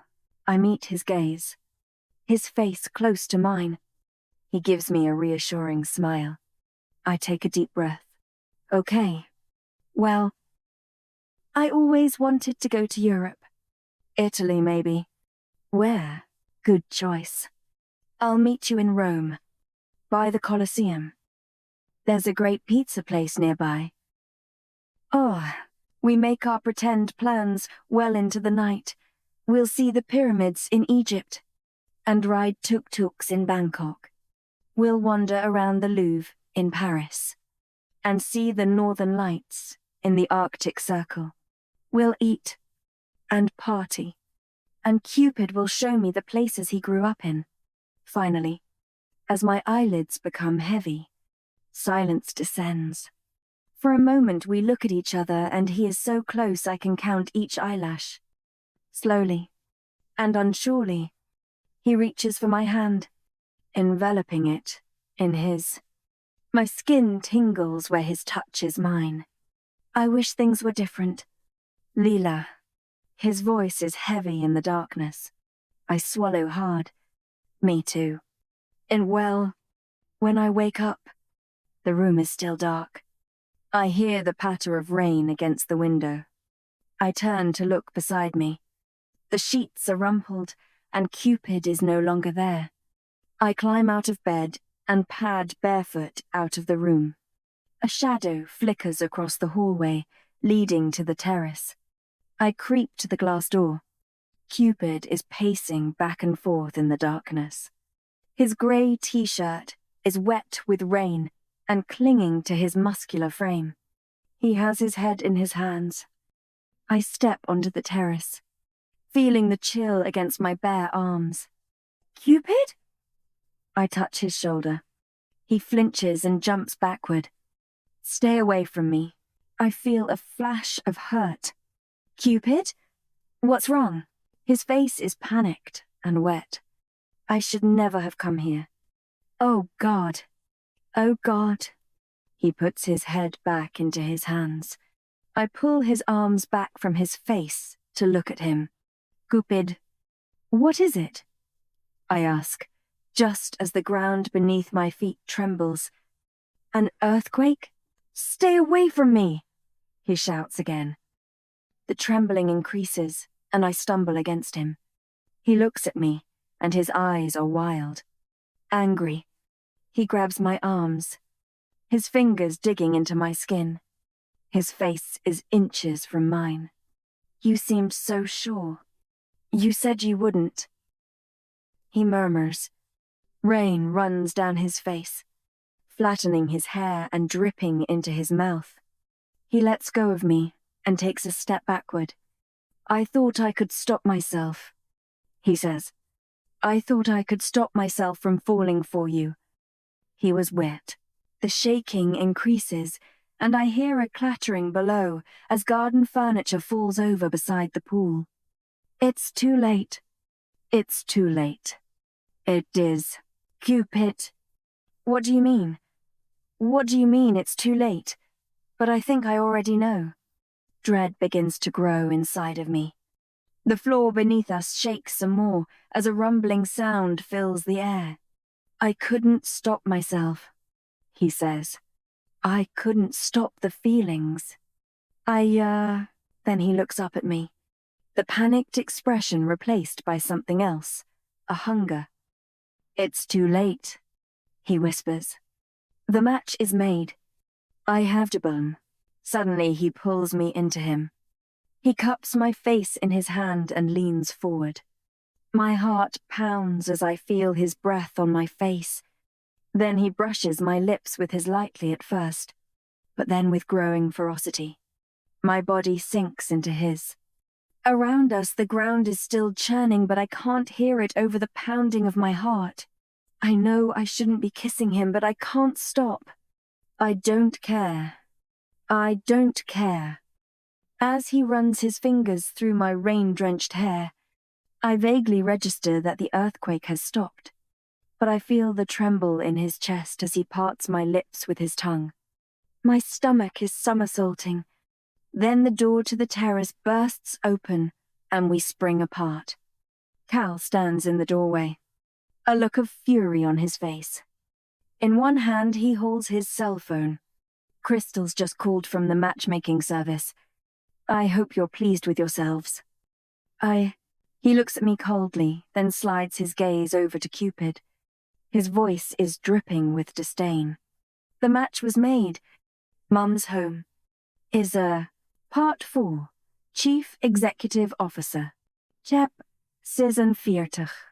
An extract from the company policy. Once hit by the Cupid's arrow, you enter the service of the founder indefinitely. On entering the service, you will make matches to serve the almighty power of the founder and perform occasional additional duties as required. These may include sacrifice, arson, theft, battle, protection, guarding, cleaning, general maintenance, chauffeuring, and any other such tasks that may fall under the scope of serving the founder. Upon joining the service, You will have exactly 1 month to put your human affairs in order before surrendering your former identity indefinitely. This will include severing ties with family members, friends, and romantic partners in order to focus your attention solely on the tasks cited in Rule 1. San, you may be required to relocate to one of the many global matchmaking branches to fulfill Rule 2. On doing so, you will be eligible for our relocation package, including a new home and your own personal Cupid mentor. Sue, you will master the art of the bow and arrow in order to excel in the duties cited in Rule 1. Woo, no Cupid must ever be matched. Upon adhering to the rules, you shall be rewarded with a benefits package including eternal youth, beauty, strength, wealth, and a company carriage. Any breaking of the rules will result in the return of the founder herself, whereupon she will take back her position as CEO of the Cupid's matchmaking service. Any rule breakers will be put on trial and punished most severely. Venus, founder and goddess. Cal glares at us through the sheets of pounding rain. For a moment, no one speaks. My head is whirling from the kiss. Cupid's words. And Cal's news. Mom's home. Get inside. He snarls. The pair of you. Then he spins on his heel and goes back through the door. Hesitantly, I pull my gaze up to Cupid. A mixture of longing and regret swirls behind his eyes. I touch my lips. I can feel the memory of his kiss bruised onto them. What have we done? Cal is on the phone inside, his back to us both. As Cupid closes the terrace door, Cal turns, revealing 2 towels tucked under his arm. He throws one at Cupid, who catches it warily, then thrusts the other out to me. His silver eyes blaze with fury, but I can sense something else there too. Something that looks a lot like pain. Thank you. I mumble, taking the towel and looking down at my feet. I remember our dance, the way his arms closed around me. Maybe it had meant more to him than it had to me. What's going on there now? Crystal? He asks, pushing the phone back to his ear and stalking off down the hallway. I look up at Cupid, the towel hanging limply in my hand. He's used his to dry his hair, which now stands up in random spikes. Here, he says, gently taking my towel and looping it over my shoulders. As he brushes a strand of wet hair behind my ear, I shiver, unsure if it's related to the cold or the effect of Cupid standing so close. I shake my head, panic growing inside me. What have we done? Is Venus really back? Afraid so. Love bug. He lets me go, and I take a step back, my stomach churning. I should never have kissed you. The horror of what we've unleashed is slowly dawning on me. It was already too late, he says. My feelings have been growing for a while. I let my guard down because I didn't think you liked me. He tilts his head a little. But your feelings were growing too. I do know, despite the situation. He seems almost pleased. He touches my cheek, his thumb leaving a trail of energy against my skin. His mouth parts slightly, and it takes everything in me not to grab his wet shirt and kiss him again. You're supposed to be a love god, I say. And you couldn't tell I liked you? I told you subtlety isn't my strong suit, he says. Next time, get some flashing I like Cupid badges and wave some flags. Oh, I would have, but they were all out of them at the store. Ayman, he laughs. You could have told me. Tende, I couldn't. I shake my head. I was mad at you. I am mad at you.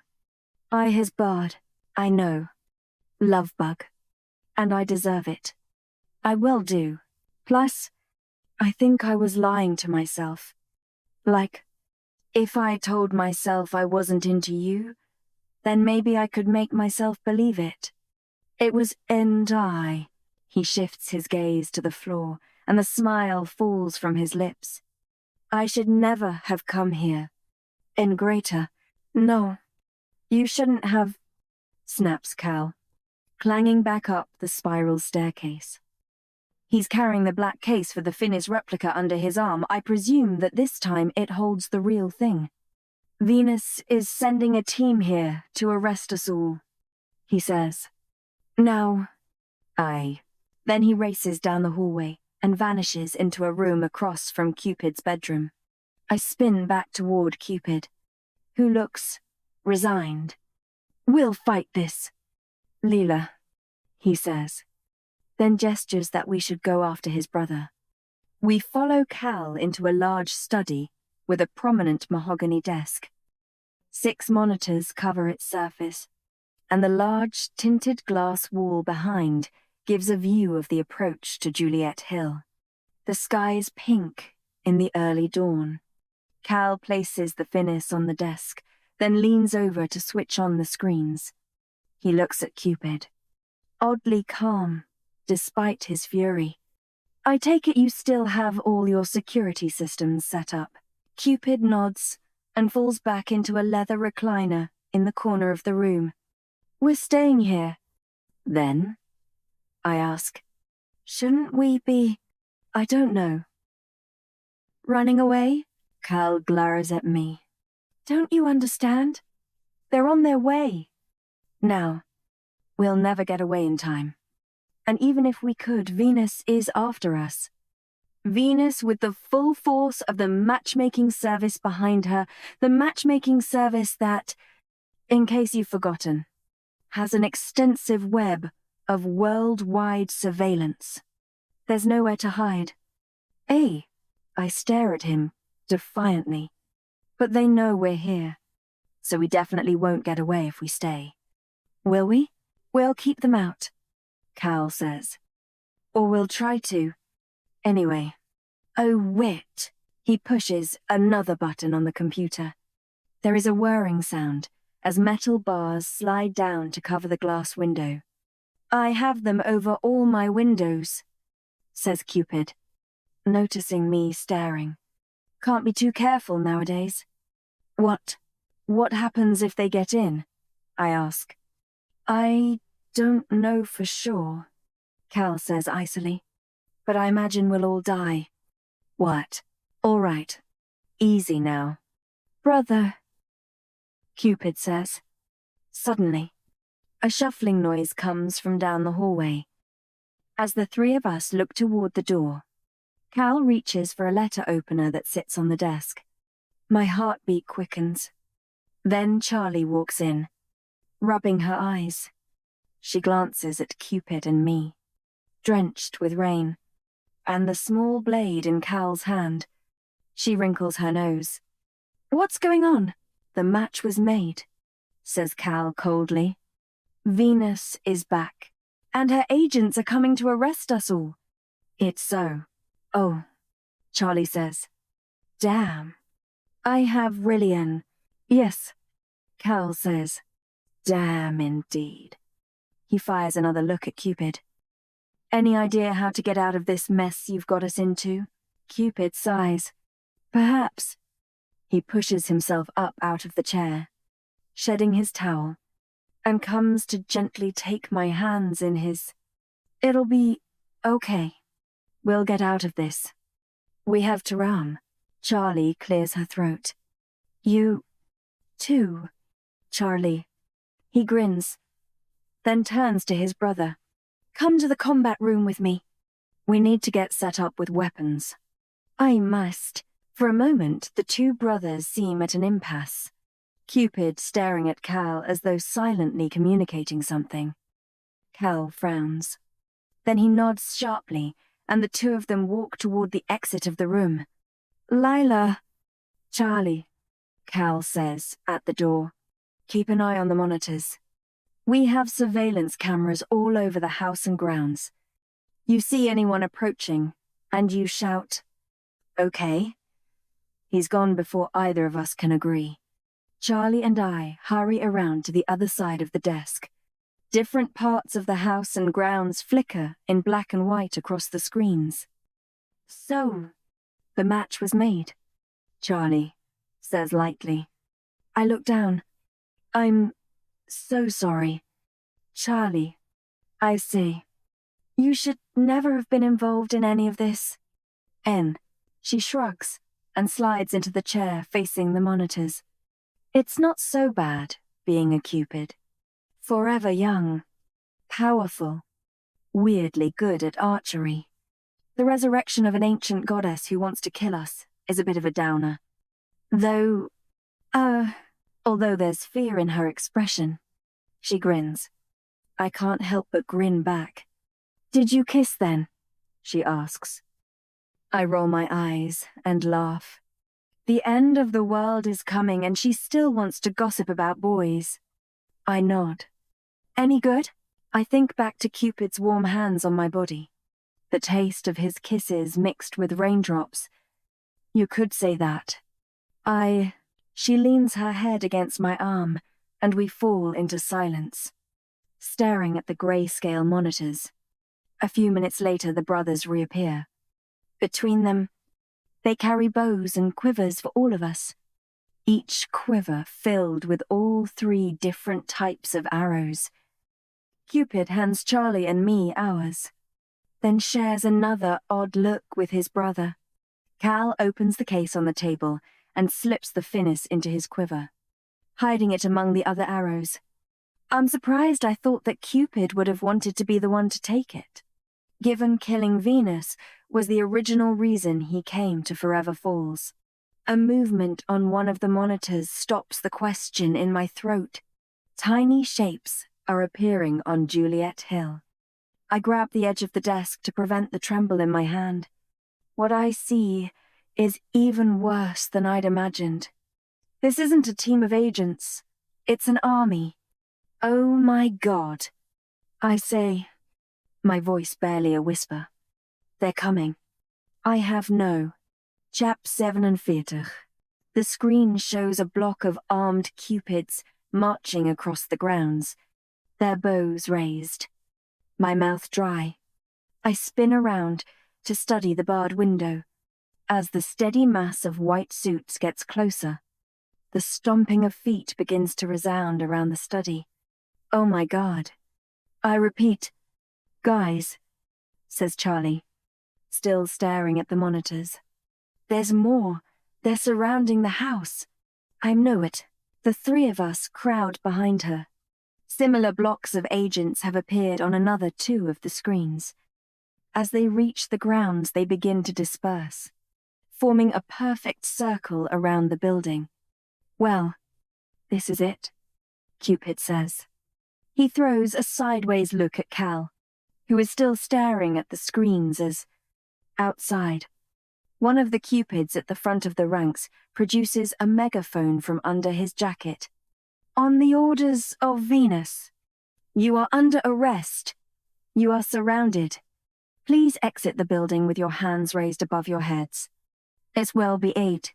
I look at the 2 brothers. Now what? They can't get in. Can they? Cupid shakes his head and falls back into the leather recliner. Now we wait. He looks at me darkly. For as long as we can. Around an hour passes. It's excruciating. The agents from the matchmaking service still surround the building. And at regular intervals the booming voice calls for us to go outside. Each time, it does. My whole being fills with dread. Cupid, however, seems unperturbed. He continues to lean back in the recliner, his eyes closed. Charlie and I have found a way to share the office chair and stare at the screens. My stomach is turning anxiously. Across the study, Cal paces back and forth with his bow slung over his shoulder. "Will you desist?" "Brother," Cupid says after a while, his eyes still closed. "You're making me nervous." Oh, after a few more laps of the room, Cal walks to the exit. Where are you going? I ask. Cal looks at me. None of your concern. I'm sighed as he disappears into the hallway. I share a look with Charlie, who shrugs. The longer you take, the worse it will be for you, booms the voice from outside. I study the monitors. I don't see how we can get out of this. After a few minutes, Cupid sighs and gets up out of the chair. Come on, let's go make a coffee or something. This is just depressing. I hesitate, reluctant to go downstairs. It's safe, he says. They can't get in unless the bars are lifted. And the only place that the bars can be controlled from is in here. I share another look with Charlie, who shrugs again.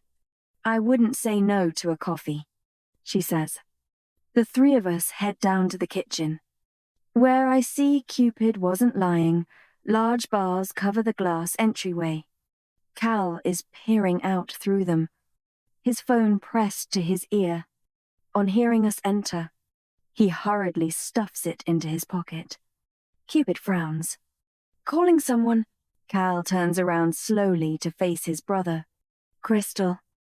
He looks uncomfortable for a moment, his eyes not quite meeting Cupid's.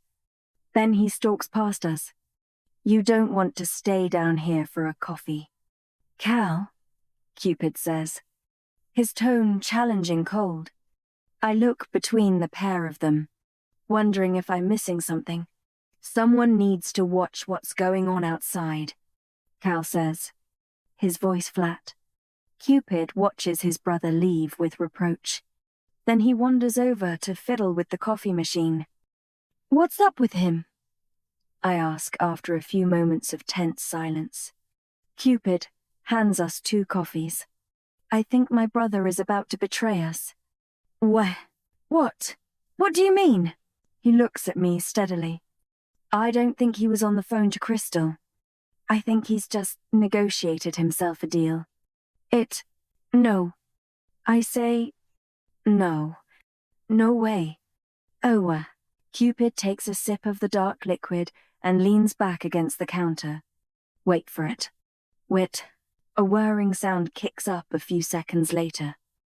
I spin around to see the bars over the windows slowly rising. The coffee mug falls from my hand and shatters, the black liquid splattering the white floor. I feel sick. Cupid looks at us. Upstairs. Now. When we reach the study, Cal is standing in front of the window, backlit by the warming light from outside. The bottoms of the bars disappear upward. There's no doubt about it. He did it. He betrayed us. How could you? I screech as the sound of marching intensifies. They're coming. I run forward to hit Cal, but Cupid grasps my arm firmly and holds me back. I bet you've been waiting for this moment. Haven't you? He says coldly. The moment when you could turn me in and return to her good graces. Cal glares back at him. I tried to help you. I tried to get you to leave town. I tried to protect your match. I would not mean. Look at her! Roars Cupid. Say her name. Cal doesn't look at me. You broke the law and you need to be punished, he says. Dispassionate. Does Lila need to be punished? Asks Cupid. Does Charlie? There will be a fair trial. Like hell there will be a fair trial. I've never seen Cupid look this angry before. He lets me go and races toward Cal, grabbing him and slamming him into the opposite wall. They face each other, almost nose-to-nose anger burning on both of their faces. Then the door to the study bursts open. Cupid throws a punch at Cal's face, connecting hard and knocking Cal to the floor just as the agents begin to spill into the room. Although Cupid grabs his bow and begins shooting arrows, the agents are too fast and too close.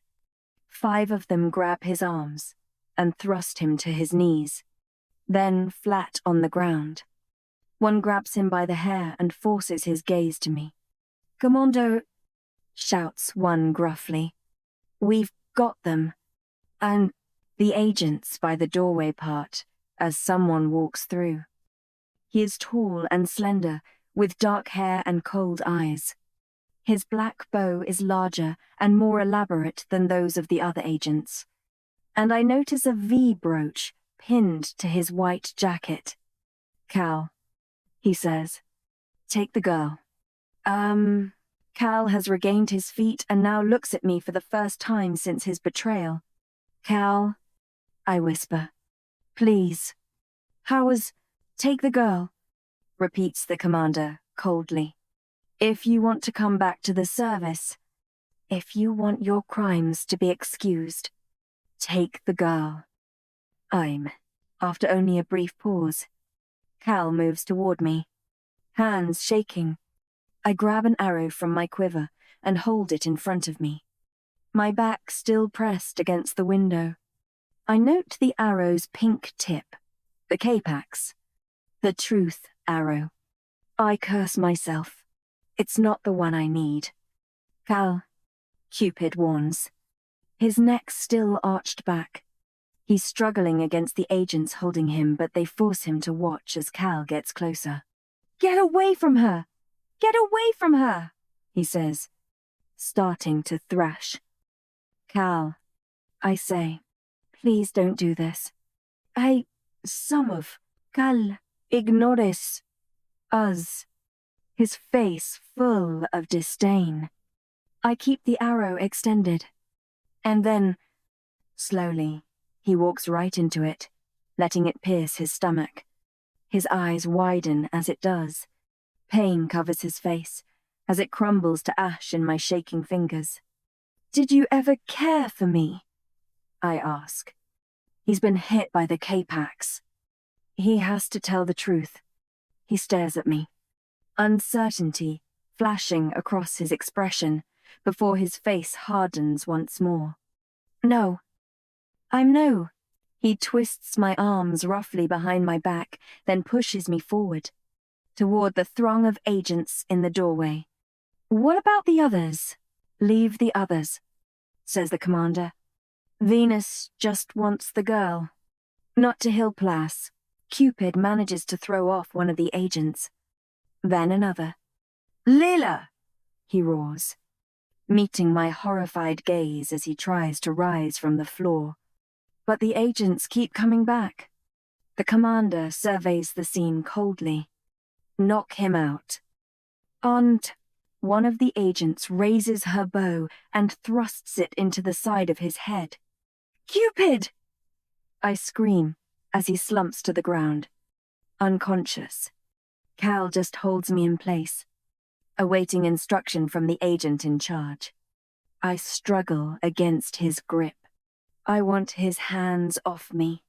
"Take her to the cars," says the commander. "We're driving back to the matchmaking service." In Moaf. Then he turns to me and smiles thinly. "Time to find out what Venus makes of Cupid's match. Today." Chap 48. Cal marches me outside. The storm from earlier has passed, leaving puddles of water on the ground. The army of Venus's agents have begun to march back up Juliet Hill, and their boots squelch in the mud. Cal and I follow, his hand tightly curled around my arm. "How could you do this?" I seethe, craning my neck to try and look at his face. "Cal ignores me," continuing to push me along from behind. I think of Cupid, unconscious, on the floor, and the steely gaze of the commander as he instructed Cal to take me. I have to get away from these people. With all the force I can muster, I pull my arm away. It slips out of Cal's hand, and I feel a moment of brief elation before he grabs me again and whirls me around to face him. "Where are you going to go?" "Lila? Look around you. They'd catch you in an instant. Would you really rather someone else take you in?" "Yes." I hiss at him. I'd rather be taken in by anyone other than you. Minus, for a moment I think I detect a flash of hurt, which gives me a harsh satisfaction. Believe me, Lila, no, you wouldn't. Den, he pushes me ahead of him and we continue walking up the hill. As we do, one of the passing agents, dark-haired and tanned, looks at me and smirks. He looks familiar, and I realize with a jolt where I've seen him before. He's one of the arrows. I shot him when we rescued Crystal.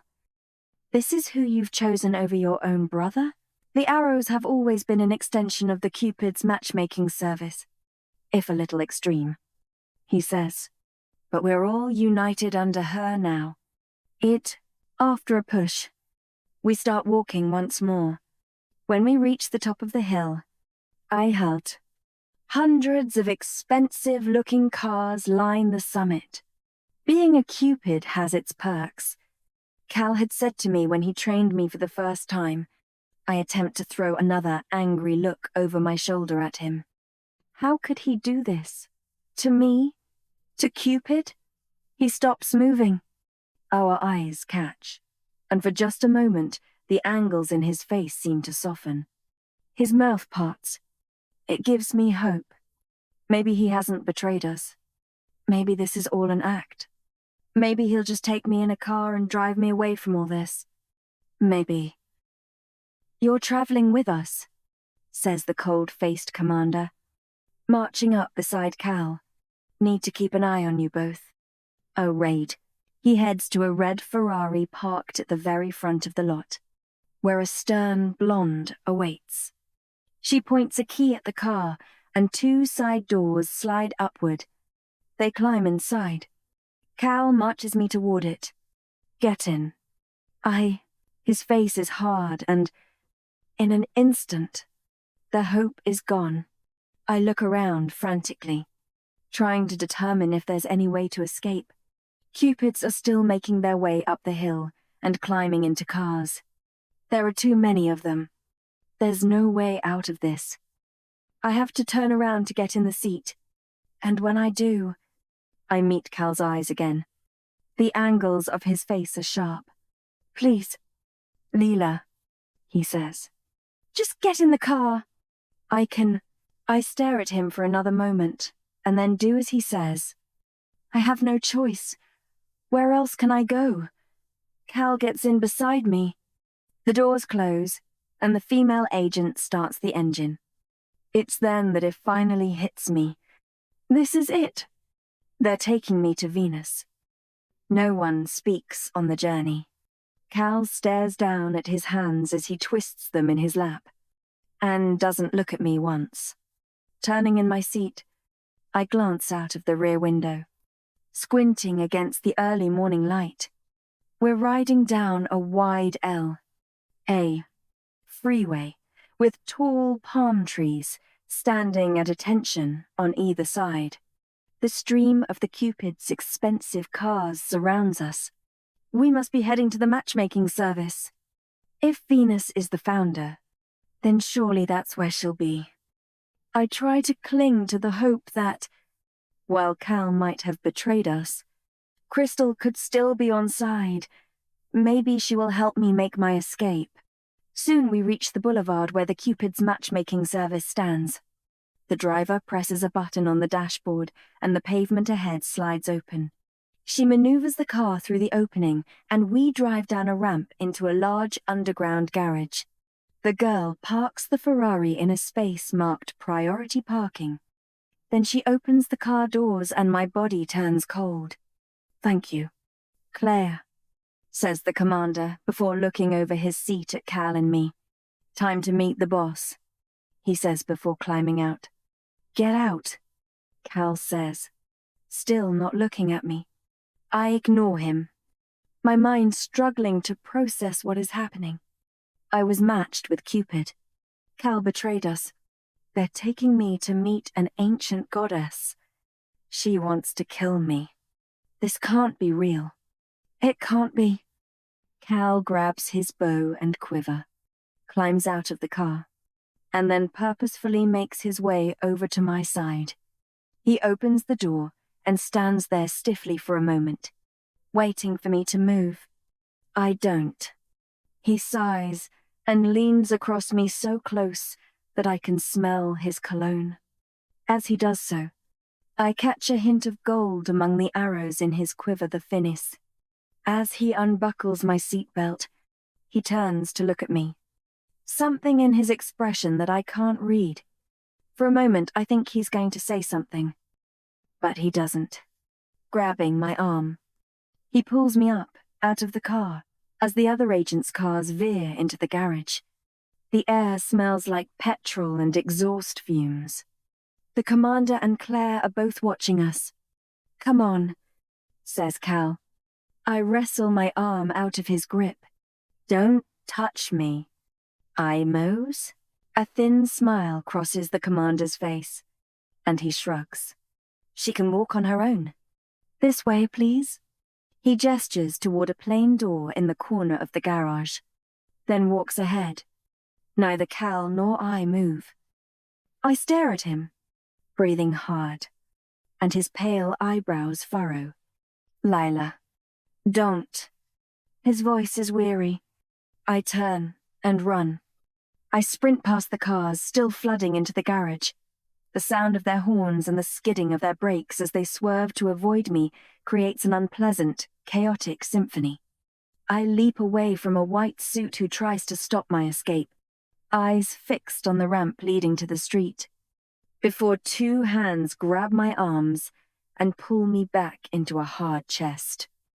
I spin around, almost nose to nose with Cal. "I thought you were my friend." I say, "And I thought you weren't stupid enough to fall for Cupid and bring back Venus."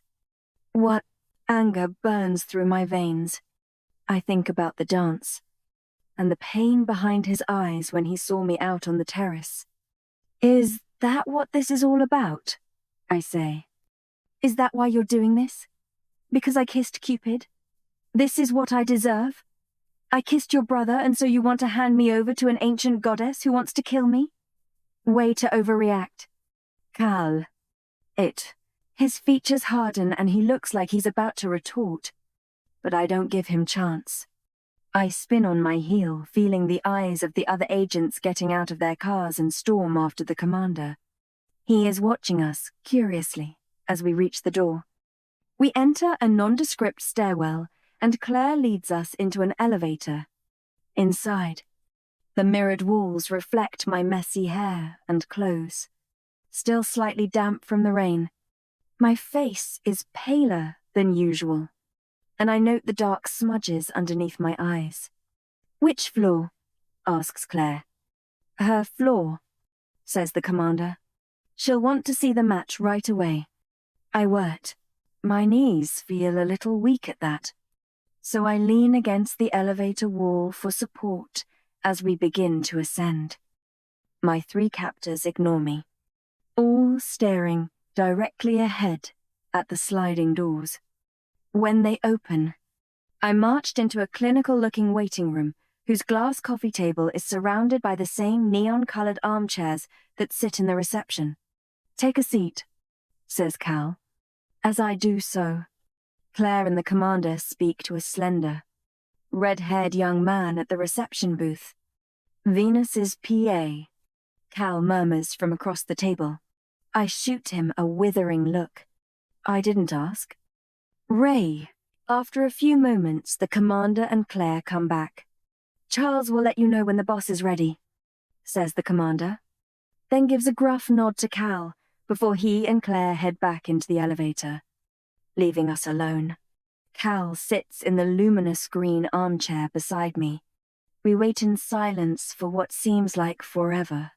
Then there is a beep, and Charles the PA moves from behind his white booth. His gaze brushes over Cal, then focuses on me. "She is ready," he says. "Venus will see you now. Chap negenen. 40. So this is it? Is it?" I say quietly. "Venus will see me now?" This is where following a boy out onto the terrace at his party has led to a reception with the goddess of love. I feel a pang and wonder if I will ever see Cupid again. Will she kill me?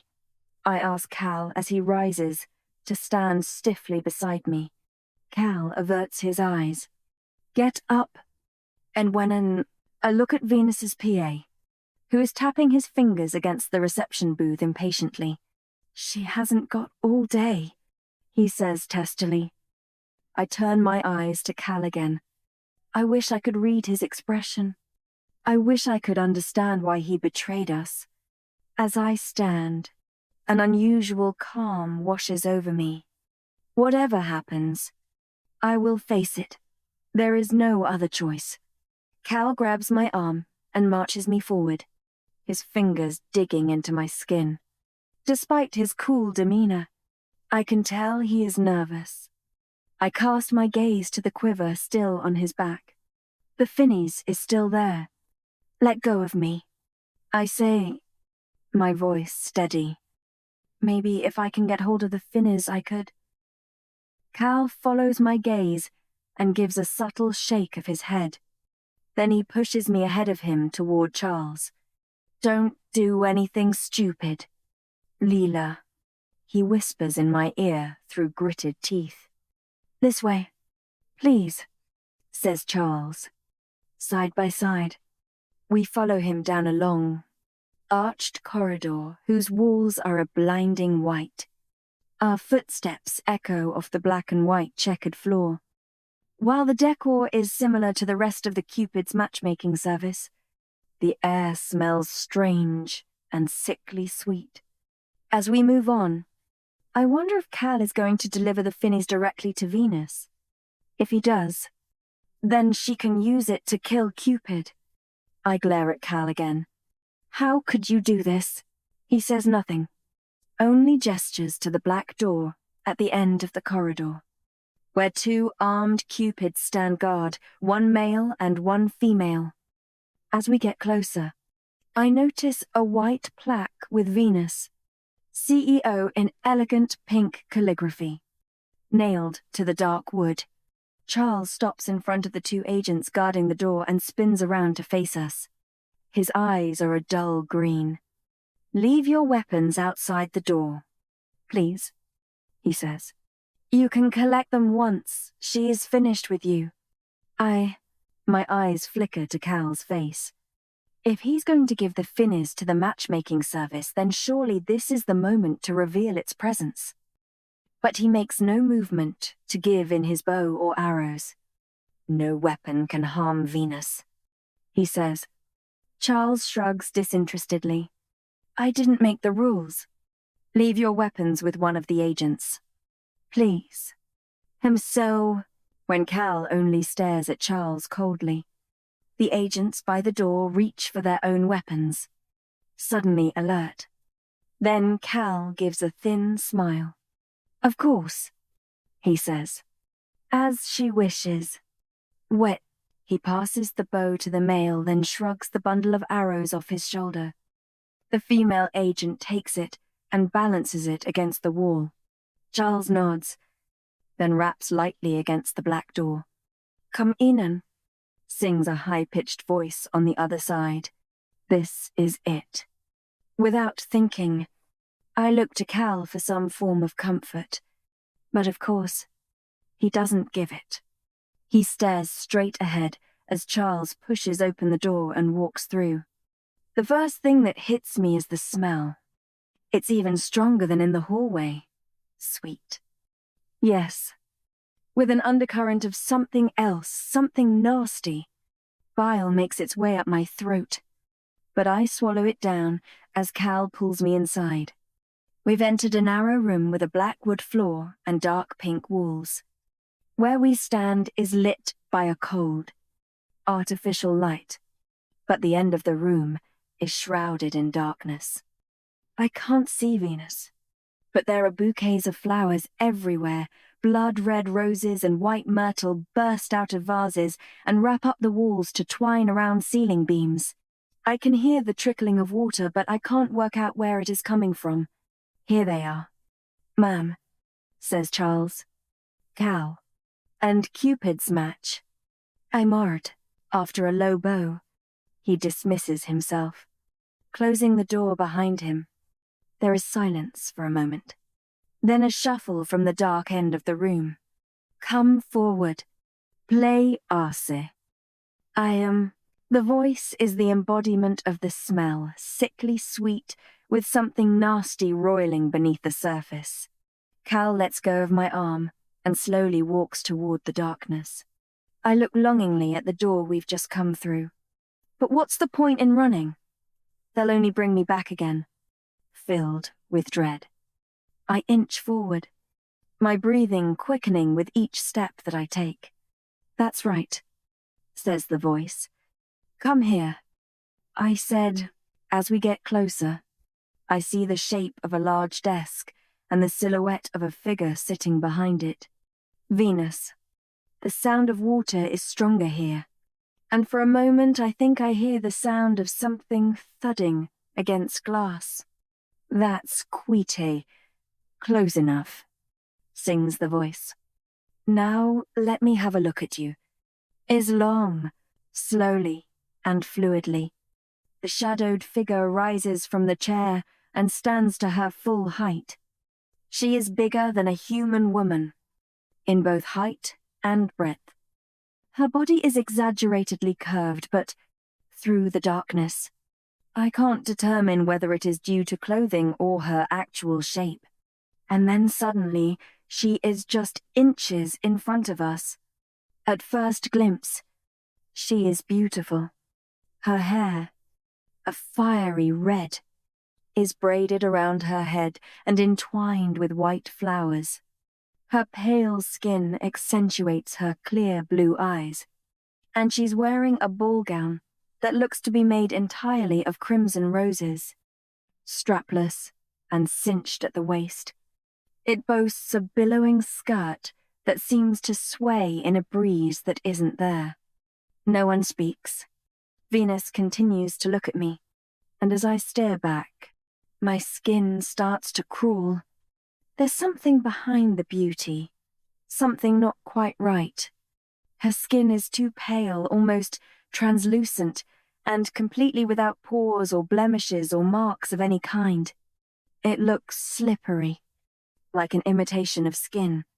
The pupils in her eyes are too small, and she doesn't blink often enough. They make me think of the eyes of a doll, and although she is smiling at me with full, red lips, there's a menacing twist to it. Suddenly, in a movement too fast for me to follow, her fingers caress the side of my face. They are long and cold, corpse-like, and my skin crawls. So this is her. Cupid's match, she says, tilting her head to the side. The reason I've been called back in to work. Her voice is like a little girl's, but she prods me in the chest with each word, the last push so forceful that I lose my footing, landing hard on my back. I blink and she is towering over me. Fear fills my body. I inhale sharply, taking in a sickeningly large gulp of the overpowering scent. You know that's not very nice, being called into work on your millennium off, she says as she stoops down, picks me up like a rag doll, and plants me back on my feet. There are a lot of things I could do to you if I wanted to, and you must be punished. Of course, you have been a very naughty little match. Well, Mother, Cal warns. She turns her head to focus on Cal. I've heard you've been a naughty little boy too, she says, picking up her skirts and running with tiny steps over to her son. Again. There'd be something comical about her movements if she weren't so terrifying. Do you like my new hair? She asks, beaming. It's red, like Charles's. We're matching. Cal ignores her words and looks her straight in the eye. If you don't hurt Lila now, if you give her a trial, you can make an example out of her. he says slowly. She sticks out her bottom lip. But I want to hurt her now. I do. Cal just looks at her sternly. Venus sighs. But of course you're right. We'll keep her for the trial. She'll be our little human pet.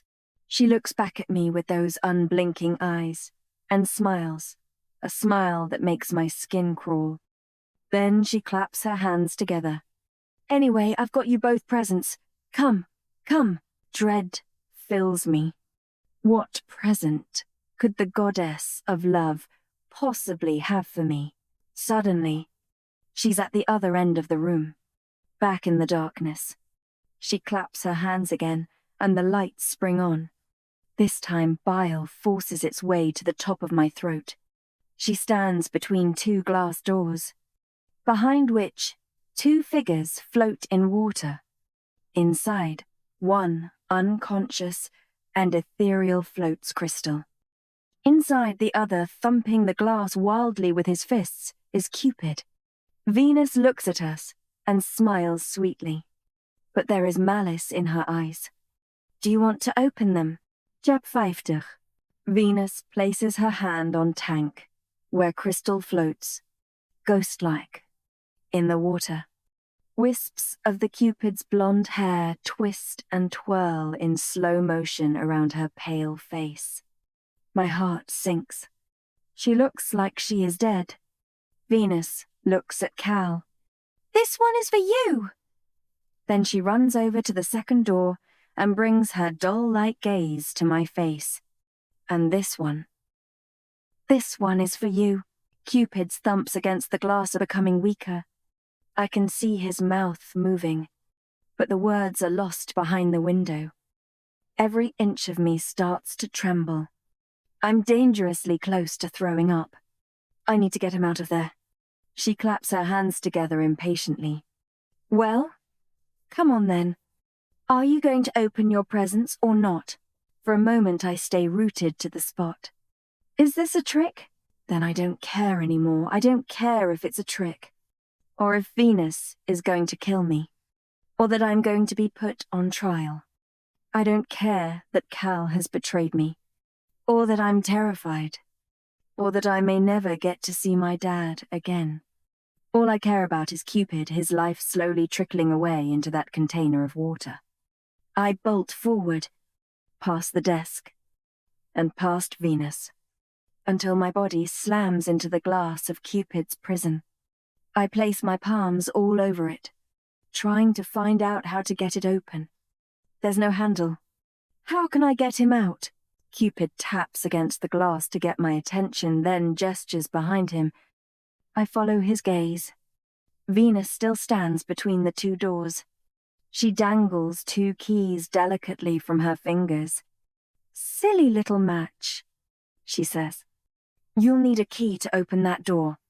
And I snatch the one for Cupid's door from her. Not looking at her face for a reaction, I just race back, my eyes searching for a keyhole. I can't find it. Cupid taps against the glass again and points to my left. There's a small hole in the glass. I jam in the key, turn, and pull backward. The door bursts open, ice-cold water knocking me to my back before Cupid crashes down on top of me. His skin is cold and wet, and he burrows his head down by my shoulder as he splutters and gulps in the room's scented air. I lay there in cold relief before I remember the other container. Crystal. I roll Cupid off me, frantically looking to see if Venus's other victim is all right. Cal is striding toward the second door, his expression unreadable. He snatches the other key off Venus and glares at her. Then he slips the key into the lock and turns it, standing to the side as Crystal's fragile body comes crashing out onto the floor. Crystal, I whisper urgently. Is heaven for? Cupid is now on his hands and knees retching water. He coughs a few more times and then looks at me. Our kind can't drown. Not fully, he says, his voice wheezy and tired. She'll be all right. Love bug. Eventually. Why, with that, he collapses back to the ground and rolls onto his back, stretching out wearily in the shallow puddle of water. I look up at Venus. There's a thunderous expression on her face, and the air around her suddenly feels static and charged. The hairs on my arms prickle and stand on end. Look at the mess you've made on my floor. Water. Everywhere. Okay. Although, I flinch. Cal merely stares at her. Mother, what is the meaning of this? I understand, Cupid, but why is Crystal here? He asks, looking down at Crystal's collapsed body with distaste. She finally moves. A weak gasp escapes from her lips. I feel a small moment of relief. I mean, I couldn't care less whether she lives or dies. Cal continues. Suddenly Venus is standing in front of Cal. You couldn't care less? Her lips are twisted into a smile, but there is no kindness in her unblinking eyes. Of course not, he snaps. She's one of your agents. She's nothing to me. Venus steps away, her skirt of roses rustling as she moves. Yes, she says thoughtfully as Crystal begins to retch on the floor. She is mine, isn't she? She picks Crystal up by the neck of her drenched white jacket and throws her into the wall as though she weighs nothing. Crystal bounces off and thuds hard onto the ground. Mine to do whatever I please with. Venus smiles, that twisted smile again, and advances slowly toward Crystal's crumpled form. She has been a very naughty agent, gallivanting around with Cupid in his match. I think I will kill her. I know, Mother, if you hurt her now. You can't make an example of her like Lila. Remember, he says slowly, you can put her on trial, too, so everyone will see what you do to people who betray you. And Kime, Venus blinks, then gives a disjointed kind of nod. Her movements make me think of a character in a creepy stop-motion film.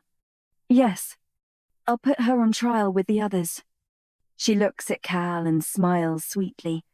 At least I have one good son. I'm Wilden. She moves beside him and strokes his face with her white, slippery-looking fingers. Then she sighs. I'm bored of you all now. Guards. The two agents from outside burst back inside. Help Cal transport these 3 downstairs. Put them with my other pets, she says. Come on. Hurry. No. The male agent scoops Crystal up over his shoulder while the woman pulls Cupid to his feet. Cal strides over to me and offers me his hand. I'd like to interrupt with a 1-minute advertisement. You can fast forward through it if you wish. Bienvenidos, bienvenidas a un programa especial. Hoy se van a conocer los 13 jugadores y el seleccionador, que ya lo sabéis que es Narcís, de la selección española de la Kings Cup Nations de la selección española. Así que por favor, un fuerte aplauso porque estamos en la tienda en Barcelona de JD. Bueno, no voy a estar solo, voy a estar acompañado y además con el presidente de la selección española. Fuerte aplauso para DJ Mario.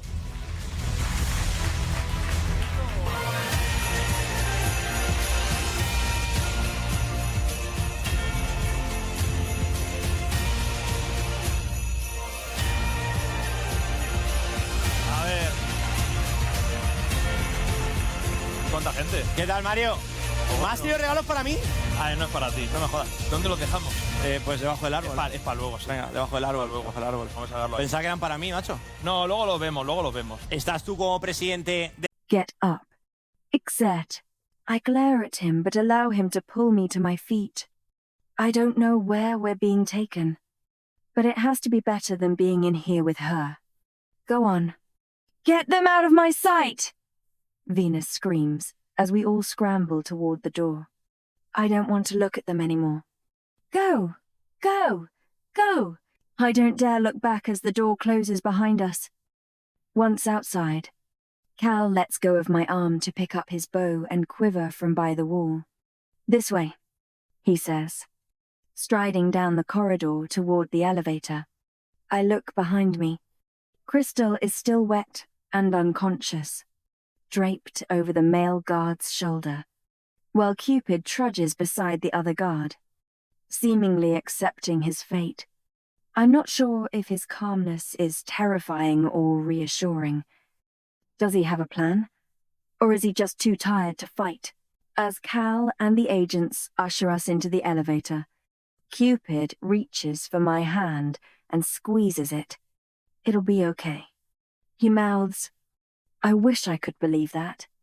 Back on the ground floor, we are marched to the indoor courtyard, where the male agent brings Crystal to the statue of Venus.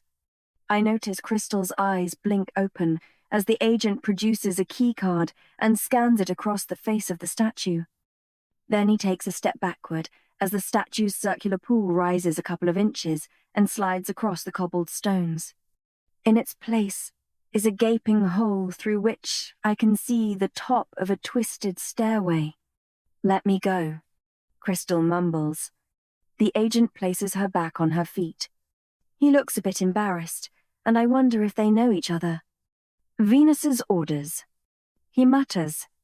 She gives him an icy look, then surveys the rest of us.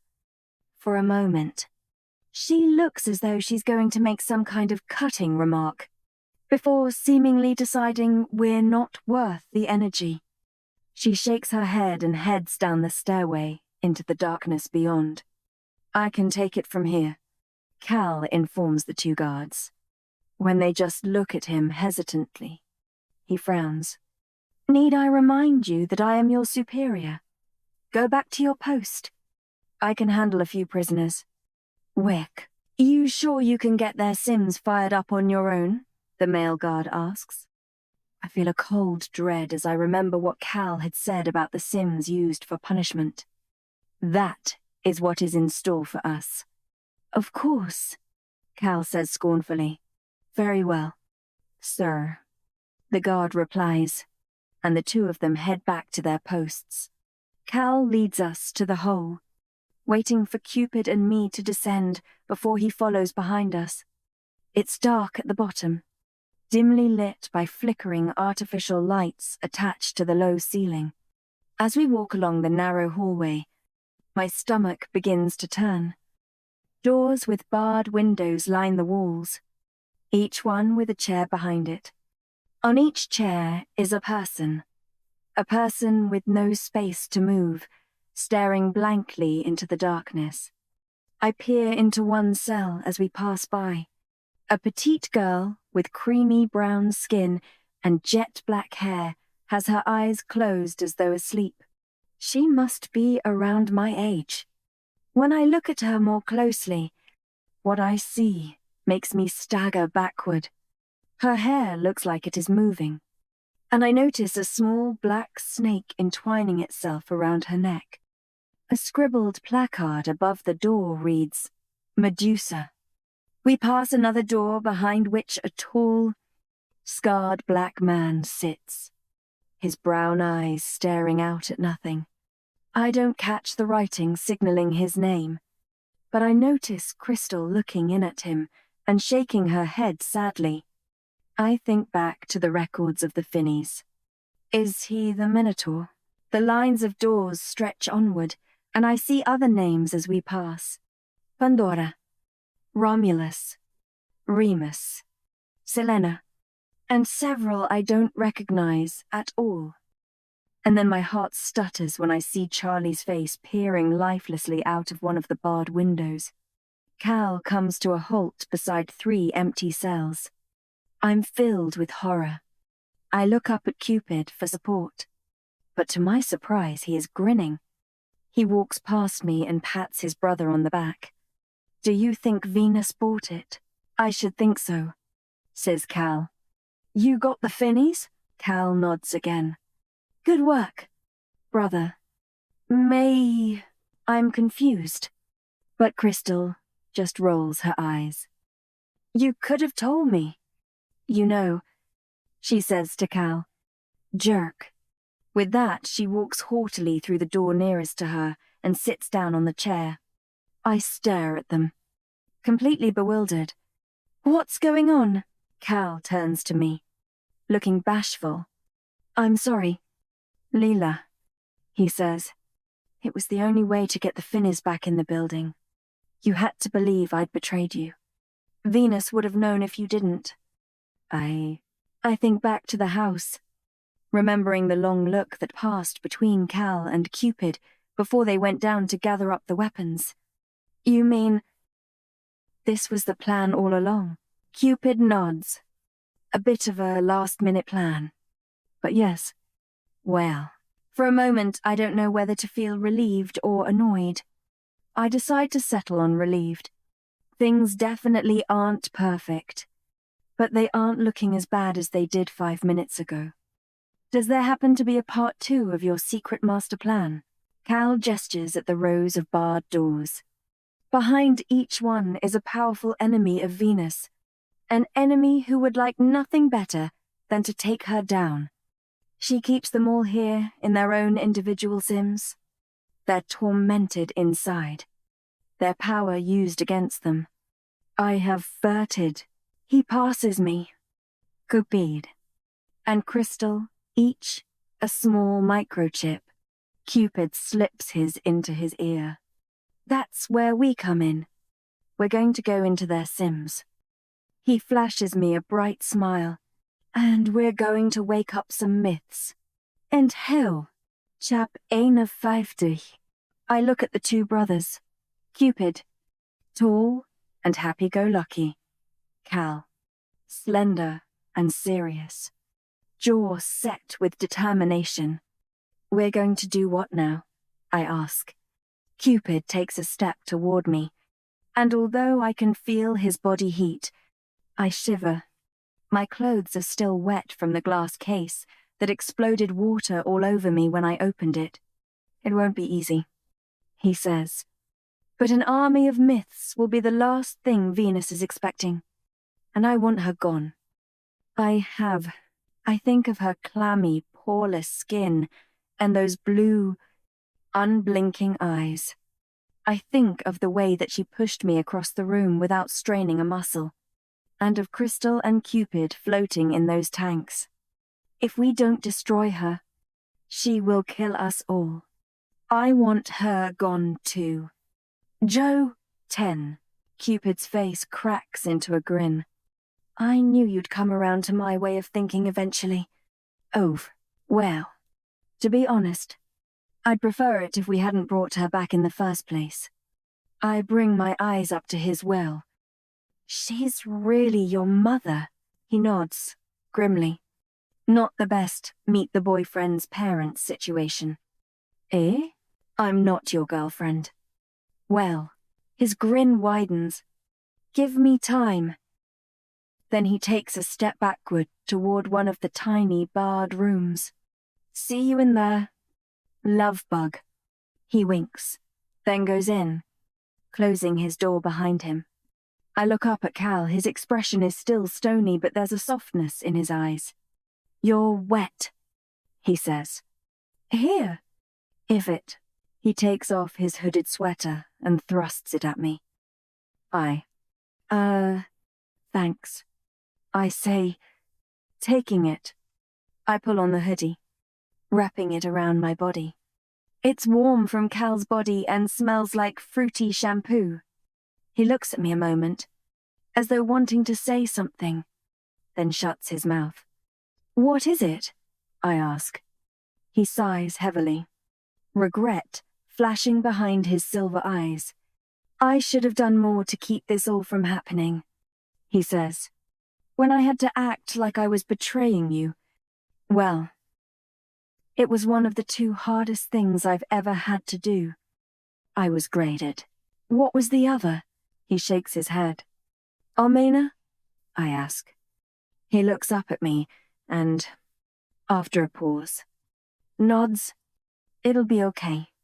I promise. We'll get through this. When the ghost of a smile crosses his face, I believe you, he says. Then he takes a step away from me and turns to the empty cells. It's time. As way, I peer inside with trepidation. You say we have to wake the myths up. Can't we just pull their chips out? Like when we did the training sim? Do we really need to go in there? It doesn't work that way, says Cal. These sims are made specifically for containment. They have a much harsher psychological effect than the training simulations. You pull one of these out before the prisoner is ready, and their brain won't be able to cope. They'll die. Missed. I walk into the small cell. There is a wooden chair inside, and as I sit down, Cal closes the door behind me, sealing me in with the darkness. I take a deep breath. The air feels heavy on my tongue and seems to push down on my chest. I fight the wave of panic, of claustrophobia. Cal looks at my face through the barred window. Put the chip in your ear. I comment. I do so, feeling its alien coldness. Cal takes a step back and looks at the three of us. I'm going to establish a link between the sims, he says. So you should be able to navigate from one to the next. From what I know of the Minotaur, he'll have managed to create the most complex one. I should be able to fit the others inside of it. I expect his will be a labyrinth, Crystal's voice calls. Cal's gaze lingers on her cell. Then he nods solemnly from in front of the bars. I suggest you split up and make your way through the maze, collecting the others on your way. The exit will be at the center that's your way out. He looks at his brother's cell. Stay away from the ferry port. And, well, you could be facing some pretty bad stuff in there. So don't die. He turns on his heel and makes his way back up the corridor, leaving the three of us sitting uncomfortably in the small, damp cells. I pull Cal's hoodie closer around me. What happens if we die in this sim? I ask. Suddenly, a loud, screeching sound of stone on stone resounds around the room. Cal must have gone back to the indoor courtyard and sealed us in. The lights in the corridor suddenly switch off, and we are left in complete darkness. We die, says Cupid. I nod. Figures. I'm about to ask him how likely it is that we will be killed when a wave of nausea overcomes me. I hear a faint buzzing noise and the room feels like it is moving. Close your eyes, says Cupid. We're going in. It more. When I open my eyes again, we're still in darkness, but it feels more open, as though we're outside. In front of us is a massive arched door with brass handles. Cupid and Crystal stand on either side of me. Crystal is wearing a clean version of her white combat suit, free of signs that just 10 minutes ago she was trapped in a case filled with water. I look down at my body and see that I'm wearing a white combat suit too. As I look at Cupid, my breath catches in my throat. He's now dressed all in black. Black jeans and a black top underneath a worn leather jacket. On his feet are heavy army boots. His stormy eyes seem to pierce the door straight ahead. He looks both scary and dreamy. A perfect nightmare. Whatever is on the other side of that door, he seems ready for it. He takes a step forward and puts a hand on the brass handle. But instead of opening it, he pauses. I don't know what we're going to be faced with in here, he says, and the uncharacteristic seriousness of his face unnerves me. Crystal arches an eyebrow. Got to be better than what's out there, she says, gesturing upward. Tension bristles between the two of them, and I think back to the moment when I first met Crystal behind the reception desk. There was fear in her eyes when she realized I was Cupid's match. She knew what it would mean. She knew that Venus would return. Cupid looks at her. Come on. Don't tell me you're not excited that we finally get to use your golden arrow. You've been sitting under it for over 100 years. You wouldn't have taken it if you hadn't the same ambitions as me. At least on some level. It's no. Same ambitions? I would never have brought her back risking war. Millions of lives. The fate of the world. Way. Cupid raises his hands in surrender. I said on some level. Then he grasps the handle again. Well, here we go, he says, and pushes open the heavy, wooden door. It makes a loud screeching sound as it scrapes against the rocky ground. And then everything is different.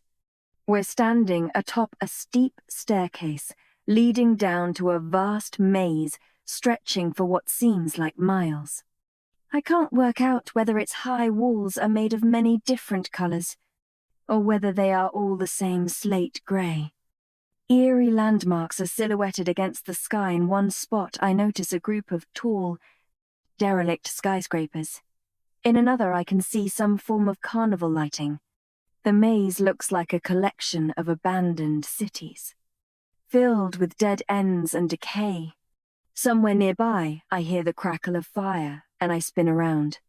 A ladder now climbs the wall behind us, leading to another level. The enormity of the task before us hits me.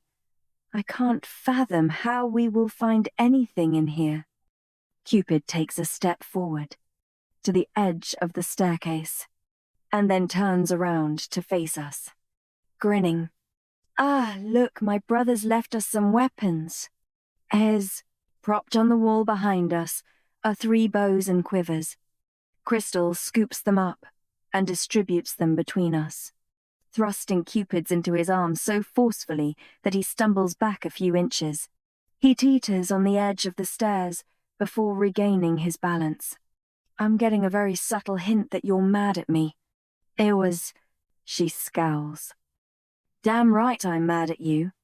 We were all doing fine without you and your mother. And Cupid looks like he's about to retort when I step between them.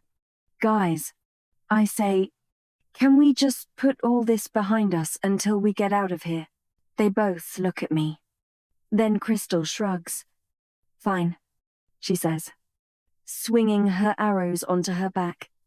We should split up anyway. She turns to Cupid. We're on a pre-trial sim. We don't know how much time we have in here before we're brought back to the real world, she says. The quickest way to do this will be to send each of the myths we free off to find the next myth. Agreed. He nods, and she turns toward the ladder in the wall and begins to climb. How will we find you again? I call.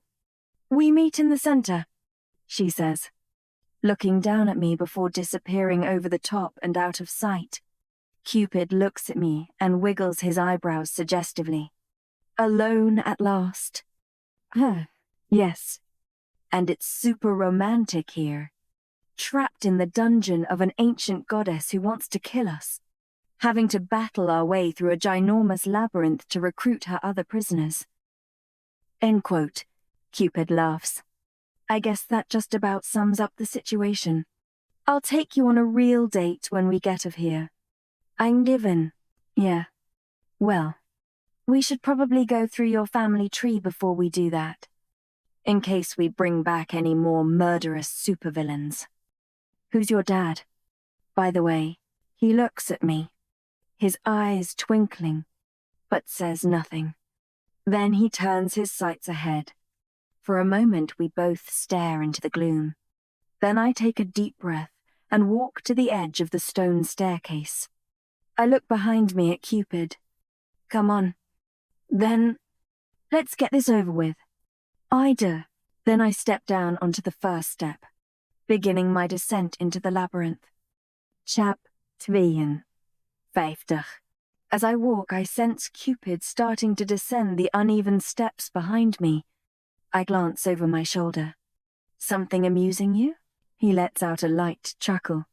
I've never seen someone so eager to descend a dark staircase into a mysterious labyrinth full of unknown peril before. My turn. The high walls on either side of the stairway are sending thick shadows across our path. As we continue, they seem to be closing in. Have you ever seen anyone descend a dark staircase into a mysterious labyrinth before? I ask. There's a pause behind me. I suppose not. But it is dangerous. You know, I don't reply for a moment, concentrating on a particularly deep step. I look up at him once I have lowered myself down, my palms still flat on the stone stair above. I know that. I say, but I assume we're on a deadline here. What with our actual selves awaiting trial back in the matchmaking service. Well, the corner of Cupid's mouth quirks upward. Time in the sim passes differently.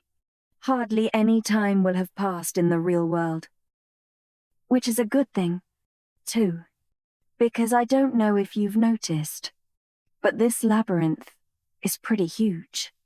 He trails off, and I resume my journey downward, suppressing a smile despite the grim circumstances. There must be 1,000 steps or more, some so thin and steep that I stumble on a number of occasions. When I finally stagger onto flat ground, I feel a small wave of relief. The muscles in my legs are aching, and I feel slightly breathless.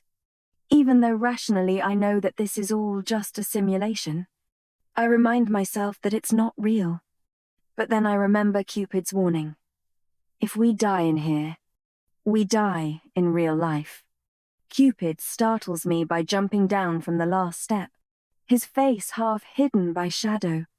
I look around, wondering if the path to the center will be obvious. We're at a corner point in the maze, with 2 wide paths extending in different directions. The ivy-covered stone walls are so high that I can't see their tops. The air is stagnant, lightly scented with must and damp. Which way do we go? Cupid frowns as he moves beside me. The sims of the different myths won't have been merged seamlessly. There'll be discrepancies. Clues. We need to look for anything that seems out of place. I saw. How will we know if it's out of place? I've not exactly seen the labyrinth blueprints. I will. Cupid laughs and looks around. I guess anything that isn't grey or wally. I'll go left. You go right. But make sure I'm always in your vision. If you stray from my sight, I may never find you again. I farm. I nod, swallowing my alarm, and head along the path to the right. I scan my eyes over the grey walls and the cracked concrete. I wish I knew what I was looking for. As I walk onward, I don't think I have ever experienced such an overwhelming lack of sound. It's dark, too, and I keep glancing over my shoulder to make sure Cupid is still there. When he starts to look small in the distance, I stop. There's nothing here. I decide to head back. As I do, something catches my eye, a shape carved into the ground. I crouch down, brushing aside some rubble. Cupid? The silence of the maze swallows my voice, and he doesn't look up from the stretch of wall he's studying. Cupid! I shout. Does this mean anything to you? This time he hears me. As he jogs toward me, I turn my attention back to the carving. It's so small I almost missed it, a cube carved into the stone. Looks like... I begin. A box. There's a triumphant note in his voice. He steps over the carving and heads down the shadowed path behind it. I push myself to my feet and fall into step beside him. I found a clue. Yup, you found a clue. This path will lead to the sim of one of the myths. And if I'm right, I'm guessing it's Pandora. Pandora as in Pandora's box? The myth who opened a box that let out all the evil in the world. Cupid laughs. According to you humans. Come on, we must be close now. I know. A few minutes later, we reach a large black door covered with carvings that curl around the frame. Some are cubes, like the one that marked the entrance to our path. Others depict monsters and beasts. The sim of each myth has been created to torture them, he says. They're designed to turn their own power against them. He caresses one of the arrows in the quiver over his shoulder, and I wonder if he knows he's doing it. Pandora is very powerful. She found a way to control the sins her box was said to contain. A dark look passes across his face. She's been in here a long time, he says. And whatever her power has conjured up for her, I don't think it will be pleasant. He looks at me, and all of the lightness and amusement I'm used to seeing in his expression is gone. Stay close, and don't lose sight of me, and do as I tell you, whatever that may be. I'm a trained Cupid, and though you showed promise in the training sim, you are not. Do you understand? There's a new ferocity in his eyes. So I nod. Then he pushes open the door. It screeches against the stone floor, if there is anything there. I'm now sure it's heard us. We enter a long tunnel, dark, except for a small square of light, far at the other end. Where there was sky above us before, there is now a ceiling low enough that the top of Cupid's hair brushes against it as we walk. The walls are closer together here, and if I stretch my arms I can touch both at once. The walls are damp and cold. As we get close to the middle of the tunnel, Cupid suddenly stops and shushes me. Listen, he whispers, carefully pulling one of the black arrows from its case. For a moment, I hear nothing. Then my body tenses as a faint scream sounds from far away. I'm about to ask Cupid about it when I hear something worse. Something that sends a chill down my spine. Coming from the end of the tunnel is a low rasping noise, followed by a grotesque squelching. It sounds inhuman. Whatever lays at the end of this path, I'm pretty sure I don't want to encounter it. What is that? Before Cupid can reply, I notice another noise, this time coming from all around us. It's a loud, screeching like the tunnel door scraping against the stone. But worse, Cupid's gaze flicks up over my shoulder, his face confused. Then his eyes widen. The walls, he whispers, in horror. Tentatively, I reach out to touch them again, finding I don't have to stretch my arms so far. Then I feel the vibrations emanating from inside and the full force of our situation hits me. The walls are moving. Slowly. The walls on either side of the tunnel are closing in on us. I zero in on the small space of light where the horrible, rasping noise came from. It must be about 200 feet away. A cold panic fills my body. Get crushed to death or face whatever lays at the end of this passageway. What are you waiting for? Cupid bellows, grabbing my arm. Run. Chap 53. I sprint down the tunnel after Cupid, my heart pounding against my chest. The screech of the walls fills my ears, so close to me now that my sides ram against them as I stumble forward. My leg muscles are screaming with the effort, and my breathing is hard and fast. We're getting closer to the opening at the end, but it's still a good 50 feet away. Panic fills me. I'm not sure I can make it. 20 feet to go. Cupid glances over his shoulder as he reaches the end of the tunnel. The walls are now almost touching me. Leela, I'm almost there. With a spurt of strength, I thrust myself forward. I can hardly breathe. The air is close, and I have a stitch in my side. 5 feet to go. The tunnel walls have almost closed in on Cupid's broad frame. With a screaming effort, he twists his body to the side and grabs my arm so hard that I feel my shoulder wrench in its socket. He pulls me forward, and together we burst into the light, our sides scraping against the narrow edges of the walls as the passage clamps shut behind us. For a moment we find ourselves falling through the air. Then pain explodes through my body as we hit the floor hard. In a crumpled heap of arms and legs, Cupid groans as I disentangle myself from him, then rolls onto his back and pushes himself up so he's leaning on his elbows. I kneel on the floor beside him, trying to catch my breath. "Pandora's box," he says. I should have guessed there would be some claustrophobic element to her, Sim. "Are you okay?"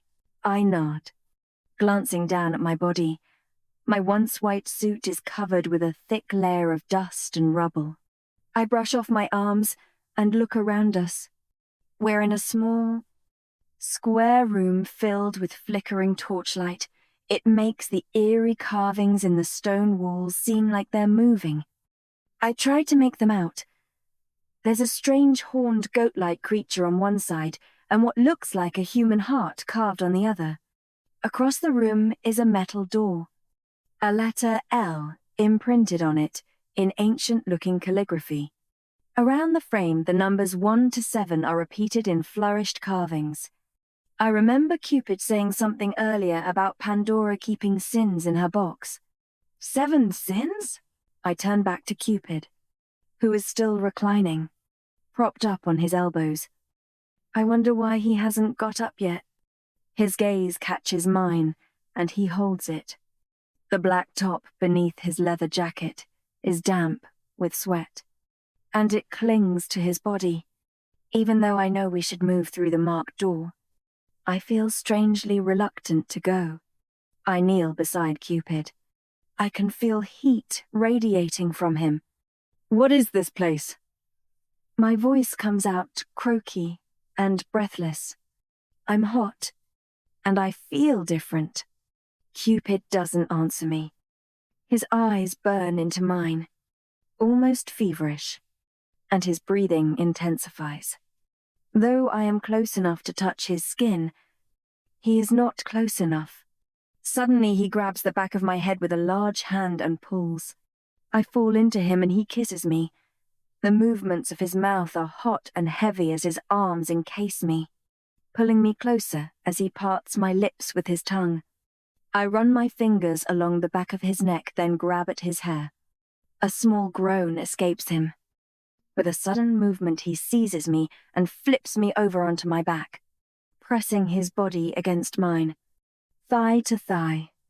Then, just as suddenly, he propels himself away from me, looking astonished. He leaps to his feet and plasters himself against the far wall. His breathing is heavy and his eyes wide. I scramble to a sitting position, trying to control my racing pulse. His skin is flushed and I don't feel right. "What's wrong with us? We need to get out of here," says Cupid. His voice sounds different, lower and rougher. "What's going on?" "I told you that Pandora could control the sins," he says between hard and heavy breaths. "There are 7 in total. Lust is one of them." He gestures to the door. "L for lust. It's controlling us. We need to get out of here." 1. I lurch to my feet and try to walk toward the door, but somehow find myself approaching Cupid instead. "Leela," he says, his breathing still heavy. "You need to stay away from me. It'll work on us like the Ardor. Drive us mad. We'll never get out."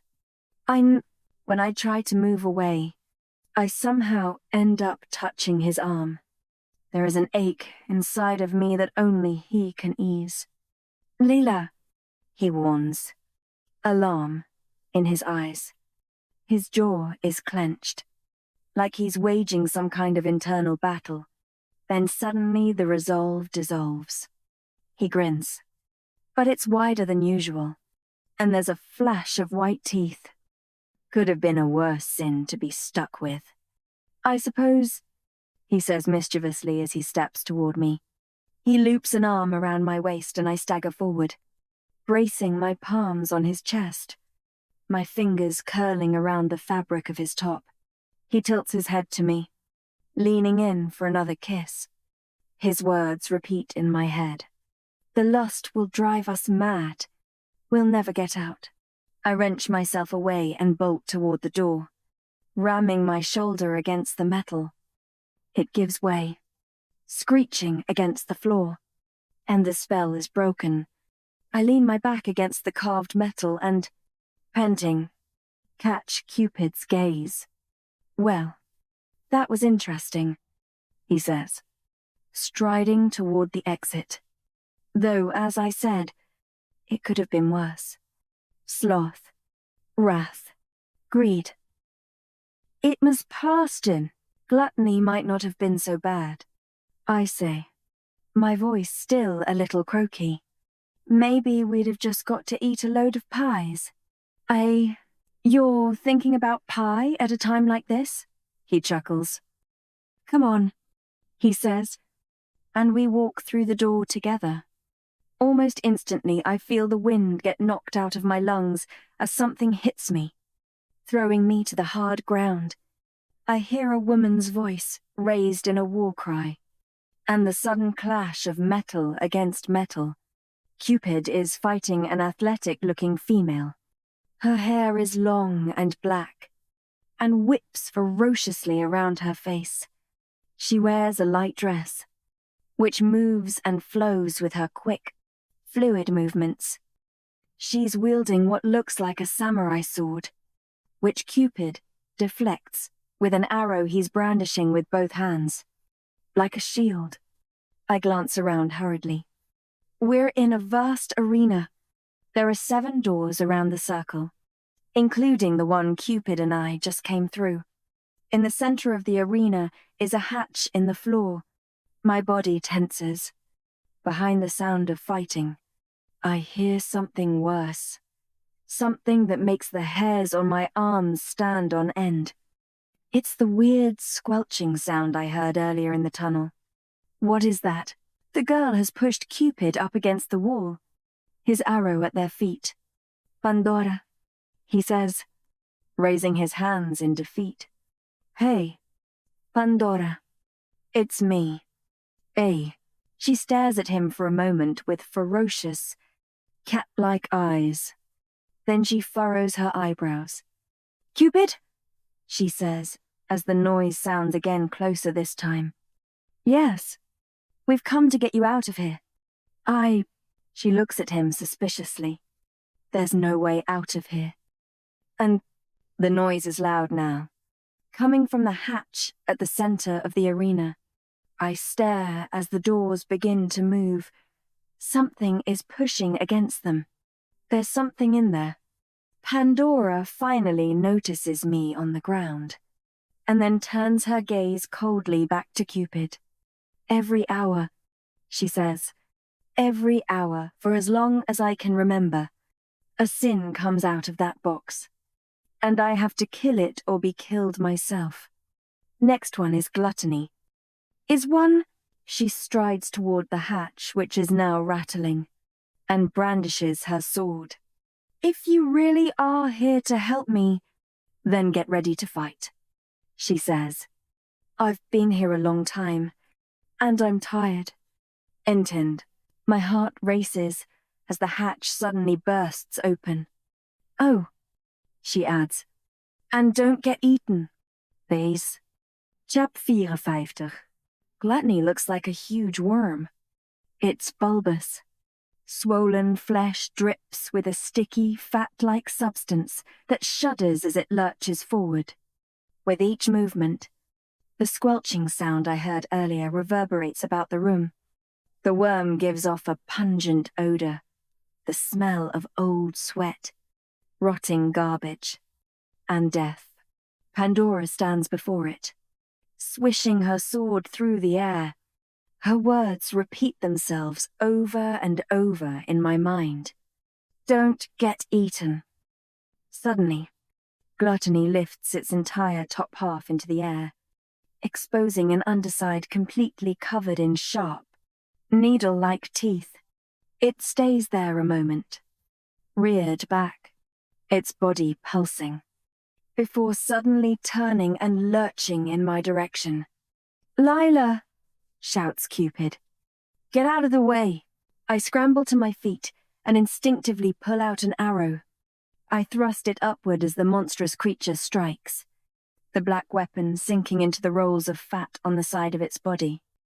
I try to pull away, but find half of my arm sucked into its flesh. It's moist and hot and feels like jelly. The stench is unbearable, and the intense pressure against my arm makes me feel light-headed with pain. With a heave, Cupid hauls me away from the beast, creating a suctioning noise as my arm is released from its flabby prison. We both fall to the floor, and Pandora leaps before us, slashing at the monster with her sword and scattering lumps of flesh about the arena. "Ew," says Cupid. The monster, however, does not slow down. It advances again and again, forcing Pandora to move backward until she is fighting with her back to the far wall. Every time a part of it is cut off, its body pulses a new roll of slippery fat into place. It moves with an extraordinary speed, its teeth gnashing and gnawing. "A little help?" she calls between heavy breaths. "Would be nice." And called, Cupid gets back onto his feet and grabs his black bow. He looks at the creature distastefully. It's just so gross. "Nay!" The beast hits Pandora with the side of its body, throwing her across the floor. "Okay, I'm coming," Cupid says. "As long as I don't have to touch it." He fires a rain of arrows into its swollen body. It rears up again, away from Pandora, and for a moment it looks like it's sniffing the air. Then it turns toward Cupid and me. "Fire into its mouth," Pandora shouts, springing back to her feet. Between its teeth, that's the only place where it's vulnerable. Cupid does so, firing arrow after arrow as it bears down on him. As the arrows find their mark, one after the other, the monster begins to thrash about in the air. Then, suddenly, it falls to the floor, its flesh exploding on impact and spurting a sticky, gelatinous substance across the entire arena. Cupid gets the full brunt of it, the dripping fat coating his body. He turns around and looks at me, a pained expression on his face. "So disgusting," he says as translucent goo drips down his face. He strips off his leather jacket, wipes his face and hair with it, then casts it to the ground. My eyes linger on his muscular arms. He somehow manages to look hot even while covered in goo. He catches me staring. "See something you like?" Pandora walks forward and stands beside him, surveying him with dark eyes. "Of course she doesn't. You look disgusting, and you smell like a trash can." End quote, she smirks, the smile lighting up her otherwise serious face. I laugh, instantly liking her refreshing bluntness. Cupid's eyes glint with amusement. "Pandora, this is Lila," he says. "She's my match." "Eris," Pandora purses her lips. "I assume Venus is back then?" "You assume correctly. We've come to ask for your help. You and all the others trapped in Sims." "I know how." A dark look passes across her face. "Sure. You want to break us out now, that you need something." She wipes her sword against her sleeve. "Where have you been for the past however many centuries?" Cupid shrugs. "Hey, I've been banished. You can take that up with my brother when we get you out." Her eyes flash. "Cal. Eben. You know Cal?" I ask. He was the one who put me here. Ivan. I'm not sure how to react. In the silence, Cupid looks between the two of us. Well, granted, this could cause some awkward reunions when we get out of here, he says. But be that as it may, Cal has connected all the Sims. We have the Finnies, and we're breaking out all her prisoners. We're going after Venus. He pauses, then adds, Will you help us? Her steely gaze passes over Cupid, then me. Fine, but only because I'd be happy to watch her die. Kime. Excellent, he says. Now, how exactly do we get out of here? She gives Cupid a look. Well, I obviously don't know. I've tried all the doors, they're all dead ends leading to the sin rooms. The hatch that spat out our friend Gluttony is home to all the monsters. She shakes her head. You seriously came in here not knowing how to get out? Cupid shrugs. Not really thinking that far ahead. However, when the Sims were merged, they created links between themselves. We just need to find the link something out of place. I don't. Pandora raises an eyebrow. Well, we better be quick. The next sin will arrive soon. It's a way. The three of us search the vast arena for what feels like an age. I keep firing glances at the hatch in the floor. Pandora says the next monster will appear in the next 5 minutes. I force myself to look away and my eyes settle on the carvings of the nearest door. A W is embossed into the metal along with the picture of a fierce, lion-like creature. I walk to the next door. This one is marked E, for envy. An image of a snake curls its way around the letters. I'm about to move on when something glinting on the ground catches my eye. I crouch down and brush away the rubble to expose a dirty mirror. There's an M engraved in the center. Cupid? I call the girl in the Venus's prison Medusa. I saw a snake in her cell. He looks up from the door he's examining and nods. Yes, she always has snakes. They're kind of her trademark. Pandora looks my way as Cupid comes over. What is it? She asks. Cupid inspects the mirror on the ground. Then the snake's on the door. He grins. Medusa's sim must be close. The way out of here will be through this door. I'd say. Pandora looks unconvinced. If you're wrong, we'll be faced with envy in there. We'll kill each other. She pauses. Well? I'll kill you. In well, a hissing sound suddenly echoes from the hatch behind us, which has started to move once again. Shall we take our chances? Cupid suggests. She sighs, then nods. Resigned. Cupid opens the door, and we hurry through, slamming it shut behind us, just as something large and horrible with the head of a lion and scaly skin bursts into the arena. With a wave of relief, I look around. We're back in the labyrinth. Its high concrete walls leading to a junction just ahead. The faint sound of carnival music hums in the air. I hear Pandora's intake of breath beside me. It really was the exit. Good to be out of there? You have no idea, she says, her eyes drinking in the black sky above us. We walk to the junction. Where? To the right. The labyrinth walls have been replaced by a network of abandoned carts, tents, and fairground rides. Far in the distance are eerie red and white lights. Along the path to the left, the labyrinth darkens ominously. I shudder as I notice a substance on the wall that looks suspiciously like blood, dark and shiny. You see that building glinting in the distance? Through the carnival? Cupid says, pointing right. That's a house of mirrors. Medusa has the power to turn people to stone at will with just a glance. She won't be able to control her powers in here. One look in a mirror, and she'll turn herself into stone. He looks meaningfully at Pandora. She'll be there. Enfant, I agree. You want me to retrieve her? Cupid nods. Then tell her to find the next sim and get to the center of the labyrinth. That's where the exit lays. I wait.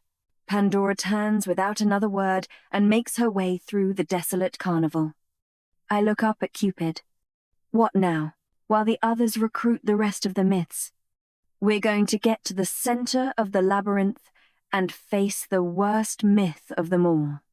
He says, we're going to face the Minotaur. I know dit. Chap 55. We walk down the left-hand path, away from the eerie sound of carnival music and into the darkness. The air is cold and silent, and as we progress, a thin layer of fog begins to conceal the landscape. I squint as I try to pick out the distorted shapes of derelict buildings. A large, domed cathedral looms beside us, and somewhere in the distance I hear the hollow chimes of a clock tower. An industrial scent lurks within the icy breeze, like smoke and blood and iron. Something about the place seems both familiar and wrong, but I can't figure out what it is. I shiver and rub my arms to fight against the cold. How do you know the center of the maze is this way? I ask. The blood. He Bresca. I follow Cupid's gaze and notice rivulets of deep crimson running through the cobbled stones. He smiles grimly. Where the blood runs, the Minotaur will be. I wed. I suppress a shudder as we follow a red stain along the side of an old, abandoned pub. Somewhere above us, a weird mechanical sound is jarring against the silence. Although I search, I can see nothing through the layer of thick mist. What is this place? Cupid looks at me. The mist clings to his face and gives him an almost ethereal look. I'd say we're in the Minotaur's version of Victorian London.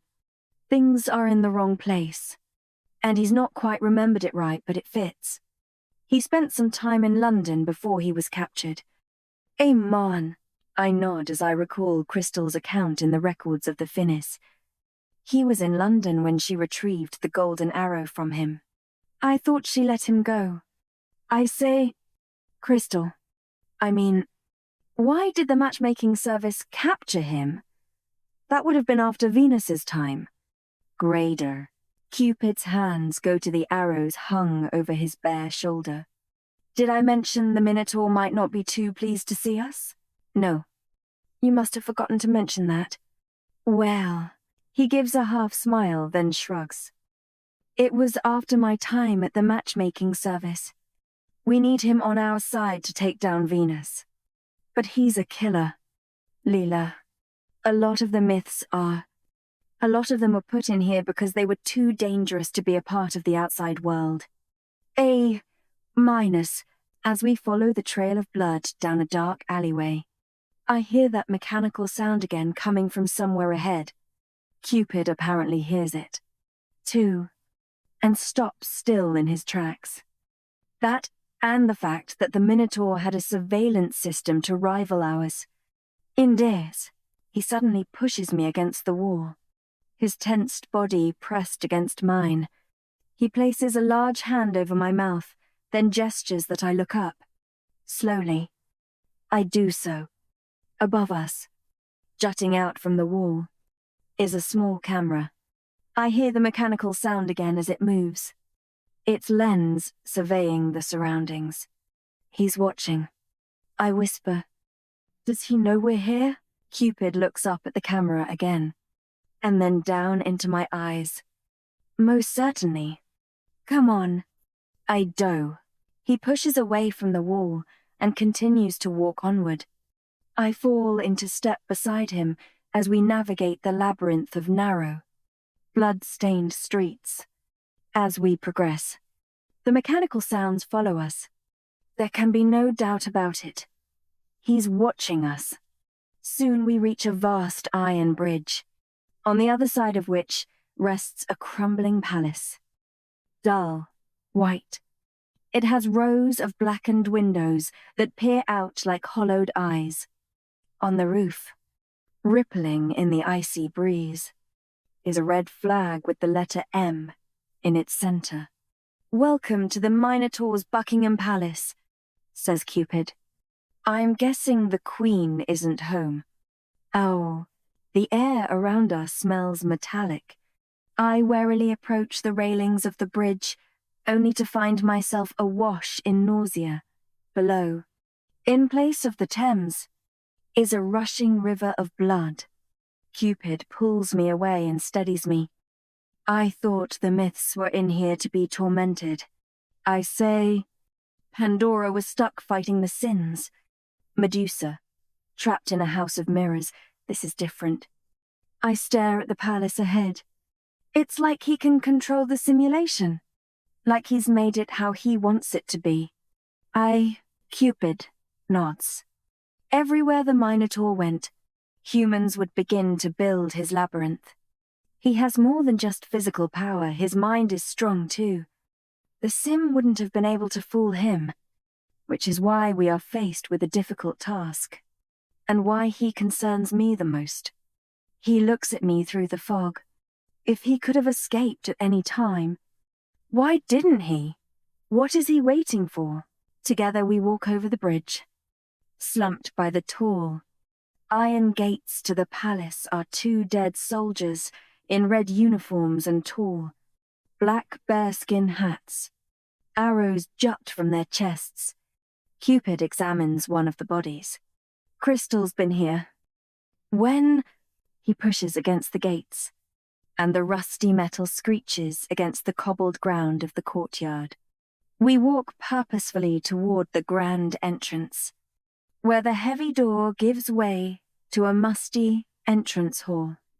A stone staircase covered in rich red carpet leads to a mezzanine, and around us, the walls are covered with monitors.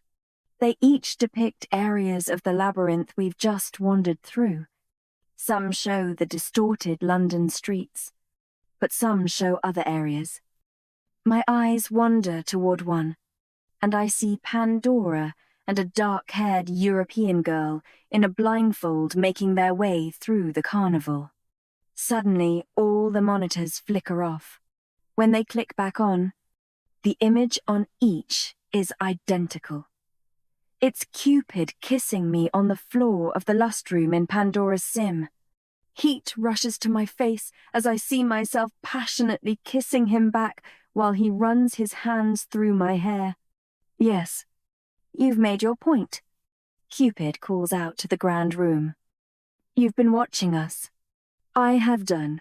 The moving image loops around once more, and I feel momentarily grateful that Cupid avoids commenting on our performance. Then the screens flicker off, and a tinny crackle comes from above. "Please, come through to the great hall," a deep British voice says from a speaker in the corner of the space. "Head down the corridor on the right. We'd be delighted for you to join us." I work. I share a look with Cupid as we make our way down the decaying corridor. "Am I a good kisser?" he asks.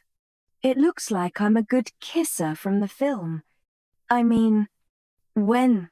So much for not commenting. Now is not the time. "Cupid." He smirks as we enter a grandly decorated hall. It has been set up like a ballroom, with circular tables arranged so as to leave space for dancing in the center. Stone steps lead to an arched front entrance. On it, in unnerving contrast to the gold-plated candelabras and old-fashioned tapestries, is a modern exit sign in luminescent green. The way out. In the center of the hall, Crystal is locked in silent battle with a tall man, an arrow gripped in her hand. Her face is set with resolve and her eyes gleam furiously. The male is grinning wickedly. He's wearing a white shirt, rolled up at the sleeves with the top buttons undone, It exposes a sleeve of tattoos on one of his arms, an assortment of black lines and shapes that create their own labyrinth of ink. There's a vicious scar over his left eye. The Minotaur. Cupid.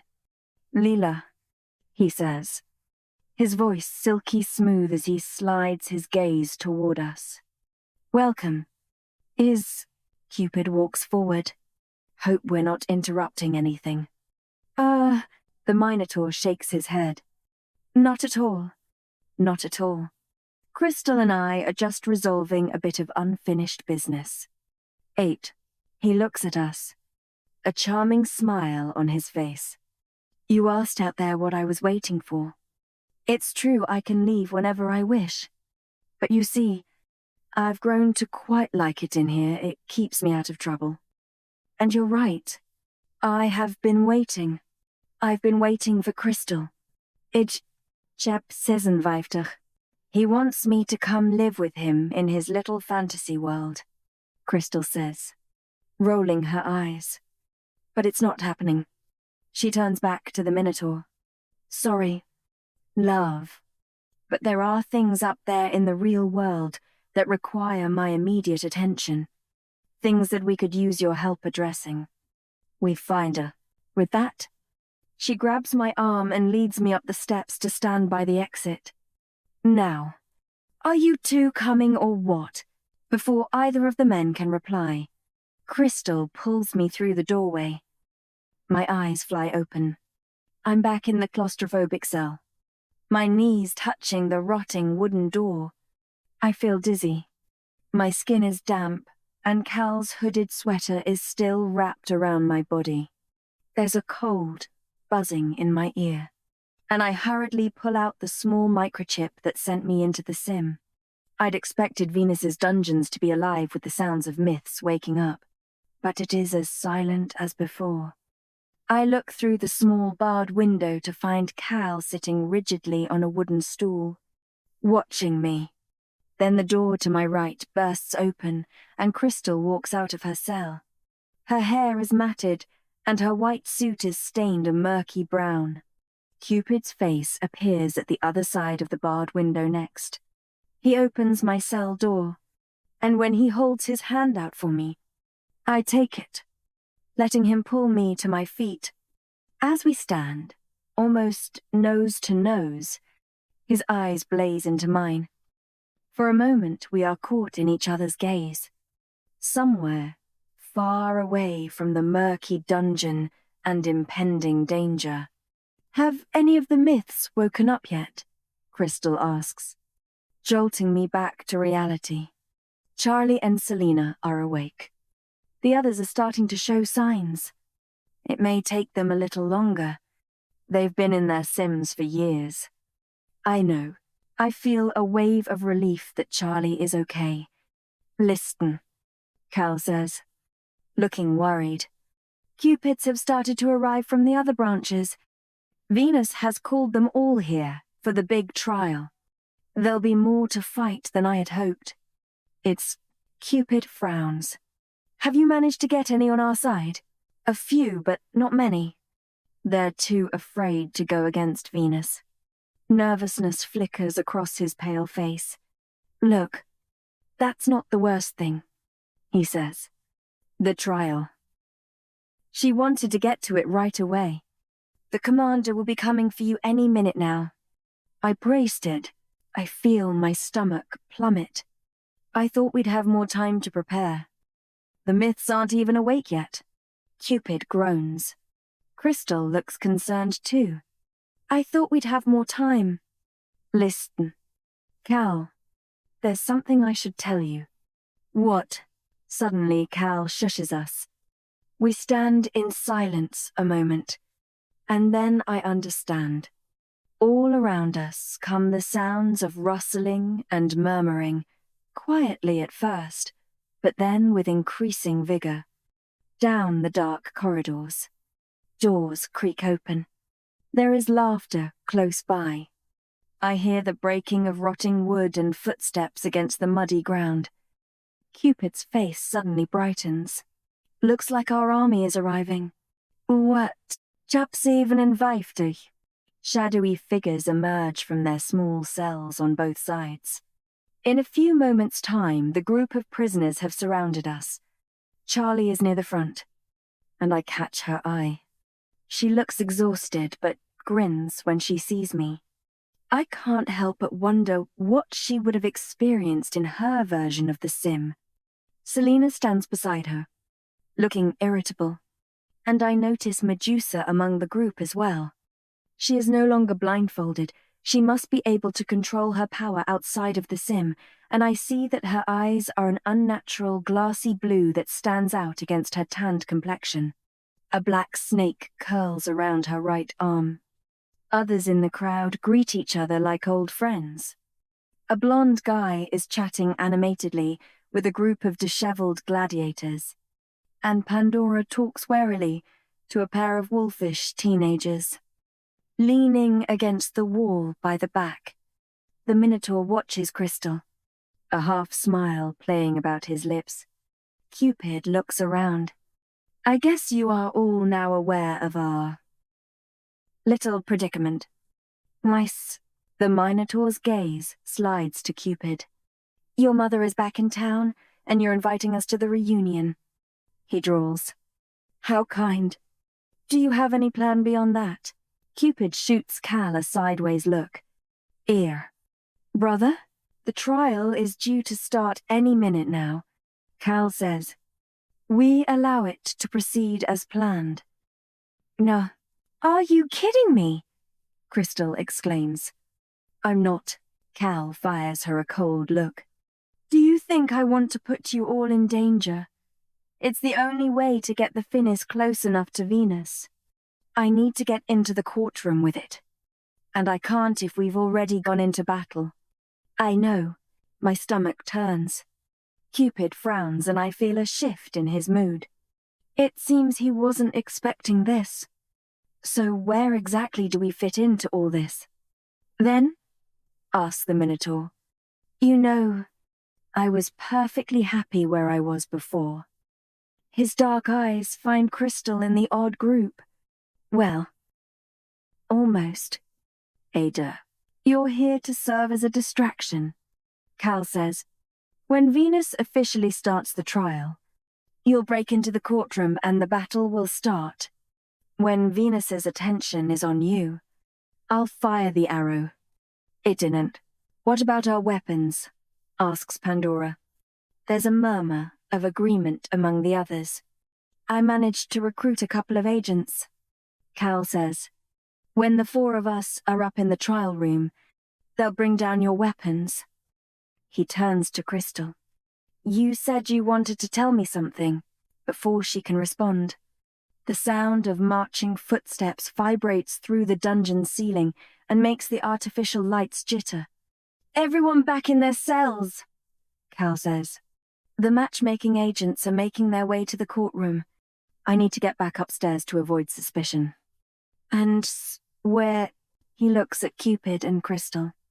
Then his silver eyes settle on me. There's a pained expression on his usually stern face. Good luck, he says. Then, turning on his heel, he heads off through the group of myths. Brother?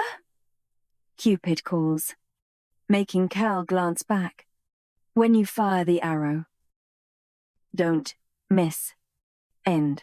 The two brothers share a look, and Cal nods. When Cal is gone, everyone stands in silence for a moment, as though contemplating the enormity of the battle ahead. Cupid finally steps forward. Better get back to the cells, he says. Someone'll be down for us any minute. Teku Evrim. A few groans resound before the beings skulk back to their tiny barred rooms. Charlie touches my arm as she passes by me. You okay? I nod. Yeah. You? What happened in the sim? Oh, it was awful, she says lightly. I was trapped in an eternal history lesson, and there weren't even any boys. Something in her eyes tells me she's lying, but I humor her anyway. Sounds terrible. Oh, she grins, then makes her way to her cell, turning around for a last look at me before entering. "Be careful, Leela," she says, closing the door. Minutes later, the corridor is clear, leaving just Cupid and me. He moves in front of me, looking into my eyes with uncharacteristic seriousness. "I'm sorry, Leela. I've put you in so much danger." Yes. You have... I should never have come here. No. You shouldn't have. I won't take. His face is so crestfallen that I reach out to touch his arm. "But I'm glad you did. You were right before. I had given up on love. On everything. I think. But then you came here. You turned my life upside down. You've put me in danger. You've put my friends in danger. You've been selfish. And reckless. And insanely annoying, but whatever happens, I can't regret that you came. Because I think you helped me find that spark inside of me again. And... well, I kinda like you. He reaches for my cheek and brushes it with his thumb. "I won't let Venus hurt you. I'd sooner impale myself with the final arrow than have anything happen to you. I give him a half smile. "Well, let's not do anything too drastic." "Everyone," he smiles back, resting his forehead on mine. I feel the comforting tickle of his eyelashes against my skin. I wish we could stay this way forever. I wish we didn't have to risk our lives in a battle that he'd started. "We'll be okay," he says. "My brother won't miss." I know. Suddenly a screech of stone fills the corridor. Cupid pulls his head away from mine. It's time. And it's one. We look at one another for what seems like an eternity. Then I turn and head back to my cell. "Leela." Cupid grabs my arm just as I'm pushing the door open and spins me around. He loops his other arm around the back of my waist and pulls me into him. I could never regret coming here either. I know I should, but I don't. No matter what happens to me in there, I could never regret meeting you. You've changed everything. And great, Cupid. Before I can finish, he presses his lips to mine. I grab the back of his shirt, bunching the material in my fingers, and kiss him back until he pulls away. I look up at him, breathless, blood pounding in my ears. There are voices coming from down the corridor. "Go back into the cell. Put the microchip back in your ear and act as though you've just come out of the sim," he says. "It's what the agents will be expecting. They're programmed to stop at the time of a prisoner's trial." I nod and open the door. "See you on the other side." I throw myself back down on the seat and slip the chip back in my ear.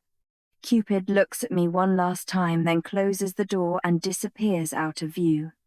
My heart thumps hard against my ribcage as I hear the approaching sound of heavy boots. A few moments later, the sharp face of the commander appears through the bars of my door. 6 armed guards are at attention behind him. I feel a wave of nausea. I want to be brave, but I can't steady the slight tremble in my legs. "Wakey, rise and shine," says the commander. "Venus and her army are waiting." He smiles coldly. "It's time for your trial." Chap 58. The commander pulls me out of my seat, his fingers curling tightly around my arm as he drags me into the dungeon corridor. This is really happening. There is no turning back now. Cupid and Crystal are also being dragged out of their cells, shouting insults and threats at their captors all the while. Cupid catches my eye as 4 of the white-suited agents surround him. They seem to be taking no chances when it comes to risking his escape. and I watch in horror as they tear at his clothes and punch him in the stomach. I rip my arm away from the commander's grip, wanting to rush to Cupid's aid, but I'm grabbed again and pulled roughly back. Cupid doesn't react to the beating, he merely holds my gaze. Crystal just looks irritated. I watch as she shrugs off the male agent who is attempting to hold her still. The commander releases me and stands back from the group of us, watching the scene dispassionately. Christian, handcuff the prisoners, he says once everyone has quieted down. The agent, I presume is Christian, slips a thick black cable around my wrists. The material is ice cold and pinches my skin. As he moves over to do the same to Crystal and Cupid, the commander gives a thin smile. Time to go. Venus is waiting. Her spell cast, the commander strides down the damp corridor ahead of us, and I am pushed forward. I can hear the sounds of Cupid and Crystal being marched along behind me. I glance through the bars of the dark cells as we walk by, catching glimpses of the myths sitting inside. The Minotaur winks at me as we pass, a dangerous smile playing about his lips. I remember what Cupid said in the labyrinth. The Minotaur is a killer. We could use a killer roundabout now. But when I think of Pandora's reaction to Cal back in the sim, and Cupid's revelation that the matchmaking service had put a lot of the myths in there, I find myself wondering if they'll really come to our aid. We are forced up the stone steps and into the indoor courtyard. As we pass the stone statue, I think of the real version of Venus, her corpse-like touch, her unblinking eyes, her impossible strength.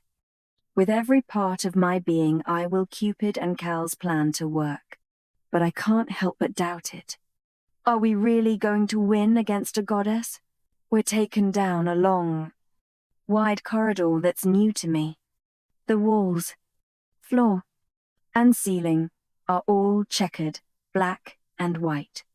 At the end is an archway through which I can hear the slow, rhythmic pounding of a large drum. It's here that the commander stops for a moment and turns to check that everyone is in position. Then he nods at the agents and steps through. I take a deep breath, mentally preparing myself. Christian marches me through the arch as blood pounds in my ears. We enter a vast room that looks like a mixture between a temple and a courtroom. Ahead of us, stretching past a high podium all the way to the other side of the room, is a sea of white suits and glinting arrows. Rows and rows of seated cupids. They all stare at us as Christian grabs my arm and pulls me forward. As we pass the tall, wooden judge's bench, Venus's sickly sweet scent almost overpowers me. I glance up and see she's decorated the bench with bouquets of myrtles and roses. They look wilted and sad, like flowers at a funeral. When we're marched onto a raised stone platform, I gasp, despite myself. In the center are 3 black metal poles, a length of cable hanging from each. Around the outside are 10 agents, each with a large drum that they bang rhythmically. The stern Italian arrow who kidnapped Crystal stands at the ready. His bow is much larger and more elaborate than the ones I've seen Cupid or Cal use. And in his quiver are 3 black arrows and 1 gold, the replica of the finis. As the agents force me, Cupid and Crystal toward the poles, I realize that if Cal doesn't act soon, this is where we will be executed. Christian roughly pulls my bound hands above my head and attaches them to the cable hanging from the top of the pole. I let him, because it is part of the plan, but a wave of panic consumes me as soon as I am trapped in place. When I pull against the restraints, the bindings dig into my flesh. There is no escape. I don't like this. I hear Crystal hiss at Cupid as she is bound to the pole to my left. I need to tell you. One of the agents slaps her across the face, silencing her. Crystal, I say. She looks up at me, her cheek an angry pink. Before she can say anything else, the same agent looks into my eyes. Shut it. I have will. Moments later, Cupid is bound to the pole on my other side, although his hands are bound above his head. Too. He turns to give me a weak, worn-down smile. There are rips in his black cotton t-shirt and tired smudges below his eyes. I wish I could reach out to touch him. You okay? Love bug? I can hardly hear him over the pounding of the drums. I nod, but I'm not. If I wasn't tied to this pole, my legs would be buckling.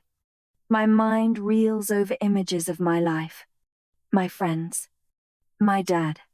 He must be so worried. I don't want to die. Frantically, I search the crowd for Cal. Finally, I spot him standing at the end of the front row. His face is a mask again, his silver eyes cold. Then suddenly, the pounding of the drums stops, leaving the vast space in deathly silence. Venus is standing behind the floral bench. Her red hair is newly braided with white flowers, and her glassy eyes look straight ahead. She is now wearing a revealing white strappy dress that is almost the same color as her pale skin. Her gaze falls to Crystal and Cupid, then slides to me. I feel my skin crawl as her lips twist into a cruel smile. Well, shall we begin? Chapter 59. The courtroom is completely silent. Cal said that the myths would arrive as soon as the trial started. Where are they? I twist against my bindings to scan the vast room. Crystal's face has drained of color, but Cupid wears a defiant smile, his gaze never leaving his mother's face. She stares at him for a moment, her doll-like eyes unblinking, before looking past us to the rows of matchmaking agents sitting behind. We are here today to witness the trial of Cupid, my son, Crystal, the traitor. And Lila, she slides her gaze back to me, her full red lips contorting into a grin, the match. As her childish voice echoes around the chamber, the Cupids begin to stamp their feet against the ground, quietly at first. But then, with increasing vigor, I feel a chill creep down my spine. When the noise has faded, Venus picks up a white myrtle from the high desk in front of her. Should they be found guilty, she says, violently plucking off the flower's petals, they will be punished by death. She opens her hand, and the flower stem falls to the ground. Charles? Read out the charges. I have. The red-headed PA scuttles forward and stands by her side. In his hand he clutches an electronic tablet. I notice a slight tremble in his hands. Cupid. Charged with breaking the company policy. Nah. The Italian arrow with the elaborate bow turns toward Cupid and points his weapon. He is clearly to be our executioner. Leela, says Charles, and my heart jumps into my throat as the executioner turns his bow toward me. Charged with being the match. I have rested. Hardly her fault, says Cupid. But rationality was never your strong suit. Was it? Mother, outrage flickers across Venus's face. Someone deal with this insolence. Anger. A red-tipped arrow sinks into Cupid's shoulder, and he cries out. I twist against the post, the bindings pinching my skin, as his cries fill the air. Cal's expression is blank. A flicker of anger ignites in my heart, but I snuff it out. Venus has to think he's still on her side. Venus sighs, as though in relief. and she turns to look at Charles. Well, carry on. It's not weaker. Charles coughs nervously as Cupid's cries turn to soft grunts. His face is pale and clammy, but the pain seems to have lessened. He is back to staring at Venus, a forced smile on his face. Crystal, charged with conspiring against Venus and the matchmaking service. Or worse, I frown. Something about the wording of the charges stirs something inside of me. Before, in her office, Venus had said that Crystal was being put on trial for gallivanting about with Cupid and his match. There was no mention of conspiring. Venus doesn't know we are conspiring to kill her. Does she? I turn my head toward Crystal, whose face is panic-stricken. She looks past me at Cupid, as though trying to tell him something. He stares straight ahead at his mother, but he is no longer smiling. Crystal's eyes focus on me. The finis, she mouths. It's not. Before Charles can finish reading the charges, and before Crystal can finish whatever she is trying to communicate, the doors to the room burst open. A red-tipped arrow flies straight past me and embeds itself in Charles's chest. He crumples to the ground, screaming. Venus's eyes flash with rage as a humorless laugh bubbles out of Cupid's mouth. What is it? Mother, he says. Surprised to see your old friends. The myths are here. I spot Charlie among them, her bow still raised and pointed at Venus's PA. There are 2 agents on either side of her. The one who took us to the dungeons, and Curtis, who Cal must have talked around to our side. They raise their bows and shoot silver and pink arrows at Cupid and Crystal. I feel a momentary flash of panic as I watch the arrows fly through the air. Then relief, as they hit the cables binding my 2 fellow captives. They burst free, stumbling forward onto the platform. As soon as he's regained his balance, Cupid darts forward. He grabs the head of our executioner, and in a sudden movement, breaks his neck. The executioner's face looks momentarily surprised before he thuds to the ground. The action jolts Venus's army out of their stupor, and behind me I hear the sounds of chairs crashing to the ground and arrows slicing through the air. Screams and shouts echo around the courtroom. Cupid, crouching by the dead executioner, catches my gaze. Then he swipes a black arrow from the quiver and runs toward me, reaching for my wrists. He stabs the cable with the arrowhead. The cable bursts apart, and I fall into his arms. For a split moment, I bask in the feeling of safety, before he grabs my shoulders and brings my gaze to his face. Leela, he says, his voice breathless. Come on. As well be aid. Holding my wrist, he pulls me forward and we race off the platform. On the way, one of the drum-bearing agents hurls himself toward us, but Cupid knocks him out with a hard blow to the face. We leap over his body and dart past Pandora. She's pointing a strange sort of gun at a female agent running toward her. A ball of energy bursts out of it, hitting her would-be attacker in the chest. The agent crumples to the floor, unconscious. Pandora grins. Sloth sends them straight to sleep. Then she bounds off, smacking another agent across the jaw with her weapon. Cupid's grip tightens around my wrist. Come on. He pulls me past Medusa and a stone statue of an agent, his face contorted in pain, and toward an upturned jury bench, throwing me down behind it just as an arrow shoots past my cheek.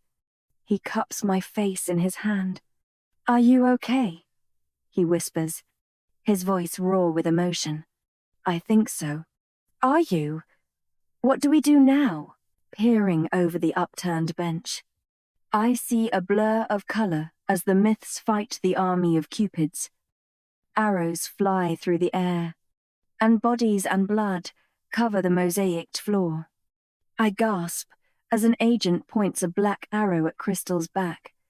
I'm about to shout to her, but the Minotaur gets there first, picking up the archer and hurling him through the air. Then he turns and leaps on top of another agent, biting her neck until she crumples to the floor. He notices me looking and grins, red blood seeping from his mouth. I duck back out of sight, my stomach turning. I need to find my brother, says Cupid.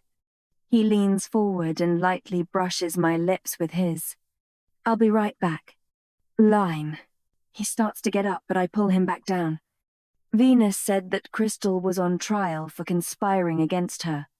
I say, my voice almost drowned out by the sounds of the battle. What if she knows what we're doing? Cupid grabs my hand and squeezes. Something's not right. He agrees. That's why I need to go and help my brother. Just stay here out of sight. Let me help. Endeavor. He looks at me intensely for a moment. Please. Leela, he says. Original Cupid here. I can handle this. I see the pleading behind his eyes and, reluctantly, I nod. He gives me a weak smile, then darts back into the battle. I peer back over the top of the wooden bench as he goes, trying to find Cal. For a moment, I can't see him among the chaos.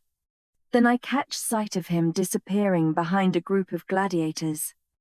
He's making his way toward Venus, who, to my surprise, is still standing behind the flower-covered desk. A bored smile across her red lips. Why isn't she doing anything? Why is she just standing there? Dread fills me. Something isn't right. I watch Cal as he reaches the edge of the stage. He pulls out the golden arrow from his quiver and raises it to his bow just as Cupid reaches the other side of the platform. It looks like Cal is about to shoot when Venus's laugh suddenly booms about the courtroom, unnaturally amplified. I throw my hands to my ears and see myths in the battle falling to their feet and doing the same. In a disjointed movement, she turns her head toward Cal. Do you really think you could fool me? Cal's face whitens, but he holds the bow steadily. I'll admit, breaking my pets from the dungeons was a surprise. But did you really think I didn't know that you had the finnies? An incredulous expression flashes across her face.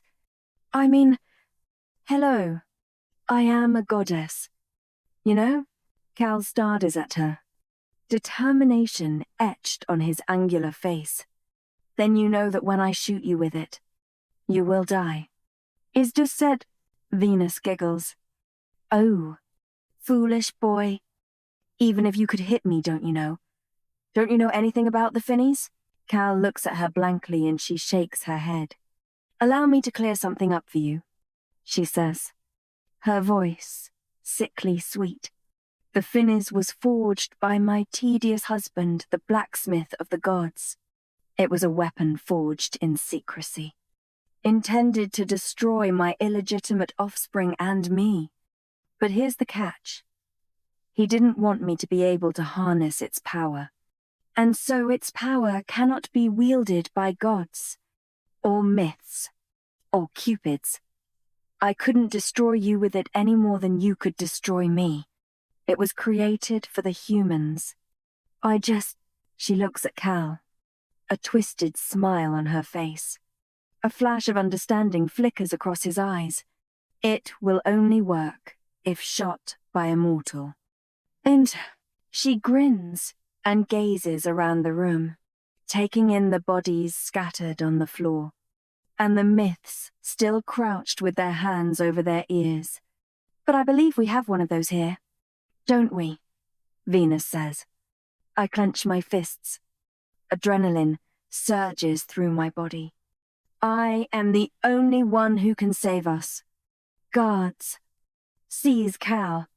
Cal frantically looks about the courtroom as agents swarm him.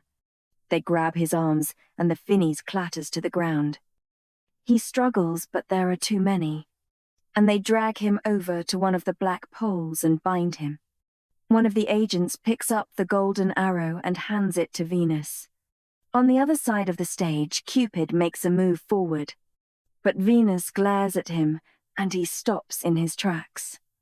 "Leela," Venus says, her voice ringing in my ears. "I speak to you now, as the only mortal in the room. I have a decision for you to make.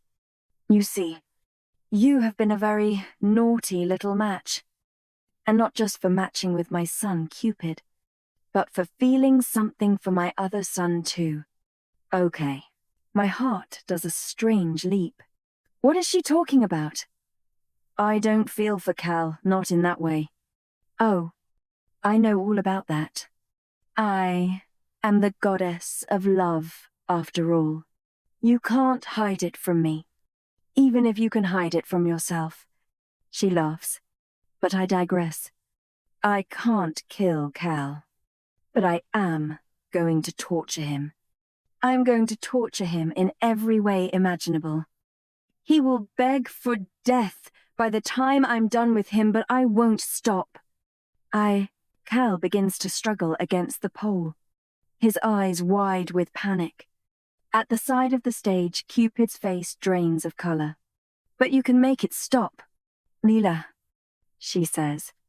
"You just have to do one little thing for me. You need to make a decision. You need to choose a brother." She holds out the finis in her pale hands, and her eyes fix on mine as I stare with horror over the top of the upturned bench. "To save Cal, you have to kill Cupid. Now, Chapsester." I duck back down behind the bench, pressing my back against the hard wood. My heart is racing and my skin cold. To save Cal, I have to kill Cupid. Come on, little match. We haven't got all day. There's silence.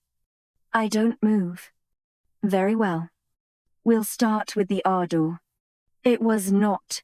There's a pause and a whooshing sound, and then the air is filled with Cal's contorted screams. My heart tightens.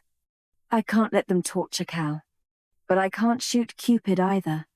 My mind feels dizzy, unfocused. Cal's shrieks stall any train of thought and make my stomach turn. I peer over the top of the bench again. Venus still stands there, her hands extended, offering the golden arrow to me. I can shoot Venus. I'm the only person in the room who can. I can almost sense Cupid willing me to hide, to find a way out. But I have to do something. I take a deep breath, then resolutely stand up. That's right. Little match, says Venus. Come to me. Entenarting.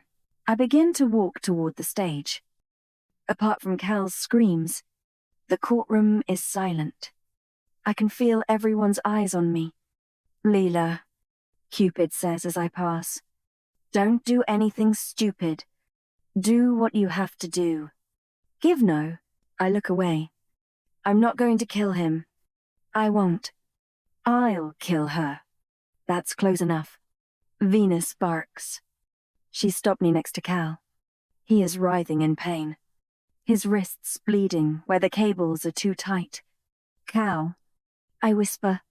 He looks up at me, his silver eyes weary and unfocused.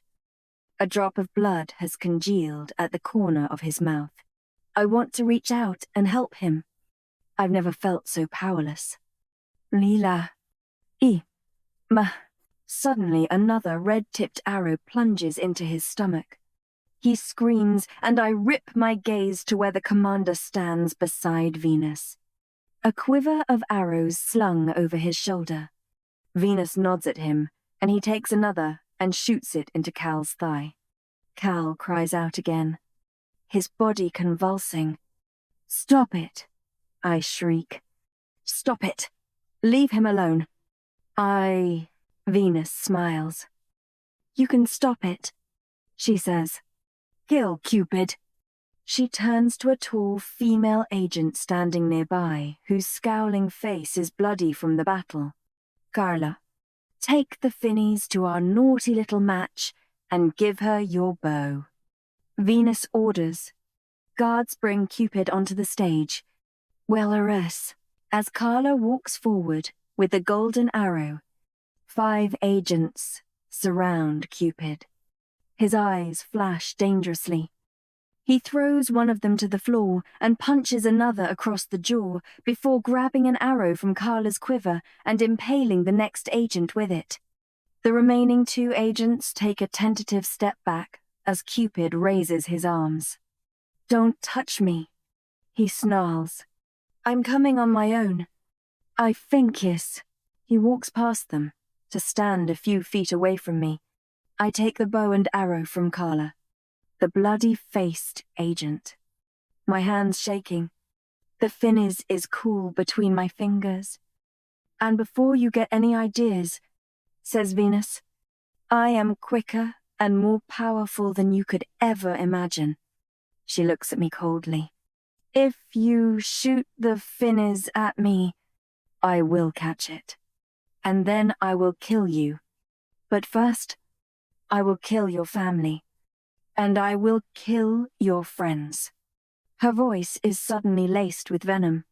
And as for your 2 lover boys, I will have them tortured until they forget who they are. When her lips twist into a contorted smile. I think back to how fast she was when we were brought into her office, and I know she's right. I'll never manage it. Kill him, little match. Kill him, and I'll let you. And Cal. And your family go free. He's great. I look at Cupid.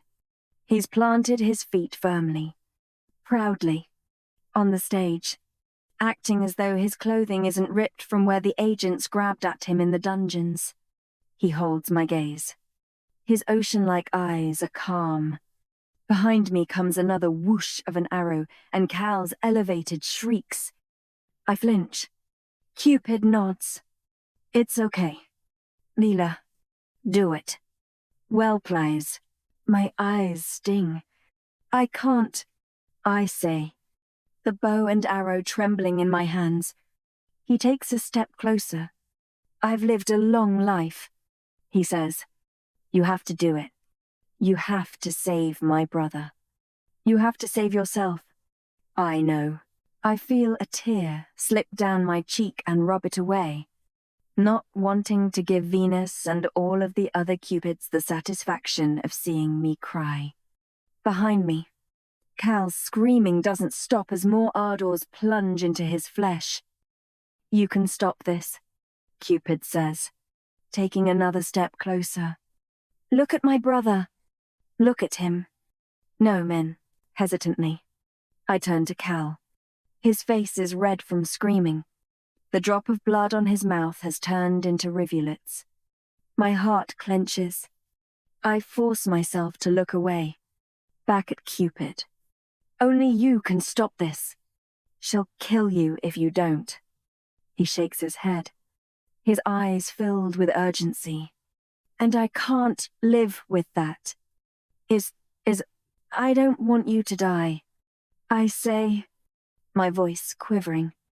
He smiles at me and takes another step forward until we're an arm's length apart. That's quite close enough. Shime Venus. Cupid stops in his tracks, and I find my eyes drinking in every part of him. I want to reach out. I want him to hold me and tell me everything will be okay. It's okay. Leela, he says. I'm ready. After all these years of being alone, after all these years of thinking love was futile, I finally met you. He smiles. I finally found my match. His eyes shine with raw emotion. Behind me I hear Cal wheezing, coughing up blood. Don't! He cries out through rasping breaths. Don't. Kill. My brother. In. I look at Cupid and raise the bow. He nods reassuringly, his eyes unmoving from mine. My arm shakes. Tears spill down my cheeks. I can't help it. Do it, urges Cupid, as Cal is struck again. I take a deep breath. No regrets, he says, smiling weakly. I steady my grip on the bow. No regrets, I whisper. I lock my gaze with Cupid's. His eyes widen with panic. He can see what I'm about to do. He shakes his head, but it's too late. With a sudden movement, I turn my bow toward Venus. I release the golden arrow. No! Cupid shrieks. I see it in slow motion, the blur of gold, the whoosh of air, and Cupid suddenly hurling himself into the path of the Finis.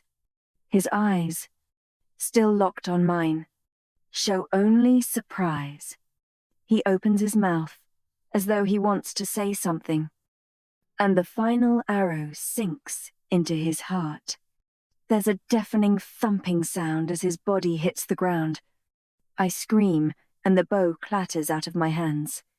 He's dead, booms Venus, clapping her hands together with glee. She did it. She really did it. She killed Cupid. Cupid is dead. The courtroom is suddenly filled with noise, but I can't hear any of it. I fall forward toward his body, crumpling to my knees beside him. I throw my head onto his unmoving chest. Cupid! I scream. You can't be dead. You can't be. I didn't mean to. Dimly, I feel a hand on my shoulder. Crystal has grabbed me and is pulling me around to look at her. I push her away and she slaps me across the face. I look up, startled. Venus is laughing. Behind us, the battle between the myths and the army has restarted. But I don't care about any of that. I pull away from Crystal and grab Cupid's hand. Whatever she wants. It doesn't matter. Nothing matters anymore. Cupid is dead. Cal is still shrieking with gut-wrenching grief behind me. He's gone. I killed him. And no, Crystal leans close to me and whispers, he's not dead. Right, I killed him. My gaze snaps to her face. What? He's alive. But we haven't much time, she whispers urgently. I lied before. Back at Cupid's flat. I didn't bring the replica of the Finis to the matchmaking service. I brought the real thing. I wanted to tell Cal. Before. In the dungeons. But we were interrupted. I knew Venus would find out she's too smart. It's not. So Cal had the replica. I look down at Cupid's body. His hand twitches in mine. He's not dead. Stay dead. Cupid. Crystal snarls through gritted teeth. Are you? Captain. He croaks. His eyes still closed. He squeezes my hand, and for a brief moment I see a small half-smile on his face before he wipes it of expression once more. Relief floods me. I look at Crystal, then at the dead body of the executioner just a few feet away. I catch a glint of gold in his quiver. That means the real Finis is... Endwain, she nods, holding my gaze. You're the only one who can do it. You're the only one who can kill her. Venus is no longer surrounded by agents. They are all fighting. The goddess catches my eye and grins. Moving with exaggerated slowness, she gets down from the stand and makes her way toward me. My eyes dart to the body of the executioner. Can I make it in time? I scramble toward it, my heart racing in my chest. You killed my son, says Venus, her voice quiet and childlike. You thought it would save you. But I lied when it was owed. I reach the cold body as she looms closer. I can see it. I can see the Phoenix. She advances toward me. Her movements quick. Her sickly scent washes over me and makes me gag. But I clutch the quiver to my chest. You must be punished, little match. And her hand bears down on my throat and my feet are wrenched from the ground. Dots begin to form in front of my eyes. I can't breathe. One hand scrabbles against her slippery skin while the other feels for my weapon. Let her go! Cal screams from behind me. You promised you'd let her go. Let her go. I have... Venus's lips convulse into a cruel smile. She laughs as darkness begins to creep over me. This can't be it. This can't be the last thing I ever see.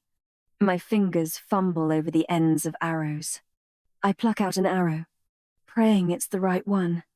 I struggle to stay conscious as I feel my final breath escape from my lungs.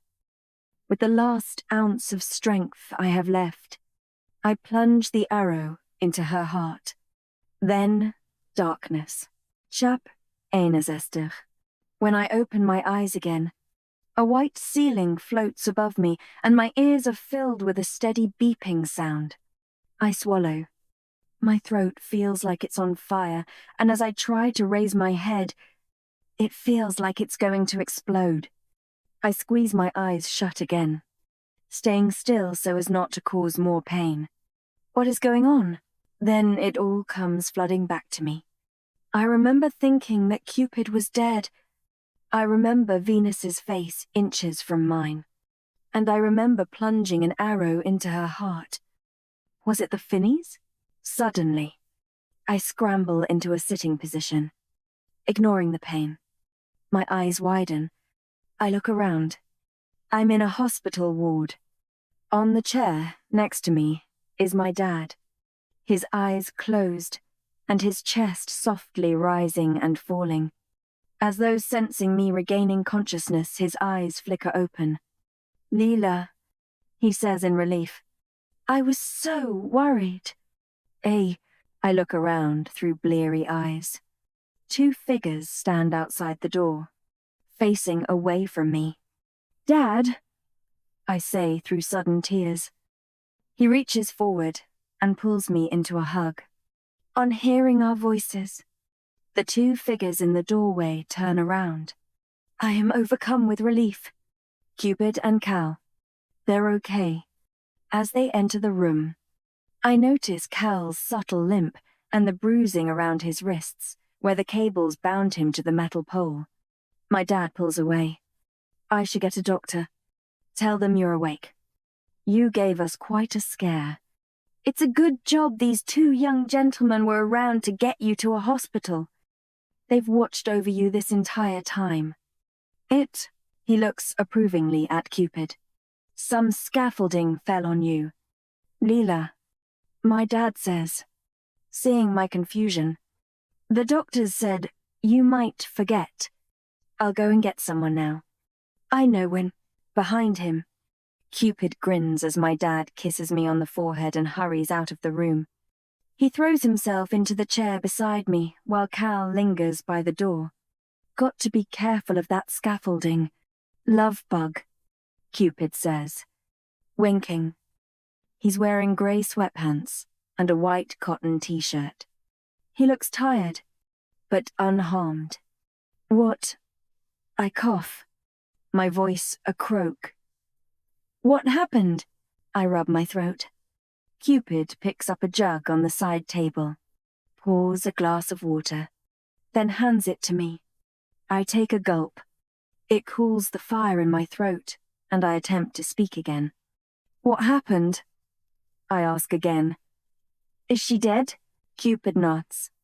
His face suddenly serious. She nearly killed you.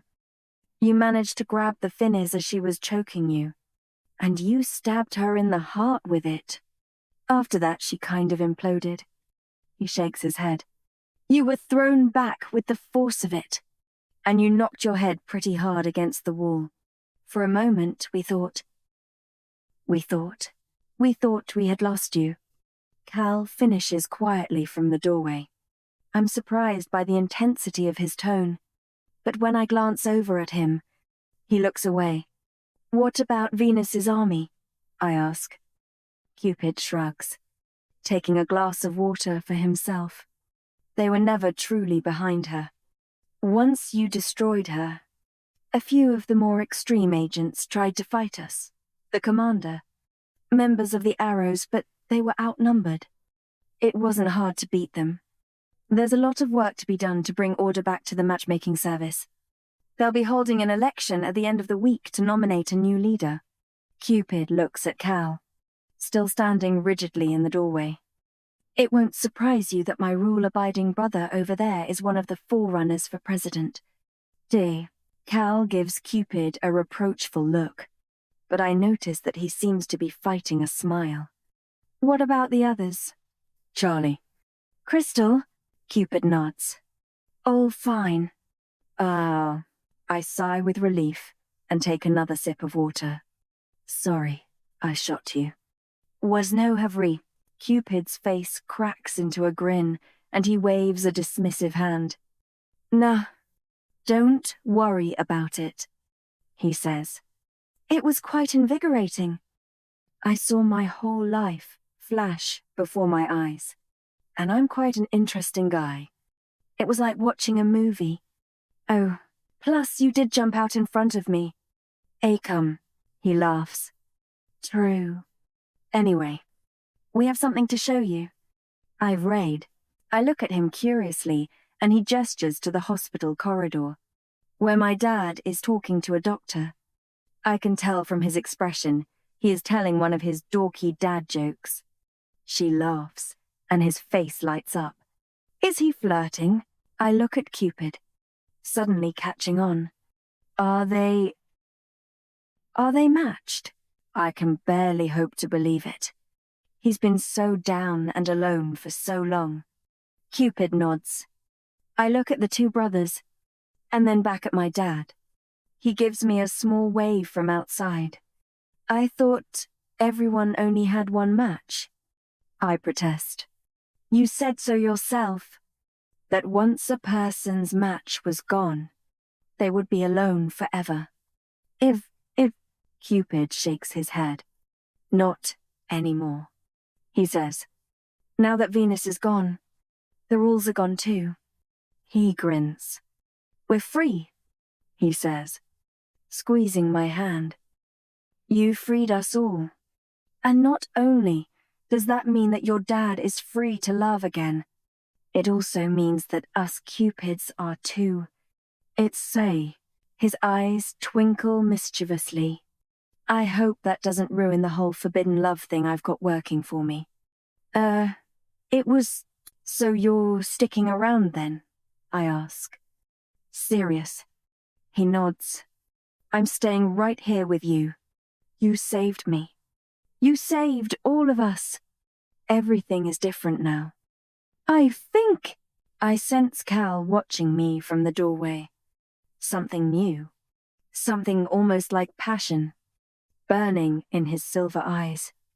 The corner of his lip quirks up into a half smile. Everything is different now. He agrees softly.